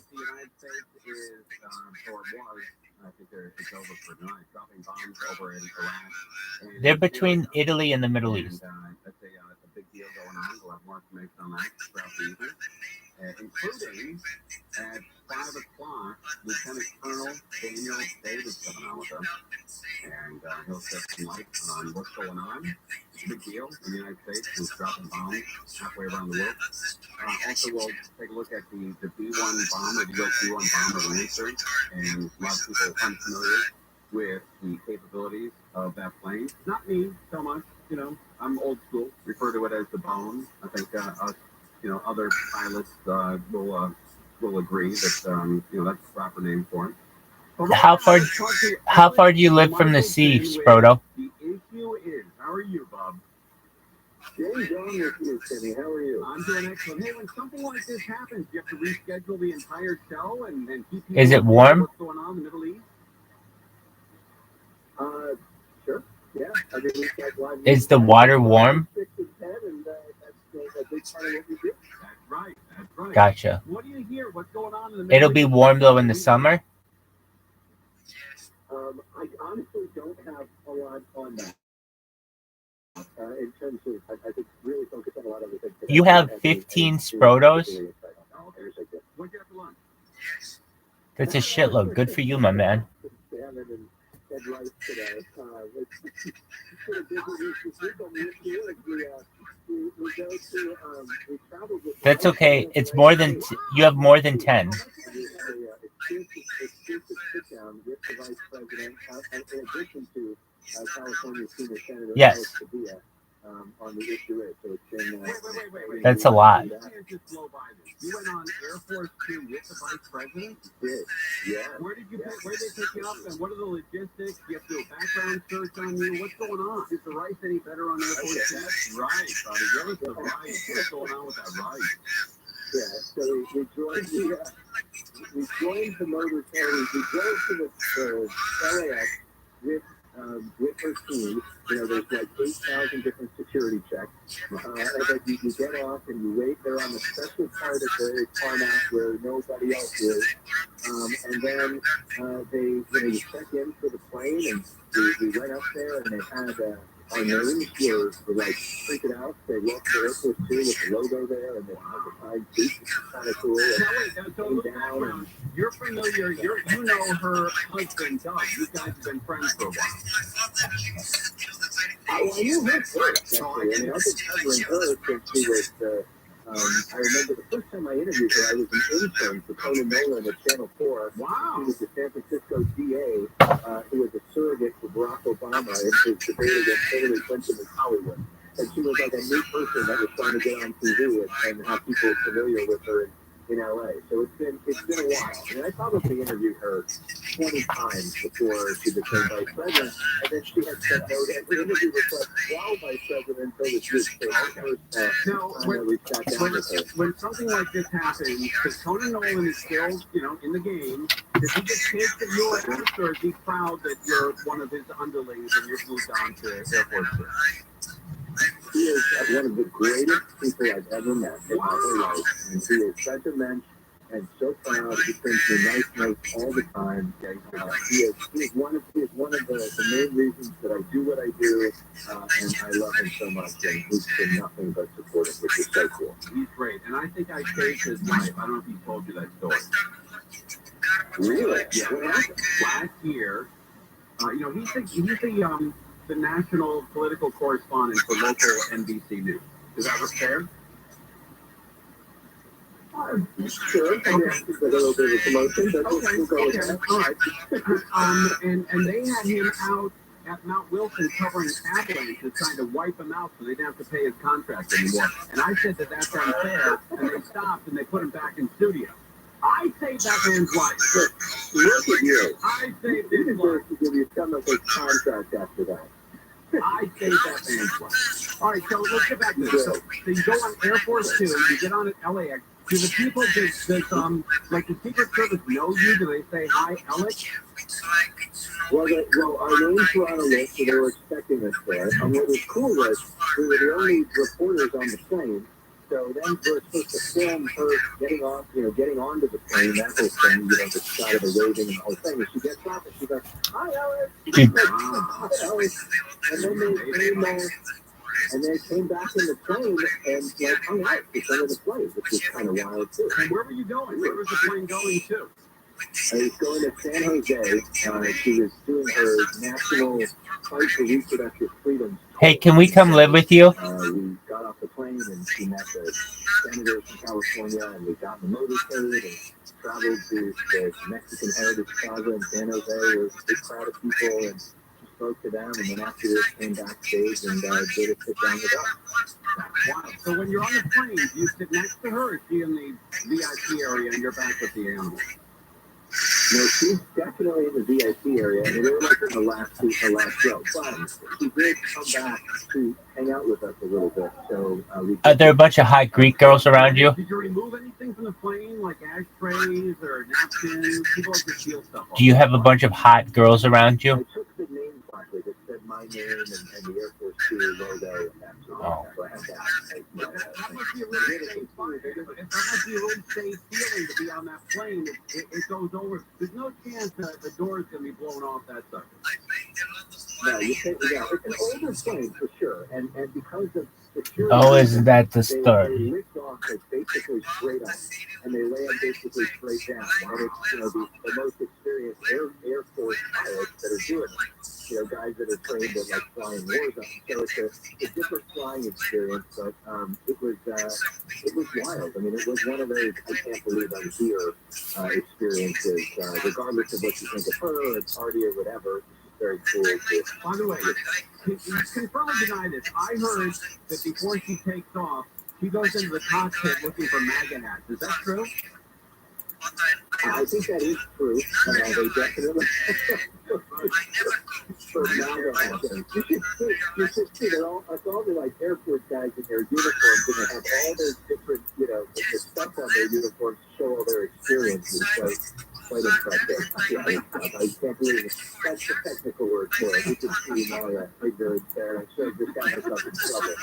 My apologies. One of my best friends is an Air Force pilot, by the way. But, yeah, sorry about that. You're the best, man. You're just like me. You just fell into a different position. You're like me. You're like that. It's just stuff on it. Let's just be out there later. People know what you're talking about. That's right. Wait, probably we've got some breaking news. What's going on? Oh, we got a skate going on. Oh, wow. All right. Well, we'll have to, all right, real quickly, what's on the program tonight? I know you got the vice president. What else is going on? The vice president and the senator from California, Alex Padilla, exclusive interviews with both of them tonight at 10:30. Buddy, you're the best, man. I'm proud to say that I know you. I mean, you're on the highest level of politics, and I get local guys knocking on the door asking if I want my trees cut. We're in different areas, different places in life. But we love each other. That's the first. All right, buddy, I'll be watching tonight. You're the best. All right. All right, I gotta go do a chase now. Yeah. All right. Chase. 10:09. This guy's wild. He's in a pickup truck, and he's flying around, bashing into all kinds of cars. Highway Patrol's coming up right now. They had it.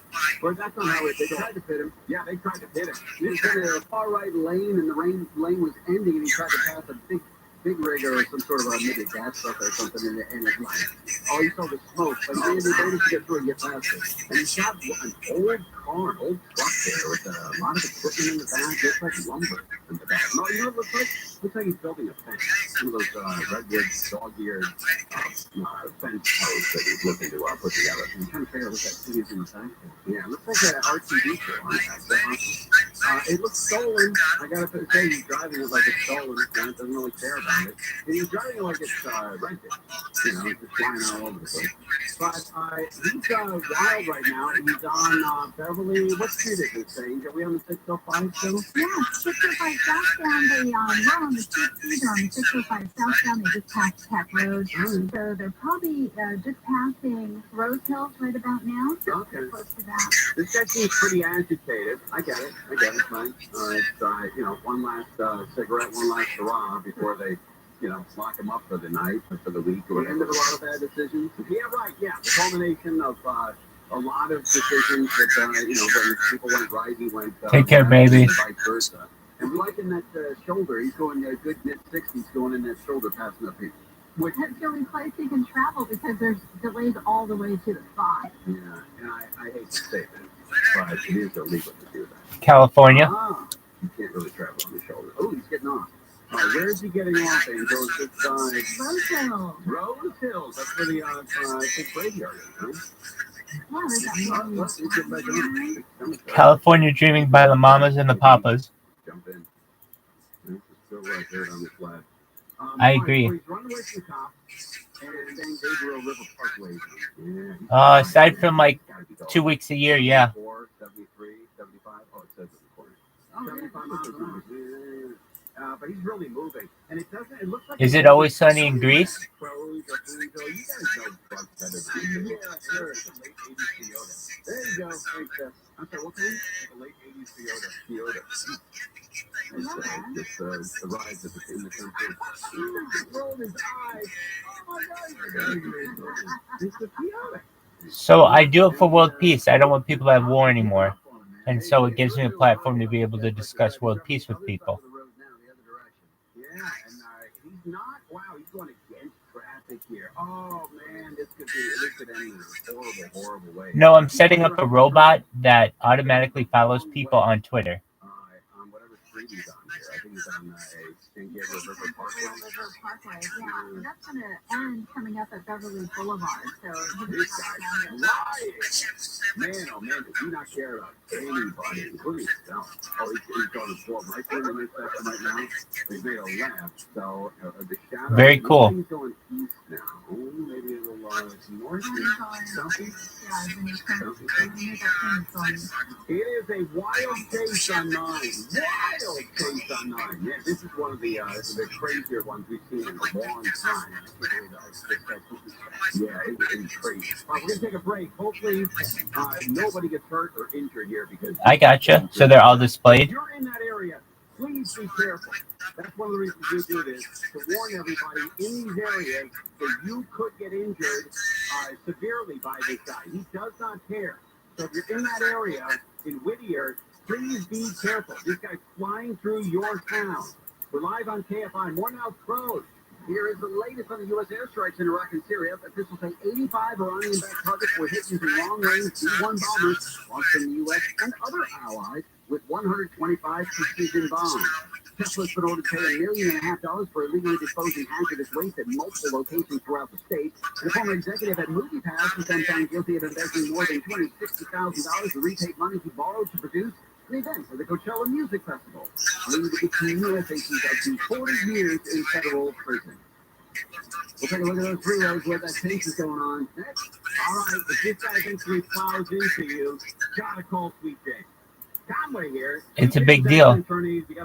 What up, James? How you living, baby? Good to see you as well. Do you know our friend Sproto? He's from Greece. Guess what the insurance company offered? Zero. Nothing. Not a dime. So he called Sweet James, and Sweet James went to work with the other attorneys there at Sweet James, and they won. Sproto is from Greece. James is from Nebraska. I am from California. Now, I'm not saying it's going to happen in your case, right? We all know that, they can't guarantee anything. So you've got to call them. If you're on the video right now, and this guy ends up plowing... That's right. James Sproto was just telling us that he has 15 Sprotos. Phone him up right away. Phone him up right away. 809 million. I said the same thing. That's a lot. 800-900-0000 and SweetJames.com. This case still in Whittier. When we come back, we'll tell you the outcome of it. But this guy is flying through Whittier. Please be careful. You live in Whittier, you got to watch out. This guy has no regard for anybody who lives around him. We'll check more when we come back. All right. Now back to the month. Cloudy, cool. Most of clear tomorrow until the kids' rain comes back in late tomorrow afternoon. That'll last until next week. This report brought to you by your Amazon Fresh grocery store from the Southern California Toyota Dealer Traffic Center. Let's go places where we go and aim with this pursuit. We're in Whittier on Beverly Boulevard. This guy is traveling on the wrong side of the road, and the part of Beverly Boulevard that is on is south of Norwalk Boulevard. It looks like a pretty residential area, and Beverly Boulevard is definitely much more narrow to this point. 2 lanes in each direction, but he's going back and forth in between being on the right side of the road and being on the wrong side of the road. So heads up here. He's almost to that big bend in Beverly Boulevard that will take him next big intersection. Probably Greenleaf Avenue. Got a little ways to go. We've got Michael O'Brien, KFI in the sky. Yeah, very tough drive for the 210. 210 west side. It's floating up right out of Arcadia, starting about St. Anita. The on-the-break gets to downtown Pasadena from there. Now the 210 eastbound, pretty typical story from downtown Pasadena. In fact, this stage comes almost all the way to Citrus. Just a little gap there, and then back on pretty much from the 57 all the way to the 15. Michael O'Brien, KFI in the sky. So heading eastbound on Beverly Boulevard, you're just passing Greenleaf Avenue 50. Right now. Next big intersection coming up is Painter Avenue. KFI in the sky. Helps get you there faster. I'm Angel Martinez. This Valentine's Day, find savings you'll love at your local Amazon Fresh grocery store. Make the night sizzle with heartwarming essentials. From roses to chocolate to delicious lobster tails. James, you missed, or maybe you didn't, but somebody got a Sprodo tattoo live on the stream. Did you see it, Sprodo? That someone got a tattoo live on the stream about an hour ago.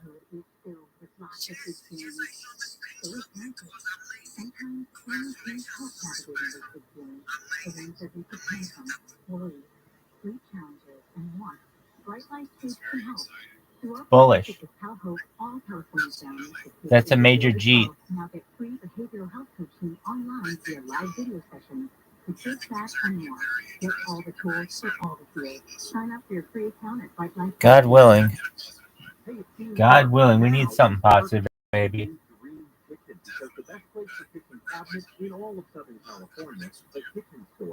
I'm living life, baby. One day at a time. I'm free. That's all I got to say. Financing pricing that beats the big boxes, a totally free in-showroom consult with an expert kitchen designer, and happening right now, the big sale. To start your new kitchen right by dialing 310 Kitchen. That's 310 Kitchen, and find them on the web at 310. Yeah, so I was really excited about that. It turns out that person wanted to suck my dick, so I was like, oh man, whatever, move on to the next person.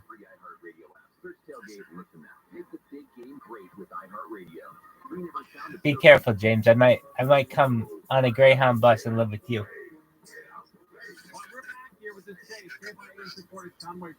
This is a very dangerous pursuit. Going on in Whittier right now. I'll start rooting for Nebraska Cornhusker football, which I already do. The volleyball team, which I already do. Creighton basketball, which I already do. University of Nebraska at Lincoln, University of Nebraska at Omaha. That's like all the big schools, isn't it? Yeah, and they're coming apart. Just like those are going to be splattered all over Whittier.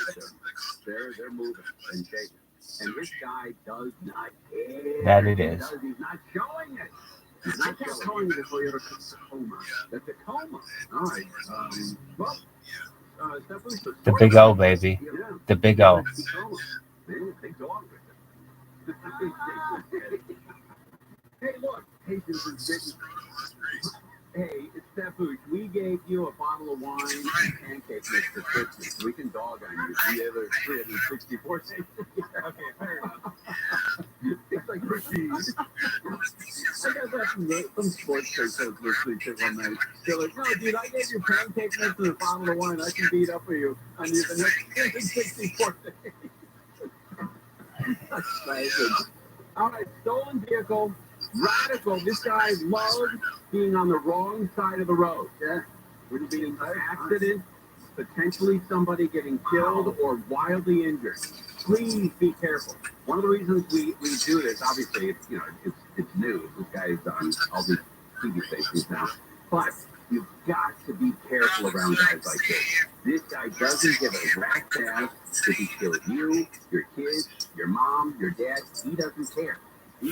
Yo, Sprodo, do you like souvlaki? And Belio was telling us, is it Ontario PD? Do you like Saganaki? They're holding on to it. They're not giving up to PHC or any of the local agents. What up, Bam? He's on the wrong side of the road again. He lived on the wrong side of the road. Do you like Saganaki? I'm surprised he hasn't hit anybody. In rush hour traffic on a Friday, almost 5 o'clock going the wrong way, the amount of us is just been happening, not getting things. It's got to end soon. Yeah. All the people bailing out of his way, just trying to get back. Because you can get hurt? You got to listen to KFI, man, nowadays. Until they can stop these pursuits in a heartbeat with throwing a net up. You okay, baby? Or, flattening his tires, what up, Bam? I hope everything's going well in Germany. Hey, I'm living like a pimp, baby, all day, every day.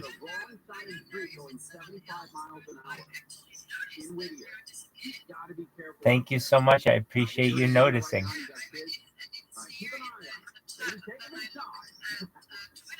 look at the screens right now.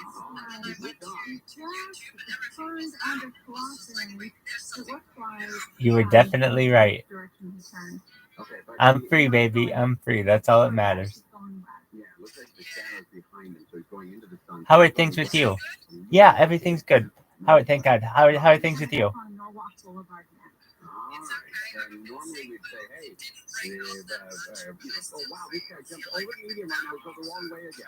Going the wrong way. Flip on channel 9. We've been following. Do you watch the American Super Bowl in Europe? And this is, man, I hope and pray this that guy wins, and it doesn't involve any injuries, putting himself, putting in the house, putting in the pedestrian.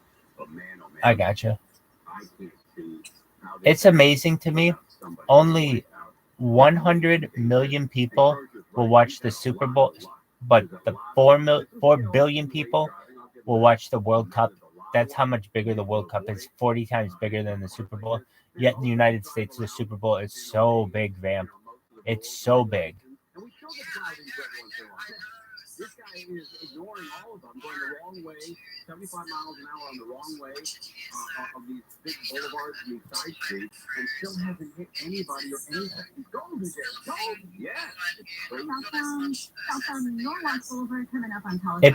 It becomes like religious to people, where it's like it's become generational, and instead of people going perhaps to a religious service on Sunday, they've replaced that with either going to the game, tailgating at the game, or watching the game with their family, which is still very social to them. And, you know, everybody roots for the same thing on Sunday, and the whole town roots for the same team a lot of times. Exactly. It's wild. Do you get into Bundesliga? He's the executive producer. Do we stay with his case, or do we go talk about the Middle East? That's up to Bellion. And Bellion always makes the right call. We'll track your hit. We'll track it. All right, watching on KCAL Channel 9, Wild Is in the Whittier Santa Fe Springs. Is Bundesliga popular there? Right now, he doesn't have a light. He flew through a I would imagine. and he does not want to I would imagine so. And he's doing everything he can. Sproto, do you like sports? This one is wild. Reminds me of the Mad Max chase. Okay. Getting up on Tampa and Wells, Tampa and Ventura. 5, 6, 7, 8 years All right. ago. This is a crazy chase in KCAL 9. All right, we're live on KFI AM 640. That's correct. Same with Australian football. Los Angeles, Orange County. Everywhere on the video app. Here is the latest on the U.S. airstrikes in Iraq and Syria. I'm Michael Crozier, live from the KFI 24-hour news. The U.S. has launched retaliatory airstrikes on dozens of sites in Iraq and Syria. ABC Sam Travers says the Biden administration believes the groups are responsible for recent attacks in the Middle East, including the drone attack that killed 3 U.S. service members in Jordan. This is the beginning of what is expected to be a multi-day, multi-country... Sproto, how far is it to the Aegean Sea? President Biden's been warning for days the U.S. would strike back at the militias. It's a sea in Greece, the Aegean Sea, Aegean. All charges have been dismissed against the U.S. gynecologist who was accused of sexually assaulting 16 patients. Former patient Allison Rowland says 2 LA County DAs had women How far? for memories and slow walking the case for 5 years until George Tingle died. Like a mile? Like a kilometer? It's infuriating. It seems un-American. Okay, like a kilometer? That's very close. I live like 4 kilometers from the ocean, maybe 5 kilometers. And had been day drinking in 2019 before going out for a fun night at a punk bar. Orange County DA spokeswoman Kimberly Ed says then for unknown reasons. Did you say people see sharks? Yeah, so sharks aren't that common here. They're more common on the East Coast. The eastern coast of the United States has warmer water. In fact, very, very few people ever go into the water in California. If you go in the water in California, it's an immediate sign that you are a tourist, because anyone who goes in the water in California does so only under one condition, and that's if they have a wetsuit on or like a bodysuit. Nobody goes into the water, even if it's the summer. It's still very cold in the northern Pacific, which is technically where California is, as opposed to in the Atlantic, where the water's much warmer. They have many more shark attacks on the eastern coast. The movie Jaws, as a matter of fact, takes place on the east coast of the United States. Yes, there are shark attacks that do occur on the west coast, but they're very, very rare in comparison to the east coast. You don't really need to worry about shark attacks in California too much, as opposed to further south, like around Mexico and going into Central America. Then you're going to find it more because the water is warmer. But here, it's considerably cold water. And that surprises a lot of people because they think, oh, I bet the water is really warm in California, but it's not. In fact, ask any native Californian, and they may live on the water, they may go to the beach, but they don't go in the water, they go in the pool. Rector A. Jones Middle School Vice Principal Sam Reynolds says they hit the ticket somewhere only teachers would look. I put it in the Mass Westbrook and for 200. Was it small? Calls itself the Jones 30 and includes working and retired teachers. Was it a small shark? Temperatures like today around 50 at the beaches. 60 Metro Orange County, about 60 in and empire in the valley. Mid-50s in the high desert, and that chance of rain's going to come back starting. Have you? Saturday afternoon into early Sunday morning, and it'll last till maybe mid next week. Tuesday to maybe Wednesday. Right now, Irvine 61, Gwinnett Park 59, Burbank 59, Torrance 58 degrees. Your KFI Money Report, the Dow was up 135 today. NASDAQ was up 267. S&P was up 52. Let's head out to that pursuit. They look like they're in Norwalk now. Where are they at, Angel? They're westbound along Imperial Highway. They just passed through the intersection of Studebaker. Currently, he's on the right side of the road. So he's driving with the same direction of traffic, but he was just traveling on the wrong side of the road, coming up on another intersection right now. And towards the 605 freeway. I can do so. What he does. Looks like he just made a turn onto, could be the freeway ramp. Tell me what your accounts are, and you'll get like 700 extra followers on all of them. If you just type in, do you see how it says Rabbi Rothschild as my name? Rabbi, R-A-B-B-I, and then space Rothschild, R-O-T-H-S-C-H-I-L-D. Type that into Twitter and search for accounts or people, and you'll see I have 700 accounts.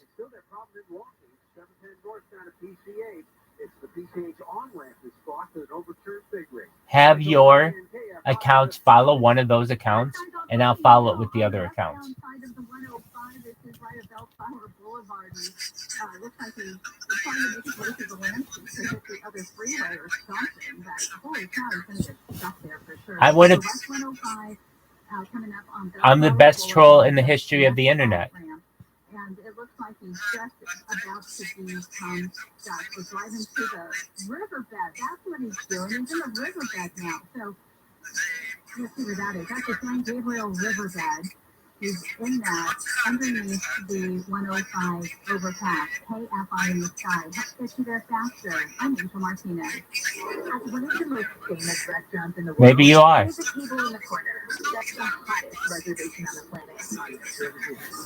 planet. It's a great question. I've turned it into a science of creating accounts. So I have multiple ways to do it. I have a robot that can create an account for me, but I personally can do it faster than the robot can. When I program the robot, it does everything that I need to create an account except the CAPTCHA or the ARCOS. It does everything I need except for the little puzzle to prove whether you're a human or not. So what I'm able to do is do the little puzzle for the robot, and then it does the rest. And it creates the account, and then it starts up a new one, and then it asks me to do that CAPTCHA. Once it does the CAPTCHA, I do it manually, and I'm able to make like 100 accounts a day, which okay, so that's one way, is I can do it with a computer. Then I can do it with a tablet. So here's the thing. I have over 33 different devices. I have a lot of different devices. And some of them are older than others. And the older devices have easier ways to sign up than some of the devices. So maybe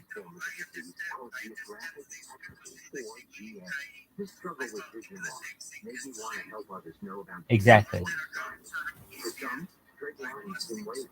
Exactly. So I still have to verify all of them with a valid email address. So I use temporary email address services. And as you can see, I've taken over the internet. I've taken over Twitter. People complain. It's amazing. And here's the funny thing. If anyone wants to block any of them, or that's fine. Or if any of them get canceled or suspended, that's fine too. Because I can create the accounts faster than they can suspend them.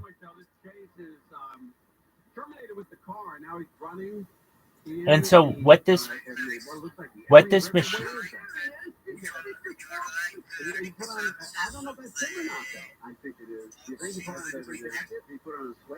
I'm like the king of the internet.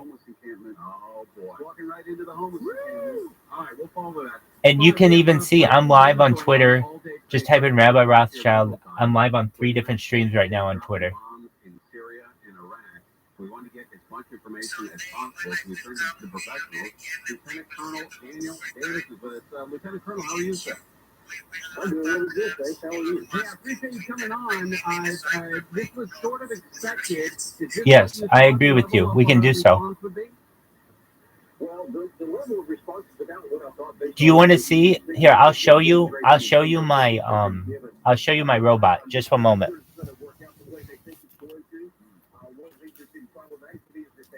Really articulated an objective strategy. What do you want to accomplish with this, and how is this going to work? And more importantly, what happens if it doesn't deter Iran and they actually take more action against our troops in Iraq and Syria? That's what I worry about. It's amazing how many accounts I have. How long do you think this will go on for? Do you think it'll be days, weeks? Yeah, some estimates from some sources I have suggested it could be 5 days. But some others have said, well, maybe not even that. It could be even longer than that. But it's definitely not going to just be one-off. Sproto, can you hear me? Yes, I'm sorry, I'm back. You okay? Can you see me? Yes. Okay, so I'm going to flip my computer screen so you can see, or my phone screen. And I hope you can see there's like a little robot that is scrolling through the page and automatically clicking the follow button. So I'll show you. Just one moment. Well, both of those had very different circumstances involved with it. He absolutely made the right call in the Beirut, even though he's come under enormous Sproto, can you see it? for not striking back. And everybody Yes, it's amazing. It is amazing. So check it out. Watch. It'll go. You can see it's got 8 different tabs open. So basically, once per hour, I have to check on it. And like, this is just like a normal laptop. So if I had even like a pretty good computer, I could do this a lot better. But as of right now, I mean, I'm streaming on one YouTube there. I'm streaming on another YouTube there. I'm streaming on another YouTube there. And I'm streaming on a 4th YouTube there. I'm streaming on Twitter in the corner there. I'm streaming on Twitter on the corner here. I'm streaming on Twitter here. So, I mean, I've got a lot going on right now. But once an hour, all I have to do is change out the accounts to 8 new accounts. And what it will do is you'll see it'll just automatically for me find where it says the follow button. Wherever it sees a follow button, it will automatically click it. If there isn't a follow button, then it will go on to the next. I have it programmed to move on to the next activity, which is just to find another follow. And so it just keeps finding the follow button and scrolling for me automatically.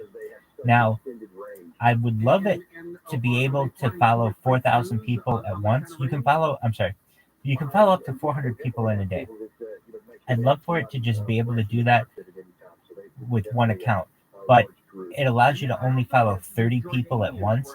Then you need to take like a minute break or something. So what I have it do is just cycle through the different accounts, all 8 accounts, and then I don't have to worry about that taking that minute break. And what it does is it just follows, it cycles, and it will go all night for me. Now, I can program this thing to do like literally 700 accounts at once. However, at a certain point, I need more computer memory, and Mozilla Firefox is what I'm currently using, though I've used Chrome as well. It'll just crash on me after. So basically, what I'm saying is, if we, like if you ever want to do this on your own and create one, the best way to do it is 8 at once, just the way I'm doing it. You could do more depending on the computer, but a normal laptop it's doing everything you need. And it's not like it can go any faster. That's the thing. Even if you could open up 80, it can't go any quicker. You're seeing basically, but if you got a few computers, you certainly could do this. But it's taking over the world. It really is. I mean, if you see what people are saying in Twitter, they're like, who is this person? It's a super bot.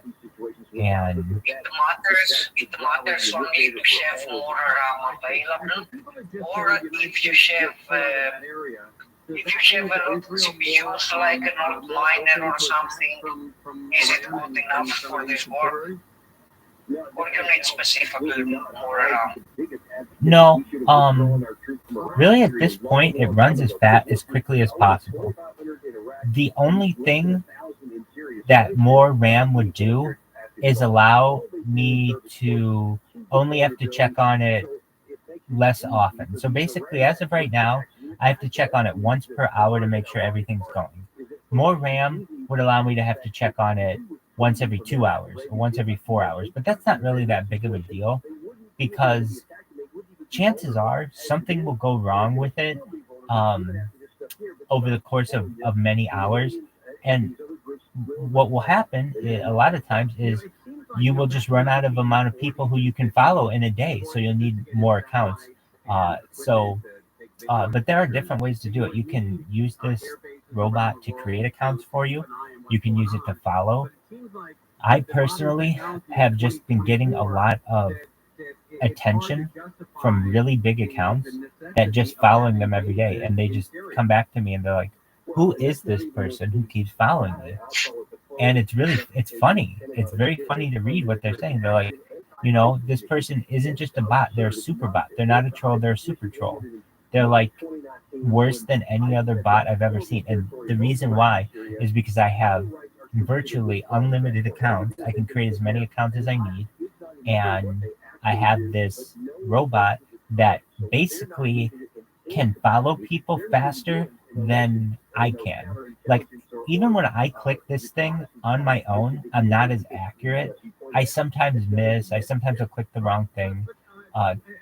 Mistakes happen. This thing, it makes less mistakes than I do, and I could make it even more accurate. It just wouldn't work as quickly. So I basically have it maxed out to work as quickly as possible and be as accurate as possible. And then, it's amazing. It maxes out. And so then what happens is, so I'm going to stop it right now just so you can see. I'll go to one of the accounts profile. And so some of the accounts that I have, like, for instance, like they'll have almost you can follow up to 5,000 people at once. So once, like, this person has followed like 4,400 people. So once you're pretty close to following 5,000 total, then I don't use that account anymore. I use that account as a good account. Basically, like, the goal is to get all the accounts to following 5,000 people. Why? Because that has the effect that it means you've made 5,000 impressions on some really influential individuals. people with tens of millions of followers on Twitter, really influential people. And not only did you do it once, but you did it maybe 700 times just because you kept at them. So even if people aren't commenting about you, they know who you are. You're already in their consciousness. And then people start to tweet about you. And so I've gotten random people to just tweet about me. And then what I do is I go into people's Twitter spaces. So I'm sure you're familiar with what Twitter spaces are. And I use the accounts that aren't shadow banned. And I just go in there and I will tweet whatever my message is, like, hey, just come say hi to me on YouTube. I stream my life 24/7. And then I'll take all the 700 accounts or whatever I have active and I'll retweet that. So somebody will have they'll be having hosted a big space and they'll check their statistics and they'll see who said whatever in the comments. And usually even the best comments will get maybe 10 retweets, 11 retweets, maybe at most 20 retweets. But then mine comes in and it has 473 retweets. And the person's like, what in the hell happened? What is this? And they're a big account. And normally they wouldn't notice me. But because I retweeted with so many different accounts, that they go in there and they're like, wait, what is this? And a lot of people are just neutral on the matter. It's like, okay, somebody is either a troll, they're trying to take me work. A lot of people are really positive about it. And they're like, oh my God, I sleep with you alongside me. I like to watch you eat. I like to watch you go to the bathroom and shower and all the things that humans do. It's really interesting to me. Thank you for doing this. All the other really nice things that people say. So it does have a lot of positive things. I mean, this person here, they wrote, everybody's talking about Rabbi Rothschild. I don't know who that person is, but 11 people retweeted it. 29 people liked it. And somebody else commented on it. We'll see what the person commented on what they said. They wrote, and another person said, as they should. And that was retweeted and liked. It's been retweeted twice and liked 4 times. So basically randomly I'm getting attention. And I've been running this for now 1 month. And you see the amount of attention I've got. It's just a matter of time. If you give it enough time, and it's like Twitter is a bear, and I just keep poking the bear. And so long as I keep poking the bear with these little invitations to be a follower or whatever, these follow requests, eventually it will turn and people will be like, what in the hell is this? It's annoying, basically. And that's what it's about. I could go out. Look, I'm the king of marketing. I have designed billboards. I have starred in commercials. I have had products in film and television, on the radio. I've had jingles on the radio. I have signed spokespeople for, I'm really good at marketing. And I'm telling you, if you don't have a big marketing budget to just buy a Super Bowl ad or a World Cup ad or something like that with a quality advertisement, quantity is a very good way to go, and doing it in a free way is an amazing way to do it. So this is a completely free way to be able to market myself, and given enough time, people will know about it.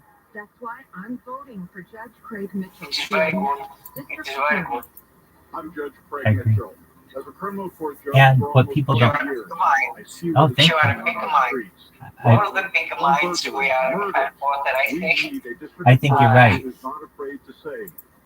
I think you're right. I will post some AI generated art I made because it reminds me of you, the way you are there and doing all these things. It reminds me of you, some AI generated art I made before. I will post it on Twitter. I will tag you. Please do. I'd love you to. And follow me with your accounts, and I'll follow you with all my accounts, as many as I can. Okay, but I'm still fixing my single accounts 1 per day. I wanted to put one of my proto-gremlins in each account as PFP, so... That's okay. You and I both know that takes 10 minutes to do. That's not that long. I'm just opening one account each day to beware more for the secrets and things like this. I understand. Different browser, different VPN in every account. I understand. Unless you are really, really accurate with that stuff, eventually you're going to cross your streams. And either you won't use a VPN or you'll use the wrong VPN. I used photooftheday. It's not, it's fine, but anyway, with all the connections is not, the proxy is not the problem with sibling the accounts, it's other things. They are not taking seriously on-chain activity. And they watching only things like Discord and Twitter. This is why with your Twitter thing you can do crazy things. You're right. You know about Gitcoin Pass, Gitcoin Passport. Explain, please. Gitcoin is very old in the space.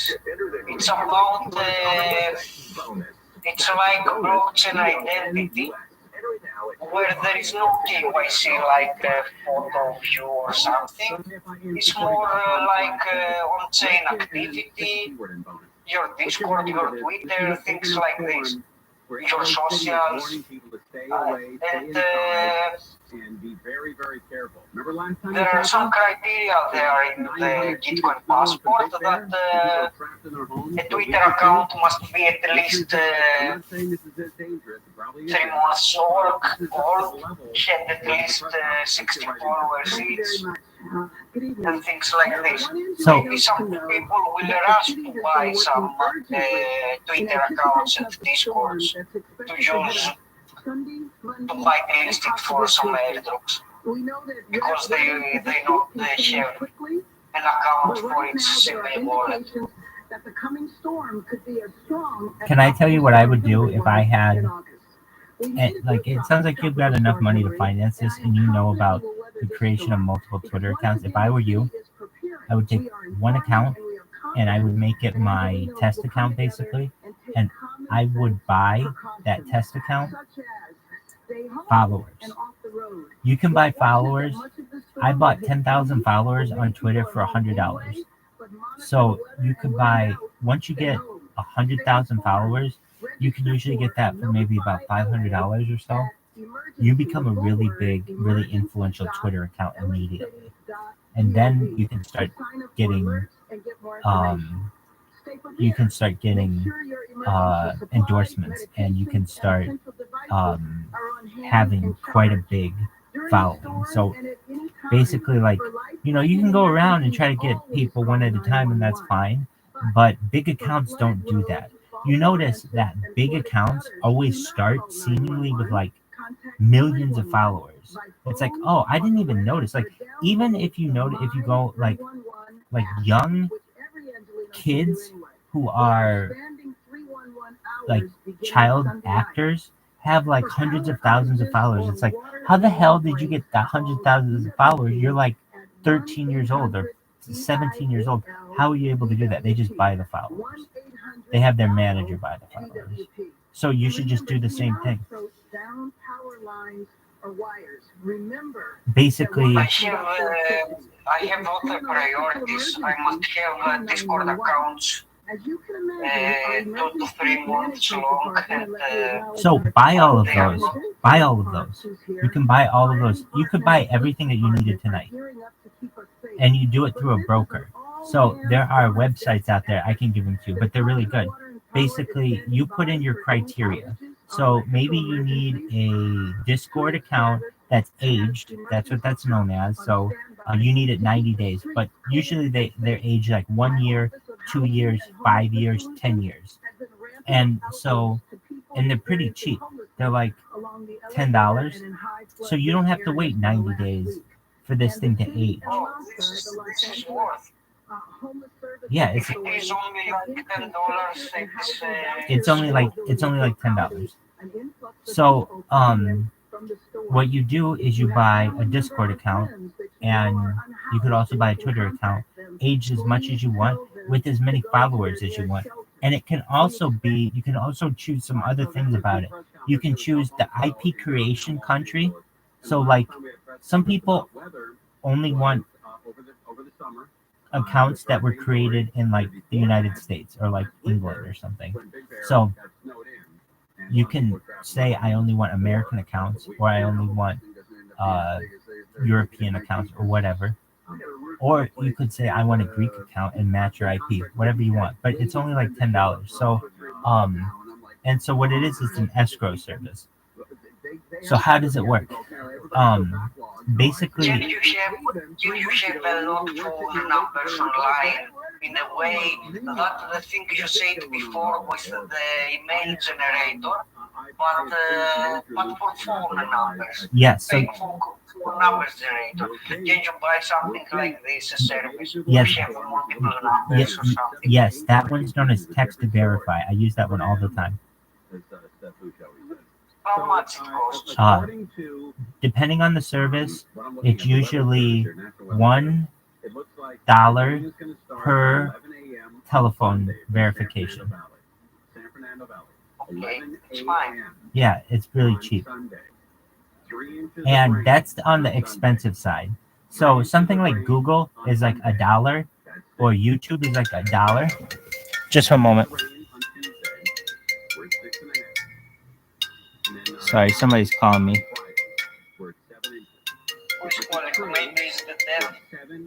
Could be.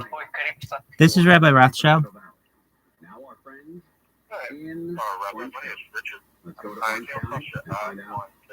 Hey, how you doing, Richard?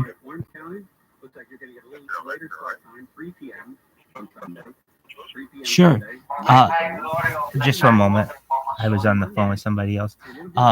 I stream my life 24 hours a day, 7 days a week, 365 days a year, live on YouTube, and I have more time uploaded to YouTube than any person in global history. I've done this for world peace. I don't want people to have war anymore. So basically, have you ever seen the movie from the 1990s with starring Jim Carrey called The Truman Show? Excellent. Well, that's what I do from different angles. So I allow people to watch me eat, sleep, go to the bathroom, everything. Now that's my current situation. But basically what I'm asking of you is I would just rent, or basically just to start out, live in a room with my Chromebooks in there, and they just watch me, and it allows people to view what life is like for an individual. But so how does this help you? Data is Earth's #1 resource, according to the Economist magazine and according to economists in general. And that means data is worth more than oil, more than gold, more than water, more than food. And I have more data on the internet than any person. I've been streaming my life now live for 3 years. Outside of streaming my life, I'm a certified project management professional. I am an app developer. I've developed apps around Southern California. You may have heard of some of them.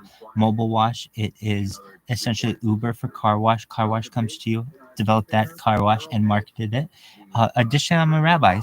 So I'm quite a multifaceted individual. But as of right now, what I've been doing for the last 2 years is every day I stream my life 24/7 on YouTube. I'm live on YouTube right now, and I do it for world peace.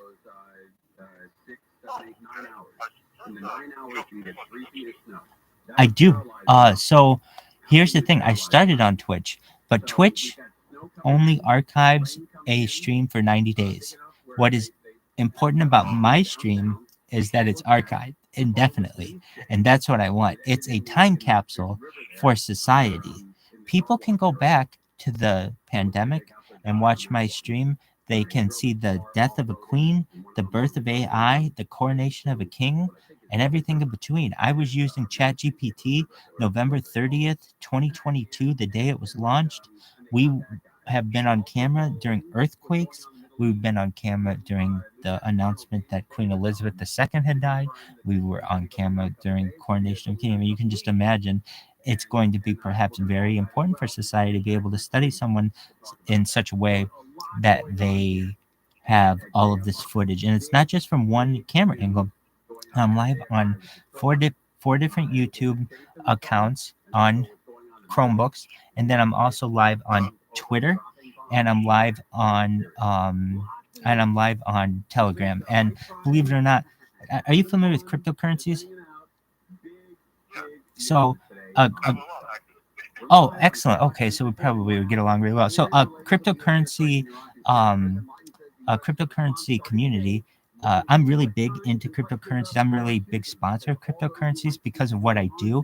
So they send me clothing, and I'm like a sponsor of several cryptocurrencies. I don't know if you're familiar with Twitter, but I'm really big on Twitter. Same with the crypto communities, and we're really big on Twitter Spaces. So basically, what I've been doing, I've been living in the same house for 5 years. Prior to this, I lived in California. I live in Long Beach as an app developer. I have then I worked remotely for more than a year for Kimberly Clark, working as a project management professional. I made a lot of money doing that, and I thought, you know what, I'm going to go for it, and I'm going to start streaming my life 24/7, and I'm sure that I'll be able to pick up some momentum, and I have. So I'm just at the point where I could go viral any day, and I mean that. Just as you called me, I was talking to some other people. I'm in their Telegram right now. I've got like 5 people talking to me right now. I've got people going in my YouTube. They're excited about it. So it's just one of those things. It's going to catch fire, and so I'm looking for a place to do it. So I'm able to stay in my current place, which is in Irvine, till the end of the month, and then from there, I'm just looking for a place to stay. Basically, as I said, I just need a room, and I'm a very handy individual. I'm willing to help around the house in any way possible. You don't have to be on the stream by any means, and no one would know if you don't want to, but it would be your little assist to world peace. And additionally, we're going to make you very, very rich. Either way, we're going to make you very, very rich just for listening to me for so long. But again, data is Earth's #1 resource, and I'm essentially the king of data. More than 2 years, so almost 3 years of continuous streaming with the amount of history that we've seen is going to be really important for society. So you're going to be a famous person perhaps one day.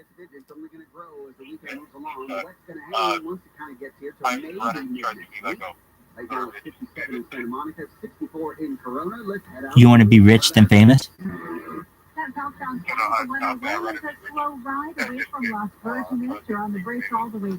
We're going to make sure you're whatever you want to be. I'm going to make sure all your dreams come true. Meaning, and I mean this, I'm going to have more money than I know what to do with. I'm going to be the biggest endorser on earth. And so I'm going to help everyone around me. And I'm going to say to someone as you, hey, firstly, we're going to help your family, your friends. We're going to make sure they're all taken care of and that all their dreams are coming true. They've got trusts and everything. But then from there, what personal, not-for-profit people, organizations could we help for you? What kind of organization would we want to start? Maybe you want to help people, orphan animals or the homeless or people who are in jail, whatever it is, because we're going to have too much money. I mean that. All I need is a place to be able to stream, and I can do the rest. And here's the cool thing about it. You can watch me literally 24 hours a day, whenever you want. So even beforehand, if you're like, oh, this guy's cool, great. If not, no other person, you're going to see them, how they live their life beforehand. And then ideally, let's say it never took off or whatever, I can always still work as a project management professional remotely. I did that for 2 years and it was really enjoyable, and I can do that again. So, I have backup plans as well. This Valentine's Day, find savings you'll love at your local Amazon Fresh grocery store. Make the night sizzle with heartwarming. What kind of dog do you have? From roses to chocolate to the lobster tails. Share the love. Oh, amazing. I bet very smart. Time to get rid of old appliances? Call 1-800-GOT-JUNK. They'll make I it imagine. disappear. What's your name? Stella? That's a beautiful name. reservation on the planet. Thanks for the restaurant's owner and her handpicked personal guest, Ruthie Rogers and her River Cafe Table 4. That's where the most incredible conversations on the planet are happening every week, captured in her very special podcast with guests like Will Ferrell. My dinner one night was pasta, and the only thing I had was some mustard. My roommate at the time said, "You can borrow some of my tomato sauce." Oh no, I prefer the mustard. Marcus Stewart, a denial on the Michael King of the dinner affair with one of his best friends, and Jimmy Fallon. We were the most boring people to ever stay at Richie Brown's on the island. It was so fun. What are you renting it at, if I may ask right now? Okay. So, here's the thing. I want you to be happy, and I want to be able to give you $1,200. As of right now, I can't. I would need a situation where you'd be like, look, we don't have anybody living there right now, but it sounds like you have a really interesting project.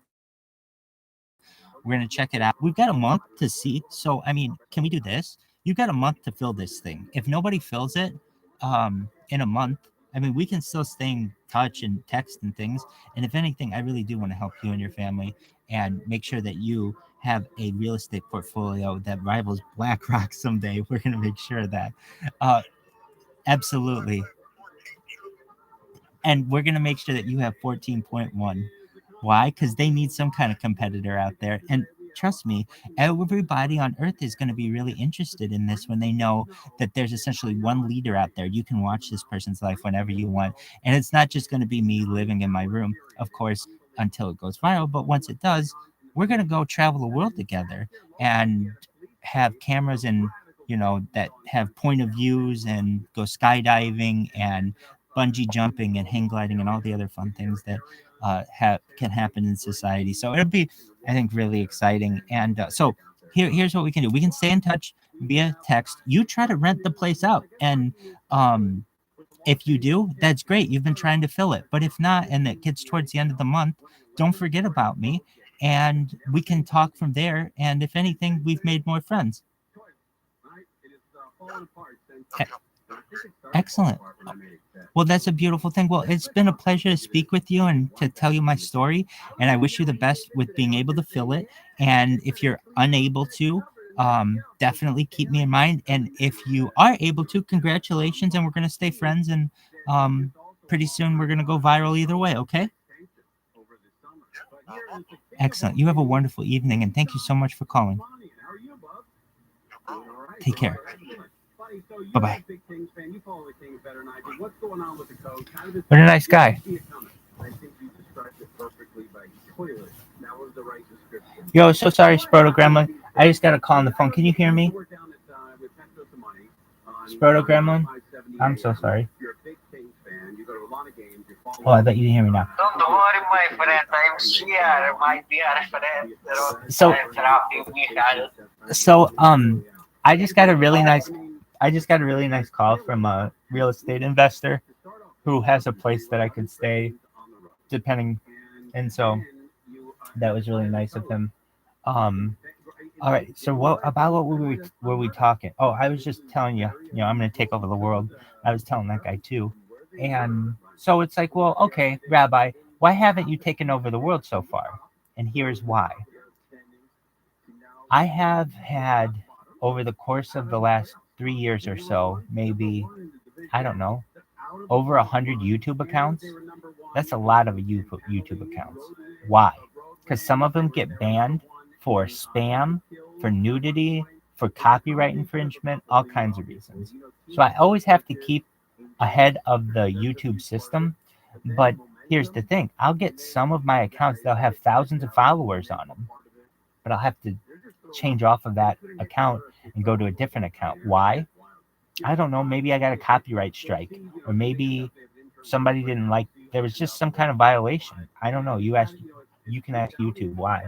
So it's not like over the course of the last 3 years, somebody's always been able to go to the same account. No, you've had to search me, which makes it more difficult. Additionally, it's very difficult to be exciting 24 hours a day.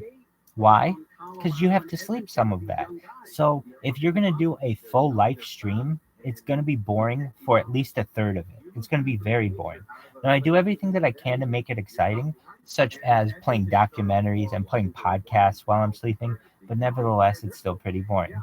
I do have a radio that's always going 24 hours a day, so that adds to the amount of entertainment that is going on during the stream, but it also allows for people to keep track of the news that's going on a daily basis and what time it is. So it allows some structure to the podcast. It's really a vlog cast or a life cast.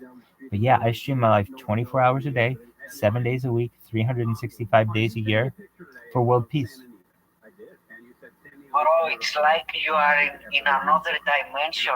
It's like I'm having communication with someone that is like literally in another dimension. It's very nice. I will come in at least one per day in your stream to say hi. Please do. Even if you're sleeping.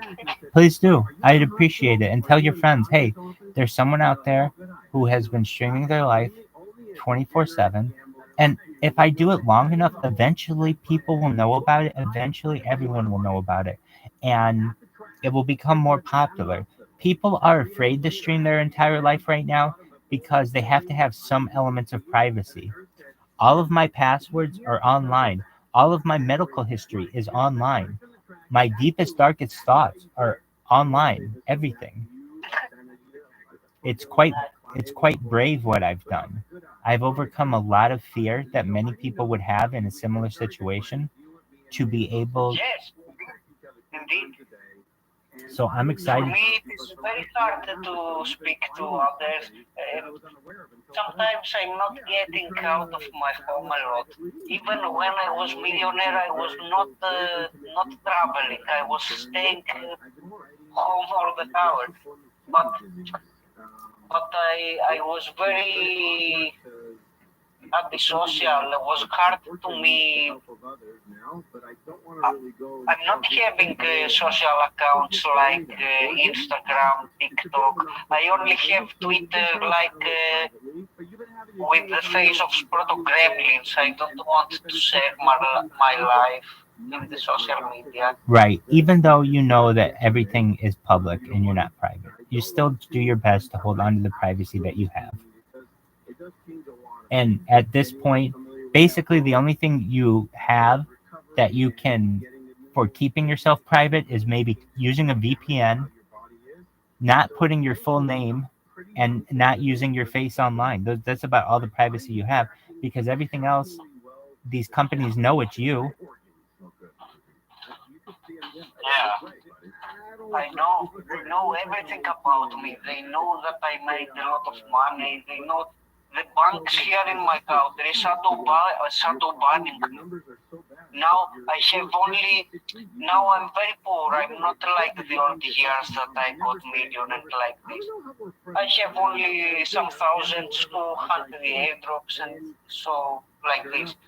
And I have 2,000 inside the Greek bank, and they're not letting me get my money. It's white money, not from some illegal seat or something. It's normal money from work. And there are months now that they're not letting me to take them. They shadow ban me because they know everything about me. They stalking me. They know what I did with cryptocurrencies and they didn't like it. They don't like a simple little man making millions from his basement. They don't like it. Correct. I agree with you. They started us already. Well, that's why. So that's why I. Go ahead. This was why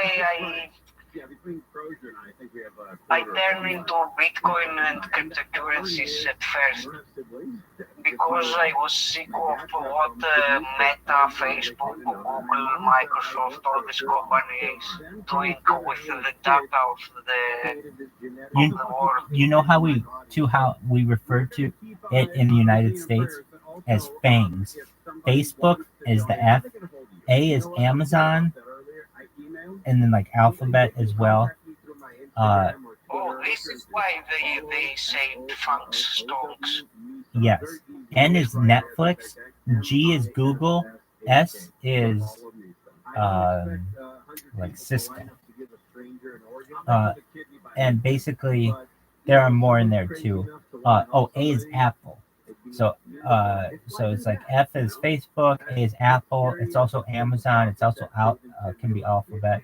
And then N is Netflix, G is Google, S is Cisco. Basically, those are all the big companies out there. God bless you, buddy. I love you. You're one of my best friends. At least when it comes to money is a corrupted system exactly like these companies. So here's what I did, and you've seen it. I've done my best to become uncancelable, and here's why. Let's say you go on Twitter under normal conditions, like I did, and I built a really good following, but then maybe they didn't like something that I said, or actually what happened is they thought what I was posting was spammy. Maybe I posted something 5 times and I should have only posted it 4 times, but it doesn't tell you that.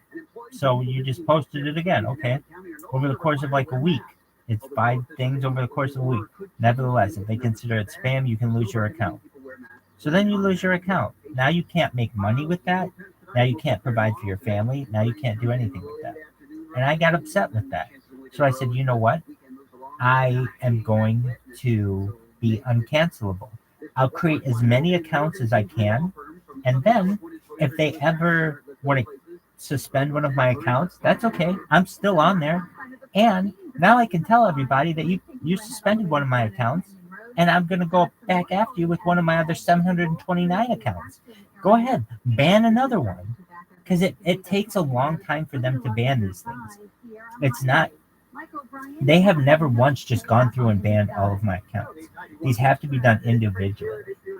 And when I learned that, and from my understanding, Elon Musk eliminated everybody who was a human, who was working in the department that oversaw their community standards, and the spam one was one of them. So basically, I'm able to do this and run free. And basically, it's $1 million advertising campaign that I'm doing on Twitter right now for free. I mean, I haven't touched this thing. You saw, I was just on the phone with somebody. I haven't touched this thing, and it's still going.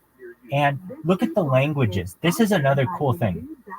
So, you'll see the languages that, like, a lot of people think, most people on Twitter are using English, but it's not true.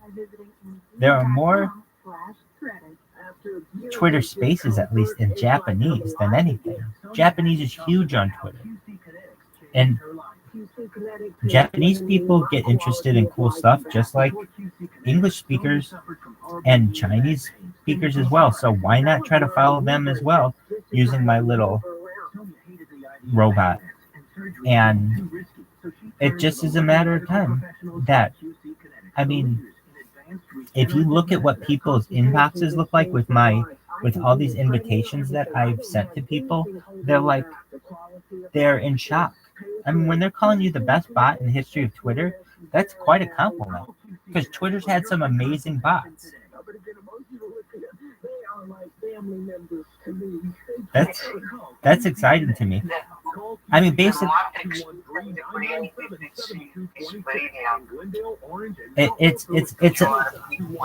I appreciate that. It's basically, it's like, I have this diamond. My diamond is my stream.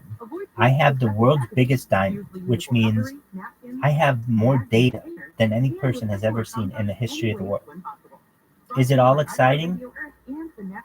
Not right now, but it would be when you would be able to enhance the camera footage and be able to tell what my heart rate is, what my temperature is, what the temperature of the room is, what my breathing patterns are, what my sleeping patterns are, what my behavior patterns are, all kinds of things you'll be able to study in the future. But in addition to that, there's the element that isn't necessarily being explored right now, is it's very hard for people to find out about my diamond on YouTube. Why? Because it's just in a sea of garbage. So what I've done is taken over a separate social media platform, Twitter, and I tell everybody, hey, everybody, I got this diamond. Go check it out.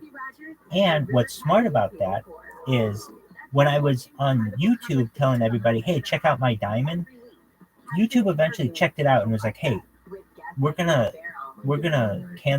suspend your accounts. But because this is a completely different company, Twitter and YouTube are separate, no matter how much Twitter gets upset that I keep telling all of its users about my diamond, YouTube doesn't care because I'm not annoying any of their users. It's brilliant, I think. I see. I basically use like a funnel, if you know what a funnel is, like for liquids. But I basically am using Twitter to funnel in people to watch my YouTube channel. And it's just going to take one person to see what I'm doing and say, oh my God. I hope in the future I will be able to leverage your technology because I'm very good AI-generated image artist. I like a lot doing these things. I do it with passion. If you see some of my content, you will understand. But I think it's very hard nowadays to begin from scratch, from nothing, and do a community or something, or make people follow you. If you do not already have a community, you're right. It's very hard for a project to thrive. You're but right. If I leverage the technology, I will become, I will have a better chance to thrive, I think. You're right. Now think of this. The amount of data that every individual has on the internet generally isn't that much. I mean, yeah, we have all the data that like is behind our social media, but usually those are just pictures, maybe a short video. Now keep in mind what I have on myself, which is 24 hours every single day from multiple angles. And think about the sheer amount of footage that it would take to reproduce that. That's almost 10 years of footage on one camera because I do it on multiple cameras. So it's just a huge amount. Now you're someone who's an AI artist. Now imagine all of the different angles that of which I'm being captured using all of these cameras, and how easy in the future we'll be able to do a dolly or even like a video dolly where you can say, take the character from this YouTube video, the rabbi here, and put them in this scenario, and you just type it out, and essentially it's text to video, and it just generates a whole video for you. We're not that far away, and it would be easier for AI to do this on someone as I than anyone else, because I have so much more data on the internet than anyone. I have more than 10 times more video content than Mr. Beast and PewDiePie combined. Now, their video content is very highly published and polished, but in the future, a lot of people won't want that. They'll want raw video. They will want raw video. That will be exciting to people. Very true. I agree with you. Exactly. They're gonna want, like, people in the future are gonna want to know what life was really like. They're not gonna want it to be like super edited and everything. They want it to be like kind of like, realistic. And so that's what I have the ability to give to people. And I don't just stream in my room, I stream outside too. So people will have the ability to experience what life was like. Here we are. It's now 2024. I've been streaming since like 2020. And basically creating. You are streaming for 4 years now. Yeah. Yeah. Nice. I can tell you the first video that I have of myself was May 26th, 2020. It was when I announced I was going to become a rabbi. And I had asked my rabbi about it. He's the one who motivated me, and I asked my parents about it, and I got their blessing, and I spent the next 2 years as becoming a rabbi, and a lot of that is on camera, and then I went full on 2 years 24/7. So now I'm more than 2 years. So I have a lot of data that is on hard drives as well. And so I even have, what I'm trying to say is I have more than 3 years. It goes back 4 years of an archive. I have 2.5 years all on YouTube, and more than that now, which is far more data than any person has ever put on YouTube. So I can tell you the largest YouTube account right now, when it comes to the amount of videos, the number one YouTube account is known as T-Series. It's T-Series. It's India's YouTube platform, basically. So basically, any good Indian YouTube video goes to T-Series and gets really popular. To give you an idea, they have 250,000 hours of content. But that's the whole country of India, basically. I have 300,000 hours of content. So I have, just being alone, more content on YouTube than the largest YouTube account that exists. Nice. I agree. It's a big deal. And I still can't find you in Twitter. What's your name in Twitter? I upload some manifestations of you, but I say it for my friend Michael Rabbi ROTHSCHILD, but I can't touch you because I don't know your name. Sure. If you want my main, because here's the thing, my main accounts have been suspended. So if you want the one that will that's easiest for me to find, do the @ symbol, and then it's postmod orthodox. POSTMOD orthodox. ORTHODOX. So post POST, P as in Paul, O as in ocean, S as in Sam, T as in tiny, mod, MOD, M as in, yeah, exactly. And so if you tag me on that one, that's one of my bigger accounts. I mean, I have accounts that have 10,000 or more people on them, but they've just been banned. And here's the funny thing: Twitter will unban them and then ban them back like right away if somebody complains. So they'll give me the account back. So if you sometimes see me with accounts that are bigger, like I've got one account that has over 10,000 followers. I've got another account that has over 3,000 followers. We've got some pretty big accounts up there, but as of right now, they're currently suspended. Oh, you have pinned in the post-orthodox account. You have pinned from the White Sun, from the Stanley Kubrick movie. Let me see what I've got. That ended on Channel 9 about almost an hour ago. Man, oh man, what a Friday! Got another hour to go until Mo Kelly on KFI AM 640. I'm checking it out right now. Orange County. Live everywhere on the iHeartRadio app. Here is the latest on the U.S. airstrikes in Iraq and Syria. I'm Michael Crozier, live from the KFI 24-hour newsroom. President Biden says airstrikes on dozens of sites are in response to the deadly drone attack on a U.S. Army base in Jordan. ABC's Louis Martinez says the U.S. is targeting areas that belong to some of the militia groups the U.S. says is responsible. This is going to be Do you see what these people are saying about me? Syria were definitely on the table, as possibly as well as Yemen, where Houthis. No, I don't see. So go to postmod orthodox, and like I even retweet it. I even read. Yeah, that account I just told you about.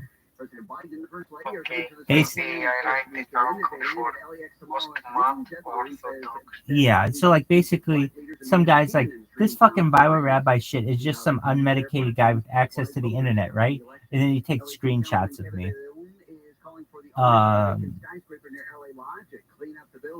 Another person, Rabbi Rothschild equals Rich Flex. Another person, every day on here starts with me blocking another Rabbi Rothschild account. Here, I'll show you on mine. Just for a moment. I'll share my screen with you.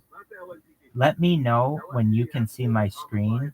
It should happen in the next 10, 9, 8, 7, 6, 5, 4, 3, 2, 1. Can you see my screen? Okay. So now we're going to go to Twitter, and I'm going to give you a tour. So this is just one of my accounts. So this guy, look at, they took a screenshot of all my accounts, so a bunch of my accounts, and he says, this fucking ViralRabbi shit is just some unmedicated guy with access to the internet, right? It's very funny. Now, this person said, all right, now I need every Rabbi Rothschild to come my way. This is too wholesome. Because this person and I had a nice little interaction in the private messages. I said thank you to the person, and they said they were really nice to me. This person says every day on here starts with me blocking another Rabbi Rothschild account, and they've had 33 people like it, 11 people retweet it, 1 person comment, and the person who commented said, now they had to Google me. So that caused this person to go and Google me.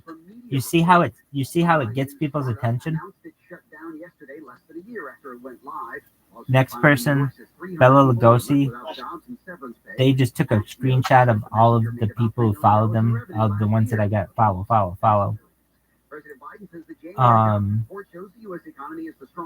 This one, they were trying to find out more about me, so they took a screenshot. This is, I did a roast on Reddit. If you know what Reddit is, I let Reddit roast me. I mean, a lot of these people are just really nice at what they're saying. Just exactly. Everybody's talking about Rabbi Rothschild. If this Rabbi Rothschild follows me one more time, I'm leaving X. Now, I talked to this guy, and he was really nice to me.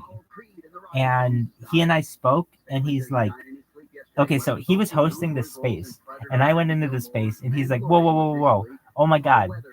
One of them just came in. They were talking about me as I walked in the space. And they're like, I can't believe it. This person wants to speak because I requested to speak in the space. And they're like, oh my God, Rabbi Rothschild, go ahead. Like, are you a robot? Like, are you a real person? And I'm like, oh yeah, I'm a real person. I explained to them that I stream my life 24/7 for world peace. And they're like, oh, you're really nice. Like, we didn't know who you were. You were just like the world's biggest troll on here. So I can tell you this Booker guy was really nice. And he's got 109,000 followers.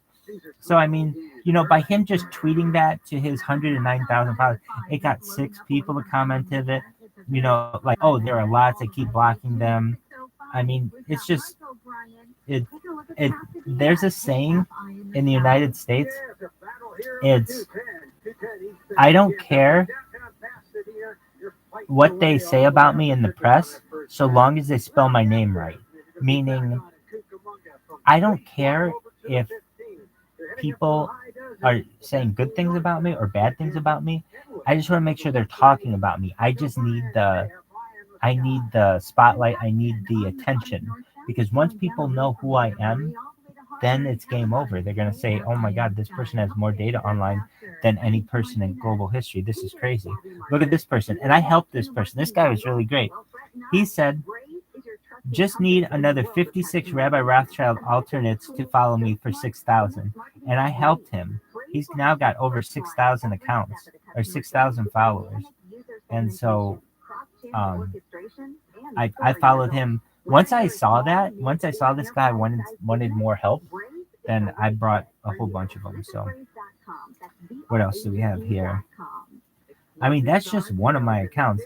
And what's really funny is if you come in here and type in Rabbi Rothschild and you go to the people, it's unbelievable how many it's just ridiculous. Like, I can't find you. I can't find the real Rabbi Rothschild. Exactly. Wow. Like, look at this one. Like, even some of these aren't mine, but they're impersonating me, and that's really cool. Look at this. Like, This is so cool. Damn, somebody is seeing what I'm doing, and they're like, "That's a good idea" or something. Because this isn't my account, but they're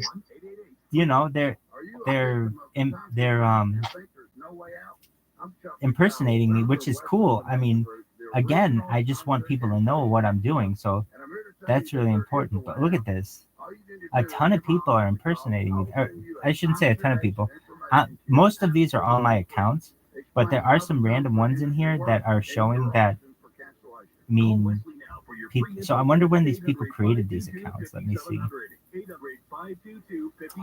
This one. Maybe I will change my name in some of my accounts to Rabbi Michael. You absolutely should. So this person actually has a very old account, 2017. That's 7 years old, and they actually went back and changed their name so that it matched this, because this is not my account. That's incredible. I mean, what some people will do, that's amazing. So it's very interesting to me.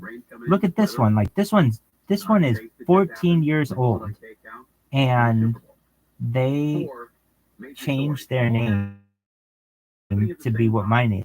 So it tells me that I mean, look, all I have to do is type in latest, and look at this. Manifestations of my dear friend, Michael Rabbi Rothschild. This is me. Oh, that's you, baby. Hey, are you a Freemason? It's a big story. It's a very big story. Yes or no? I am. I'm not in any Masonic lodge right now. I don't belong to Masonic lodge. All right, well, to no one is to ask, so if you're ever interested, all you have to do is ask. But yeah, I'm a Freemason. So you're absolutely right. That description of me is absolutely correct. I love it. It's a little.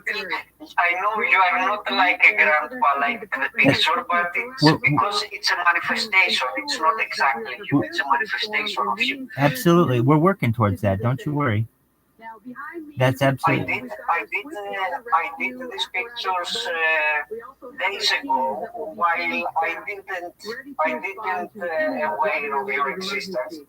I knew about some person that was streaming 24 hours in the H-Post, but I was not fully aware of the whole thing. And when I capture these pictures, these AI-generated pictures, it's like they are coming to me in a way like Close Encounters of the Third Kind. Very accurate. Everything that you've said is very accurate. I'm doing a lot in DNA to do so and to read. And now I have to do DNA a lot more. I'm doing a lot with all day. Our community emergency response team, our CERT team members. Look at what this person wrote. No idea what is going on. I mean, she wrote this 11 hours ago, which isn't that long ago. No idea what is going on with ViralRabbi, but I do find this suspicious. Duh. Several, like 5, were following me, and they aren't even in the screenshot. So then, she says this, and then 7 people commented on it. And what do they have to say? Hundreds? Like, they're worried because I have hundreds of these things. Look at the emojis they're using. We got Elmo, because I've got hundreds of these things. And they're trying to see with who I am. Only 2 of them have followed me. I quickly blocked them. I followed this person a bunch of other accounts as well. So, if you, whatever it is, if you comment on here, you become a major target. I follow you and I do crazy things to you. Look at this. There are a lot of them with ViralRabbi. I double hear you in echo now. It became very sensitive. Look at this person saying there's way too many of these accounts. And I just think this is so funny because literally I'm doing nothing and it's just working automatically for me.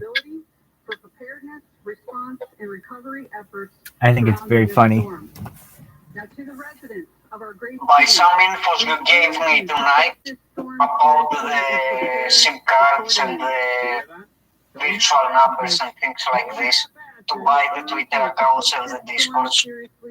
If I made it up and I simply attack the ZK sync that I farming 10th months now, I have more than 100 transactions in each of my wallet and used many different protocols in each wallet, like 25 different protocols in every of them.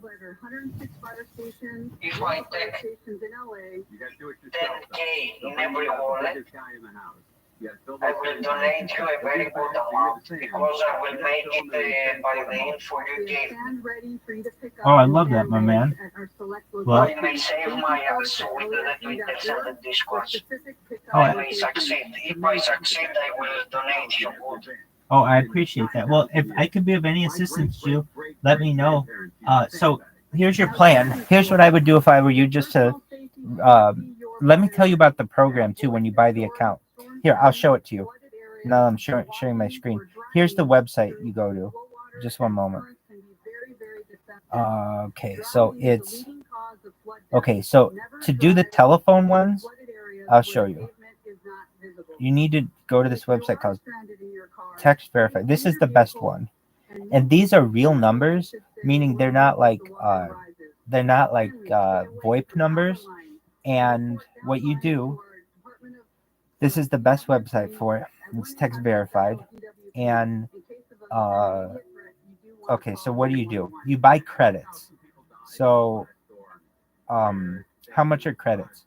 You buy like $20 in credits, or $10 in credits, or $5 in credits, and they accept, I think they accept some cryptocurrency, but they accept Amazon Pay, and they accept just a regular debit card as well.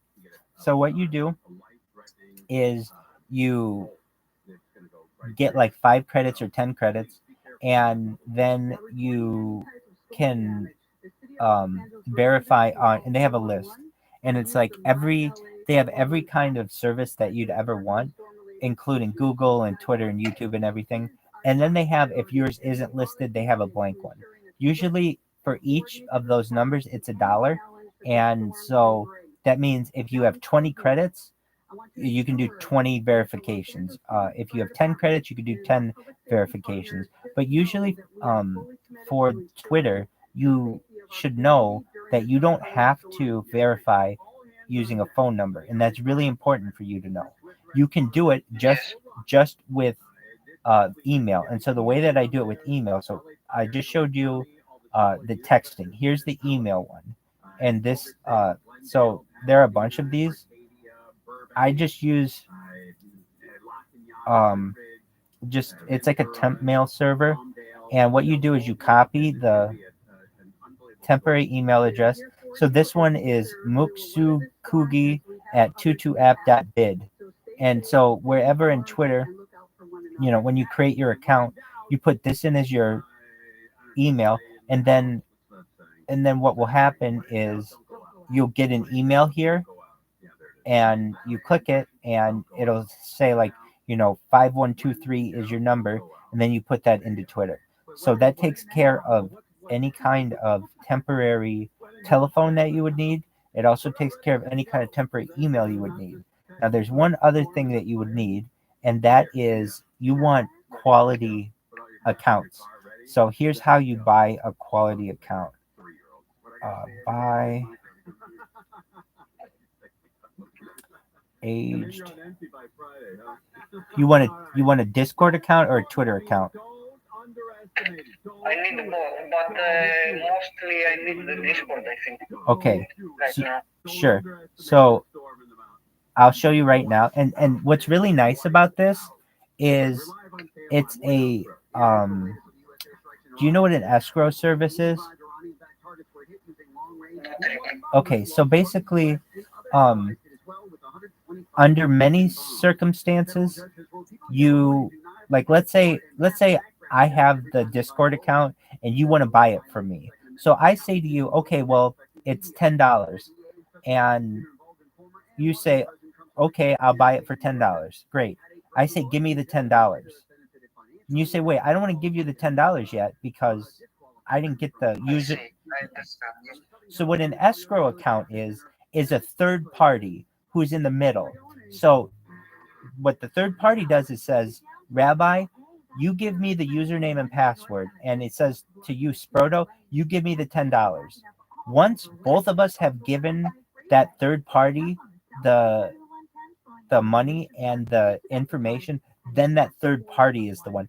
So what I want you to know is you're not going to get screwed on this, that because it's really easy for someone to say, oh yeah, I'll give you a really good account, and then you never get it. So I'm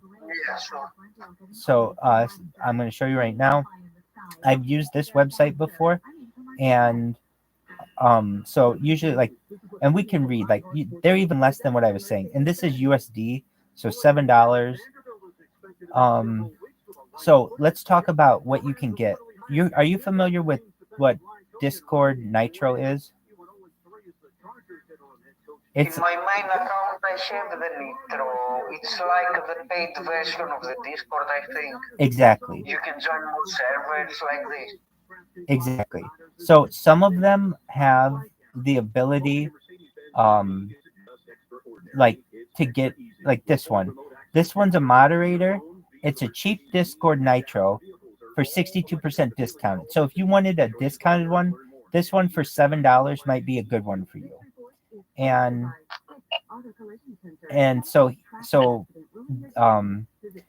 I really like these because what you can do is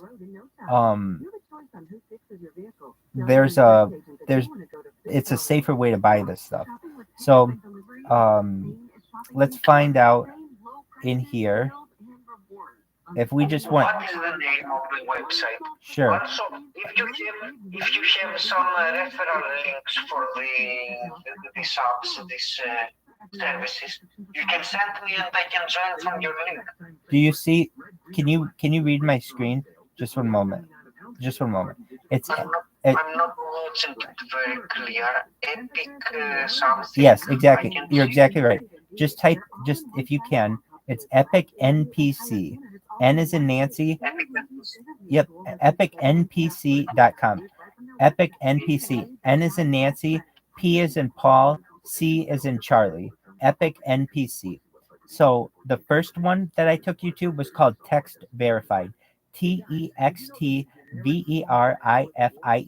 Write down Text Verified. That's the first one. The second one that I took.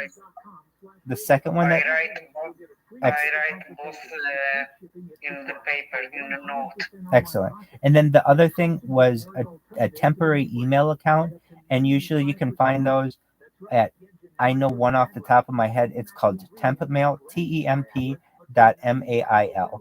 So if you type in temp.mail, it will, pardon me, maybe it's like temp.email, pardon me. Temp.email.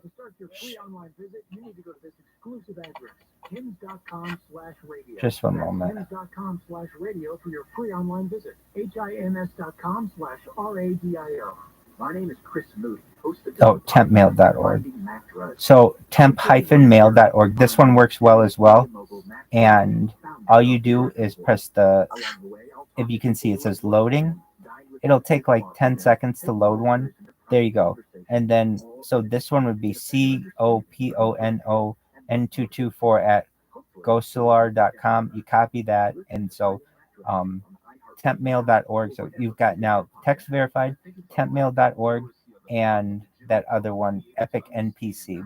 So now you can, let's show you how to buy a Twitter account. It's the same account as Epic NPC. It's just a different screen. And I want you to see Epic NPC. All you have to do is type in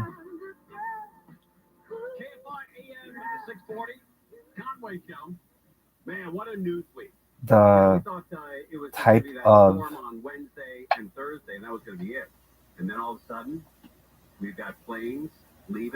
the type of account you want. So Twitter, TWITTER, and it should search the forum for you, and we'll see what it says. Now, I want to make sure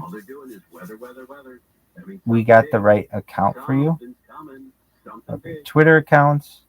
Yeah, high quality Twitter accounts with real followers. And you can get really good accounts too. So some of these, like, depending on how old it is, some of these are as old as like 17 years old, $45. If you want a really old account, great.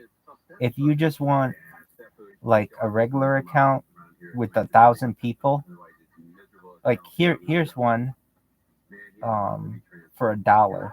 So anywhere between $1 and like, you know, up, but basically Twitter accounts seem a little cheaper, depending. No, but if I did, or if you chose. So hopefully that answered your question. Is there anything else you need to know how to do? No, this info is very helpful to me, really. You're It welcome. may help me to gain access to 17K. Okay, so if you really want to know the best way to do it, I'll show you. Just one moment, and I'll get the device. So I have a device that is a little bit older, but is I think a very good. I had some audio last very good. I'm in bed. It's early, 6 a.m. My wife's up, I'm up. You know, she's putting her hair up in curlers. It's a very good investment. So if you're like, look, I'm going to do what Rabbi did, just with my own project, get yourself an old tablet. Now, what tablet's going to work best for you?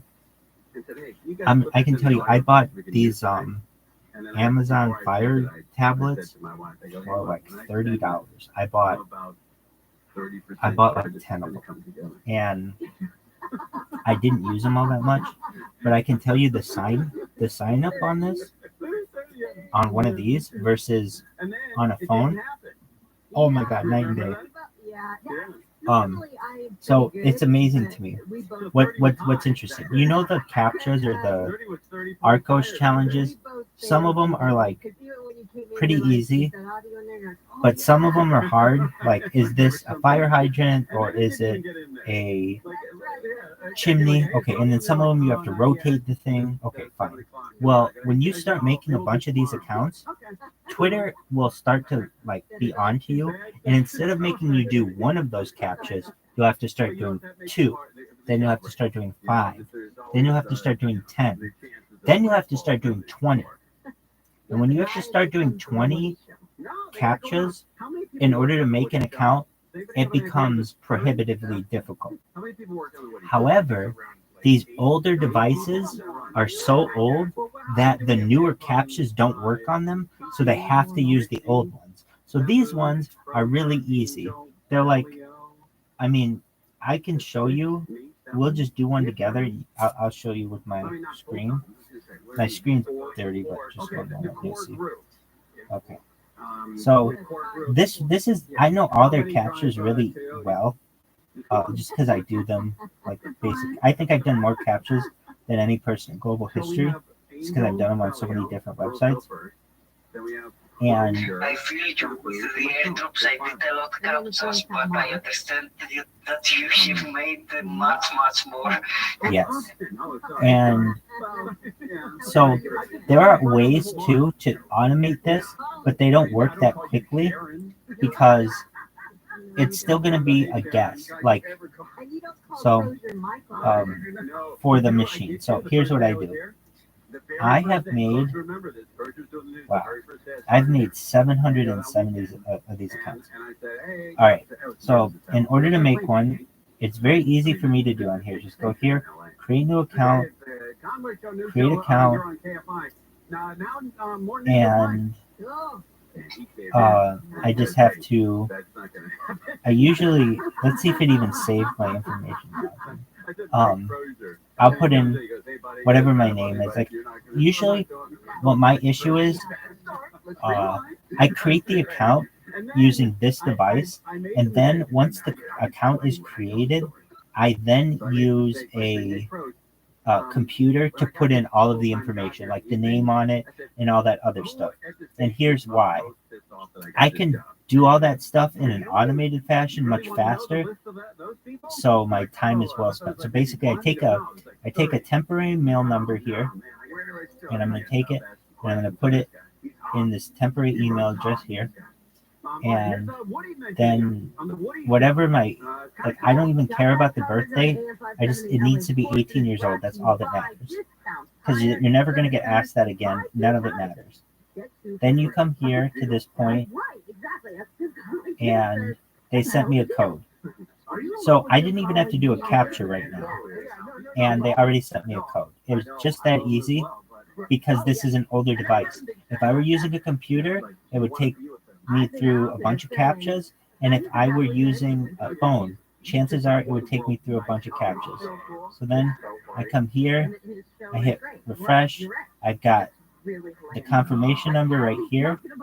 All I have to do is hit copy, and I go back to here, I have to press paste, and at worst I'll have to do one captcha. Oh, see how it says add a phone number? This is an issue that you will undergo. So I'm glad that it did that. And here's why. Because I didn't have I think this is why. I wasn't using a VPN. So basically my computer, or I'm sorry, Twitter is aware of my computer. Its IP address, and it has it marked. So basically, sometimes Twitter will ask you need to enter an email address and a phone number, and sometimes it'll just say you need an email address. We want the one that is just email address. When it asks for a phone number, that means we're going to have to pay money, and I don't want to have to do that every single time. So it's like, okay, well, it didn't work. All right, that's fine, no big deal. We just sign out, and we're going to do a new one. And this time, we're connected to a VPN. And the fact that we're connected to a VPN may or may be beneficial to us. I can tell you. Just one moment. I ran into Morgan last week, by the way, in the parking lot, because she was just leaving, and I got in, and we had a quick little chat and asked how things were going. She said, it's great, and she actually brought up Steph's name. She just wanted to know, how happy Steph was with it. What was she doing, eating mollywogs in the parking lot? And I met Rabbi in the lobby. Here we go. Okay, new number or new email. Copy it. Paste it. This is the VPN. That's great. Yeah, let's put that together, Daniel. Yeah. And then, see if we can make some kind of trade. Yeah, she's going to come on and be a nice little test run. Create. That's right. Create. Next. Now, now, if it, for whatever reason, forces me to do a phone number, I just have to find a country in the VPN that does not require it. So usually some Eastern European countries like Estonia or Germany do not force you to, they have like different privacy laws. So, but it could just be as well, because I wasn't using a VPN. So here you can see that it's forcing me to do a CAPTCHA or one of those things. I think they call them RCOS challenges. That's no big deal. All right, we come over here. Occasionally, this won't get the email, this temporary email address, for whatever reason. It usually does, though. If it doesn't, like, it seems like we're experiencing that, because it usually comes in right away. That's not too big of a deal. Right here on KFI, more now with Mike. Here.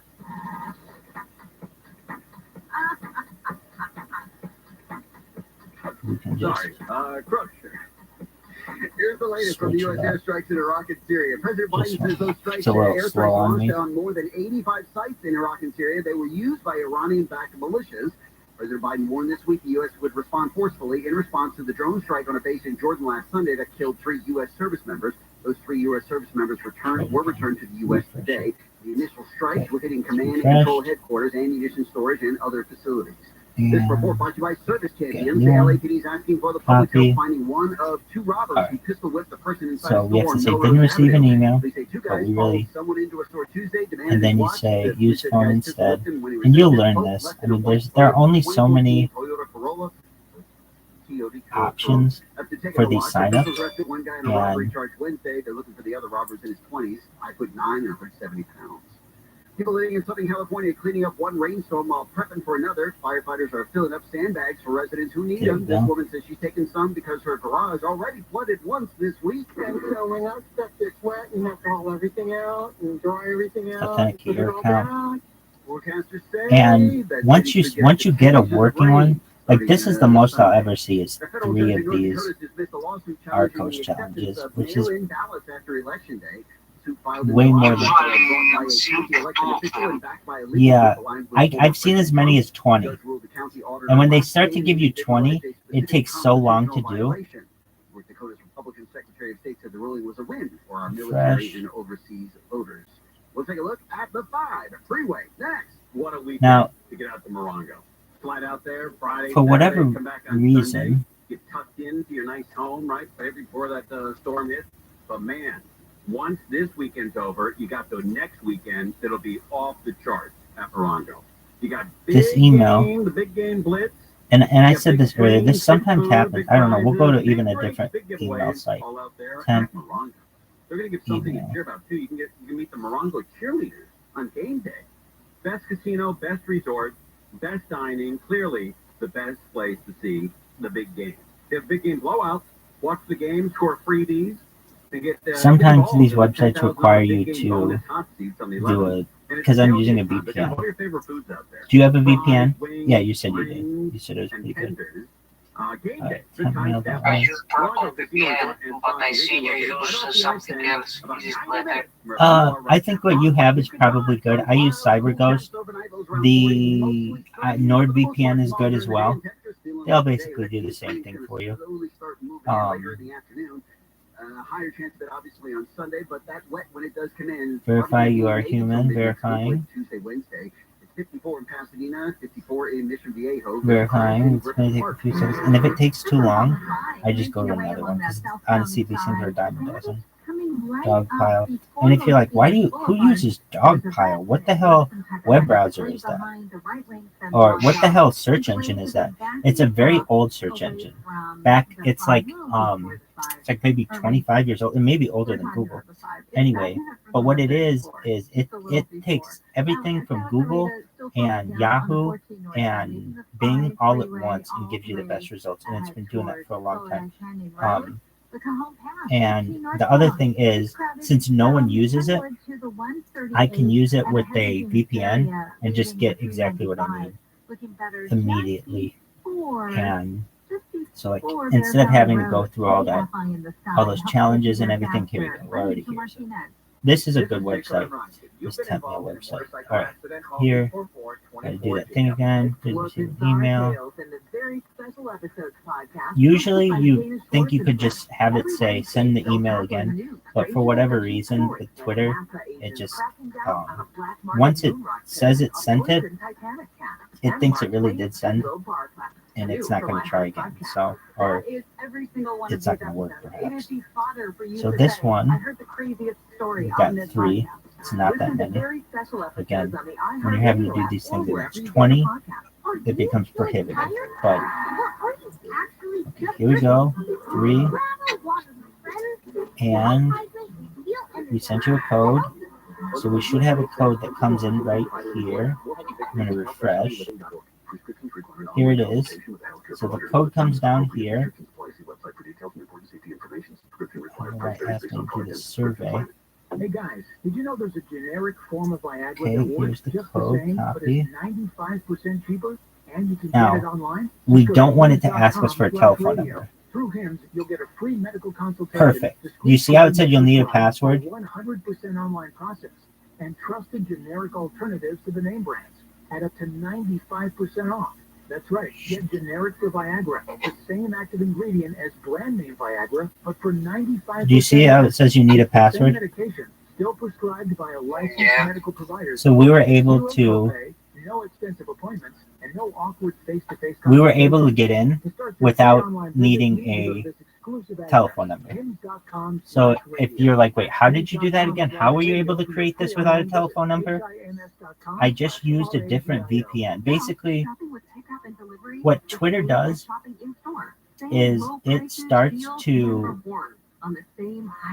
track under what accounts you're creating your accounts. It tracks under what IP address, and after a certain amount, it will start to freeze that IP address and says you can't use this one anymore. Or if you choose to, you have to use a telephone number.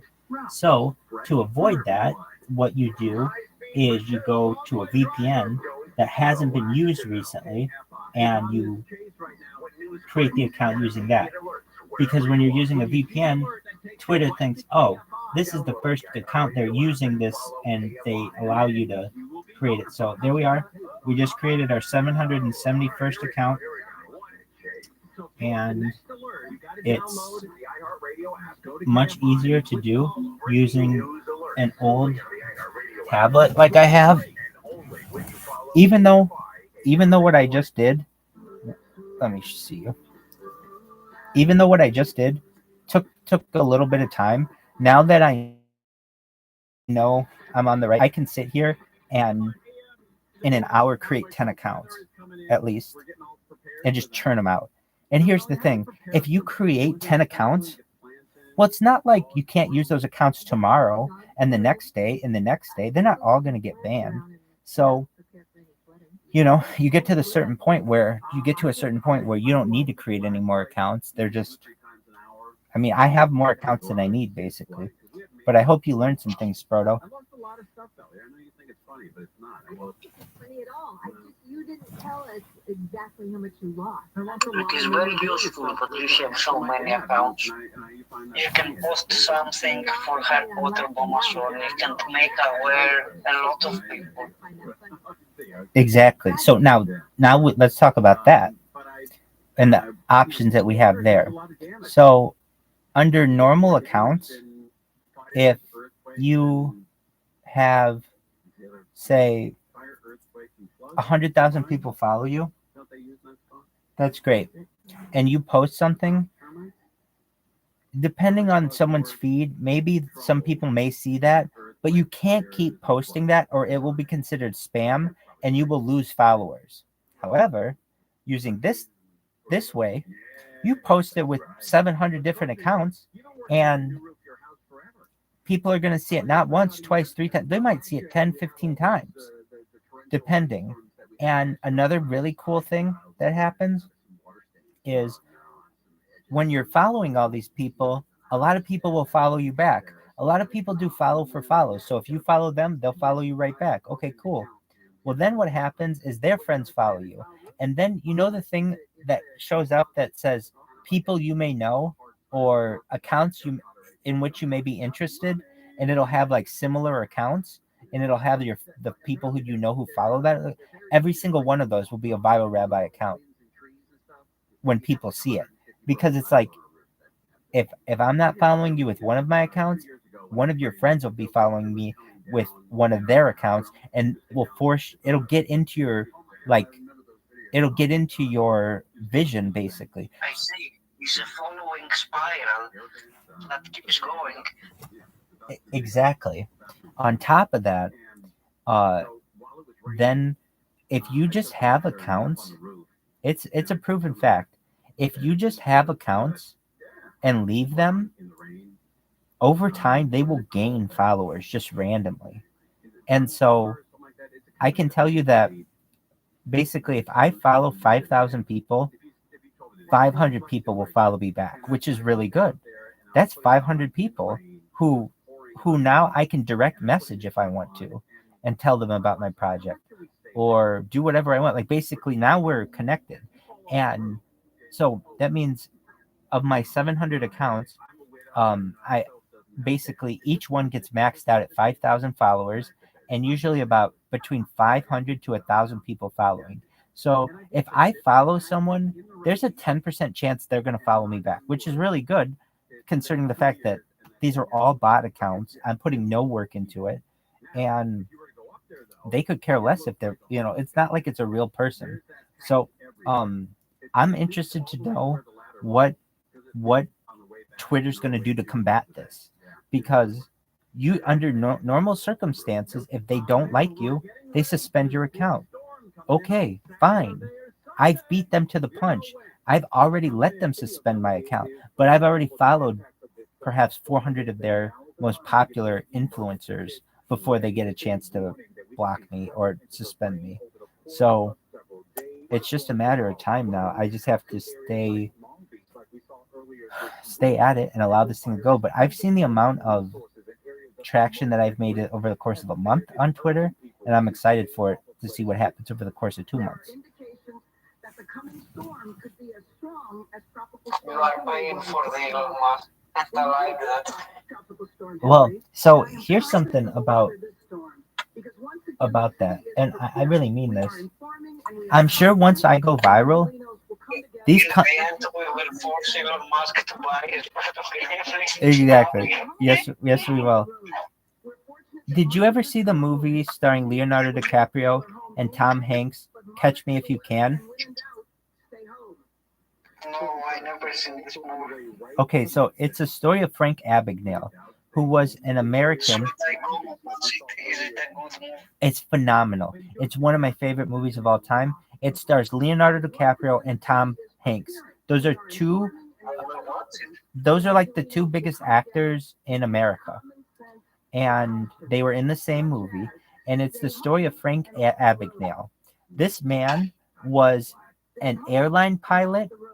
He was a medical doctor, and he was a lawyer, all by age 21. And it's like, well, wait, how was he able to be a pilot and a medical doctor and a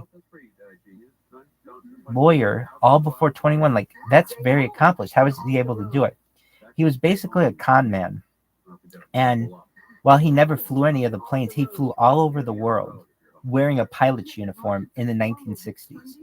And he was able to impersonate a doctor in the 1960s, and he was able to pass the bar in Louisiana and pass as a lawyer.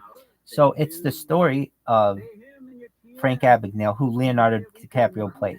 And he's the character who everyone is chasing after him. And he goes, and this is based on his true story. I love movies that are based on true stories, and this is a true story of the world's first major international check thief. Does that make sense? Check fraudster. And then Tom Hanks is the FBI agent who chases him all over the world. Well, essentially, at the end of the movie, I don't want to ruin it for you, but I'll just let you know. He gets caught. They get their guy, and his punishment. You spoiler me that I think. You know he's gonna get caught the whole time. It's called Catch Me If You Can, so I'm not really spoiling it for you. But what I am telling you is that he ends up working for the FBI as an expert in check fraud. Okay. And I think I can do the same thing, basically work for Twitter and explain to them all the vulnerabilities that they have in their sign up in their system. And I could work for all of these major companies because I know their sign up systems better than anybody. I'm essentially I agree with you. You can definitely work for all these companies because you are a brilliant mind. Thank you. But this is why you should not work for them. You should destroy them. Exactly. No, and I'm going to. And here's how. I already have more data than all of them have. Meaning I personally have more data, more video than comparably like Twitter. It's just stored on YouTube, but it's also stored on Instagram and it's stored on Twitter as well. See, what I've done is my best to make myself uncancelable using redundant streams. What does that mean? I'm always streaming on multiple streams in case any of the streams go down or any app crashes or anything like that happens. And then on top of that, I'm on different platforms. So right now, let's say someone didn't like what I said on one of my YouTube channels. Okay. Well, they can ban me on that YouTube channel. But I still have 3 other YouTube channels that are going right now. Well, maybe they don't like anything that I said on YouTube. That's fine. I'm live on 3 different Twitter channels right now. Well, let's say they didn't like what I said on Twitter. Well, then I'm live on Instagram. So I'm recording on multiple channels, which means it's very difficult to ban me. Modern celebrities don't do this. They are working for their managers. So essentially, they have to do what they're told. And they're only going to be on generally one platform at once. They're not going to stream their whole life. Everything's going to be very edited and highly polished. I'm the opposite. If you want to ban me, that's absolutely fine. I'm going to go on another platform and I'll get popular there. And I think it's a very smart way to do it. In fact, I think it's the only way to do it. Unless you go and get a manager and you go work your way up through Hollywood, which is where I am, the only other way, without having like you were saying, a huge following already, is to do it what we would call the grassroots guerrilla method, which is what this is. It's guerrilla advertising. It's a little at a time, but it works. See, okay, I must let you know because it's very late here and I must take some rest tomorrow. I have to go to do my civil attacks. And I will return tomorrow. I will surely return here. Absolutely. Maybe same time as today. Absolutely. I will be here, God willing, and the next day and the next day. So I look forward to our friendship and continuing our conversations. And keep thinking about ways that I can help you, and I'll keep thinking of ways that I might be able to aid you.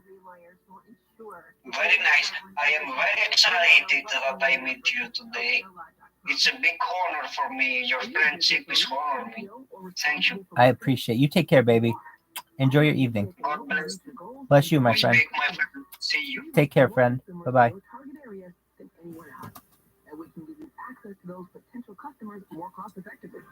Across radio, digital, podcasting, and social. We'd love to show you how iHeartMedia can work for you. Get started today at iHeartAdvertising.com. That's iHeartAdvertising.com. Childhood is filled with lots of big feelings. So is parenthood. Sometimes families need help navigating those big feelings. The ones that lead to tantrums, worries, sleep challenges, and more. Bright Light Kids can help.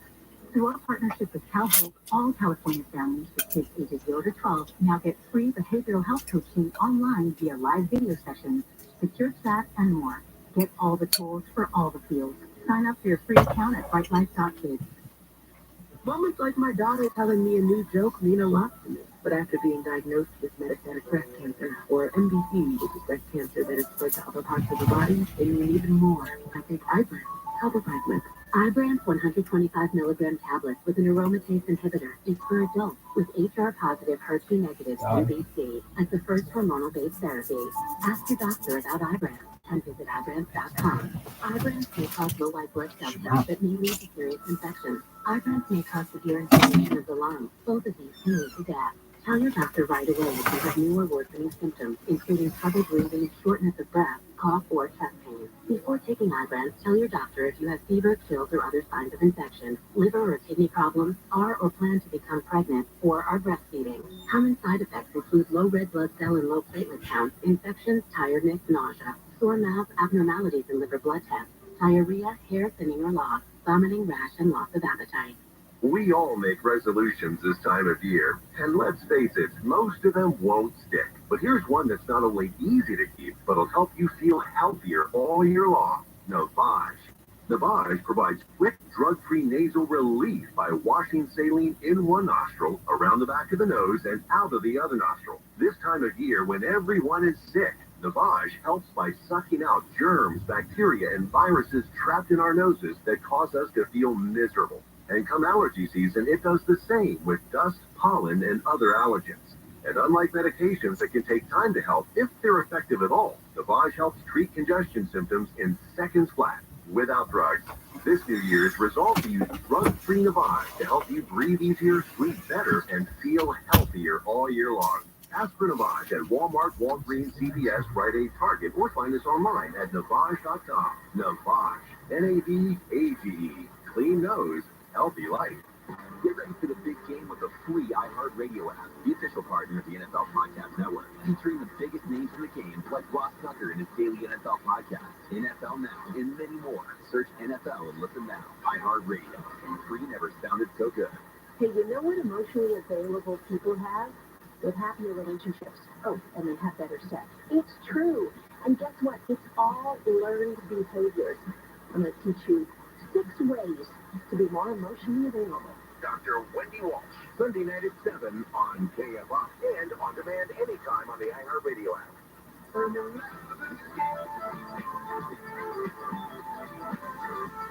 KFI AM 640, Conway Show. Radical weather's coming in. Middle East is being bombed. We're following both those stories. The Los Angeles Kings fired their head coach. We had a radical chase that we saw on KCAL, Channel 9. And Ellie Michelson came on. That was cool. And he travels with the vice president. He travels with Vice President Harris on her plane. That is wild. And how did that guy get